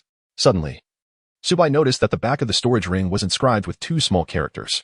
Ling Xiao. Su Bai softly uttered the words, and in an instant, his expression grew peculiar. This storage ring appears to belong to the Linglang Sect, does it not? This amount, the sum required by the Celestial Path Sect. Soon, Su Bai had already arrived at a conclusion in his heart. This storage ring was a tribute from the Linglang Sect to their esteemed master behind Gaokeping. Ah, Linglang Sect, how could you have anticipated that these resources would end up in my possession? Regardless, I must express my gratitude for the wealth you have so generously bestowed upon me. Su Bai chuckled heartily, his spirits soaring to unprecedented heights. Using the wealth of the Linglang Sect to nurture the disciples of my own sect, only to turn and challenge them later, what a delightful thought. I wonder if the leader of the Linglang Sect will be so enraged upon discovering this that he will spit blood? Next, Su Bai turned his gaze to the second storage ring. 100 million taels of silver, 10 million taels of gold, 10,000 low-grade spirit stones, 100 mid-grade spirit stones, and additionally, a glimmering high-grade spirit stone. Another 100 million taels of silver. It seems this too is a protection fee from a yuaning level sect. As Gaokeping approaches the yuaning realm, that high-grade spirit stone is precisely what is needed for his cultivation. Clearly, this sect possesses a modicum more wisdom than the Linglang Sect. Recognizing the necessity of currying favor with the disciples of the Celestial Palace, one high-grade spirit stone is equivalent to 100 mid-grade spirit stones, or 10,000 low-grade spirit stones. Although their values are equal, few would be foolish enough to trade a single high-grade spirit stone for 100 mid-grade ones. Rarity confers value. High-grade spirit stones are produced only once or twice a year from high-grade or core mid-grade spirit veins. The Great Zhao Empire has yet to uncover any mid-grade spirit veins, and even low-grade spirit veins are limited to 3, held by the Linglang Sect, Tiandao Sect, in the imperial family. However, now the Tiandao Sect also possesses a low-grade spirit vein underground. The scarcity of mid-grade spirit veins in the empire renders high-grade spirit stones all the more precious. At auction, a single high-grade spirit stone could fetch several hundred mid-grade spirit stones. Alas, your calculations have misfired. Now, all of these treasures belong to my Tiandao Sect. A smile crept across Su Bai's lips as he surveyed the remaining 8 storage rings. This venture has yielded an extraordinary profit. Even if it were merely a matter of slaying a disciple of the Celestial Palace, or even demolishing the palace itself, it would have been worth it. Su Bai then meticulously examined the remaining 8 storage rings. Among them, 3 contained items identical to those in the Linglang Sect storage ring. This means, combined with the Linglang Sects, there are a total of 5 protection fees from yuaning level powers. The remaining 4 storage rings contain significantly fewer items, roughly around 1/10 of what a yuaning level power would possess, suggesting they were likely protection fees from formidable Jindan level forces. These are not the focal points. The final storage ring is the true essence. In addition to a plethora of gold, silver, and spirit stones, it contains numerous treasures. Superior spirit tools such as the chainmail, flying vessel, and crimson helmet, alongside the boundary-breaking talisman. There are no less than 3 superior spirit tools at the nascent soul level. And with the spear in Su Bai's possession, that totals 4, forming a complete set, armed to the teeth. A full set of nascent soul-level spiritual treasures. Any nascent soul powerhouse who lays eyes upon it would undoubtedly be envious. Many of these powerhouses still wield medium-grade spirit tools. The boundary-breaking talisman is an exceptionally rare item for preserving life, capable of instantaneous escape over vast distances. With this ensemble, attempting to eliminate a perfected golden core realm expert like Gaokeping would be a daunting task, even for a transformation stage being, unless they resorted to a sneak attack. They might not succeed. Alas, he encountered Su Bai. Slaying a core disciple of the Heavenly Palace caused Su Bai's wealth to soar by more than tenfold. Host name, Su Bai. Age, 18 realm. Foundation establishment level 5 items. Superior spirit stones, 1. Medium spirit stones, 748. Low spirit stones, 109. 380. Gold, over 60 million taels. Silver, over 600 million taels. This is merely the protection fee from 9 factions, and the amount is already astounding. One can only imagine the entirety of the Immortal Alliance. A glimmer of brilliance sparked in Su Bai's eyes. The Immortal Alliance boasts over 10,000 sects. The least of them are at the Golden Core level. There are over 1,000 nascent soul factions. Moreover, numerous transformation stage and superpower factions exist. If all were conquered, the figures would be utterly unfathomable. After Gaokeping's demise, the Heavenly Palace's retribution did not materialize. Whether due to the distance or Su Bai's display of power instilling fear in the true young elder remains uncertain. Meanwhile, Linglang Sect fell into complete silence, refraining from engaging in direct conflict with the Heavenly Dao Sect. In the days that followed, the Heavenly Dao Sect expanded exponentially, with its disciple count increasing daily, gaining immense notoriety. Disciples such as Zhuge Feng and Xiao Yan eradicated all bandits within a radius of several hundred miles and instituted a decree forbidding arbitrary killings within that territory. Even slaves and servants are still human. These series of actions have garnered immense acclaim for the Heavenly Tao Sect, propelling its reputation to unprecedented heights. It is evident to all that the ascendance of the Heavenly Tao Sect has become unstoppable. After dispersing the monthly stipends once again, Su Bai took a moment to review the disciples' information. Disciples' information. Total disciples, 31, 314 mortal, 19, 353 Qi refinement first layer, 10, 520 Qi refinement second layer, 1. 256 Qi refinement third layer, 168, Zhang Goden, Li Goxing. Qi refinement fourth layer, 12, Lu Taizhu, Wang Ergu. Qi refinement fifth layer, 2, Xiao Yan. Yiqing Yao, Qi refinement seventh layer, 2, Xiaolingxi. Mu Lingxian, Qi refinement ninth layer, 1, Zhuge Feng, with such a multitude of disciples successfully refining their qi and breaking through their realms. Su Bai's own cultivation level reached the 9th layer of foundation establishment a mere 10 days prior. Over the past 10 days, his strength has been steadily increasing. Yet his progress is hindered by a formidable barrier. A sudden sound broke the silence. Su Bai turned to see Xiao Yan, bare-chested, sprinting with fervor. His physical cultivation had once again surged, surpassing the capabilities of the ordinary body of Yiqing Yao, reaching the 6th level of physical refinement. With this breakthrough, Su Bai experienced a powerful shift within, as a once imposing barrier was forcibly dismantled. In the transformative interplay of quantitative change leading to qualitative change, he too transcended the foundational realm, stepping into the golden core stage. As the heavenly tribulation descended and his golden core solidified, he embraced a lifespan of 500 years, declaring henceforth that his fate would be his own to command. For Su Bai, however, the formation of his golden core necessitated no tribulation. Master, I feel my foundation is sufficiently solid. I wish to challenge the foundation establishment realm. Zhuge Feng approached, bowing respectfully before Su Bai. Very well, proceed. You shall not be disturbed, Su Bai gestured with a wave of his hand. Thank you, master. Zhuge Feng replied, bowing as he withdrew. Observing Zhuge Feng's departing figure, a glimmer of brilliance sparked in Su Bai's eyes. After nearly 2 months, was the Tiandao Sect finally on the brink of another ascension? To what heights would the 3-star sect's dominion extend? Chapter 65, Establishing the Foundation of Tiandao Sect Ascension. The foundation establishment realm represents the second significant stage of cultivation. Following the completion of the Qi refinement stage, one must open the spiritual sea within to accommodate a greater influx of spiritual energy, thereby further condensing spiritual power to achieve a qualitative transformation. Subsequently, one must construct the foundational platform for future cultivation within this spiritual sea, known as the Foundation Establishment Dao Platform. Both steps must be accomplished concurrently to enter the foundation establishment realm. This process requires time and must not be interrupted, otherwise one risks becoming consumed by it, leading to a decline in cultivation or, in the worst case, death and the extinguishing of one's path. Upon entering the foundation establishment stage, one's life essence is elevated, surpassing the limits of lifespan, extending it to 200 years. With sufficient spiritual energy, one can perform various supernatural feats, such as flying through the air, which is an entirely different realm from the Qi refinement stage. Thus, it can be stated that entering foundation establishment marks the true beginning of one's journey on the path of immortality and strength. As Zhuge Feng entered his seclusion, time passed. Second by second. On the 3rd day, a radiant golden light surged into the sky, capturing the attention of all the disciples. In the heavens above, this brilliant golden light illuminated the surroundings, revealing a figure clad in golden robes walking through the air.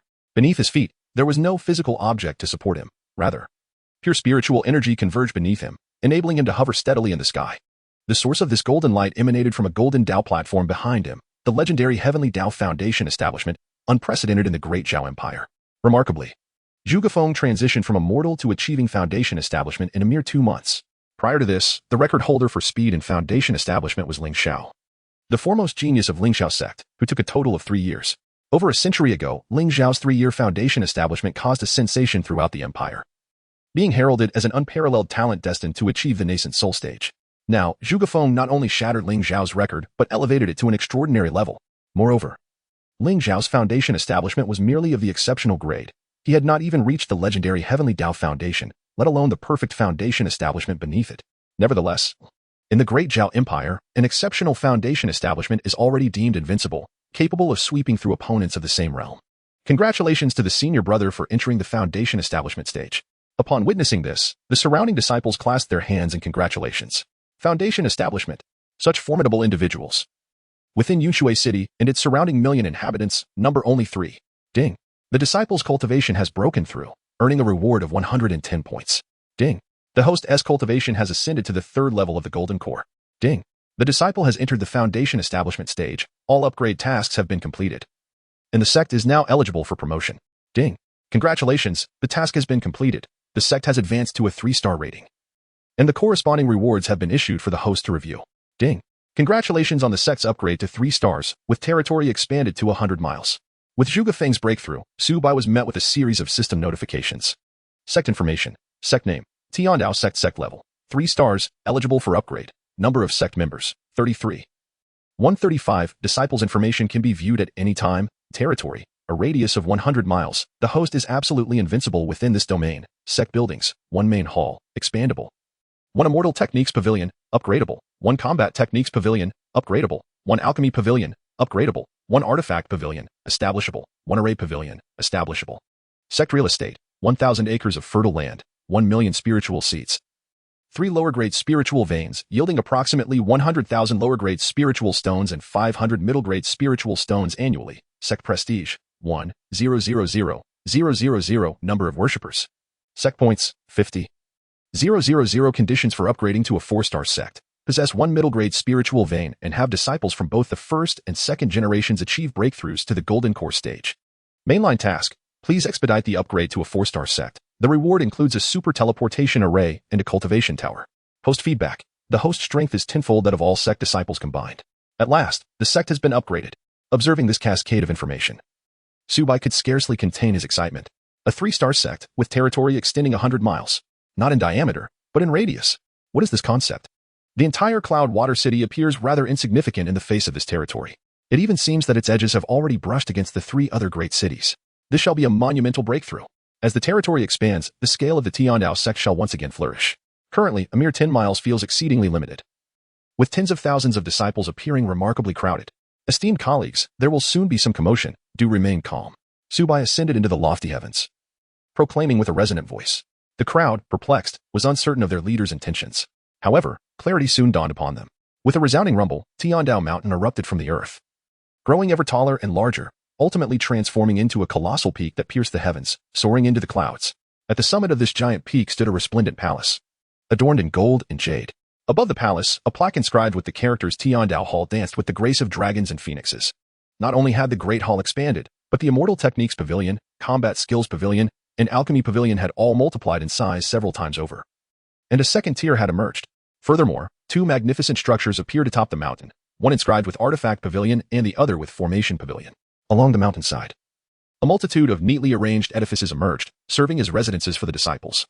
At the foot of the mountain, a vast expanse of land was dotted with numerous buildings, pavilions, towers, and fertile fields, arranged in harmonious order. The spiritual energy concentration throughout the sect had increased manifold. This was due to the emergence of 2 spiritual veins beneath the sect as it upgraded. In just 2 months, the sect experienced 3 upgrades, transforming this once nameless hill from a mere 100 meters in height to the majestic Tiandao Mountain, now towering several thousand meters high. The surrounding wilderness blossomed into a thriving landscape. Particularly under the nurturing of the spiritual veins, spiritual herbs and plants flourished wildly, with their quality improving significantly, promising substantial income upon sale.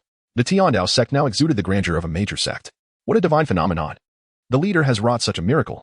This truly is the sacred place for cultivation I have longed for. Surely, it could rival even Lingshao Mountain. Hail the leader! Disciples such as Zhuge Feng and Xiao Yan, who had witnessed Su Bai's terrain transformation before, were now utterly astonished. For the scale of this transformation far surpassed the previous 2. Those who had not witnessed it before felt as though they had encountered a divine marvel. Kneeling before Su Bai in the sky. Bow to the leader! Bow to the leader! The chorus of tens of thousands of disciples resonated through the void. Yet, one disciple stood apart. Xiao Yan gazed at the once again expanded Tiandao Mountain, lost in contemplation. After painstakingly managing to run 20 laps around the base of the previous Tiandao Mountain in a day, it had now expanded once more. At present, a single lap seemed to have exceeded 100 miles? The radius of Tiandao Mountain's base is 20 miles, and a lap already surpasses 120 miles. Still far from the territory's radius of 100 miles. Chapter 66, The Sect's Grand Formation. The spiritual spring emerges at the base of the mountain. Wu Ming slowly raised his head, feeling the summit's brilliance illuminating the surroundings. The auspicious golden dragon grew larger and more radiant. The stronger the fortune, the more prosperous the sect. The denser the fortune, the more illustrious the sect. The more vibrant the fortune, the more flourishing the sect. With a mere snap of his fingers, the terrain transformed. With a mere gesture, he crushed the true young elder. Could he possibly be a celestial being? Wu Ming mused inwardly, his eyes reflecting an increasingly clear divine light. For reasons unknown, having stayed at the Tiandao Sect for just over a month, he suddenly felt an inexplicable premonition. The leader of the Tiandao Sect may surpass even his former self. The Fire Qilin, assigned by Su Bai to guard the Grand Hall, gazed at this scene in astonishment. How remarkably powerful! In recent days, he has been indulged and pampered in the heavenly Dao Sect. enjoying a level of comfort far surpassing that experienced under Gaokeping. Therefore, not only is escape out of the question, but even if Su Bai were to dismiss him, it would be inconceivable for him to depart. Upon leaving, would he not be subjected to the torment of human cultivators? Now, witnessing Su Bai's formidable prowess, he has resolved in his heart that only by following such a powerful being can he continue to relish in luxury and maintain the dignity befitting a divine beast. If only the sect leader would capture a female Qilin, how delightful that would be. The fire Qilin fantasized about a blissful future, saliva dripping in anticipation.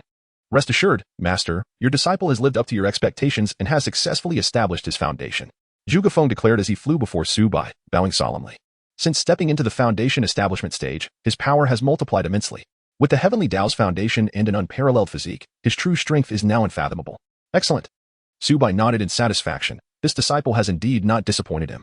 Now that you have successfully established your foundation, the previous celestial techniques have reached their limits, and you will require complete celestial methods suited to the foundation establishment stage.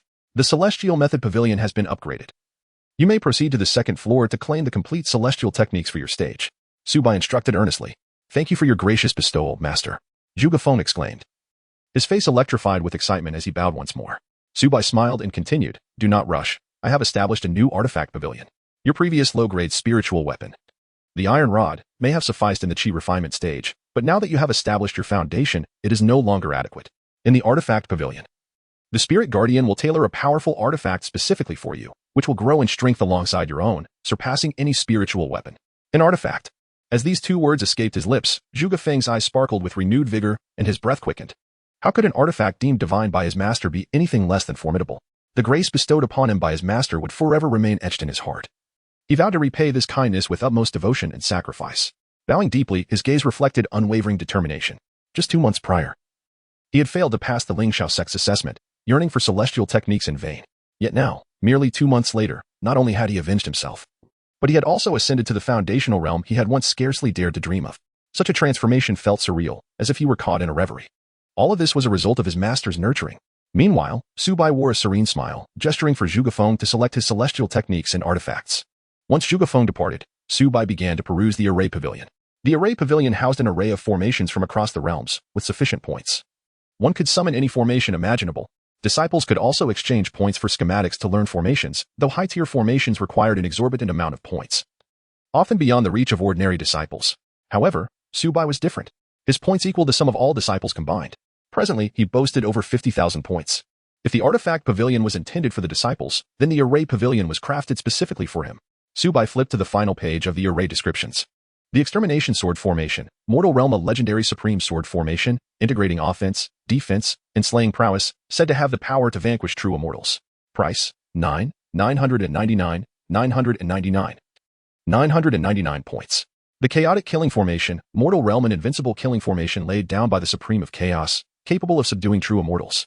In this cosmology, true immortals hold an exceedingly lofty status. Price, 999 points.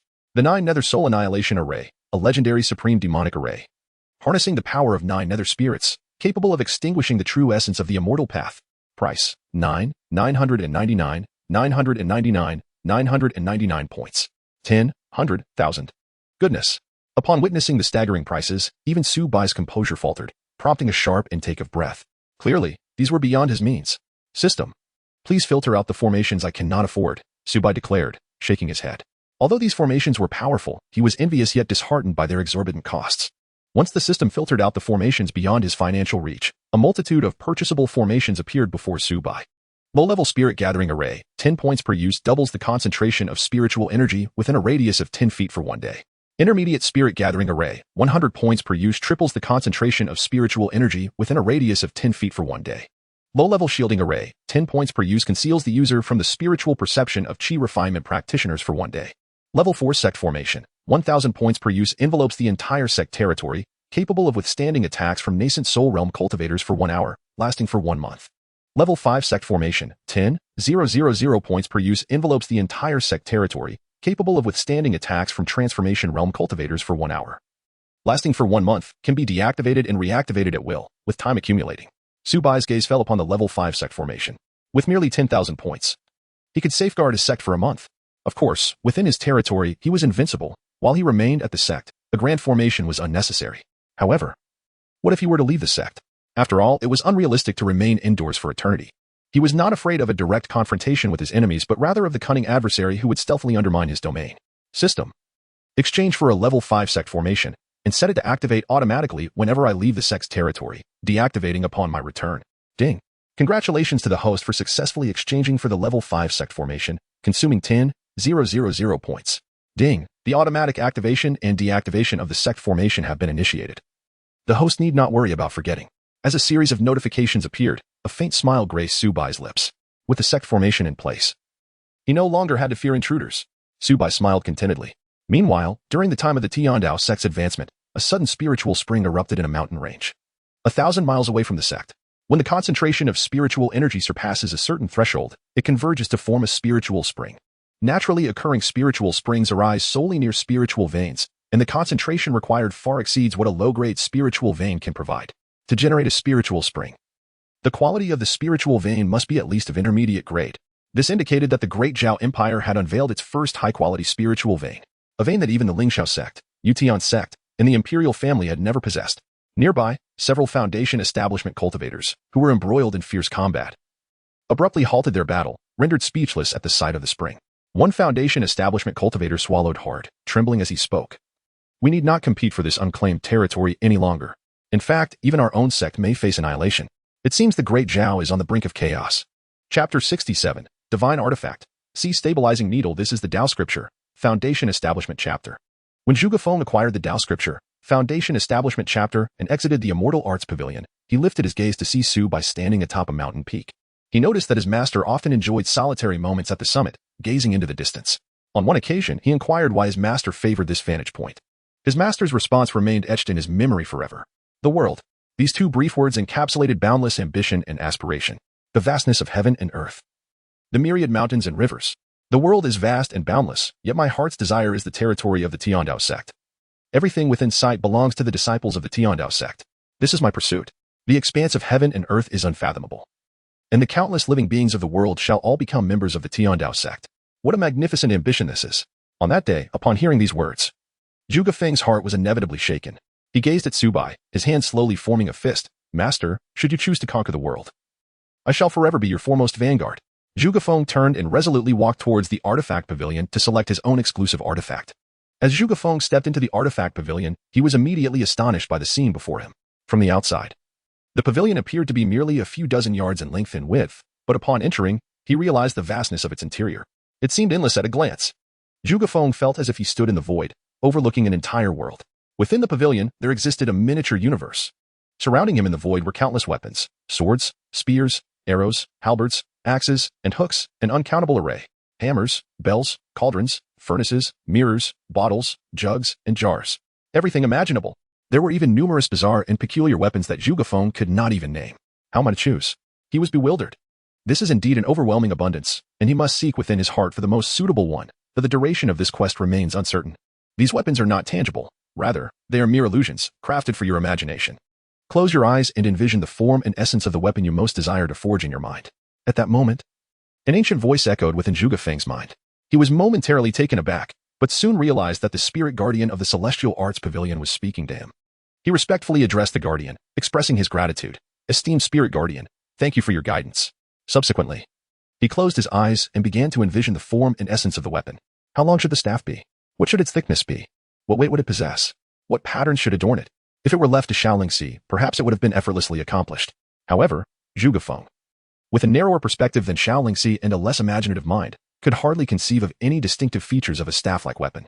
After a brief moment, he opened his eyes, and before him materialized a peculiar, flaming staff. The fire stick measures approximately 3 feet in length, its entire body adorned in a vivid red hue, with wisps of flame entwined around its surface, rendering it rather unsightly. Is this the desired appearance? Once confirmed, it cannot be altered again. The voice of the guardian spirit echoed. Zhuge Feng felt a twinge of embarrassment. He himself found this object rather unattractive and feared it would become a source of ridicule if displayed publicly. Yet, this was the pinnacle of his imagination. Meanwhile, Su Bai's gaze shifted towards the artifact pavilion, where he naturally discerned Zhuge Feng's discomfort. As his foremost disciple, endowed with the battle saint body and heavenly spiritual root, Zhuge Feng was destined to become a formidable ally in the future. The thought of the heavenly Tao Sect reigning supreme, only to have its chief disciple wield a mere fire stick, would surely invite derision. Contemplating this, Su Bai closed his eyes and summoned a vision in his mind, which he transmitted to Zhuge Feng. Within the artifact pavilion, Zhuge Feng wrestled with his dilemma. Should he settle for the fire stick? Suddenly, a voice resonated in his mind. I shall show you a vision, then you may decide. Zhuge Feng was momentarily taken aback. Was his master aiding him? Soon, an image materialized in his mind. Great sage. Where shall we go? To conquer the heavenly palace, to shatter the ethereal realm. In this vision, a figure clad in crimson armor stood proudly, his red cape billowing in the wind. Surrounding him were 100,000 celestial soldiers, their expressions cold and indifferent. Each celestial soldier had once been an extraordinary talent among mortals, a rarity of a millennium, and each celestial general was a paragon among immortals, undefeated in countless battles, having vanquished demons and emerged as the unrivaled force of the realm. One man standing against 100,000 celestial soldiers. This scene caused Zhuge Feng's breath to quicken abruptly. For reasons unbeknownst to him, he felt an inexplicable surge within, as if his very blood was boiling, resonating with the presence of that shadowy figure. Could it be a matter of physique? Boom. An unparalleled battle erupted. The shadowy figure drew a slender needle from their ear, which instantly transformed into a golden iron rod in their grasp. As the rod was wielded, it emitted a dazzling radiance, akin to a comet streaking across the vast heavens. Roar. 100,000 celestial soldiers roared in unison, channeling their ethereal essence into a surging torrent that engulfed the entire sky. Yet, the golden iron rod remained unyielding. Regardless of the deluge that surged forth, it stood firm amid the tumultuous waves, piercing the heavens with unwavering resolve. Not a single celestial soldier could withstand its might. The video was brief, yet it left Zhuge Feng profoundly shaken. Such formidable existence. That soaring battle intent, that world-shaking fighting spirit, even through the veil of the image, resonated deeply within Zhuge Feng's very soul, although the visage of that figure flickered away in an instant. The defiance etched upon their face, and the overwhelming aura of dominance was unmistakable. I know how to choose. Zhuge Feng closed his eyes, the golden iron rod echoing in his mind. It could be vast or minute. It could be long or short. It could be thick or thin. It could defend against foes, vanquish enemies, pierce the heavens, or shatter the earth. Moments later, Zhuge Feng opened his eyes, and before him materialized a golden iron rod.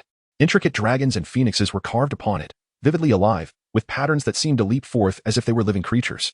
Is this the form you wish to confirm? Once confirmed, it cannot be altered again. The voice of the guardian spirit echoed once more. Confirmed. This time. Zhuge Feng did not hesitate and nodded firmly. As he confirmed with his nod, the golden iron rod before him transformed from illusion to reality, materializing in front of him. It radiated a brilliant golden hue, shimmering with a resplendent glow.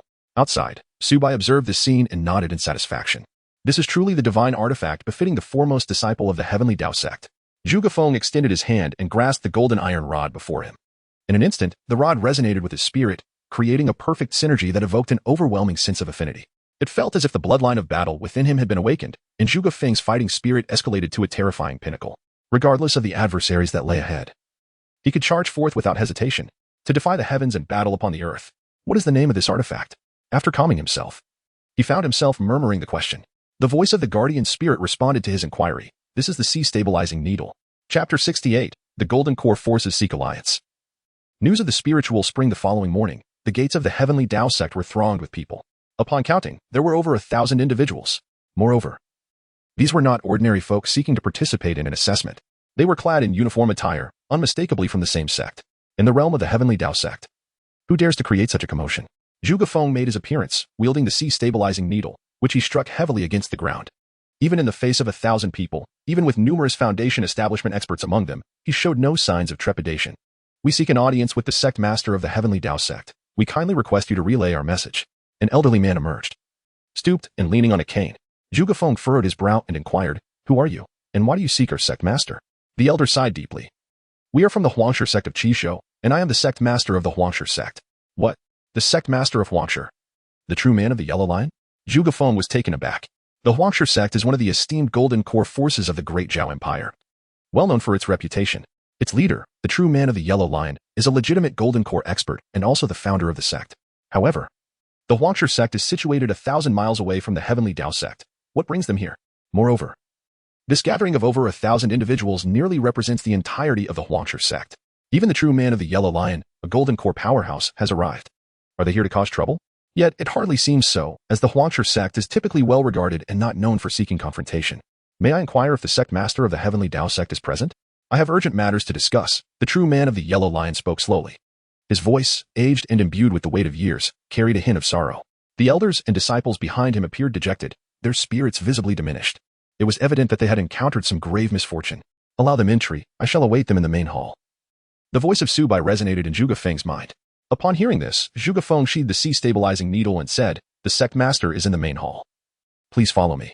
"Thank you." The sect master of the Huangshe sect replied with a respectful gesture, accompanying Zhuge Feng into the heavenly Dao sect. Upon entering, the members of the Huangshe sect were captivated by the profound spiritual energy, the towering heavenly Dao mountain, and the resplendent architecture. "Is this the fourth overlord of the great Zhao Empire? Truly remarkable. You all remain here. The esteemed elders will accompany me to pay respects to the leader of the Celestial Path sect." The real person of the Yellow Lion addressed his disciples, and then, alongside a dozen foundational elders, he ascended to the peak of Celestial Path Mountain with Zhuge Feng. At the entrance of the resplendent Celestial Path Hall, the Fire Qilan, initially lounging in slumber, instantly rose upon noticing their approach, its eyes wide and fierce, glaring intently at the intruders. Upon reaching the summit, the real person of the Yellow Lion was immediately captivated by the hall's opulence, and soon found himself locked in gaze with the Fire Qilan. A formidable Yuan beast guards the entrance. The real person's pupils constricted sharply, a flicker of astonishment flashing in his murky eyes. The elders behind him were equally pale, nearly collapsing to the ground. They felt an overwhelming sense of intimidation emanating from the Fire Qilan, far surpassing that of their leader, the real person of the Yellow Lion. "Little fire, do not act impudently." As the doors swung open, a faint voice resonated from within the hall, exuding an aura of transcendence and dominion over the cosmos. "Humph." The Fire Qilan snorted softly and obediently retreated to the side. "Please." Zhuge Feng gestured for the others to enter the hall. The real person of the Yellow Lion took a deep breath, leading the elders into the grand chamber. "The Celestial Path sect is indeed immensely powerful. I hope their choice will not be in vain." "Respected elder, the leader of the Yellow Lion sect pays his respects." Elders of the Yellow Lion sect, we pay our respects. Once inside, they dared not lift their heads, prostrating themselves in reverence. "Do not be so formal." The calm voice echoed from the forefront. It was only then that the real person of the Yellow Lion stood up, cautiously raising his gaze. Seated in the principal position of the hall was a figure clad in white robes, strikingly handsome, with an air of otherworldly grace. He bore none of the typical arrogance associated with powerful beings, yet commanded an involuntary sense of submission. It is indeed a peculiar sensation. As if he were merely a mortal yet transcended the realms of deities, reigning above all worlds. The esteemed Huangshe Zhenren has arrived at the Tiandao Sect. One wonders what brings him here. In the grand hall, Su Bai gazed upon the assembly below and spoke with a serene smile. "I beseech you, esteemed elder. I have come to seek assistance from your esteemed sect." Huangshe Zhenren bowed respectfully, prostrating himself to the ground to elucidate his purpose. "Ah?" Su Bai regarded Huangshe Zhenren with a keen interest, as if a spark of curiosity ignited within him. "As far as I am aware, Huangshe Sect is a prominent power within the empire. What predicament could possibly be insurmountable even for a formidable golden elixir cultivator such as yourself?" He gently brushed his sleeve and inclined his head slightly, urging Huangshe Zhenren to continue. "Esteemed elder, you may not be privy to the situation." Huangshe Zhenren gritted his teeth, a flicker of anguish crossing his visage. "In the land of Qishou, there exist 4 major golden elixir factions: Qingniu Ridge, Tianying Valley, Bloodblade Sect, and my Huangshe Sect. Qingniu Ridge has now aligned itself with the imperial royal family. Tianying Valley has pledged allegiance to the Tian Sect. And even the Bloodblade Sect has succumbed to the Linglang Sect. In light of these developments, my Huangshe Sect finds itself in a precarious position. Thus I am compelled to seek refuge with you, esteemed elder." Having spoken, he bowed deeply once more, his demeanor profoundly humble. Su Bai remained impassive, his fingers gently tapping against the armrest of his chair, deep in contemplation. Huangshe Zhenren, with determination, continued, "If you would graciously accept our allegiance, my Huangshe Sect is willing to remit 80% of our total annual revenue to the Tiandao Sect."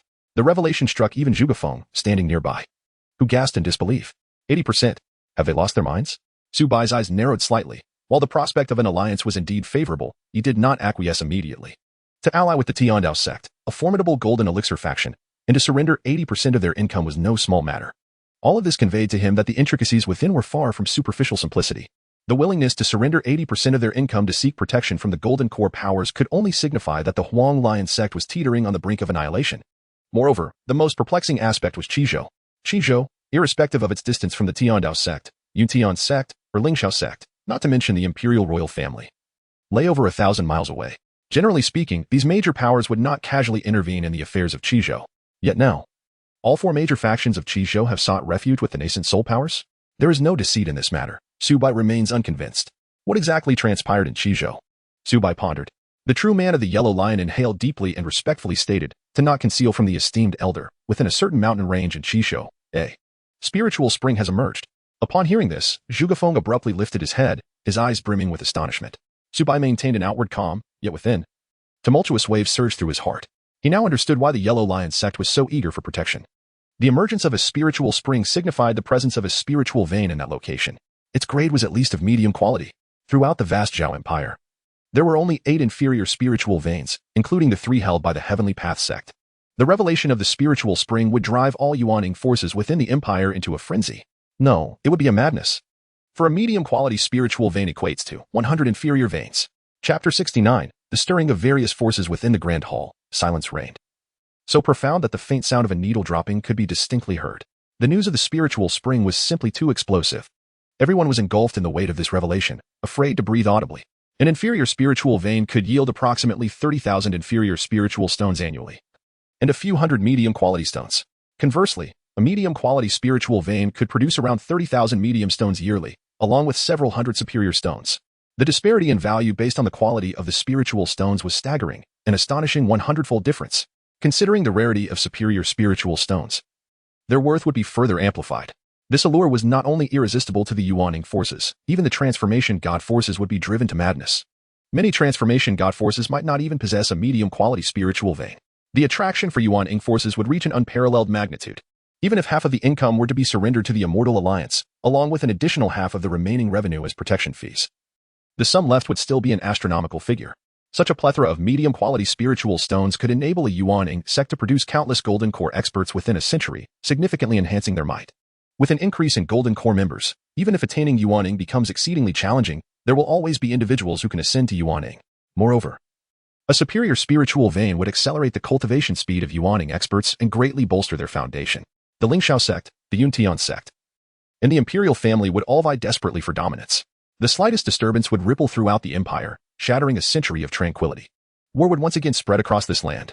Elder, should the Heavenly Path Sect intervene, the entire Yellow Lion Sect, comprising over 1,000 disciples and elders, shall fight for the Heavenly Path Sect. The true man of the Yellow Lion declared through gritted teeth, his voice grave. Once war erupts, the first to be affected would be the 4 major sects of Qishou, and the Yellow Lion Sect could not escape unscathed. Even if the sect withdrew entirely, what would become of the foundation they had cultivated for centuries in Qishou? No one would willingly abandon their homeland unless absolutely necessary. Moreover, in this impending conflict, the Yellow Lion Sect would be at the forefront. It was utterly impossible for them to remain unscathed. Master, I, the disciple, am willing to take up arms as the vanguard. Zhuge Feng suddenly spoke, his tone resolute and unwavering. Su Bai finally made a move. He slowly rose to his feet, his gaze sweeping across the assembly within the Grand Hall. The spiritual vein cannot be abandoned. Su Bai is determined to contest for it. He proclaimed with a resonant voice, the Heavenly Dao Sect is willing to accept the allegiance of the Huangshe Sect. Upon hearing this, the Huangshe Jinren breathed a sigh of relief, fearing that Su Bai might refuse. Thank you, esteemed elder, he said, bowing deeply to Su Bai. We pay our respects to the sect master. The numerous foundational elders of the Huangshe Sect knelt in reverence. Su Bai nodded and then turned his gaze towards Zhuge Feng. Where's Zhuge Feng? He called out. Zhuge Feng hurriedly stepped forward and declared loudly, Disciple is here. Gather all successful Qi refinement disciples who remain in the sect. Su Bai commanded. Disciple obeys. Zhuge Feng responded, respectfully exiting the Grand Hall. Meanwhile, 1,000 miles away, at Lingxiao Mountain, within the Grand Hall of Lingxiao Sect, a group of individuals knelt reverently, conveying the same news to the ancestral elder of Lingxiao Sect as had been done with Huangshe Sect. What? Spiritual spring. The Yuaning elder of Lingxiao Sect, an elderly man with a youthful visage, suddenly opened his eyes, 2 sharp beams of light shooting forth from his gaze. Are you certain that Qizhou truly possesses a spiritual spring? The elder fixed his piercing glare upon the prostrated individuals in the hall, questioning them sternly. A powerful aura enveloped the entire hall, causing everyone present to tremble in fear, unable to utter a word. Among the kneeling crowd, a burly man at the forefront, drenched in cold sweat, spoke in a hushed tone. I would not dare deceive the elder. I have personally witnessed the spiritual spring in Qizhou, and it is undeniably true. The elder's pupils constricted suddenly, and he gasped in astonishment, his body trembling violently, his gaze flickering as if lost in thought. Haha. Excellent. Who would have thought that such a small place would possess a treasure like a spiritual spring? The elder laughed heartily, visibly exhilarated. He then turned his gaze to the assembly before him. All elders, heed my command. The elders of Lingxiao Sect raised their heads in unison, their eyes ablaze with fervor and anticipation. If we seize the medium-grade spiritual vein, it will yield a bountiful harvest of medium-grade spirit stones. Even we, the Golden Core elders, will benefit. Proclaim my decree. Gather all elders, deacons, and Qi refinement disciples within the sect, and summon all affiliated forces to launch an assault to seize the spiritual spring. This battle is of utmost significance. Anyone who dares to disobey or delay will face merciless execution. Boom. As these words echoed, the elders in the hall erupted in excitement. The elder is wise. We shall faithfully follow the elder's command. Their faces flushed with exhilaration, their eyes gleaming with intense greed. Lingxiao.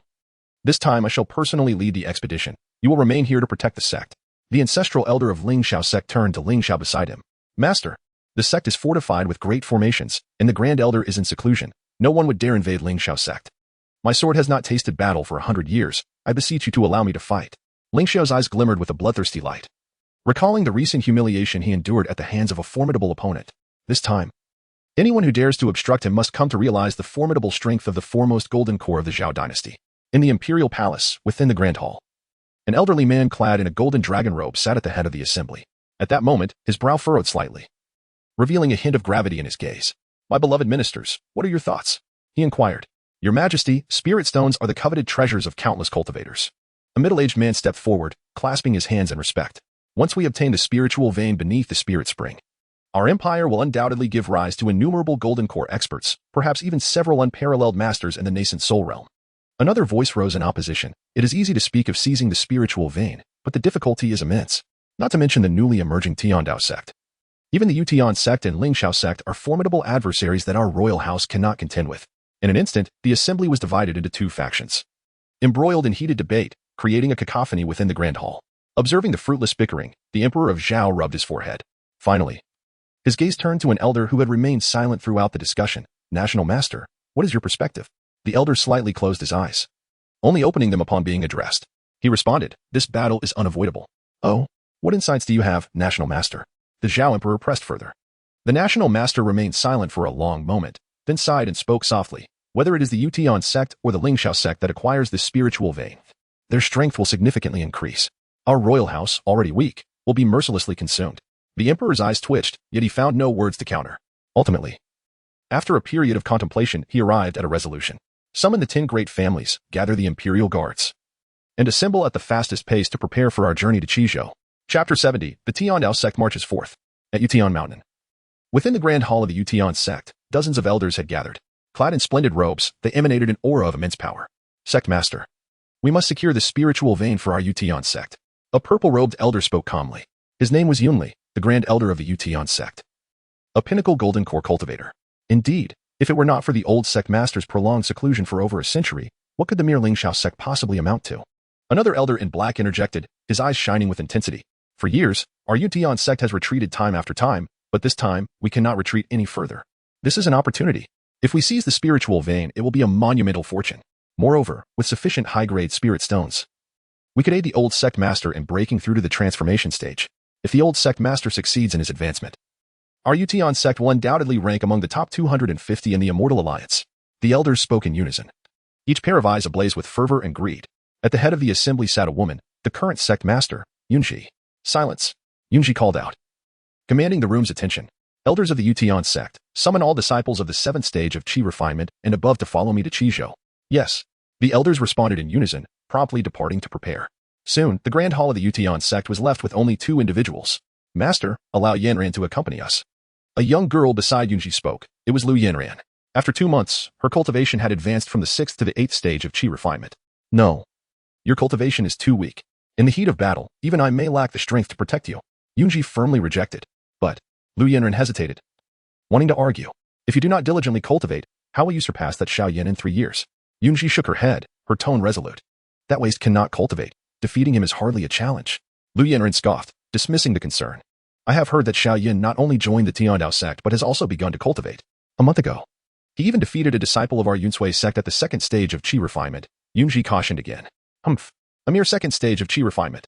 I have reached the 8th stage, and with my master's true teachings, I am not afraid of him. Lu Yanran remained undeterred, treating Xiao Yan as inconsequential, like a mere roadside obstacle. Yanran, do not be arrogant. Yunji's demeanor turned serious. Despite your extraordinary talent and exceptional comprehension, your cultivation time is still short. And your foundation is shallow. You must not let your guard down. Master, you worry too much. Lu Yanran scoffed, a cold smile gracing her lips. That waste won't even be able to withstand a single strike from me. Seeing this, Yunji sighed softly, ceasing her admonitions. She understood that while her disciple possessed many virtues, her pride often led her astray. In that case, take care to protect yourself. I cannot always be by your side. At the foot of the Tiandao Sect, over 10,000 disciples at the Qi refinement stage stood in neat formation, ready to embark. Each disciple's gaze was fierce, their spirits high, exuding confidence. What vigor and spirit! Master Huangshi marveled at the disciples of the Tiandao Sect. In contrast, during their peak moments, his own disciples were listless and dispirited. But now, the over 10,000 disciples of the Tiandao Sect were all brimming with energy and enthusiasm, presenting a starkly different impression. The disparity is staggering. Is this truly the vigor of the disciples of the Grand Sect? Lamented an elder of the Huangshe sect. No. I have encountered the formal disciples of the Lingxiao sect, and they certainly do not possess such spirit. The Huangshe true man shook his head. What methods does this sect employ to instill such profound concern for its affairs among so many disciples? With a firm step, Su Bai, hands clasped behind his back, traverses the void. His figure stands tall, draped in a robe as white as snow, surrounded by a faint azure mist that accentuates his ethereal presence. Resembling a celestial being descended from the heavens. We pay our respects to the sect master. We pay our respects to the sect master. In an instant, all disciples bowed deeply, their faces reflecting a profound reverence. A multitude in worship. The scene was breathtaking, captivating the gaze of all present and stirring their hearts with fervor. Su Bai nodded gently, then, with a graceful flick of his sleeve, a flying vessel materialized in the sky, rapidly enlarging to an impressive length of several hundred zhang, resembling a colossal entity that reached for the heavens. It was the superior-grade spiritual artifact flying boat captured from the high-climbing peak. A treasure of flight at the Yuaning level. Upon witnessing this vessel, the real man of the Yellow Lion inhaled sharply, unable to restrain his astonishment. His eyes widening with envy. It is essential to note that every artifact at the Yuaning level possesses extraordinary value, especially the exceedingly rare flying treasures. The Yuaning flying boat boasts unparalleled speed, defense, and even formidable power, all at the Yuaning tier. The Heavenly Dao Sect set forth. Yes, a multitude responded, each leaping onto the vessel in perfect unison, exhibiting not a trace of disorder. Real man of the Yellow Lion. You and your fellow disciples of the Yellow Lion sect should board as well, Su Bai remarked, casting a glance at real man Huangshe and his companions. We shall comply with the sect leader's command. Real man Huangshe acknowledged with a respectful gesture, not daring to delay, as he led the members of the Yellow Lion sect aboard the flying boat. The speed at which they traveled was undoubtedly far superior to that of a group of Qi refinement disciples making their way. In this moment, time equated to wealth. The last aboard was Su Bai's group of direct disciples, with Zhuge Feng bringing up the rear. Zhuge Feng, you shall pilot this flying vessel. By investing mid-grade spirit stones, it can soar at an astonishing speed akin to that of a golden core realm expert. Until I arrive, do not venture outside. Prioritize your safety. Additionally, should the situation demand, inserting this high-grade spirit stone will unleash an attack equivalent to that of a nascent soul expert. Fear not. The sturdiness of this superior flying vessel is such that even a nascent soul powerhouse cannot easily compromise it, instructed Su Bai, handing a pouch of spirit stones to Zhuge Feng. Master, what about you? Zhuge Feng inquired, perplexed as he accepted the spirit stones. Do not worry. You all go ahead. I will follow shortly, Su Bai replied with a gentle smile, offering no further explanation. Understood. Zhuge Feng acknowledged, entering the flying vessel and sealing the hatch. Moments later, the vessel ascended gracefully into the sky, breaking through the clouds and heading towards Qizhou. Once the vessel departed, Su Bai chuckled softly, turning to call out, Xiao Yan. We shall set off. At his summons, a flame erupted into the air, transforming into a fire qilin before him. Su Bai mounted the fire qilin, ascending steadily into the heavens. Upon leaving the territory of Tiandao Sect, a translucent protective barrier emerged, enveloping a 100-mile radius centered around Tiandao Mountain. The system's fifth-level protective array was leagues beyond the inferior formations of Lingxiao Sect. Even a transformation stage expert would require an hour to breach it. With the barrier now activated, Su Bai wore a serene smile, reassured about the safety of his homeland. Xiao Yan, let us depart. With a fierce roar, the fire qilin surged forth, its speed unmatched, akin to a shooting star streaking across the sky. However, its trajectory was not towards Qizhou, but rather, Lingxiao Sect. Chapter 71. The 400,000 troops of Lingxiao Sect. Never in the annals of history has Qizhou witnessed such fervor. Mighty figures from various factions across the entire empire received orders and hastened to converge upon Qizhou with remarkable swiftness. The very ground of Qizhou trembled under the weight of their presence. Rarely seen foundation-building cultivators were now a common sight. And even the esteemed Golden Core masters appeared in droves. It had been centuries since the empire had mobilized such a vast number of cultivators. Qingzhou's strategic position, nestled among the four great powers of the empire, rendered it a powder keg ready to ignite. From the southeast, southwest, northeast, and northwest skies, formidable auras converged. Accompanied by numerous smaller factions arriving from all directions, the four great powers arrived nearly simultaneously. From the northern skies, countless ancient war chariots descended, obscuring the sun with their sheer number. Each chariot was manned by warriors clad in armor, a veritable torrent of steel. Leading the procession was a war chariot drawn by a peak golden core beast, its dark purple scale shimmering with radiant blue-violet hues, surrounded by crackling lightning, a truly terrifying sight.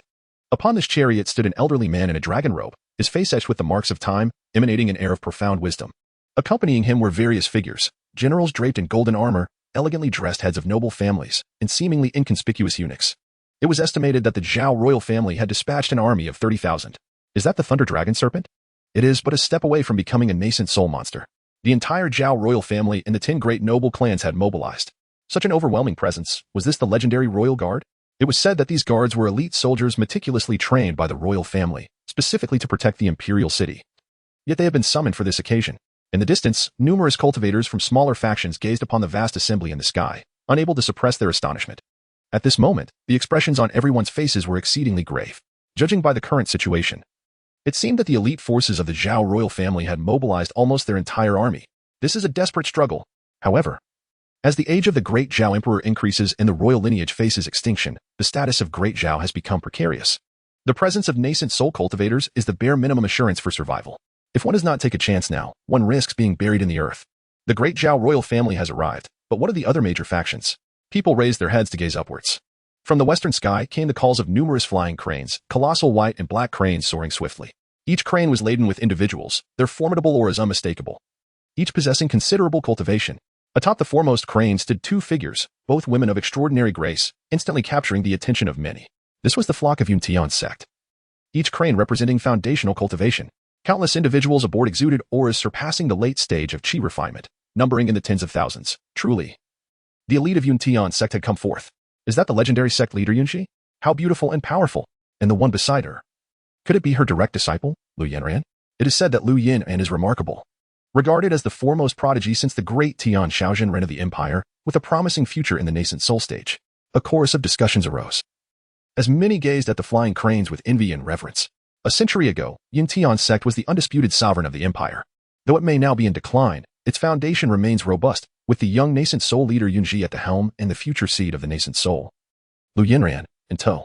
Even if they cannot compete with the currently surging Linglang Sect, preserving their own existence should not pose a challenge. Greetings, sect leader Yan. The great Zhao emperor spoke as he observed the woman atop the crane with a keen gaze. Indeed, Yunji nodded in acknowledgement. Suddenly, the void trembled with a resounding boom. A massive flying vessel tore through the sky from the south, its obsidian body resembling forged steel, emanating a terrifying aura. There were no grand armies or exotic flying beasts accompanying it, merely a seemingly unremarkable flying vessel. Yet, this very vessel captured the attention of nearly everyone present. This fluctuation of aura, it is a high-grade spirit vessel. Both the great Zhao emperor and Yunji were visibly shaken. High-grade spirit artifacts. Even the most modest of weapons require tens of thousands of mid-grade spirit stones, and many nascent soul cultivators spend their entire lives saving just to barely acquire one. Defensive spirit artifacts, such as armor, are even more exorbitant, far beyond the means of an ordinary nascent soul practitioner. And a flying vessel, with its unparalleled defensive and escape capabilities, undoubtedly commands an even higher price, potentially reaching millions of mid-grade spirit stones. Such a price tag would be unattainable even for all the wealth amassed by the nascent soul cultivators of the great Zhao Empire combined. Yet, before anyone could ascertain the faction behind the vessel, a tremendous upheaval resonated from the eastern sky. The once clear heavens suddenly darkened, overshadowed by ominous clouds that engulfed half the sky. Within the somber clouds, thunder rolled ominously. Then, a colossal silver light cleaved through the clouds, descending into view. It was an immense island, approximately 100 miles in radius, hovering in the air and approaching swiftly. An island soaring through the sky. This scene undoubtedly astonished all present. A myriad of violet lightning formed shadows, while layers of auspicious clouds draped like ropes. Who reigns above the 9 heavens? Only I, Lingxiao, stand proud in this world. Where are the disciples of Lingxiao Sect? As a resounding shout echoed, a multitude of people suddenly emerged from the island. The sheer number was overwhelming. Densely packed along the island's edges, akin to countless ants beyond count. The sovereign of the 9 heavens, only I, Lingxiao. Slay. The disciples of Lingxiao Sect raised their arms and roared in unison, their voices soaring to the heavens. In an instant, darkness enveloped the sky and earth, and the winds howled fiercely. The entire realm seemed to be shrouded by the voice of Lingxiao Sect. For 100,000. Witnessing this spectacle, none could remain unmoved. Lingxiao Sect boasted 100,000 formal disciples, yet the number gathered now reached an astonishing 400,000, even considering the numerous factions that allied with Lingxiao Sect. Amassing 100,000 disciples would be an impressive feat. 400,000 disciples is simply beyond belief. Have they summoned even the most menial of tasks, including those who have yet to achieve the chi refinement stage, to assist in this endeavor? Is the sect not retaining personnel for defense?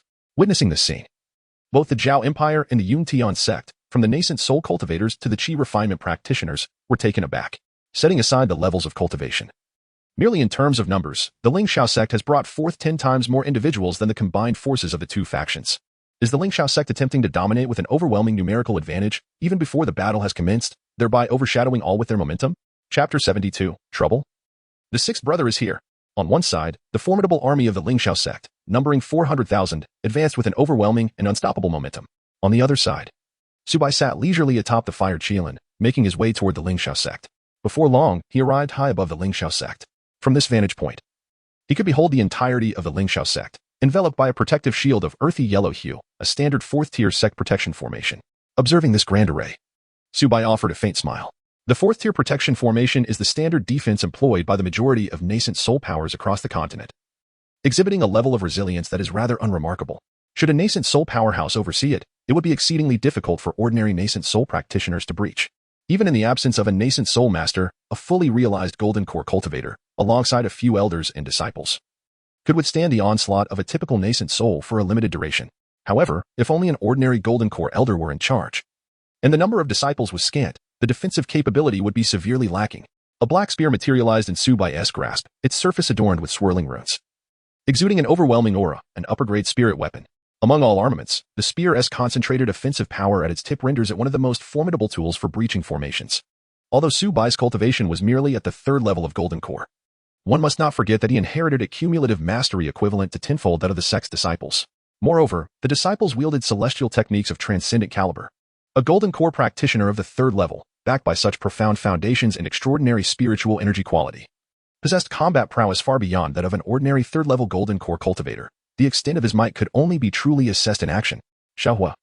On the count of 3, we shall strike together. Su Bai's countenance radiated with exhilaration as he gazed upon the sect's protective formation below. With an upper-grade spirit weapon in hand, complemented by the assault of a nascent soul-level divine beast, the unguarded formation of the Linglang Sect would shatter like mere bubbles. All right. The fire Qilin responded with a nod, its eyes shimmering with fervent light. The sect master had promised it a sumptuous, unparalleled feast upon the successful completion of their endeavor. With that, Su Bai tightened his grip on the black spear, his gaze fixed intently on the Linglang Sect below. 1, 2, 3, attack.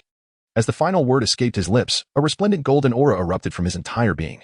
He raised the spear in his hand and, akin to the earlier display of might, hurled it downward with tremendous force. In the high storage ring, he discovered an advanced Yuan in combat technique, the killing god form. Simultaneously, the fire Qilin raised its head and then suddenly lowered it, unleashing a torrent of searing flames that surged downward. At the summit of Linglang Sect, the bustling figures of the past had vanished, leaving only a few miscellaneous disciples tidying up the surroundings. At the mountain gate, 2 Qi refining disciples stood guard. What transpired today? Why have the sect master and elders all departed, taking the disciples along with them? Who knows? If it weren't our turn to guard the gate, I would certainly join the fray. The 2 disciples whispered to each other, their demeanor exceedingly languid, devoid of any sense of vigilance. Absurd. Who would dare to storm the gates of Linglang Sect with such audacity? Suddenly, one disciple gazed up at the sky, noticing that the birds, which typically flitted about, were nowhere to be seen. The atmosphere enveloping Linglang Sect was steeped in an unsettling chill and desolation. The disciple shivered slightly, tightening his robe, and said, "Senior brother, I can't shake off this ominous premonition." Another disciple curled his lips in disdain and retorted, "Junior brother, you are far too timid." "Senior brother, with all the powerful figures from our sect away, do you think anyone might attack our sect?" A flicker of fear crossed the face of the first disciple as he whispered, "Attack our sect?" The senior brother scoffed, dismissing the notion. "Junior brother, we are from the Linglang Sect. After the fall of the Tiandao Sect, we have become the foremost power in the Great Zhao. Who would dare to assault the Linglang Sect?" He wore a nonchalant expression, adding, "Moreover, before the sect master departed, he activated the protective array, which can only be breached by someone of the nascent soul stage." Upon hearing this, the junior brother sighed in relief, asking, "Senior brother, you are not deceiving me, are you?" The senior brother patted his chest and vowed, "I swear to heaven, if anyone dares to attack our sect, I will stand on my head and eat filth." Just as his words fell, a towering column of fire suddenly descended from the sky. Within the blaze, a black spear, glimmering ominously, crashed violently against the protective array of the Linglang Sect. Boom. In the next instant, accompanied by a thunderous sound, the seemingly indestructible protective array shattered in an instant. With a resounding roar, ripples spread out, shaking the entire Lingshao mountain. One strike, and the array was breached. At the mountain gate, the senior brother's eyes widened in disbelief. His mouth agape. Beside him, his junior brother discreetly tugged at his sleeve, saying, "Heaven's vows cannot be broken. Otherwise, one will incur divine wrath." "Senior brother, you are about to eat filth." The senior brother, with the protective array forcefully destroyed, the lone golden core elder left to guard the Linglang Sect suffered severe injuries, spitting blood as he flew back. Who would have imagined that someone would dare to invade the Linglang Sect's home? In the sky above, Su Bai descended on his fire Qilin, grinning as he beheld the unguarded Linglang Sect. "Fortune has come. Fortune has come. Fortune has come. Who dares to attack my Linglang Sect?" Deep within the Linglang Sect, the secluded elder was stirred, the second elder of the nascent soul stage, representing the sect's heritage. However, he was old and alone. "Little fire, go, deal with him." Su Bai urged the fire Qilin, which transformed into a flame and surged toward the depths of the Linglang Sect. Boom. In the next moment, 2 nascent soul powerhouses clashed fiercely. Meanwhile, Su Bai leisurely stowed away the black spear, preparing to loot thoroughly. Where should I begin? Where is the treasury of the Lingxiao sect? Su Bai stroked his chin, pondering, when a figure approached. It was a miscellaneous disciple of the Lingxiao sect, who walked over while tearing off his servant robe. Senior, please do not strike. I have come to seek refuge with you, the servant said respectfully. Observing this, Su Bai raised an eyebrow and inquired, what, are you planning to betray your sect? Bah, what do you mean my sect? The servant retorted, suddenly animated. Senior, you may not know, but I have been a servant for 3 years, participating in 6 assessments, and I have failed every single time. I have come to understand that without background, status, or wealth, one cannot gain entry into the Lingxiao sect. Senior, I have long heard that the Tiandao Sect conducts assessments openly and fairly, and provides silver to its disciples each month. Hence, I have decided to join the Tiandao Sect. Upon hearing this, Su Bai chuckled, saying, how did you know I am from the Tiandao Sect? The servant chuckled and said, in the Empire, the only one who possesses both the courage and strength to oppose the Lingxiao sect is undoubtedly you, esteemed senior. Am I not correct? Indeed. I await your participation in the Tiandao Sect's assessment. Su Bai smiled, preparing to seek out treasures. Senior, allow me to guide you. The servant followed closely behind Su Bai. Oh, you know the way? Su Bai's interest was piqued. The servant grinned, having served as a lowly worker here for 3 years. I am well acquainted with all matters of the Lingxiao sect. I not only know the location of the treasury, but am also aware of where the spiritual veins are buried. More importantly, before the disciples head out to battle, the sect master, wishing to prevent the loss of their storage bags, has them all gathered in one place, and I know precisely where that is. Hearing this, Su Bai scrutinized the Lingxiao sect servant before him. Remarkable. This seemingly insignificant servant, lacking any notable background, had managed to gather such extensive information. A true talent. What is your name? Su Bai inquired. Upon hearing this, the servant's expression brightened, clearly feeling the genuine recognition from this powerful senior. He immediately bowed respectfully, replying, in response to your esteemed self, I am Han Feiyu. Chapter 73. No money for your head, immortal. Senior, this way please. Here lies the treasury of the Lingxiao sect. Han Feiyu pointed the way, effortlessly guiding Su Bai through the intricate maze. Oh. Su Bai followed his direction and beheld a stone chamber hidden within the mountain's belly. At the entrance of the chamber stood 2 formidable guardians at the foundation establishment stage. Who goes there? Before the 2 guards could react, Su Bai swiftly dispatched them with a wave of his hand, collecting their storage rings. Senior, this stone door is inscribed with a restriction. Only the sect master's token can grant passage. Han Feiyu glanced at Su Bai, eyeing the thick, towering stone door. Simple. Su Bai calmly shook his head. Boom. He hurled his spear with force, striking the stone door. Crack. The restriction shattered, and the stone door exploded in response. Such a trivial restriction was easily overcome. It is said that the Lingxiao sect's treasury harbors countless rare treasures, embodying the sect's entire wealth. Han Feiyu rubbed his hands together and stepped into the stone chamber. Gasped. Upon entering, he was taken aback by the scene before him, inhaling sharply. His eyes widened in disbelief, nearly suspecting he was hallucinating. The ground was strewn with glittering mountains of gold, dazzling mounds of silver and spirit stones, crystalline elixirs, an array of weapons, magical artifacts, and an uncountable number of talismans and secret techniques. Su Bai, too, was astounded upon entering. The cumulative worth of these items, when calculated in inferior spirit stones, likely exceeds 1 million. In terms of silver, it surpasses 10 billion. This amount is several times more than what a nascent soul-level power would annually remit to the Celestial Alliance. However, this is understandable, as it represents the accumulated resources of the Lingxiao sect over several centuries. How could it be anything less? Thus, Su Bai fervently began to collect these resources. Silver and gold? Gather. Inferior and medium spirit stones? Collect. Spiritual artifacts, pills, talismans, and magical treasures? Collect. 1 storage ring is insufficient. Then let it be 2. If 2 are not enough, then 3. If 3 are still inadequate, there are 4, 5, 6, 7, 8, 9 more to consider. Do they truly have the means to expend such wealth? I have endeavored to overestimate, yet poverty still constrains my perspective. For these exalted cultivators, gold and silver are merely a series of numbers, but for countless impoverished souls, they represent the hope of survival. Within their dominion, many struggle to subsist. Yet they are mandated to remit 70% of their income annually. They already possess an inexhaustible wealth, yet they persist in ruthlessly exploiting us common folk. Beside him, Han Feiyu gritted his teeth, visibly seething with rage. Having emerged from the lower ranks, he is acutely aware of the struggles faced by the underprivileged. Is there more to this? Su Bai paused. Indeed, he was unaware of this. In Yushui City, no major sect holds dominion. The minor sects lack the strength to govern a city. Certainly, while there are no dominant powers, there are numerous smaller factions collecting protection fees, tolls, and the like.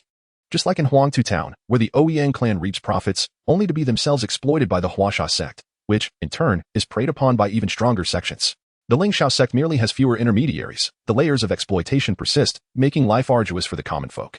It is akin to the Lingxiao sect being siphoned off by the Celestial Alliance. The strong always oppress the weak. The law of this world operates on the principle of bullying the vulnerable while fearing the formidable. Perhaps the living conditions for ordinary people are even more dire than Su Bai had envisioned. Presently, the territory of the Tiandao Sect has expanded to include Yunshui City, however. As it is still early, the issue of extortion has yet to arise. Once this matter concludes, he must explore Yunshui City in greater detail. Soon, the entire treasury was emptied, leaving only a row of crystal enclosures. Within each enclosure lay an ancient tome, inscribed with prohibitions. This is the Lingxiao Sutra, the Spirit Sword Sutra, the Kaishao Sutra.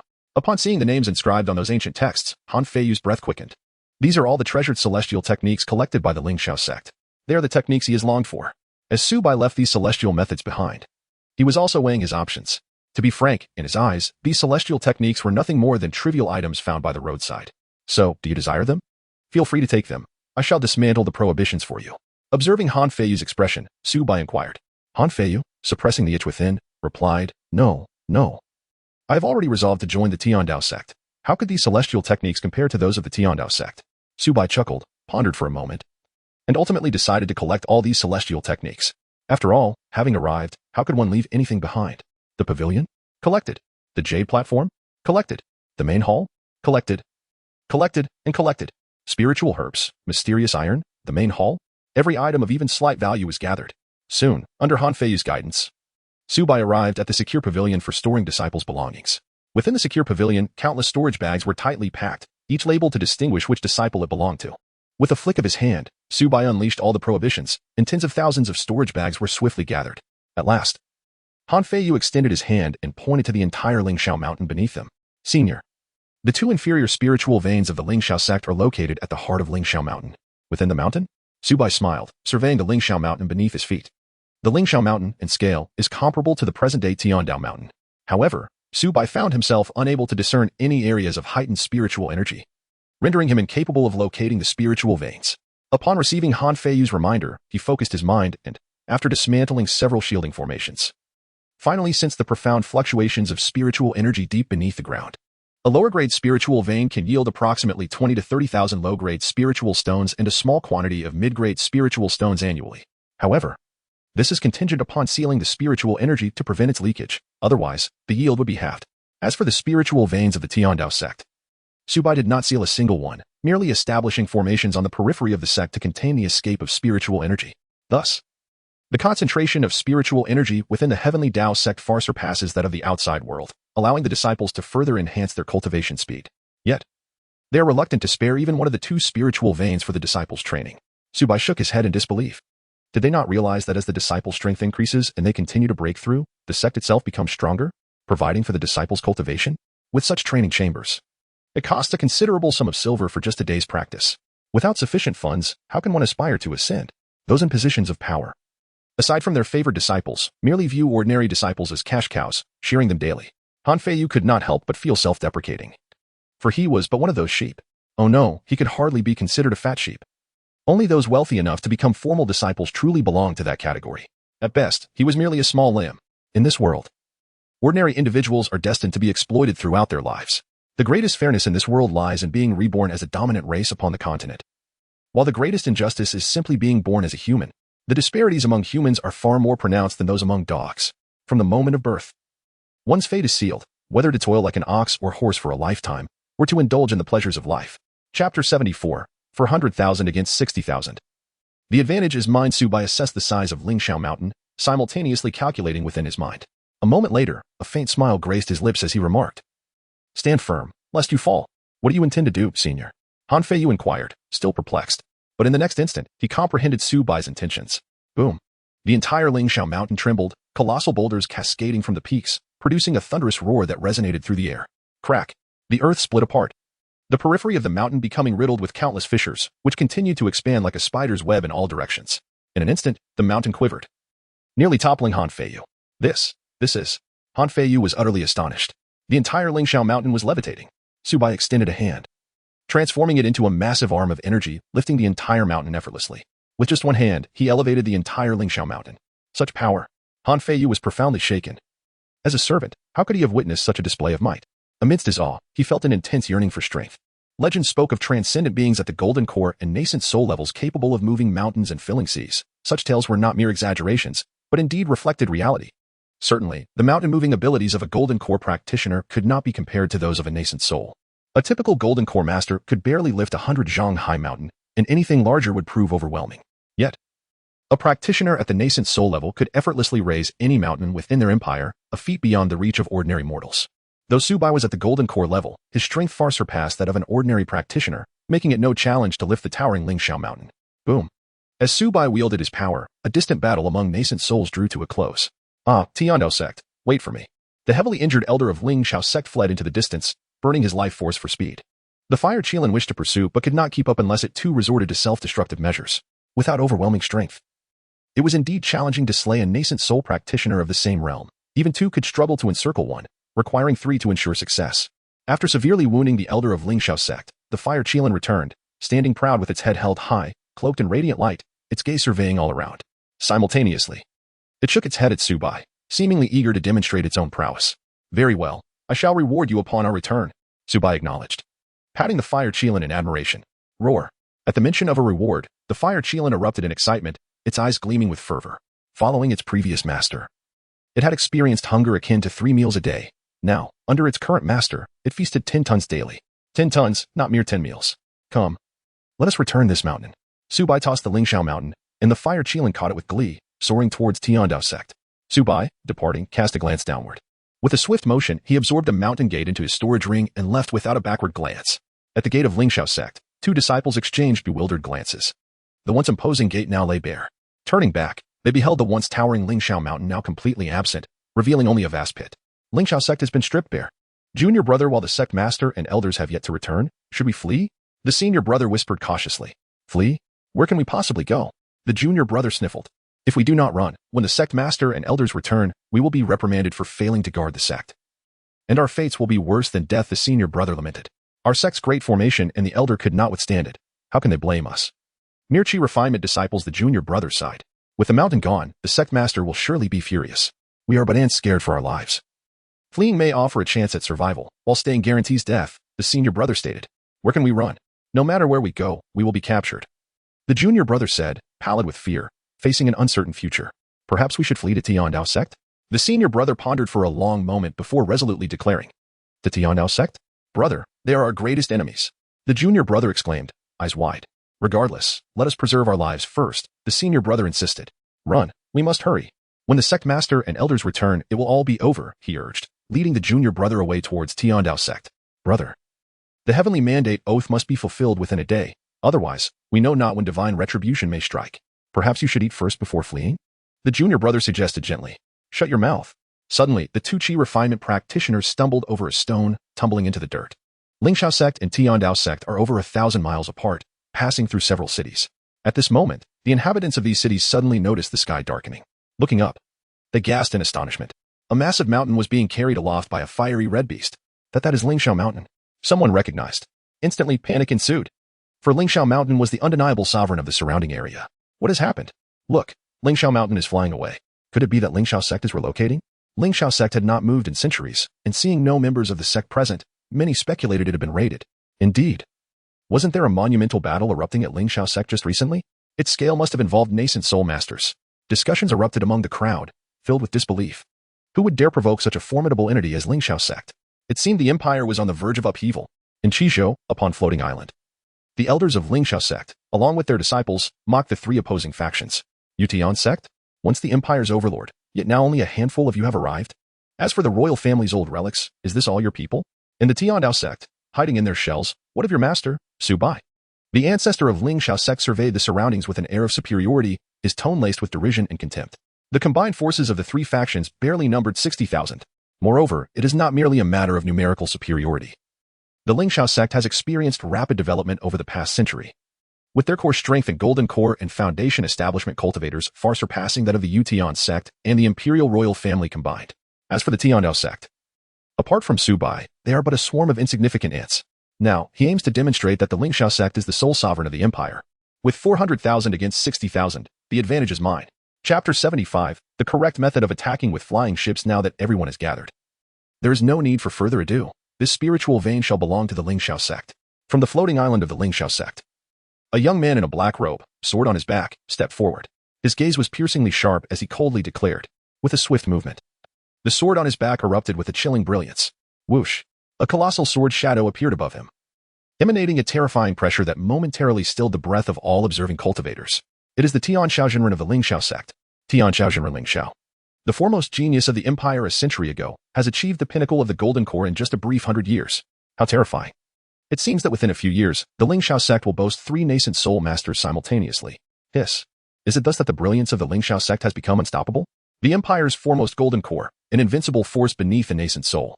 The might of the Lingxiao Sect caused the expressions of those from other factions to grow grave. For the strength of the Lingxiao Sect is overwhelming, with 2 nascent soul ancestors and 1 unbeatable golden core presence. On the side of the Zhao royal family, although Emperor Zhao was reluctant to become adversarial with the Lingxiao Sect, he had no choice but to step forward. It would be unreasonable for the Lingxiao Sect to monopolize this spiritual vein. He furrowed his brow and spoke in a somber tone. In another direction, the leader of the Tiandao Sect, Yunji, also spoke up. Your Lingxiao Sect certainly has a grand appetite. Hearing this, Lingxiao snorted coldly, his eyes filled with disdain. Ah, a grand appetite? How dare you compare yourselves to the Lingxiao Sect? If that is the case, then there is nothing more to discuss. Let us seize it by strength. Kill.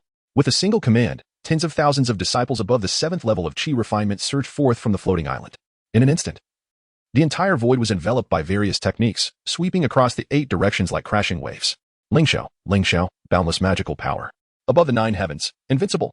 On the floating island, over 300,000 disciples of lower cultivation roared in unison, their momentum resonating through the heavens. War. After exchanging glances, Emperor Zhao and the leader of the Tiandao Sect also issued orders to commence battle. A mid-grade spiritual vein is no ordinary treasure. One such vein is worth more than 100 years of heritage and cannot be relinquished. At this juncture, there is nothing more to be said. Only fists can pave the way. Though the forces from the Zhao royal family and the Tiandao Sect are few, their cultivations are high, with most being above the 7th level of Qi refinement and capable of flying with magical tools. In an instant, the sky was filled with cultivators. Various magical artifacts dazzling with light, and techniques clashing with thunderous roars. Meanwhile, the 3 nascent soul experts had soared into the heights, engaging in a fierce battle high above. The conflicts of this magnitude, even if merely a whisper of their aftermath spills forth, can unleash tumultuous waves upon the ground. The path of cultivation is characterized by realms, each representing a profound leap in power. The disparities are staggering. Perhaps among the foremost sects of the Immortal Alliance on the continent, there are a few extraordinary prodigies who, wielding supreme celestial techniques, weapons, and divine abilities, could contend against the nascent soul stage while still in the golden core stage. Yet, at least in the Great Zhao, none can achieve such feats, not even the so-called foremost golden core master, the celestial sovereign. Master, shall we venture out to engage in battle? Xiao Yan inquired, peering through the glass of the flying vessel at the chaotic clash outside. It is too chaotic. The 3 major forces are embroiled in conflict, and our overall cultivation is insufficient. We must adhere to the instructions of our master and remain on standby until their arrival, Zhuge Feng replied, shaking his head. The Tiandao Sect has been established for too brief a period, and the disciples' cultivation levels are still lacking. However, while Zhuge Feng and the others refrained from intervening, others had long harbored animosity towards the Tiandao Sect. Draw forth the sword of Lingxiao. A thunderous command echoed as a colossal sword descended from the void above. The radiance of the long sword extended for thousands of feet, its entire body shimmering in silver, emitting an intense halo imbued with a destructive aura. Aimed directly at the flying vessel, it was none other than Lingxiao, the celestial master of the Lingxiao Sect. The prowess of the Empire's foremost golden core cultivator was laid bare in that moment. The might of a single sword could shatter mountains and rivers. With a thunderous roar, the colossal sword finally struck the flying vessel, producing a deafening sound. As the residual waves dissipated, Lingxiao, who had initially anticipated an effortless cleaving, exhibited a subtle change in expression. His strike had not merely failed to split the vessel, it had left not even the slightest mark upon its surface. The superior-grade spiritual vessel, a marvel of aerial travel, would not command such a lofty price if it could be easily destroyed by a golden core adept. Even a nascent soul powerhouse would require considerable effort to breach such a craft. Damn it, I can't hold back any longer. Senior brother, take him down. Xiao Yan exclaimed in a fit of rage as he beheld Ling Zhao's sword descending. Indeed, Zhuge Feng's expression turned grave as he produced the superior-grade spirit stone handed to him by Su Bai. This singular stone could empower the vessel to unleash a typical nascent soul attack. However, he hesitated briefly before opting to replace it with 10 medium-grade spirit stones. The superior-grade spirit stone was unique. Without the right opportunity, it might not even strike Ling Xiao. The speed of a superior-grade flying vessel is determined by the spirit stones invested. At its peak, it could reach the velocities of a nascent soul. Naturally, such speed would require 10 superior-grade spirit stones, an expense far beyond their means. 10 medium-grade spirit stones, however, would suffice to propel the vessel at golden core speeds for an entire hour. Without delay, he fed all 10 medium-grade spirit stones into the vessel's energy core. Who said that apart from energy attacks, a flying vessel possessed no other means of offense? Now is the moment. Zhuge Feng called out sharply, accelerating to maximum speed. Instantly, the vessel surged forward, hurtling towards Lingxiao with astonishing velocity, tearing through the air and producing a series of sonic booms. As a precious artifact for survival, time was of the essence. The acceleration of the vessel was terrifying, capable of unleashing peak speed in an instant. Lingxiao could not have anticipated the vessel's sudden and furious acceleration. After all, not even the medium-grade flying vessels were possessed by anyone in the Great Zhao Empire, rendering them entirely unfamiliar with such capabilities. At that moment, he was flying ahead of the vessel, searching for its vulnerabilities. This is not good. The sudden shift in circumstances made Lingxiao instinctively sense impending doom. The proximity left him no time to evade, forcing him to subconsciously invoke his protective incantation and manifest a shield of energy. With a resounding crash, the flying vessel collided violently with Lingxiao. The protective shield before him quivered violently, shattering into fragments. In the next instant, he was hurled like a cannonball onto a nearby peak, creating a deep crater upon impact. Meanwhile, Zhuge Feng continued to maneuver the vessel, recklessly steering it towards the area densely populated with disciples of Lingxiao Sect. In its wake, no one could withstand the onslaught.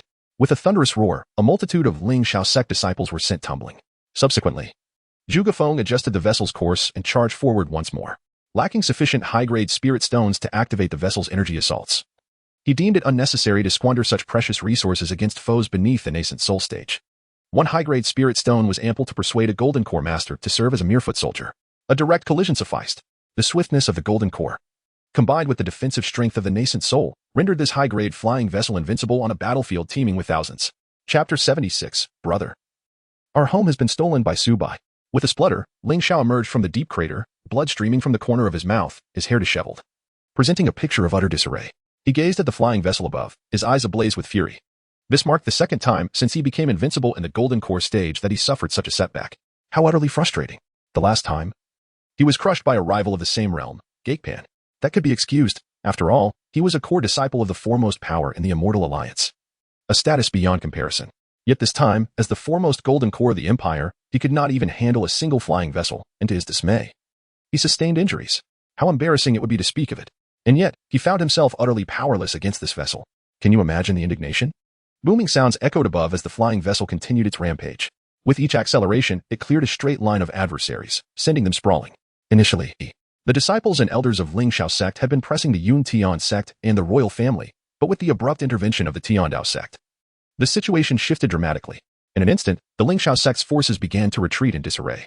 On the floating island, the hundreds of thousands of Lingxiao disciples, who had been fervently shouting just moments ago, now stared in disbelief. Cheating. How could this even be considered a fair fight? They had assumed that their ancestor could hold back the two Yuanying experts while the Tian Shaojinren would wreak havoc and swiftly conclude the battle. Little did they anticipate the intrusion of a flying vessel. If the top talents from the foremost factions of the Immortal Alliance were to witness this scene, they would surely be astounded. A top-grade flying vessel crashing into foes. But wait, if one could afford a top-grade vessel, would they truly lack the spirit stones? Faced with mere cannon fodder lacking Yuanying prowess, should it not be a continuous barrage of attacks? It was akin to using a national treasure such as the chart of the state to polish shoes, a profound insult to such a magnificent artifact. High above, the ancestor of the Lingxiao Sect also sensed that something was amiss below. A top-grade flying vessel crashing into opponents. Although he understood that top-grade spiritual artifacts were formidable, he dismissed it as merely possessing speed and defense. Considering that Tiandao Sect did not have the resources for such energy consumption. After all, such bizarre tactics had never been witnessed on the continent. Thus, he resolved to withdraw and destroy the vessel, believing that while the top-grade flying vessel had strong defenses, a sustained assault from Yuanying experts would ultimately overwhelm it. However, just as he contemplated retreat, the Emperor of Zhao and Yunji would not permit it. Together, they were already mismatched against the Lingxiao Sect. And now that the tide had turned, if they could just hold off the Lingxiao ancestor, they could eliminate the strongest contender from the competition. Thinking of escaping? It would not be so simple. Without a clear victor, how could one flee? The Emperor of Zhao and Yunji both interjected, determined not to allow the Lingxiao ancestor to depart. Without hesitation, the two Yuanying powerhouses unleashed their full might, converging upon the Lingxiao ancestor with relentless intent. Under the banner of the sword, they sought to ensnare him. Yunji wielded her spiritual sword, executing a set of incredibly sharp sword techniques aimed at the Lingxiao ancestor. Meanwhile, the Emperor of Zhao did not lag behind. With a flourish of his hands, countless blades of light coalesced into a torrent, sweeping toward their target. In that moment, the Lingxiao ancestor found himself thoroughly besieged. Damn it! The Lingxiao ancestor's expression turned anxious. If he was restrained here, the battle below would become utterly one-sided. Yet, he was unable to defeat the combined forces of the two Yuanying experts, and he dared not make any rash moves to withdraw. Thus, the battlefield has descended into a state of stalemate. The thunderous roars persist. The fierce conflict rages on, causing the entire mountain range to tremble as if heralding the apocalypse. This has become the largest battlefield of the empire in a century. In the distance, the cultivators observing this scene are filled with excitement and fervor. Today, this battle shall be inscribed in the annals of history. Perhaps it will determine the true foremost power of the empire. Meanwhile, Su Bai and the Fire Qilin have returned to the Heavenly Tao Sect with Lingxiao Mountain. The sect leader has returned. What is that? They have brought back a mountain. The disciples of the Heavenly Tao Sect who did not go to Qizhou were taken aback upon witnessing this spectacle. Especially when they saw Su Bai and the Fire Qilin carrying a peek into the sect, everyone gasped in astonishment. Su Bai made his move, clearing an unoccupied area next to Tiandao Mountain and placing Lingxiao Mountain down.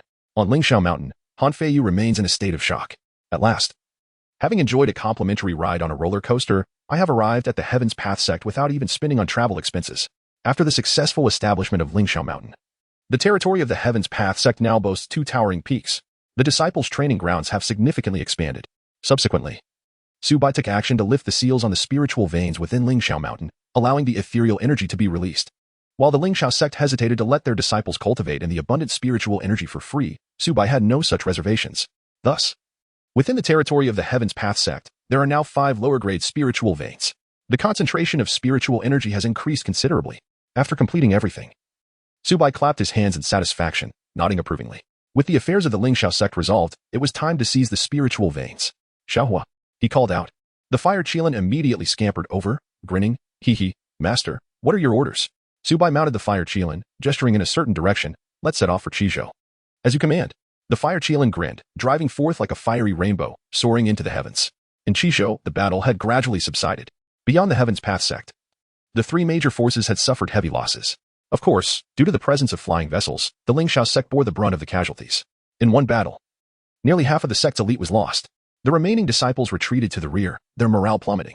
The aerial combat had also concluded, with the 3 major nascent soul powerhouses sustaining various injuries. The strongest among them, the patriarch of the Lingxiao sect, had been severely wounded by the joint assault of 2 nascent souls. Haha, this is delightful. Within the flying vessel, the disciples of the Heaven's Path Sect erupted in cheers, their faces alight with exhilaration. The Heaven's Path Sect, having only expended some middle-grade spiritual stones, emerged unscathed. Now, let us settle down and have a proper discussion, declared the emperor of the Zhao dynasty, his voice grave. The royal guard had sustained significant injuries, but at the very least, the Lingxiao sect was in a worse predicament. Now qualifying for negotiations. On the floating island, the patriarch of the Lingxiao sect was beside himself with rage, lamenting how a once absolute advantage had turned into such a calamity. Heaven's Path Sect. His gaze fixated on the flying vessel of the Heaven's Path Sect, his hatred reaching its zenith.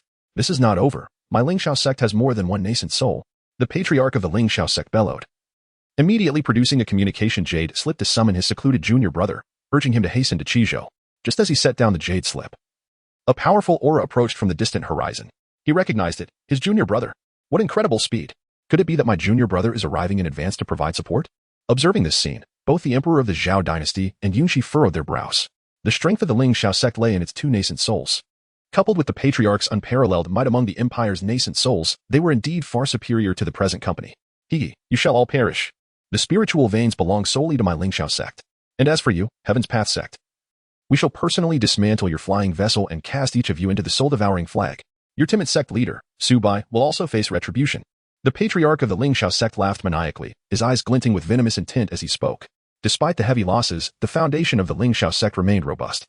Once their 2 nascent soul brothers joined forces, subduing the entire empire would be a mere trifle. Suddenly, the aura of a nascent soul arrived nearby. It was indeed the supreme elder of the Lingxiao sect, the patriarch's junior brother. However, at this moment, he was drenched in blood, his aura significantly weakened. He lifted his head and addressed the patriarch. Brother, our home has been plundered by Su Bai. Chapter 77. The Empire as First Golden Core? The sect leader of the Heaven's Path, Su Bai, seized the opportunity while his senior brother was away, launching a sudden assault on the Lingxiao sect, which was left vulnerable. That fellow possesses an immensely powerful Fire Qilin, suspected to be the mount of the previous Celestial Alliance's genius, and I was severely injured in the encounter. The supreme elder of the Lingxiao sect gazed at the patriarch, his tone frail. Upon hearing this, the patriarch of the Lingxiao sect erupted in fury. Damn Su Bai!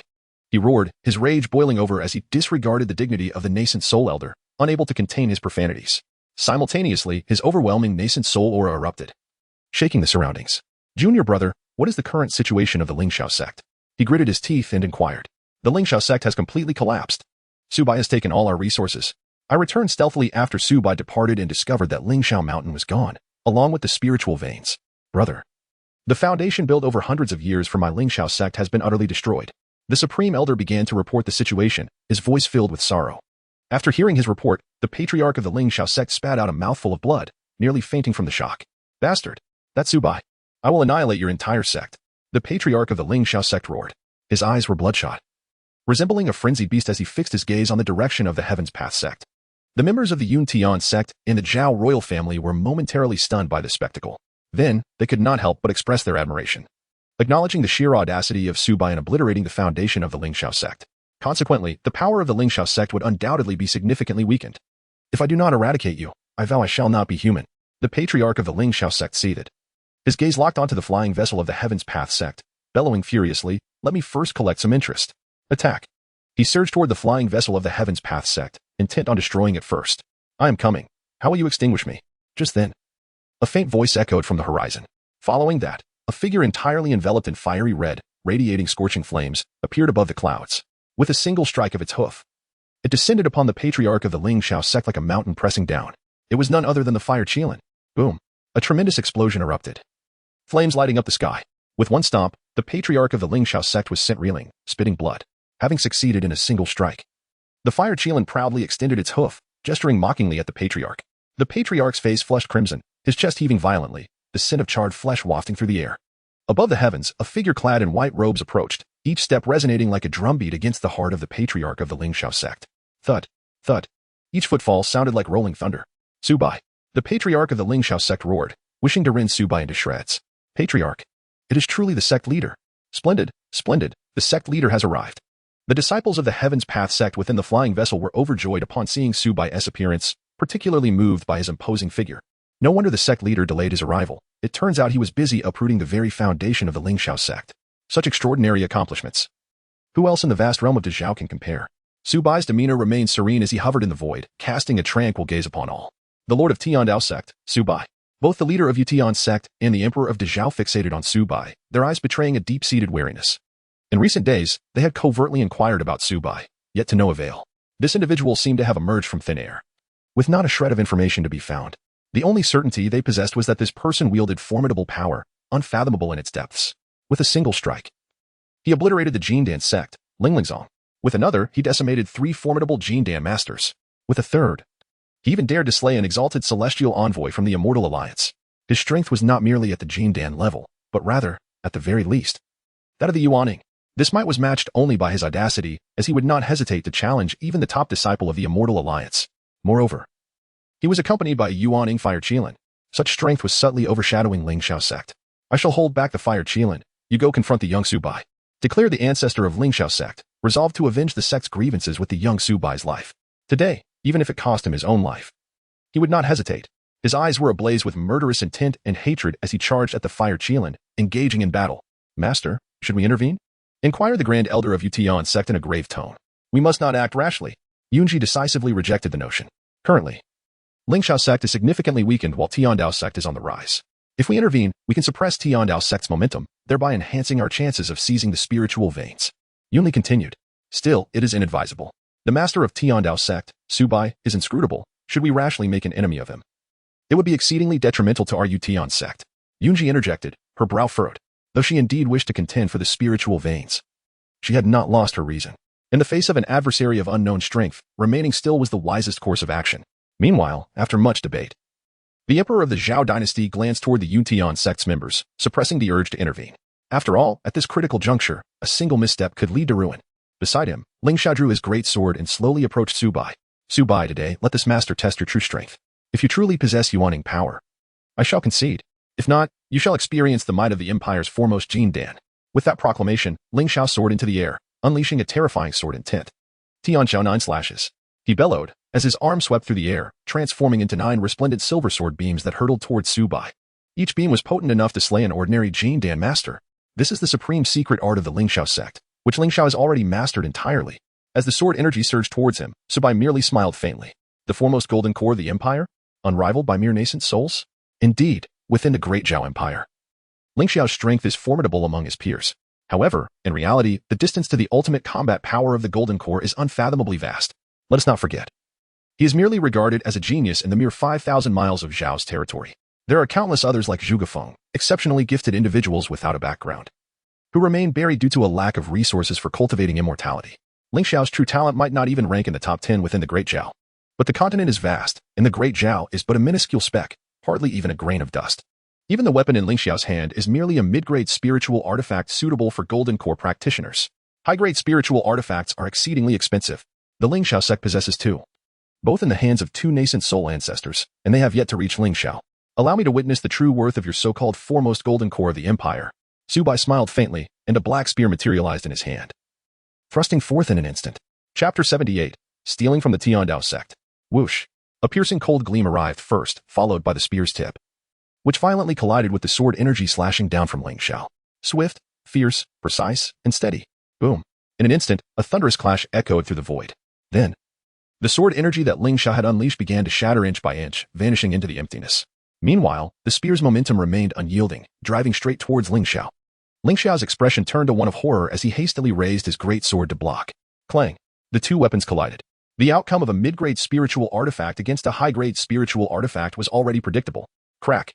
Ling Xiao's long sword shattered with a resounding snap, the force of the impact causing his right hand to bleed profusely from the tiger's mouth. In the next moment, the spear surged forward like a rampaging tide, piercing through Ling Xiao's shoulder and spraying blood in vibrant blossoms. One spear strike, overwhelming Ling Xiao, overwhelming the foremost golden core of the Great Zhao Empire. Such formidable power.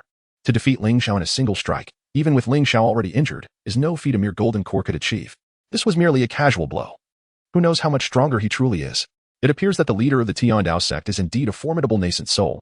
The surrounding crowd turned pale, their expressions filled with shock, murmuring amongst themselves. Especially the golden core great perfection experts from the Tiandao Sect and the Great Zhao royal family, who had previously contemplated intervening, gasped in astonishment at the spectacle. Thankfully, they refrained from acting. Otherwise, with their inferior strength compared to Ling Xiao, they would likely have faced a fate far worse than his. The spear completed a wide arc before returning to Su Bai's grasp. Observing Ling Xiao's pitiful state, Su Bai couldn't help but shake his head, a look of disappointment crossing his face. Weak, far too weak. Your status as the foremost golden core of the empire is nothing but a facade, filled with nothing but hot air. Hearing these words, Ling Xiao's face flushed crimson, a surge of rage overwhelming him, aggravating his injuries and causing him to spit out more blood. Everyone stood in stunned silence. Weak? Far too weak? Ling Xiao was hailed as the greatest expert of the golden core realm in the Great Zhao Empire. Yet, before Su Bai, he appeared utterly vulnerable. Of course, some dared not voice their thoughts but inwardly scoffed. You, a nascent soul, naturally find a golden core, no matter how strong, to be lacking in your eyes. However, what no one realized was that Su Bai was neither a nascent soul nor even a golden core great perfection. His true cultivation level was golden core 3rd layer. No, that is incorrect. Due to the constant breakthroughs and advancements of Tiandao Sect disciples, golden core 3rd layer was a mere incense stick ago. He is now at the golden core 4th layer. The golden core 4th layer, overwhelming Ling Xiao at the peak of the golden core 9th layer. A disparity of 5.5 minor realms. Of course, it is not that Ling Xiao is truly weak. Rather, Su Bai is exceptionally strong, with transcendent celestial techniques and high-grade spiritual artifacts, integrating the strengths of tens of thousands of disciples. How could he be merely described as an ordinary golden core? Ling Xiao's strength, in relation to an ordinary golden core at the 9th layer, could be considered powerful. Yet, that is only in comparison to ordinary golden cores and does not apply to genius golden cores. The continent is immensely vast, the Ling Xiao sect, a dominant force in the empire, appears exceedingly minuscule on the grand scale. Even among the top 500 powers of the Immortal Alliance, there exists a gap. The strength of the Ling Xiao sect barely scrapes the bottom. If the Tiandao Sect were not still uncertain whether their previous generation's leader was dead or alive, relying solely on Yunji, they would not even breach the top 500. Some superpowers possess unparalleled geniuses, equipped with superior celestial techniques, top-tier weapons, and exceptional physiques and perceptions. Some can even engage in battle with nascent souls at the golden core level, achieving remarkable feats of defiance. What does Ling Xiao possess? The Ling Xiao technique he cultivates is considered top-tier within the Great Zhao Empire. Outside of Great Zhao, it is merely third-rate. In Su Bai's eyes, it is akin to roadside refuse, unworthy of the Tiandao Sect disciples' attention. The weapon he wields is still a mid-grade spiritual artifact, which son of heaven from a major power does not wield a weapon of a higher grade. There are no extraordinary heavenly abilities or sword techniques worth mentioning. Thus, even though Su Bai is merely at the golden core 4th layer, he does not regard Ling Xiao with any seriousness. It is akin to the previous peak of the golden core 9th layer, Gao Keppen, whose mere aura was enough to overwhelm Ling Xiao. Even if Gao Keppen is merely at the golden core 4th layer, equipped with a complete set of high-grade spiritual artifacts, were they to engage in combat, it would most likely result in Ling Xiao pleading for mercy, with half his teeth lost in the process. Moreover, Gao Keppen is merely a core disciple of the immortal palace. There are even true disciples above him, and possibly even saintly heirs. On the other hand, the fire Qilin had become utterly ecstatic. It was kicking the Lingxiao Sect's ancestor around like a ball, gleefully sending him flying. Bang! The Lingxiao Sect's ancestor's head rang from the kicks, his face bruised and battered. Utterly miserable. Damn it, beast! I will kill you. Enraged, the Lingxiao Sect's ancestor bellowed, only to be met with another kick to the nose from the fire Qilin. Blood gushed forth, his nasal bone collapsing, creating a comically ridiculous sight. The fortunes of the Lingxiao Sect have come to an end. Yunxi, the leader of the Tiandao Sect, and the Emperor of Great Zhao both sighed softly. At this juncture, with the three advanced powers of the Lingxiao Sect rendered nearly incapacitated, there was no hope for recovery, and they would completely lose their claim to the spiritual veins. Yet, the expressions of both individuals did not relax. Instead, they furrowed their brows even deeper. They had eliminated one Lingxiao Sect, only to have a more formidable Tiandao Sect emerge. The Tao of Heaven Sect is evidently far more formidable than the Lingxiao Sect.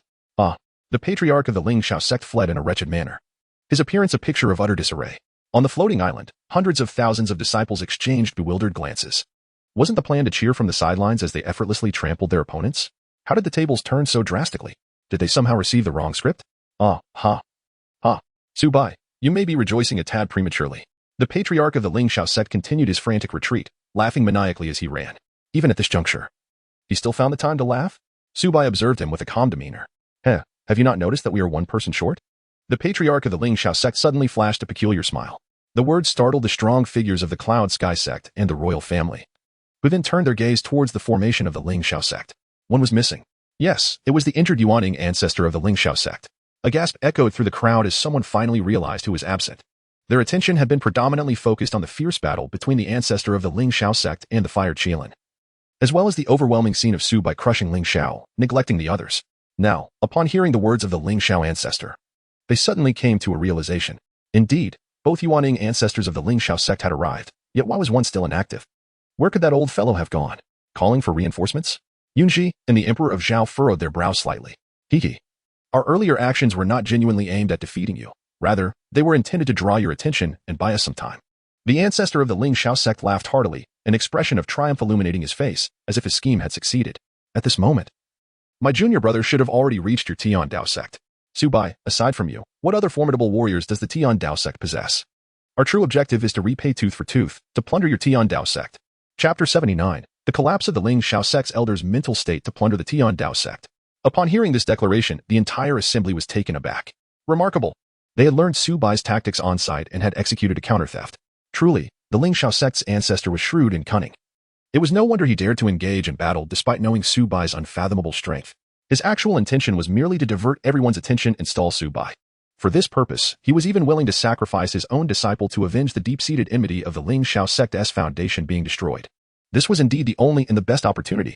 If Su Bai could take advantage of the Lingxiao Sect's vulnerability to raid their stronghold, then the Lingxiao Sect could likewise seize the moment of the Tiandao Sect's weakness to plunder their domain.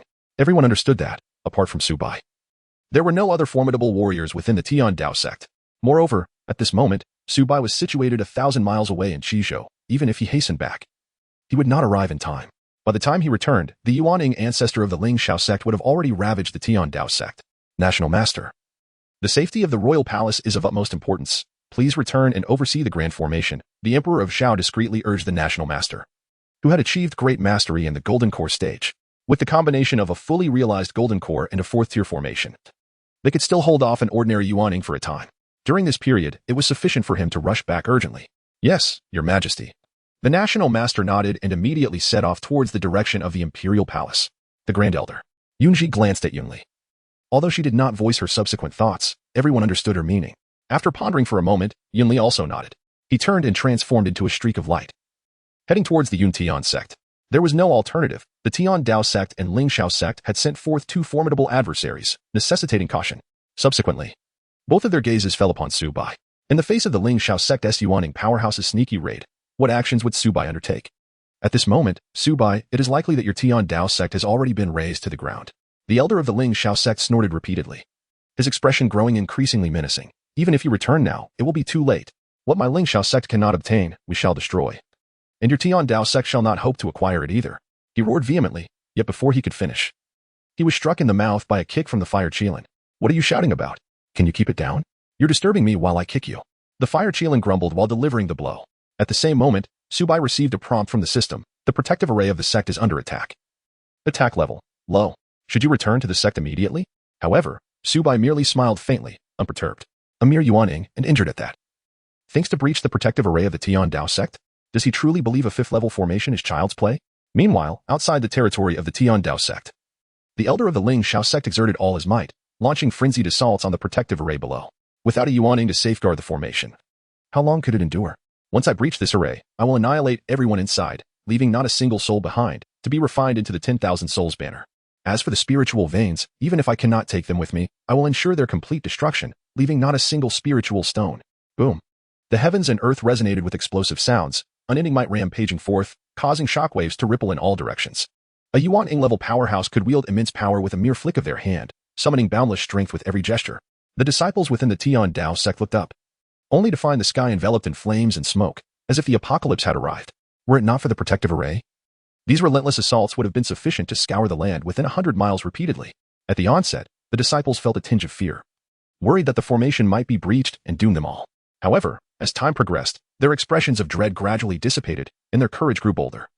They not only ceased to fear but began to revel in the spectacle, for the protective array of the Tiandao Sect showed no signs of fracturing, nor even a hint of disturbance. A singular thought echoed in everyone's minds. The mayfly shakes the tree. How could this be possible?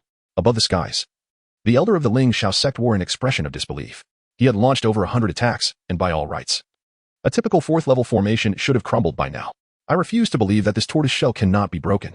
Clenching his teeth, he once again summoned the full force of his spiritual energy, unleashing his most formidable martial technique. Spirit Shout Breakthrough Finger. The elder of the Linglang Sect's eyes blazed red as he roared, forming hand seals before striking fiercely. In an instant, the sky erupted with wind and thunder, lightning flashing in a terrifying spectacle. An immense finger descended from the heavens, crashing down upon the protective array of the Tiandao Sect. Shatter. Boom. The gigantic finger collided with the protective array's barrier, emitting a blinding radiance akin to a meteor explosion, unleashing a terrifying wave of energy that radiated outward from the point of impact. The surrounding mountains and trees were instantly uprooted. Countless plants snapped in half. Some small hills were even obliterated by the shockwave, collapsing partially under the immense force. The scene was undeniably terrifying, even from hundreds of miles away. The sound of explosions could be distinctly heard. Crack. The sound of shattering resonated. Now, old man, let us see how you intend to defend against this. The elder of Linglang Sect appeared exceedingly pale. Although his move was formidable, it exacted a tremendous toll. Were it not for the dire circumstances, he would have preferred to refrain from such measures. However, the events of today left him no room for hesitation. The Tiandao Sect must be obliterated. His gaze was fixed intently below, awaiting the dispersal of the residual waves. The golden light barrier remained steadfast in his view. Not a fragment of dust had even dared to settle upon it. Indeed, the sound of shattering had signified the destruction of something. Yet it was his own finger that had fractured. Gush. Suddenly, a mouthful of blood erupted forth, and the elder of Linglang Sect was filled with horror, his heart aching as if on the brink of a fatal collapse. No. How could this be possible? He was engulfed in disbelief, his eyes reflecting nothing but incredulity. His hands trembled slightly as his own divine power rebounded upon him, crimson droplets seeping from his fingertips. The attack he had unleashed with every ounce of his being had utterly failed. How could this occur? He felt as if he were trapped in a nightmare, his mental state shattering in that moment. How could a dignified, nascent soul ancestor find himself powerless against a great protective formation without a master? This is simply unprecedented. How could this formation be so formidable? It is inconceivable. In this world, even the most powerful fourth-tier formation could not withstand his full force without a ripple. Could it possibly be a fifth-tier formation? The mere thought of it left him utterly astonished. A fifth-tier formation requires the expertise of a grandmaster from the Celestial Alliance, and the cost involved. Can it truly be afforded by a yuaning force? Chapter 80. A withered leaf cuts the yuaning, haha. Look. Unable to break the formation, he has coughed up blood in frustration. The sect leader is truly remarkable. This old fellow is so powerful. He must be a yuaning ancestor. Such a formidable being is a sovereign of the empire, yet even he cannot breach the sect leader's formation. The sect leader's strength must have surpassed the yuaning realm. Indeed, this golden barrier instills a profound sense of security. The disciples of the Tiandao Sect erupted in joyous cheers. These sounds reached the ears of the supreme elder of the Linglang Sect, inciting his fury to the boiling point. A swarm of ants, silence yourselves before my ancestor. Enraged, he wished to tear the mouths of these disciples to shreds. Yet, despite his relentless assault from all angles, he could not shake the formation in the slightest. The Tiandao Sect's formation is impervious. Damn it. After 3 more full-force strikes, he finally ceased his attacks, exhaustion etched across his face. At this moment, he had depleted more than half of his spiritual power. He could not seize the home of the Tiandao Sect. I am unwilling, utterly unwilling. The supreme elder of the Linglang Sect gazed skyward, fist clenched so tightly that veins bulged, his eyes bloodshot. Very well. If that is the case, do not blame me for my ruthless actions. I shall bathe the cities surrounding your Tiandao Sect in blood. Those who perish shall not blame me, but rather the Tiandao Sect for their inability to protect you. His gaze was as cold as steel, with murderous intent laid bare. He turned, and the weapon in his hand radiated a chilling gleam that sent shivers down the spine. Surrounding the territory of the Tiandao Sect, there are 3 cities comparable in size to Yunshui City, with a total population exceeding 3 million. He intends to slaughter 3 million humans. It is worth noting that even the Celestial Alliance, which regards ordinary people as mere ants, has regulations against large-scale massacres of the common populace. This is not out of respect for life, nor fear of rebellion from the lower classes. In their eyes, these ordinary people are not human but rather cattle and ants. The Celestial Alliance fears no rebellion. They possess sufficient strength to quell any turmoil. In the face of absolute power, all resistance appears as nothing more than a farce. What they fear is that if too many of these lower creatures perish, their sources of exploitation would dwindle, resulting in diminished resources. Yet now, the Supreme Elder of the Linglang Sect disregards this rule, intent on a massive slaughter of ordinary people. This is a harbinger of madness. At the foot of the Heavenly Dao Sect, beside a grand tree, stood a middle-aged man clad in a simple gray robe, diligently sweeping the ground. He appeared utterly incongruous with those around him, sporting a bushy beard and a disheveled appearance. While the others were engrossed in the spectacle of the sect's grand formation under siege, he remained oblivious, focusing solely on his task. However, when the esteemed elder of the Linglang Sect proclaimed an intent to cleanse several hundred miles with blood, his actions abruptly ceased. He lifted his gaze slightly to observe the departing elder of the Linglang Sect, his eyes glinting with a flicker of brilliance. Subsequently, he gently swept his broom, gathering a cluster of withered yellow elm leaves from the ground. The fallen leaf was swept up, floating in the air, yet it did not descend to the ground. Rather, it curiously soared ever higher. Its initial velocity appeared exceedingly slow, but in the blink of an eye, it had vanished from sight. When it reappeared, the leaf had already departed from the Heavenly Dao Sect, materializing before the esteemed elder of the Linglang Sect. The elder was poised to journey to the nearest town for a thorough cleansing of blood. At that moment, an unremarkable dried leaf appeared before him. The seemingly inconspicuous withered leaf caught the attention of the esteemed elder of Linglang Sect only momentarily. Although he found it curious that the leaf floated so high, he dismissed it without further thought. He charged forward and casually swatted the leaf away as one might swat a fly. Suddenly, a searing pain shot through him. He looked down to discover a shocking hollow had appeared on his left arm where he had just struck the leaf. It was as if something had silently pierced through his limb. He abruptly turned back, only to see that withered leaf, now stained with traces of blood, advancing ominously towards his brow. At this moment, a chill surged within him, a profound sense of impending doom enveloping his being. An entity of unimaginable power had made its move. He was utterly oblivious, even failing to perceive the peculiarity of the falling leaves. Even if he were to acknowledge the terrifying nature of the leaves now, to the naked eye, they appeared as nothing more than ordinary foliage. A mere withered leaf that had just detached from its branch. Run. Flee. He had to escape. The esteemed elder of Linglang Sect felt the hairs on his body stand on end, alarm bells ringing in his mind. Without hesitation, he dashed forward. Simultaneously, he glanced back, scrutinizing the position of the withered leaf. What unfolded before him was nothing short of horrifying, no matter how swift his pace or how sluggish the leaf seemed. The distance between the leaf and his brow was diminishing with alarming rapidity, closer and closer. It was utterly bizarre. Was it that his speed was too slow, or the leaf has speed too swift? Finally, after what felt like an eternity of running, the elder came to an abrupt halt, staring blankly ahead. The nearest city was merely 50 miles away. How long had he been running? At his pace, he could have covered over 10 miles in a single breath. He must have run at least 200 miles by now. Yet, that city remained steadfast in its distance, still 50 miles away. This meant that his 200 miles of effort had yielded no progress whatsoever. This. The elder of Linglang Sect gaped in disbelief, his pupils wide with shock. After 8 centuries of cultivation, he had never encountered such an enigmatic phenomenon. However, before he could fully comprehend the situation, a flash of yellowed and blood-red light flickered in his eyes. Whoosh. His body froze, as if struck by lightning, completely immobilized. Swish. A crack appeared at his brow, and the withered leaf penetrated through the back of his head, emerging from his forehead and piercing through his entire consciousness. In an instant, his soul shattered, and his primordial spirit succumbed to an eternal silence. After lingering momentarily in the air, his body fell limply to the ground. A single withered leaf had claimed the life of a primordial ancestor. As if fulfilling its purpose, the leaf drifted gently downwards from the sky, with streaks of blood-red luminescence narrating its minuscule tale. Under the great tree of Tiandao Sect, a middle-aged man in a gray robe continued to sweep the leaves, oblivious to the extraordinary events unfolding around him. Look, nameless. That primordial ancestor just fell from the sky, exclaimed a fifth-generation disciple, who appeared to be of similar age to him. The gray-robed man remained silent, his eyes, which had briefly flickered with brilliance, returned once more to a state of murkiness. In Qishou, the battle between the Fire Qilin and the ancestor of Linglang Sect had come to a close. The elder, his face swollen like that of a pig, laughed heartily. Su Bai, your Tiandao Sect is surely no more at this moment. Suddenly, he seemed to sense something, retrieving a life token from his storage ring. This is the life token of his junior disciple. Its existence signifies that his disciple still lives. Suddenly, with a resounding crack, the token in his hand shatters into countless pieces. Without Su Bai having made a move, and with all the Yuaning powerhouses of the empire present, his disciple is dead. Chapter 81. The disciples of Tiandao Sect heed the command and trample upon Ling Xiao. How long has it been since a Yuaning powerhouse was slain in the empire? A century? 2 centuries? Or perhaps a millennium? Time has stretched too far, rendering the memory hazy. The lifespan of a Yuaning cultivator spans 1,000 years. The oldest among them in the empire is the previous sect master of Yunshinzong, who has now reached the limits of his longevity and seclusion. If he cannot break through in a year or two, he will inevitably perish. The next oldest Yuaning is the Emperor of Zhao, who has surpassed 950 years, nearing the end of his days. Should the royal family fail to produce another Yuaning to succeed him, they too shall soon fade into the annals of history. Following them are the 2 Yuaning ancestors of Linglang Sect, both exceeding 800 years in age. These imperial sovereigns have achieved the realm of Yuaning for over 5 centuries.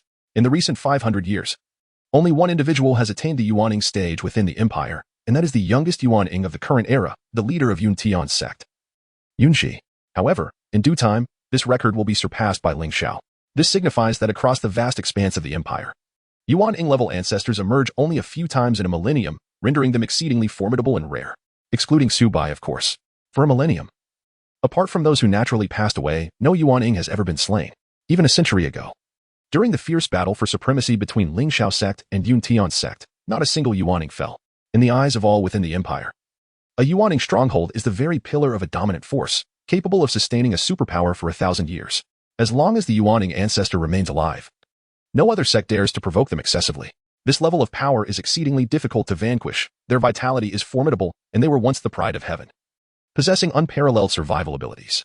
Consequently, the populace has cultivated a habit of deeming Yuaning ancestors invincible, believing that one should not provoke them too severely unless in dire straits. Yet, the emergence of Su Bai not only shattered this norm but also resulted in the demise of a Yuaning strongman. The myth of invincibility among Yuaning has been irrevocably dismantled at this moment. The ancestor of Linglang Sect stared blankly at the shattered life token, murmuring after a long pause, "Has my junior truly perished?" A torrent of unwillingness, fury, and resentment flooded his soul. Yuaning, the pillar of the sect, his right-hand man, an indispensable force for Linglang Sect to dominate the empire. His figure swayed unsteadily and turning around. He beheld the dejected expressions of all the elders and disciples behind him. At this juncture, it was clear to all that the tides have turned. Linglang Sect is finished. The Tiandao Sect, apart from Su Bai and the Fire Qilin, now boasts at least one more Yuaning. Otherwise, it would be inexplicable how the esteemed elder of Linglang Sect could have fallen in the Tiandao Sect. "Come here," the ancestor of Linglang Sect bellowed, extending his hand to seize a pallid youth who had been hiding behind a floating island. "Master Ancestor, spare me." The young man let out a startled cry and hastily pleaded for mercy.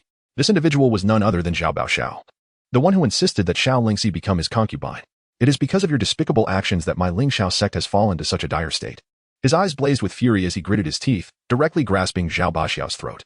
Had it not been for Xiao Xiao's repeated conflicts with the Tiandao Sect, how could the Linglang Sect have suffered such a fate? If the Tiandao Sect did not covet the Tiandao Sect and the royal family's residence, why then would they solely target the Linglang Sect stronghold? "Father, save me." Xiao Xiao struggled, casting a fearful glance at Ling Xiao. Upon hearing this address, every member of the Linglang Sect widened their eyes in astonishment. It was well known that Ling Xiao had but one disciple, Xiao Xiao. Yet now, Xiao Xiao referred not to him as master, but as father? Was it not said that Ling Xiao's heart was solely devoted to the sword path, untouched by the allure of women? So how could he possibly have a son? At this moment, all eyes were fixated on Ling Xiao, their expressions replete with bewilderment. It was no wonder that Ling Xiao favored Xiao Xiao so excessively, nurturing him into a quintessential wastrel. When Xiao Xiao sought aid, Ling Xiao did not even cast a glance in his direction. His gaze was solely riveted on Su Bai. "My Linglang Sect's millennia of legacy has been utterly obliterated by your hands." The ancestral figure of the Linglang Sect seethed with rage, exerting force that instantly snapped Xiao Xiao's neck. Subsequently, the ancestral figure turned his gaze towards the Lingquan, his eyes reflecting a tumult of desire, greed, hatred, fury, and helplessness. However, upon encountering Su Bai's frigid stare, all those emotions were swiftly quelled. "All elders and disciples of the Linglang Sect, retreat." "Yes, ancestor." The elders of the Linglang Sect sighed in relief, hastily taking to the skies alongside their floating island. They were evidently intimidated by Su Bai, fearing that the ancestor might command them to fight to the death. Now that a retreat was ordered, they departed with remarkable swiftness. "Su Bai, one day, my Linglang Sect shall return." The ancestral figure inhaled deeply, his eyes betraying a profound sense of unwillingness and indignation, yet ultimately, he could only choose to flee. As for Su Bai, he smiled faintly and remarked, "To cut the grass without uprooting the roots allows it to sprout anew with the spring breeze." His gaze shifted to the disciples aboard the flying vessel, and with a flourish of his sleeve, he commanded, "Disciples of the Tiandao Sect, flatten the Ling Xiao." Understood. Zhuge Feng nodded in affirmation, piloting the flying vessel in pursuit of the retreating Ling Xiao Sect members. Who would have thought that one day we could vanquish the Ling Xiao Sect so thoroughly? Half a year ago, I was cast out by the Ling Xiao Sect, believing that my aspirations for cultivation were dashed, yet now it feels as if I am in a dream. Previously, even a mere servant of the Ling Xiao Sect could easily bully us, yet now we are in a position to chase after them. Haha. Let's flatten Ling Xiao and ascend to the Heavenly Palace. Not so fast, my friend. The Heavenly Palace is the foremost sect of the Immortal Alliance. It is premature to speak of ascending there. Let us first crush Ling Xiao. Inside the flying vessel, a chorus of excited voices erupted, each person eagerly anticipating the confrontation. Xiaohua, go lend a hand. Su Bai turned to the fire Qilin, issuing his directive. Relying solely on the flying vessel would not suffice for the pursuit of the Ling Xiao Sect. The presence of Yuanying-level combatants was indispensable. Understood. The fire Qilin responded, transforming into a streak of red light, eagerly darting off to engage. Fighting was its utmost delight. Master Yun, Elder Zhao, obstruct them. My Ling Xiao Sect shall undoubtedly express our gratitude in the future. The ancestral figure of the Ling Xiao Sect, sensing the pursuing forces, became increasingly anxious, seeking assistance from Yun Tian Sect and the Zhao royal family. However, both Yunji and the great Zhao Emperor remained unmoved at this moment. For a century, both factions had endured their share of oppression from the Ling Xiao Sect, and thus, they were not inclined to aid their adversary. Chapter 82. The Fall of the Ling Xiao Sect. The Tiandao Sect possesses 3 Yuanying experts, capable of encircling and annihilating a Yuanying opponent. If you do not intervene, once my Ling Xiao Sect meets its demise, you shall be next. The ancestral figure of the Ling Xiao Sect implored anxiously. Upon hearing this, the 2 formidable figures exhibited a change in countenance. For indeed, his words struck a chord within the hearts of both. A balance is maintained through a tripartite alliance. Though the Ling Xiao Sect had once been strong, they had not reached the level of absolute domination even the weakest great Zhao royal family could endure. Ancient wisdom states, engage as 1, pursue as 2, and eradicate as 3. At the Yuanying level, life force and resilience are significantly enhanced, even if one's physical form collapses. The Yuanying can still escape. In a one-on-one encounter, defeating an opponent of the same Yuanying initial stage is achievable, but if the adversary wishes to flee, it is nearly impossible to retain them. Even in a 2-on-1 scenario, truly eliminating a foe proves to be quite challenging. Only with 3 Yuanying can one qualify to encircle and eliminate a single opponent. Presently, the Tiandao Sect boasts Su Bai and the Fire Qilin as 2 evident Yuanying powerhouses, along with a third concealed within the sect, who had dispatched a senior elder of the Ling Xiao Sect. Thus, it can be concluded that the Tiandao Sect possesses a minimum of 3 Yuanying experts. This is sufficient to encircle and eliminate a nascent soul cultivator, and currently, both the Cloud Heaven Sect and the Imperial Royal Family possess only a single nascent soul. If the Heavenly Dao Sect were to confront these 2 formidable forces, the outcome would be unimaginable. The demise of the Ling Xiao Sect's wolf has given rise to an even more ferocious tiger. Observing the subtle maneuvers of the 2 nascent soul experts, Su Bai took a slight step forward. Thud.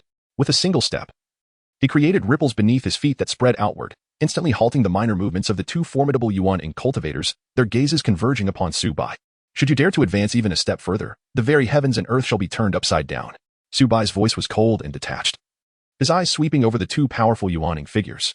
In that fleeting moment, the pupils of both cultivators constricted sharply, as if faced with a formidable adversary. The notion of upheaval echoed ominously.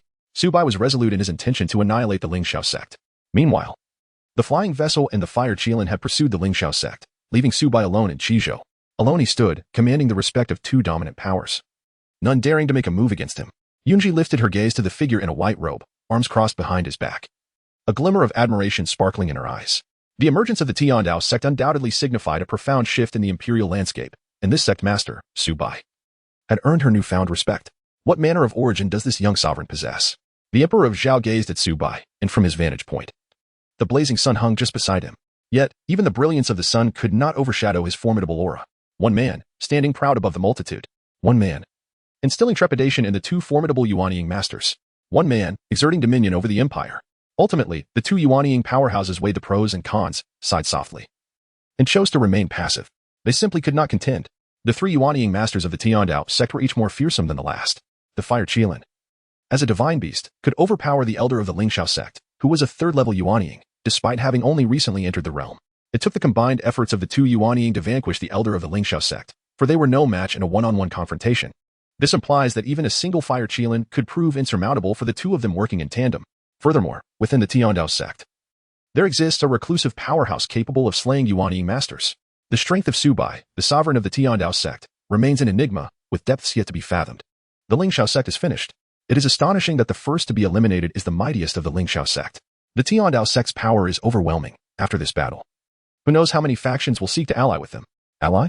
Yet, I have heard that the Tiandao Sect does not pay heed to the Celestial Alliance. Who would dare oppose the Celestial Alliance? On the periphery of Qishou, some observing powerhouses whispered among themselves, their eyes filled with reverence. The Lingxiao Sect was a colossal entity within the empire. Yet, who could have anticipated that today they would encounter such misfortune? Nearly facing annihilation at the hands of the Tiandao Sect.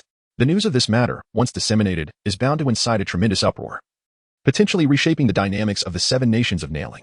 As time inexorably ticks away, silence envelopes the atmosphere, not a soul stirs. As if the very fabric of space has solidified in this moment, Su Bai stands suspended in midair, confronting 2 formidable Yuaning factions, utterly unmoving. This scene unfolds like an epic tapestry, indelibly etched into the minds of all present, a memory to be cherished for eternity. Su Bai remains still, and neither faction dares to make a move, all patiently awaiting a resolution. The duration of this tense stillness is indeterminate, when suddenly, a crimson radiance emerges on the horizon. At this moment, aside from Su Bai, who remained unmoved, all eyes were drawn to the spectacle before them. A crimson light swept across the sky, approaching Qizhou at an astonishing speed, soon revealing its source. As the red glow dissipated, the figure within emerged. It was none other than the fire Qilin. With one claw, it proudly brandished a bloodied head, addressing Su Bai. Master, look, what do you think this is? As everyone focused their gaze, a collective gasp echoed through the crowd upon recognizing the severed head. This was the head of the ancestor of Lingxiao Sect. The Lingxiao Sect's leader had been captured and slain. The once mighty tyrant had fallen. The ascent of Tiandao Sect could no longer be thwarted. Shock enveloped the crowd, including the Emperor of Zhao and Yunxi, both of whom gasped in disbelief. The ancestor of Lingxiao Sect, a formidable figure at the 3rd stage of nascent soul, had perished at the hands of the fire Qilin? Was this a jest? If he attempted to flee, could the fire Qilin truly possess the strength to pursue him? Su Bai, too, was taken aback, astonished that the fire Qilin had indeed slain the ancestor of Lingxiao Sect. His greatest hope had been to retain everyone except the ancestor. Sensing Su Bai's astonishment, the fire Qilin grinned. I knew that old fellow would be tough to kill, so I kept my focus on Lingxiao. That old man insisted that Lingxiao's potential far surpassed his own, and that he could take revenge in the future, thus he had no choice but to confront me head-on. And I accidentally killed him. However, after I dealt with that old fool, Lingxiao had already vanished without a trace. All those resisting from Lingxiao Sect have also been slain by me, leaving over 390,000 who have surrendered, now being escorted back to our sect. The fire Qilin wore a proud expression. Upon hearing this, Su Bai nodded, acknowledging the fire Qilin's accomplishments. Well done. Within 3 years, I shall find you a partner. Su Bai smiled. Hee, thank you, master. I prefer those with white fur. The fire Qilin chuckled foolishly. Thus, the Lingxiao Sect was utterly annihilated. Their vast territory spanning 1,000 miles was now ripe for the taking by Tiandao Sect. Although Yunxi and the Emperor of Zhao had anticipated this outcome, witnessing it unfold left them both in a state of reflection. It remained uncertain whether their lamentations were for the fate of the Lingxiao Sect or their own uncertain future. With the demise of Lingxiao Sect established, Su Bai rose and alighted beside the fire Qilin, casting a gentle smile towards the remaining 2 formidable nascent soul cultivators. What are your thoughts on the ownership of the spiritual vein? Su Bai's calm voice resonated across the sky. Hearing this, Yunxi and the Emperor of Zhao exchanged glances, each recognizing the bitterness reflected in the other's eyes. What else could they perceive? Should they continue to contest? With the destruction of Lingxiao Sect, which they had previously relied on for support, how could their own prospects be any brighter? Yet, to abandon their aspirations felt utterly unacceptable. After all, it was a medium-grade spiritual vein.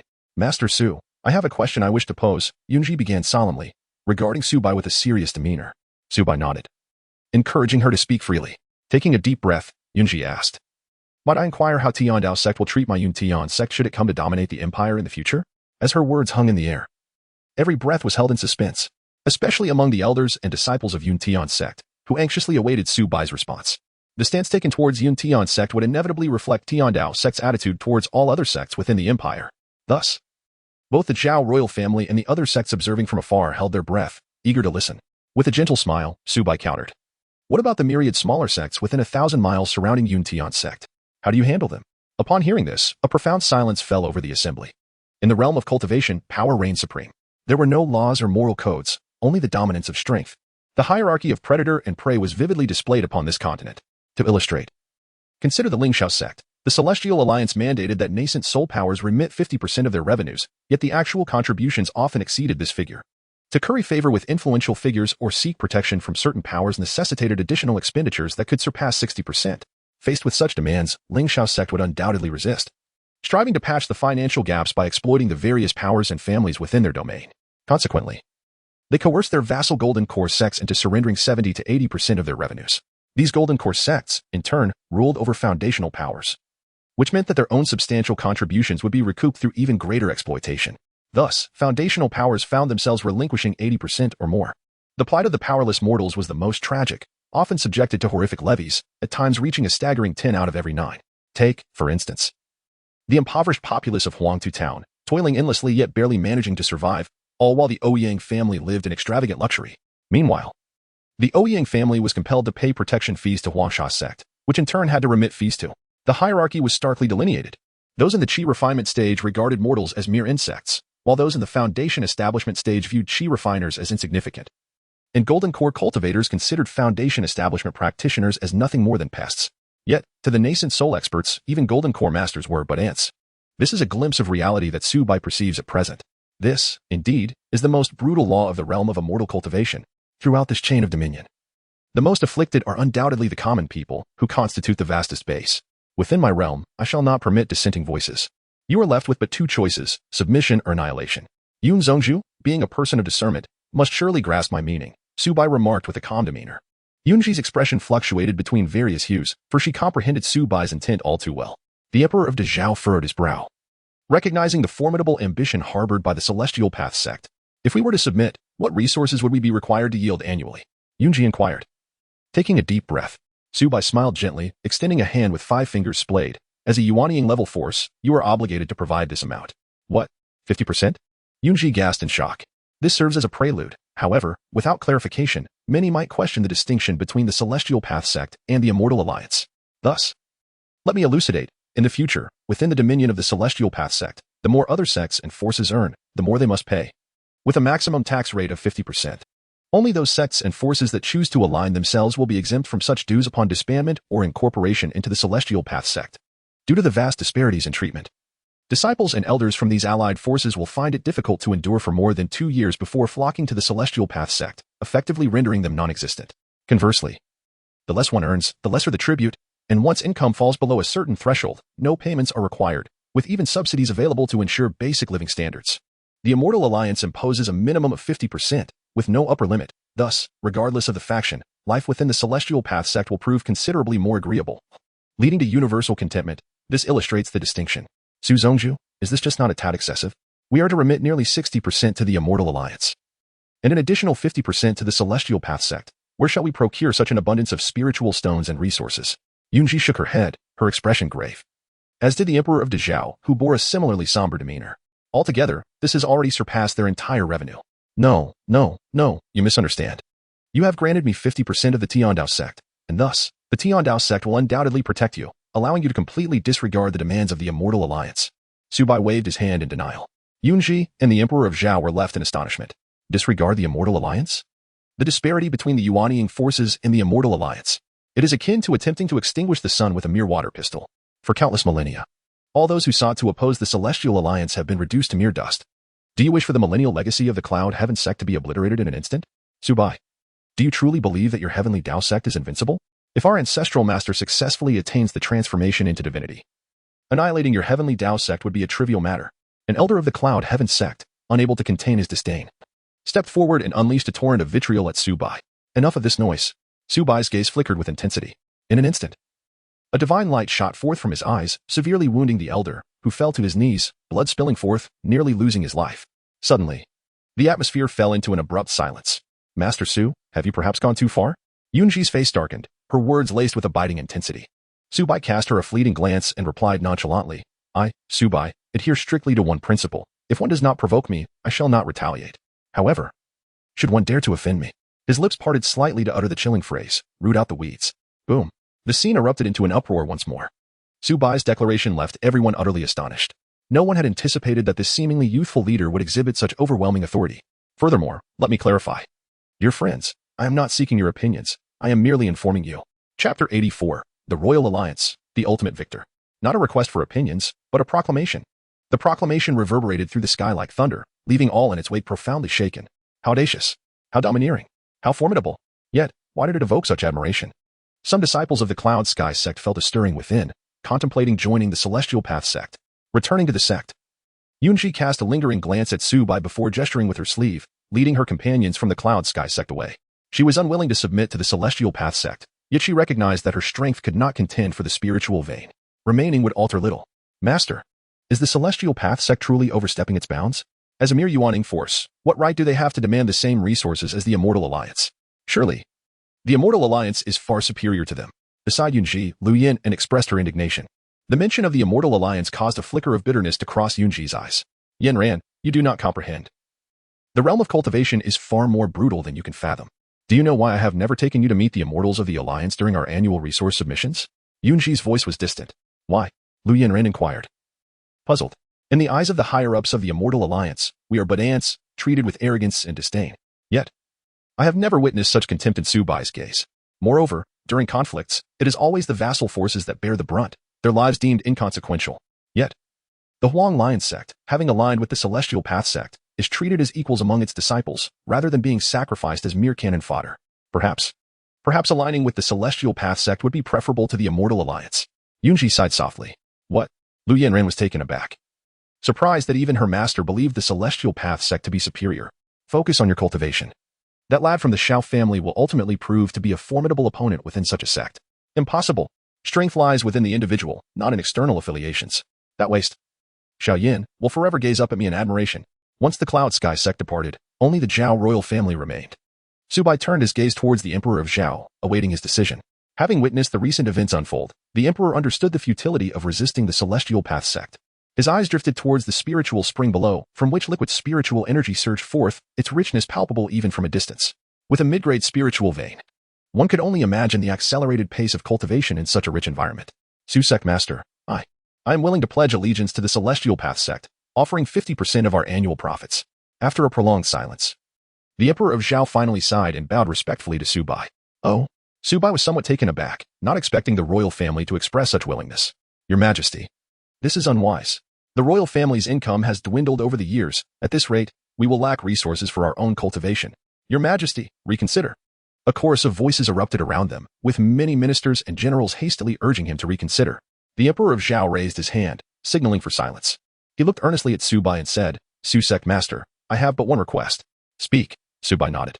Taking a deep breath, the Emperor beckoned, and a handsome young man stepped forward from behind him. This is my royal family's most gifted descendant, Zhao Tianlong. I implore you, Su Sect Master, to allow my great-grandson to train within the Celestial Path Sect, requiring only 1 day a month to cultivate in the spiritual spring. If you consent, my royal family will immediately provide the required resources. The Emperor's tone was sincere, lacking the demeanor expected of a yuaning master. Su Bai narrowed his eyes slightly and asked, Is this all you seek? The Emperor sighed and replied, Su Sect Master, you may not be aware, but my royal family has not produced a yuaning in a millennium. I am advanced in age, and once I depart, the royal family will swiftly be devoured by others. Though Tianlong is young, his talent surpasses even my own in my youth. However, if he remains within the royal family, I fear I may not live to see him mature. Thus, I hope you can watch over him. After the Emperor spoke, Su Bai's gaze fell upon Zhao Tianlong. He was a delicate young man, yet his gaze bore an unwavering resilience, fully aware of the weight he carried. Zhao Tianlong respectfully knelt before Su Bai and offered a bow, stating, I pay my respects to Mr. Su. In Zhao Tianlong's eyes, Su Bai discerned a glimmer of sincerity, devoid of pretense. Given Zhao Tianlong's condition, passing the heavenly ladder assessment posed no challenge. Thus, Su Bai gently nodded, indeed.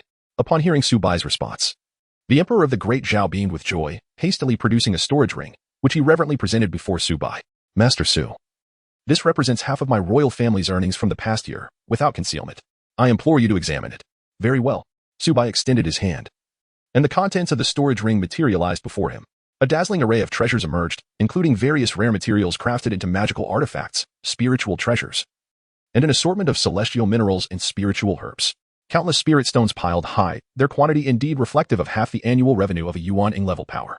Tianlong, upon your arrival at the Tiandao Sect, be sure to dedicate yourself to diligent training, honor your masters, and adhere to your duties, the Emperor of the Great Zhao advised, his face brimming with expectation. Rest assured, grandfather, I shall not disappoint your hopes, Zhao Tianlong affirmed with a solemn nod. Master Su, we take our leave now. Tianlong is entrusted to your care. The Emperor of the Great Zhao bowed respectfully, leading the accompanying ministers and generals away, leaving Zhao Tianlong on a war chariot. With the Linglang Sect vanquished, the Yuntian Sect in retreat, and the royal family having allied with him, there was now no one left with the standing to challenge Su Bai over this spiritual vein. This exquisite spiritual vein now belongs to Su Bai. Chapter 85. The superior spiritual vein takes flight. Xiao Hua, keep an eye on him. Su Bai instructed the fire Qilin to watch over Zhao Tianlong before gracefully leaping into the spiritual spring below. The aura of spiritual energy was incredibly rich. Indeed worthy of being the liquid spiritual energy that could only be birthed at such a concentrated point. Upon entering the spring, Su Bai felt himself enveloped in warmth. His pores opened wide, and an indescribable sense of pleasure washed over him. Instantly, pure streams of spiritual energy flowed through his meridians into his body, enhancing his cultivation speed.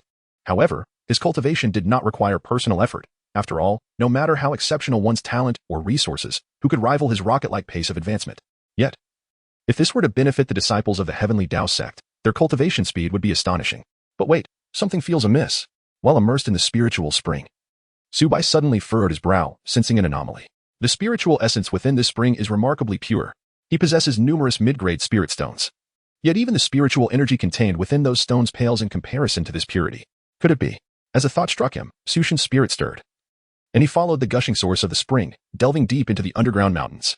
Moments later, as he emerged from the liquid spirit water, he beheld a most resplendent sight. Countless pristine spirit stones adorned the cavern like stars scattered across the night sky, filling the entire underground void. These spiritual stones emanated gentle white radiance, with wisps of white mist slowly dispersing from within them. The ethereal mist surrounding us is composed of exceptionally pure spiritual energy, which, upon condensing to a certain degree in the air, attaches itself to the rock walls as droplets of water. Countless droplets gently descend, landing on the ground and forming a vast spiritual pool. Once the capacity of the pool is exceeded, a significant amount of spiritual liquid spills over, creating a fountain of spiritual essence upon the surface.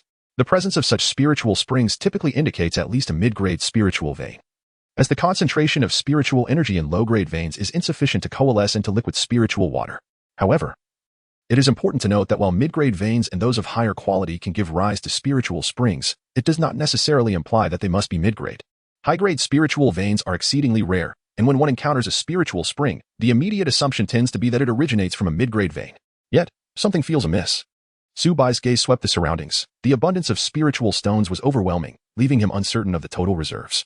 Even though he had yet to grasp the full extent of what lay before him, the mere sight was sufficient to raise suspicions. While mid-grade veins are indeed worth 100-fold more than low-grade ones, the disparity in their quantities is not excessively vast. Mid-grade veins possess numerous low-grade spiritual stones, and within them, there are also many mid-grade stones. One mid-grade stone equates to 100 low-grade stones. In terms of total quantity, mid-grade veins yield only 2 to 3 times the number of stones compared to their low-grade counterparts. However, what Su Bai currently observed surpassed the equivalent of more than 10 low-grade veins in terms of the quantity of spiritual stones. Could it be? As Su Bai ventured deeper, the surrounding spiritual stones became increasingly translucent, and the concentration of spiritual energy intensified. After an indeterminate duration of walking, he came to a halt. Before him lay a vast expanse of mid-grade spiritual stones. Are there 100,000, 1 million, or even 10 million mid-grade stones? This is a high-grade vein. Astonishment washed over him at the sight, as his earlier conjectures materialized into reality.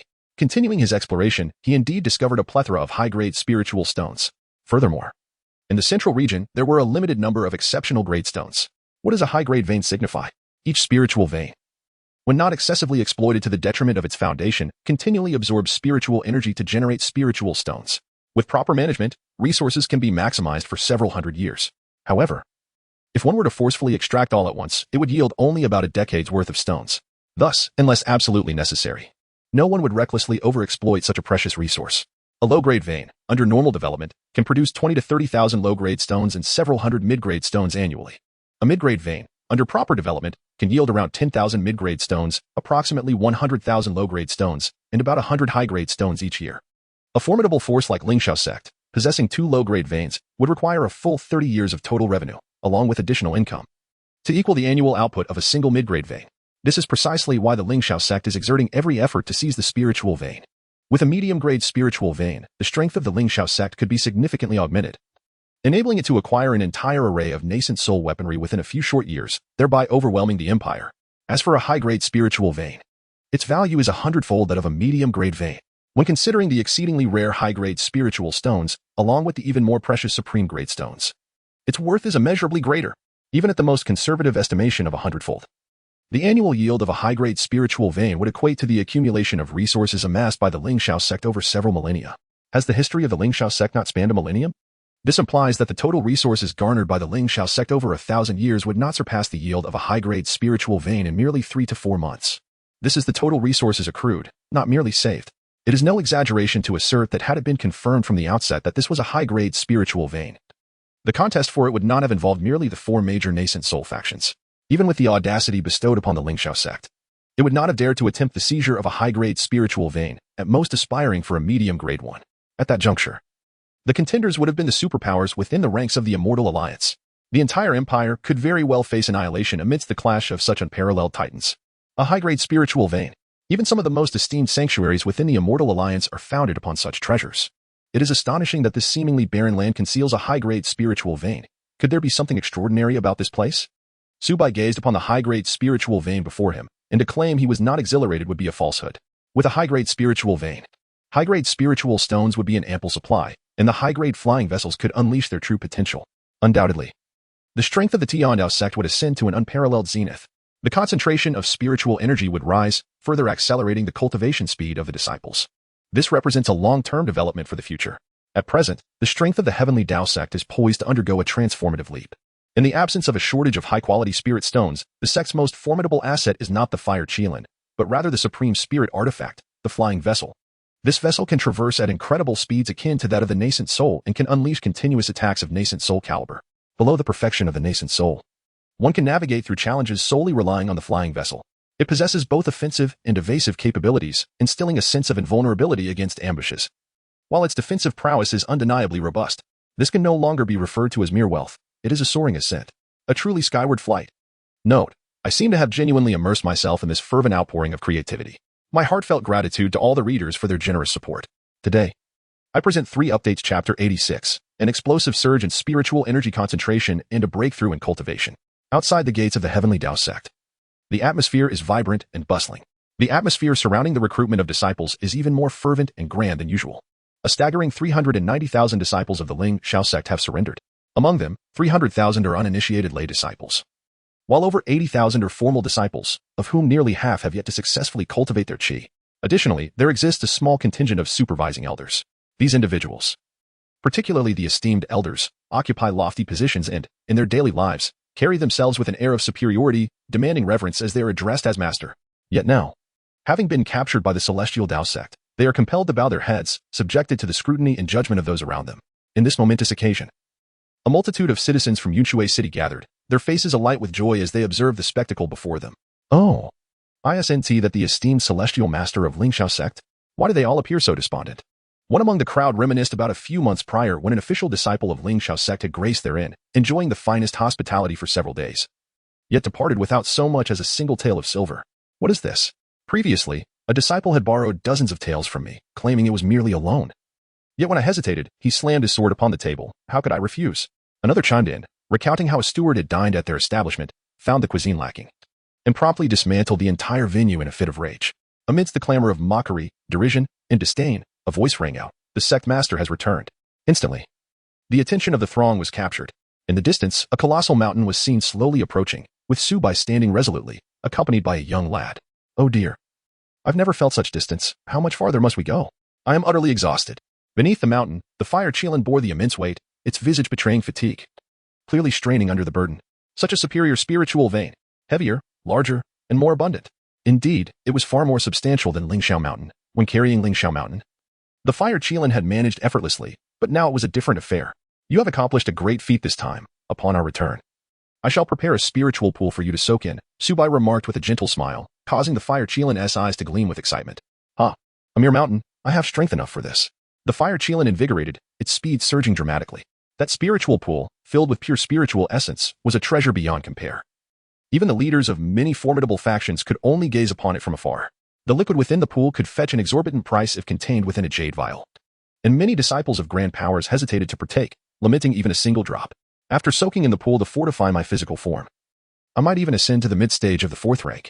The fire Qilin mused, filled with anticipation for the future. Previously, it had only just advanced to the 4th rank when a powerful human had seized it to serve as a mount for his disciple, to prevent rebellion. The path to further advancement had been sealed, accompanied by a curse that inflicted excruciating pain at the mere thought of it, enduring constant torment. Its future had been shrouded in darkness, devoid of hope. Now, having arrived at Tiandao Sect, not only was the seal lifted, but the curse had also been dispelled, allowing it to indulge in a life of luxury, with ample spiritual energy and accelerated cultivation. And now, the prospect of soaking in the spiritual pool lay before it. The previous disciple of that powerful human had never been afforded such a privilege.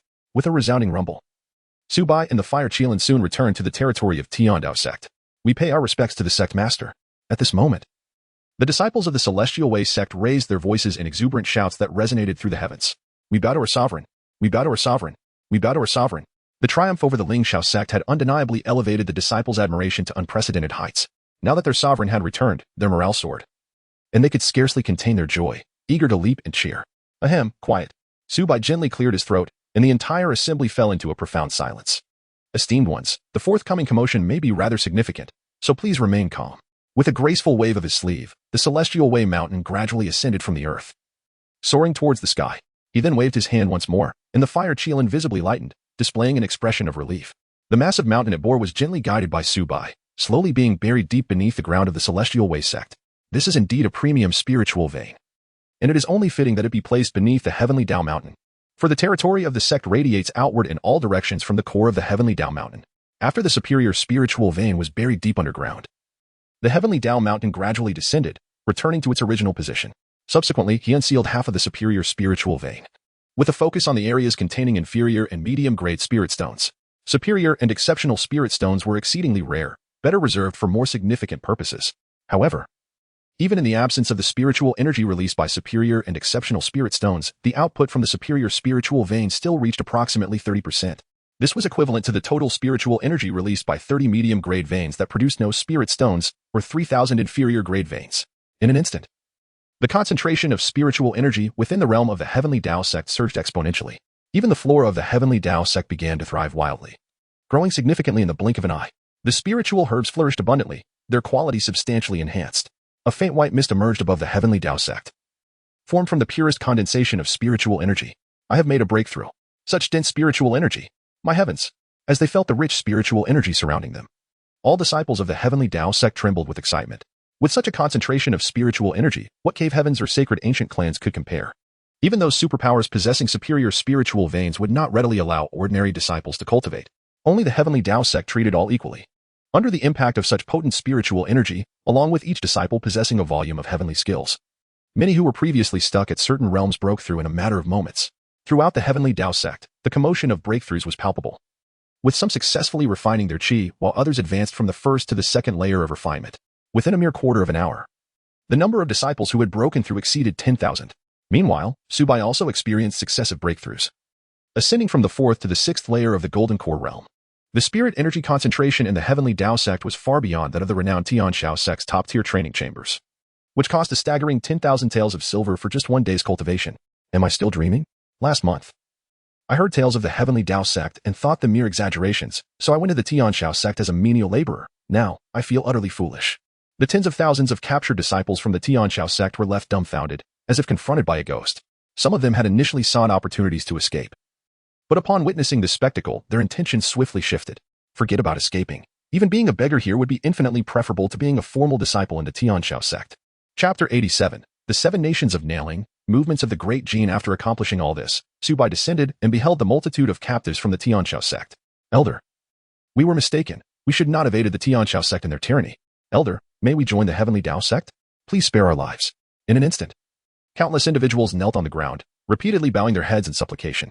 If many had felt unwilling when they were first captured, now, witnessing Su Bai's effortless manipulation of the terrain without harming anyone, in the presence of such abundant spiritual energy within the sect, who among them still felt discontent? They were eager to remain in the Heavenly Tao Sect and cultivate on the spot. The Tiandao Sect? Apologies, I am truly unfamiliar. Master, how should we handle them? Zhuge Feng approached, his expression filled with perplexity. The sheer number was overwhelming. Killing them was certainly out of the question. Yet, releasing them entirely was even less feasible. To neither kill nor release, was he to support them for nothing? Su Bai's gaze swept over everyone, and an understanding dawned within him. To kill as a warning. He softly uttered a command, and with a wave of his hand, he singled out over 1,000 individuals from the crowd. Most of these individuals are formal disciples, accompanied by a few stewards, and even 2 Golden Core elders. In contrast, there are scarcely any miscellaneous disciples present. Moreover, the majority of these individuals exhibit sinister expressions and don opulent attire, causing ordinary folk to instinctively recoil in their presence. Spare my life. What transgression have we committed? Please do not take my life. The individuals were utterly terrified, their screams reverberating through the air. At this juncture, they still refused to acknowledge their transgressions. Each bore the blood of countless innocent souls upon their hands. As for their fate, let it be determined by the populace. Su Bai spoke with an air of indifference, sealing their powers and confining their physiques, rendering them mere mortals. With a mere wave of his hand, he cast them before the gathered crowd of Yunshui City. Here stood Han, the steward of Linglang Sect. His malevolence was notorious, and today he finally faced retribution. And there was Elder Wang, rumored to exploit his position as an outer elder of the Linglang Sect, preying upon the married, resulting in numerous deaths, truly despicable. Such vile beings must be eradicated. The crowd surged with righteous indignation, all citizens filled with fury, rushing forth to overwhelm the captured wretches. Ah, help? What are you doing? I am an outer elder of the Linglang Sect. Dare you lay a finger on me? They struggled with all their might, but to no avail. Their bodies were shackled, their spiritual energy rendered impotent, reduced to a state inferior even to ordinary mortals. They could only passively endure the onslaught. These are the debts of wrongdoing they have incurred in the past, and their purging is in accordance with the will of the people. The remaining captives of the Linglang Sect trembled in fear at the uproar, simultaneously relieved that they had not committed grievous offenses. As for the others, they had not erred significantly.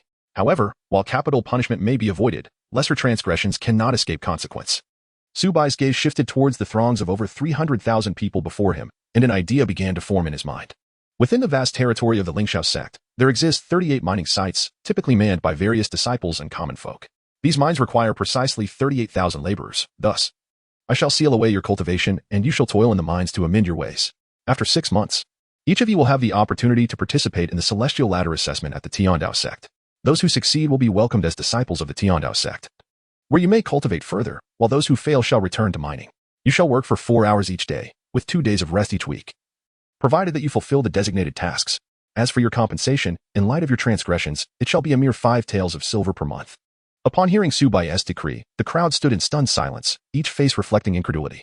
Is it truly the case that one earns silver for mining? A mere 5 taels, yet why does it sound so ironically generous? Moreover, the prospect of participating in the Tiandao Sect's assessment after 6 months, with the possibility of becoming a disciple?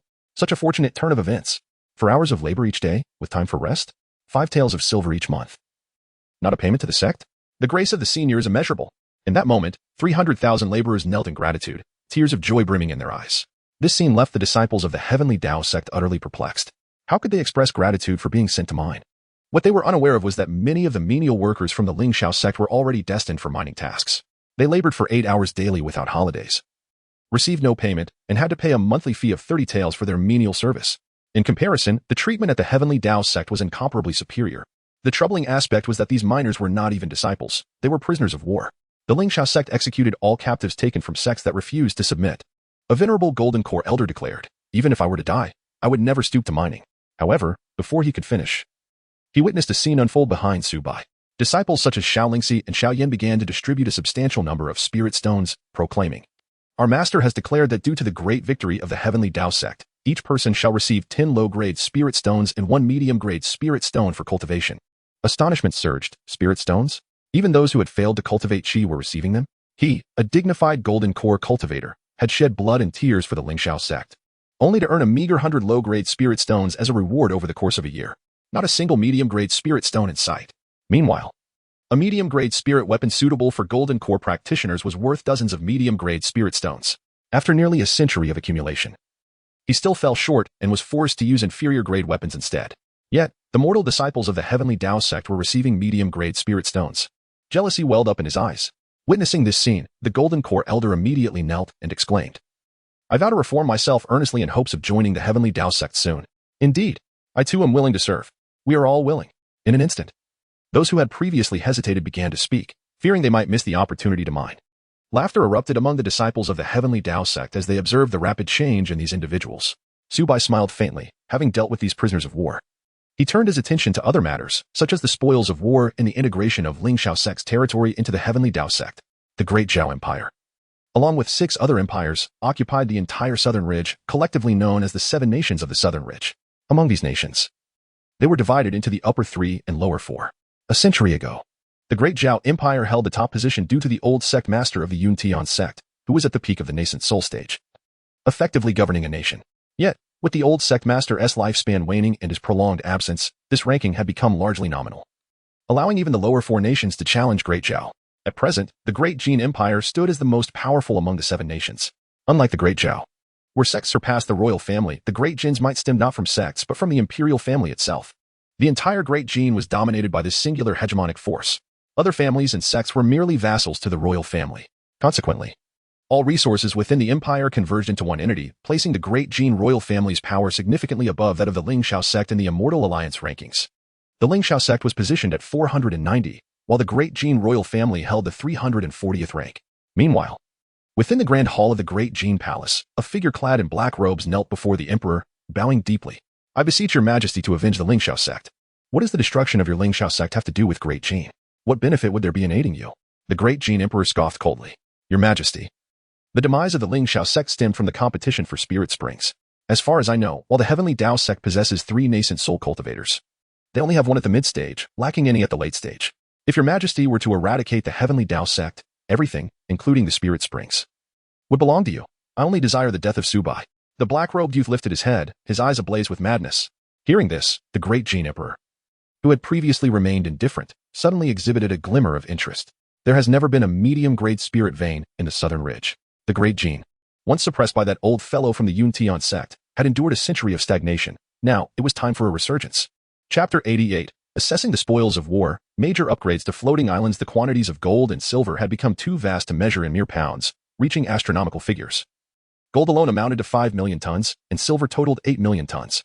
There were 300,000 low-grade spirit stones, tens of thousands of medium-grade spirit stones, and over a dozen high-grade spirit stones. 2 high-grade spirit weapons, 38 medium-grade spirit weapons, and more than 1,000 low-grade spirit weapons were among the treasures.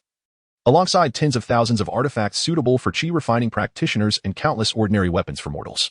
Thousands of medicinal pills, hundreds of tons of spirit herbs, and tens of thousands of tons of precious ores were also included. The Linglang Sect's territory spanned 1,200 miles north to south and 1,500 miles east to west, encompassing 38 mines, 30 cities, and a population exceeding 50 million.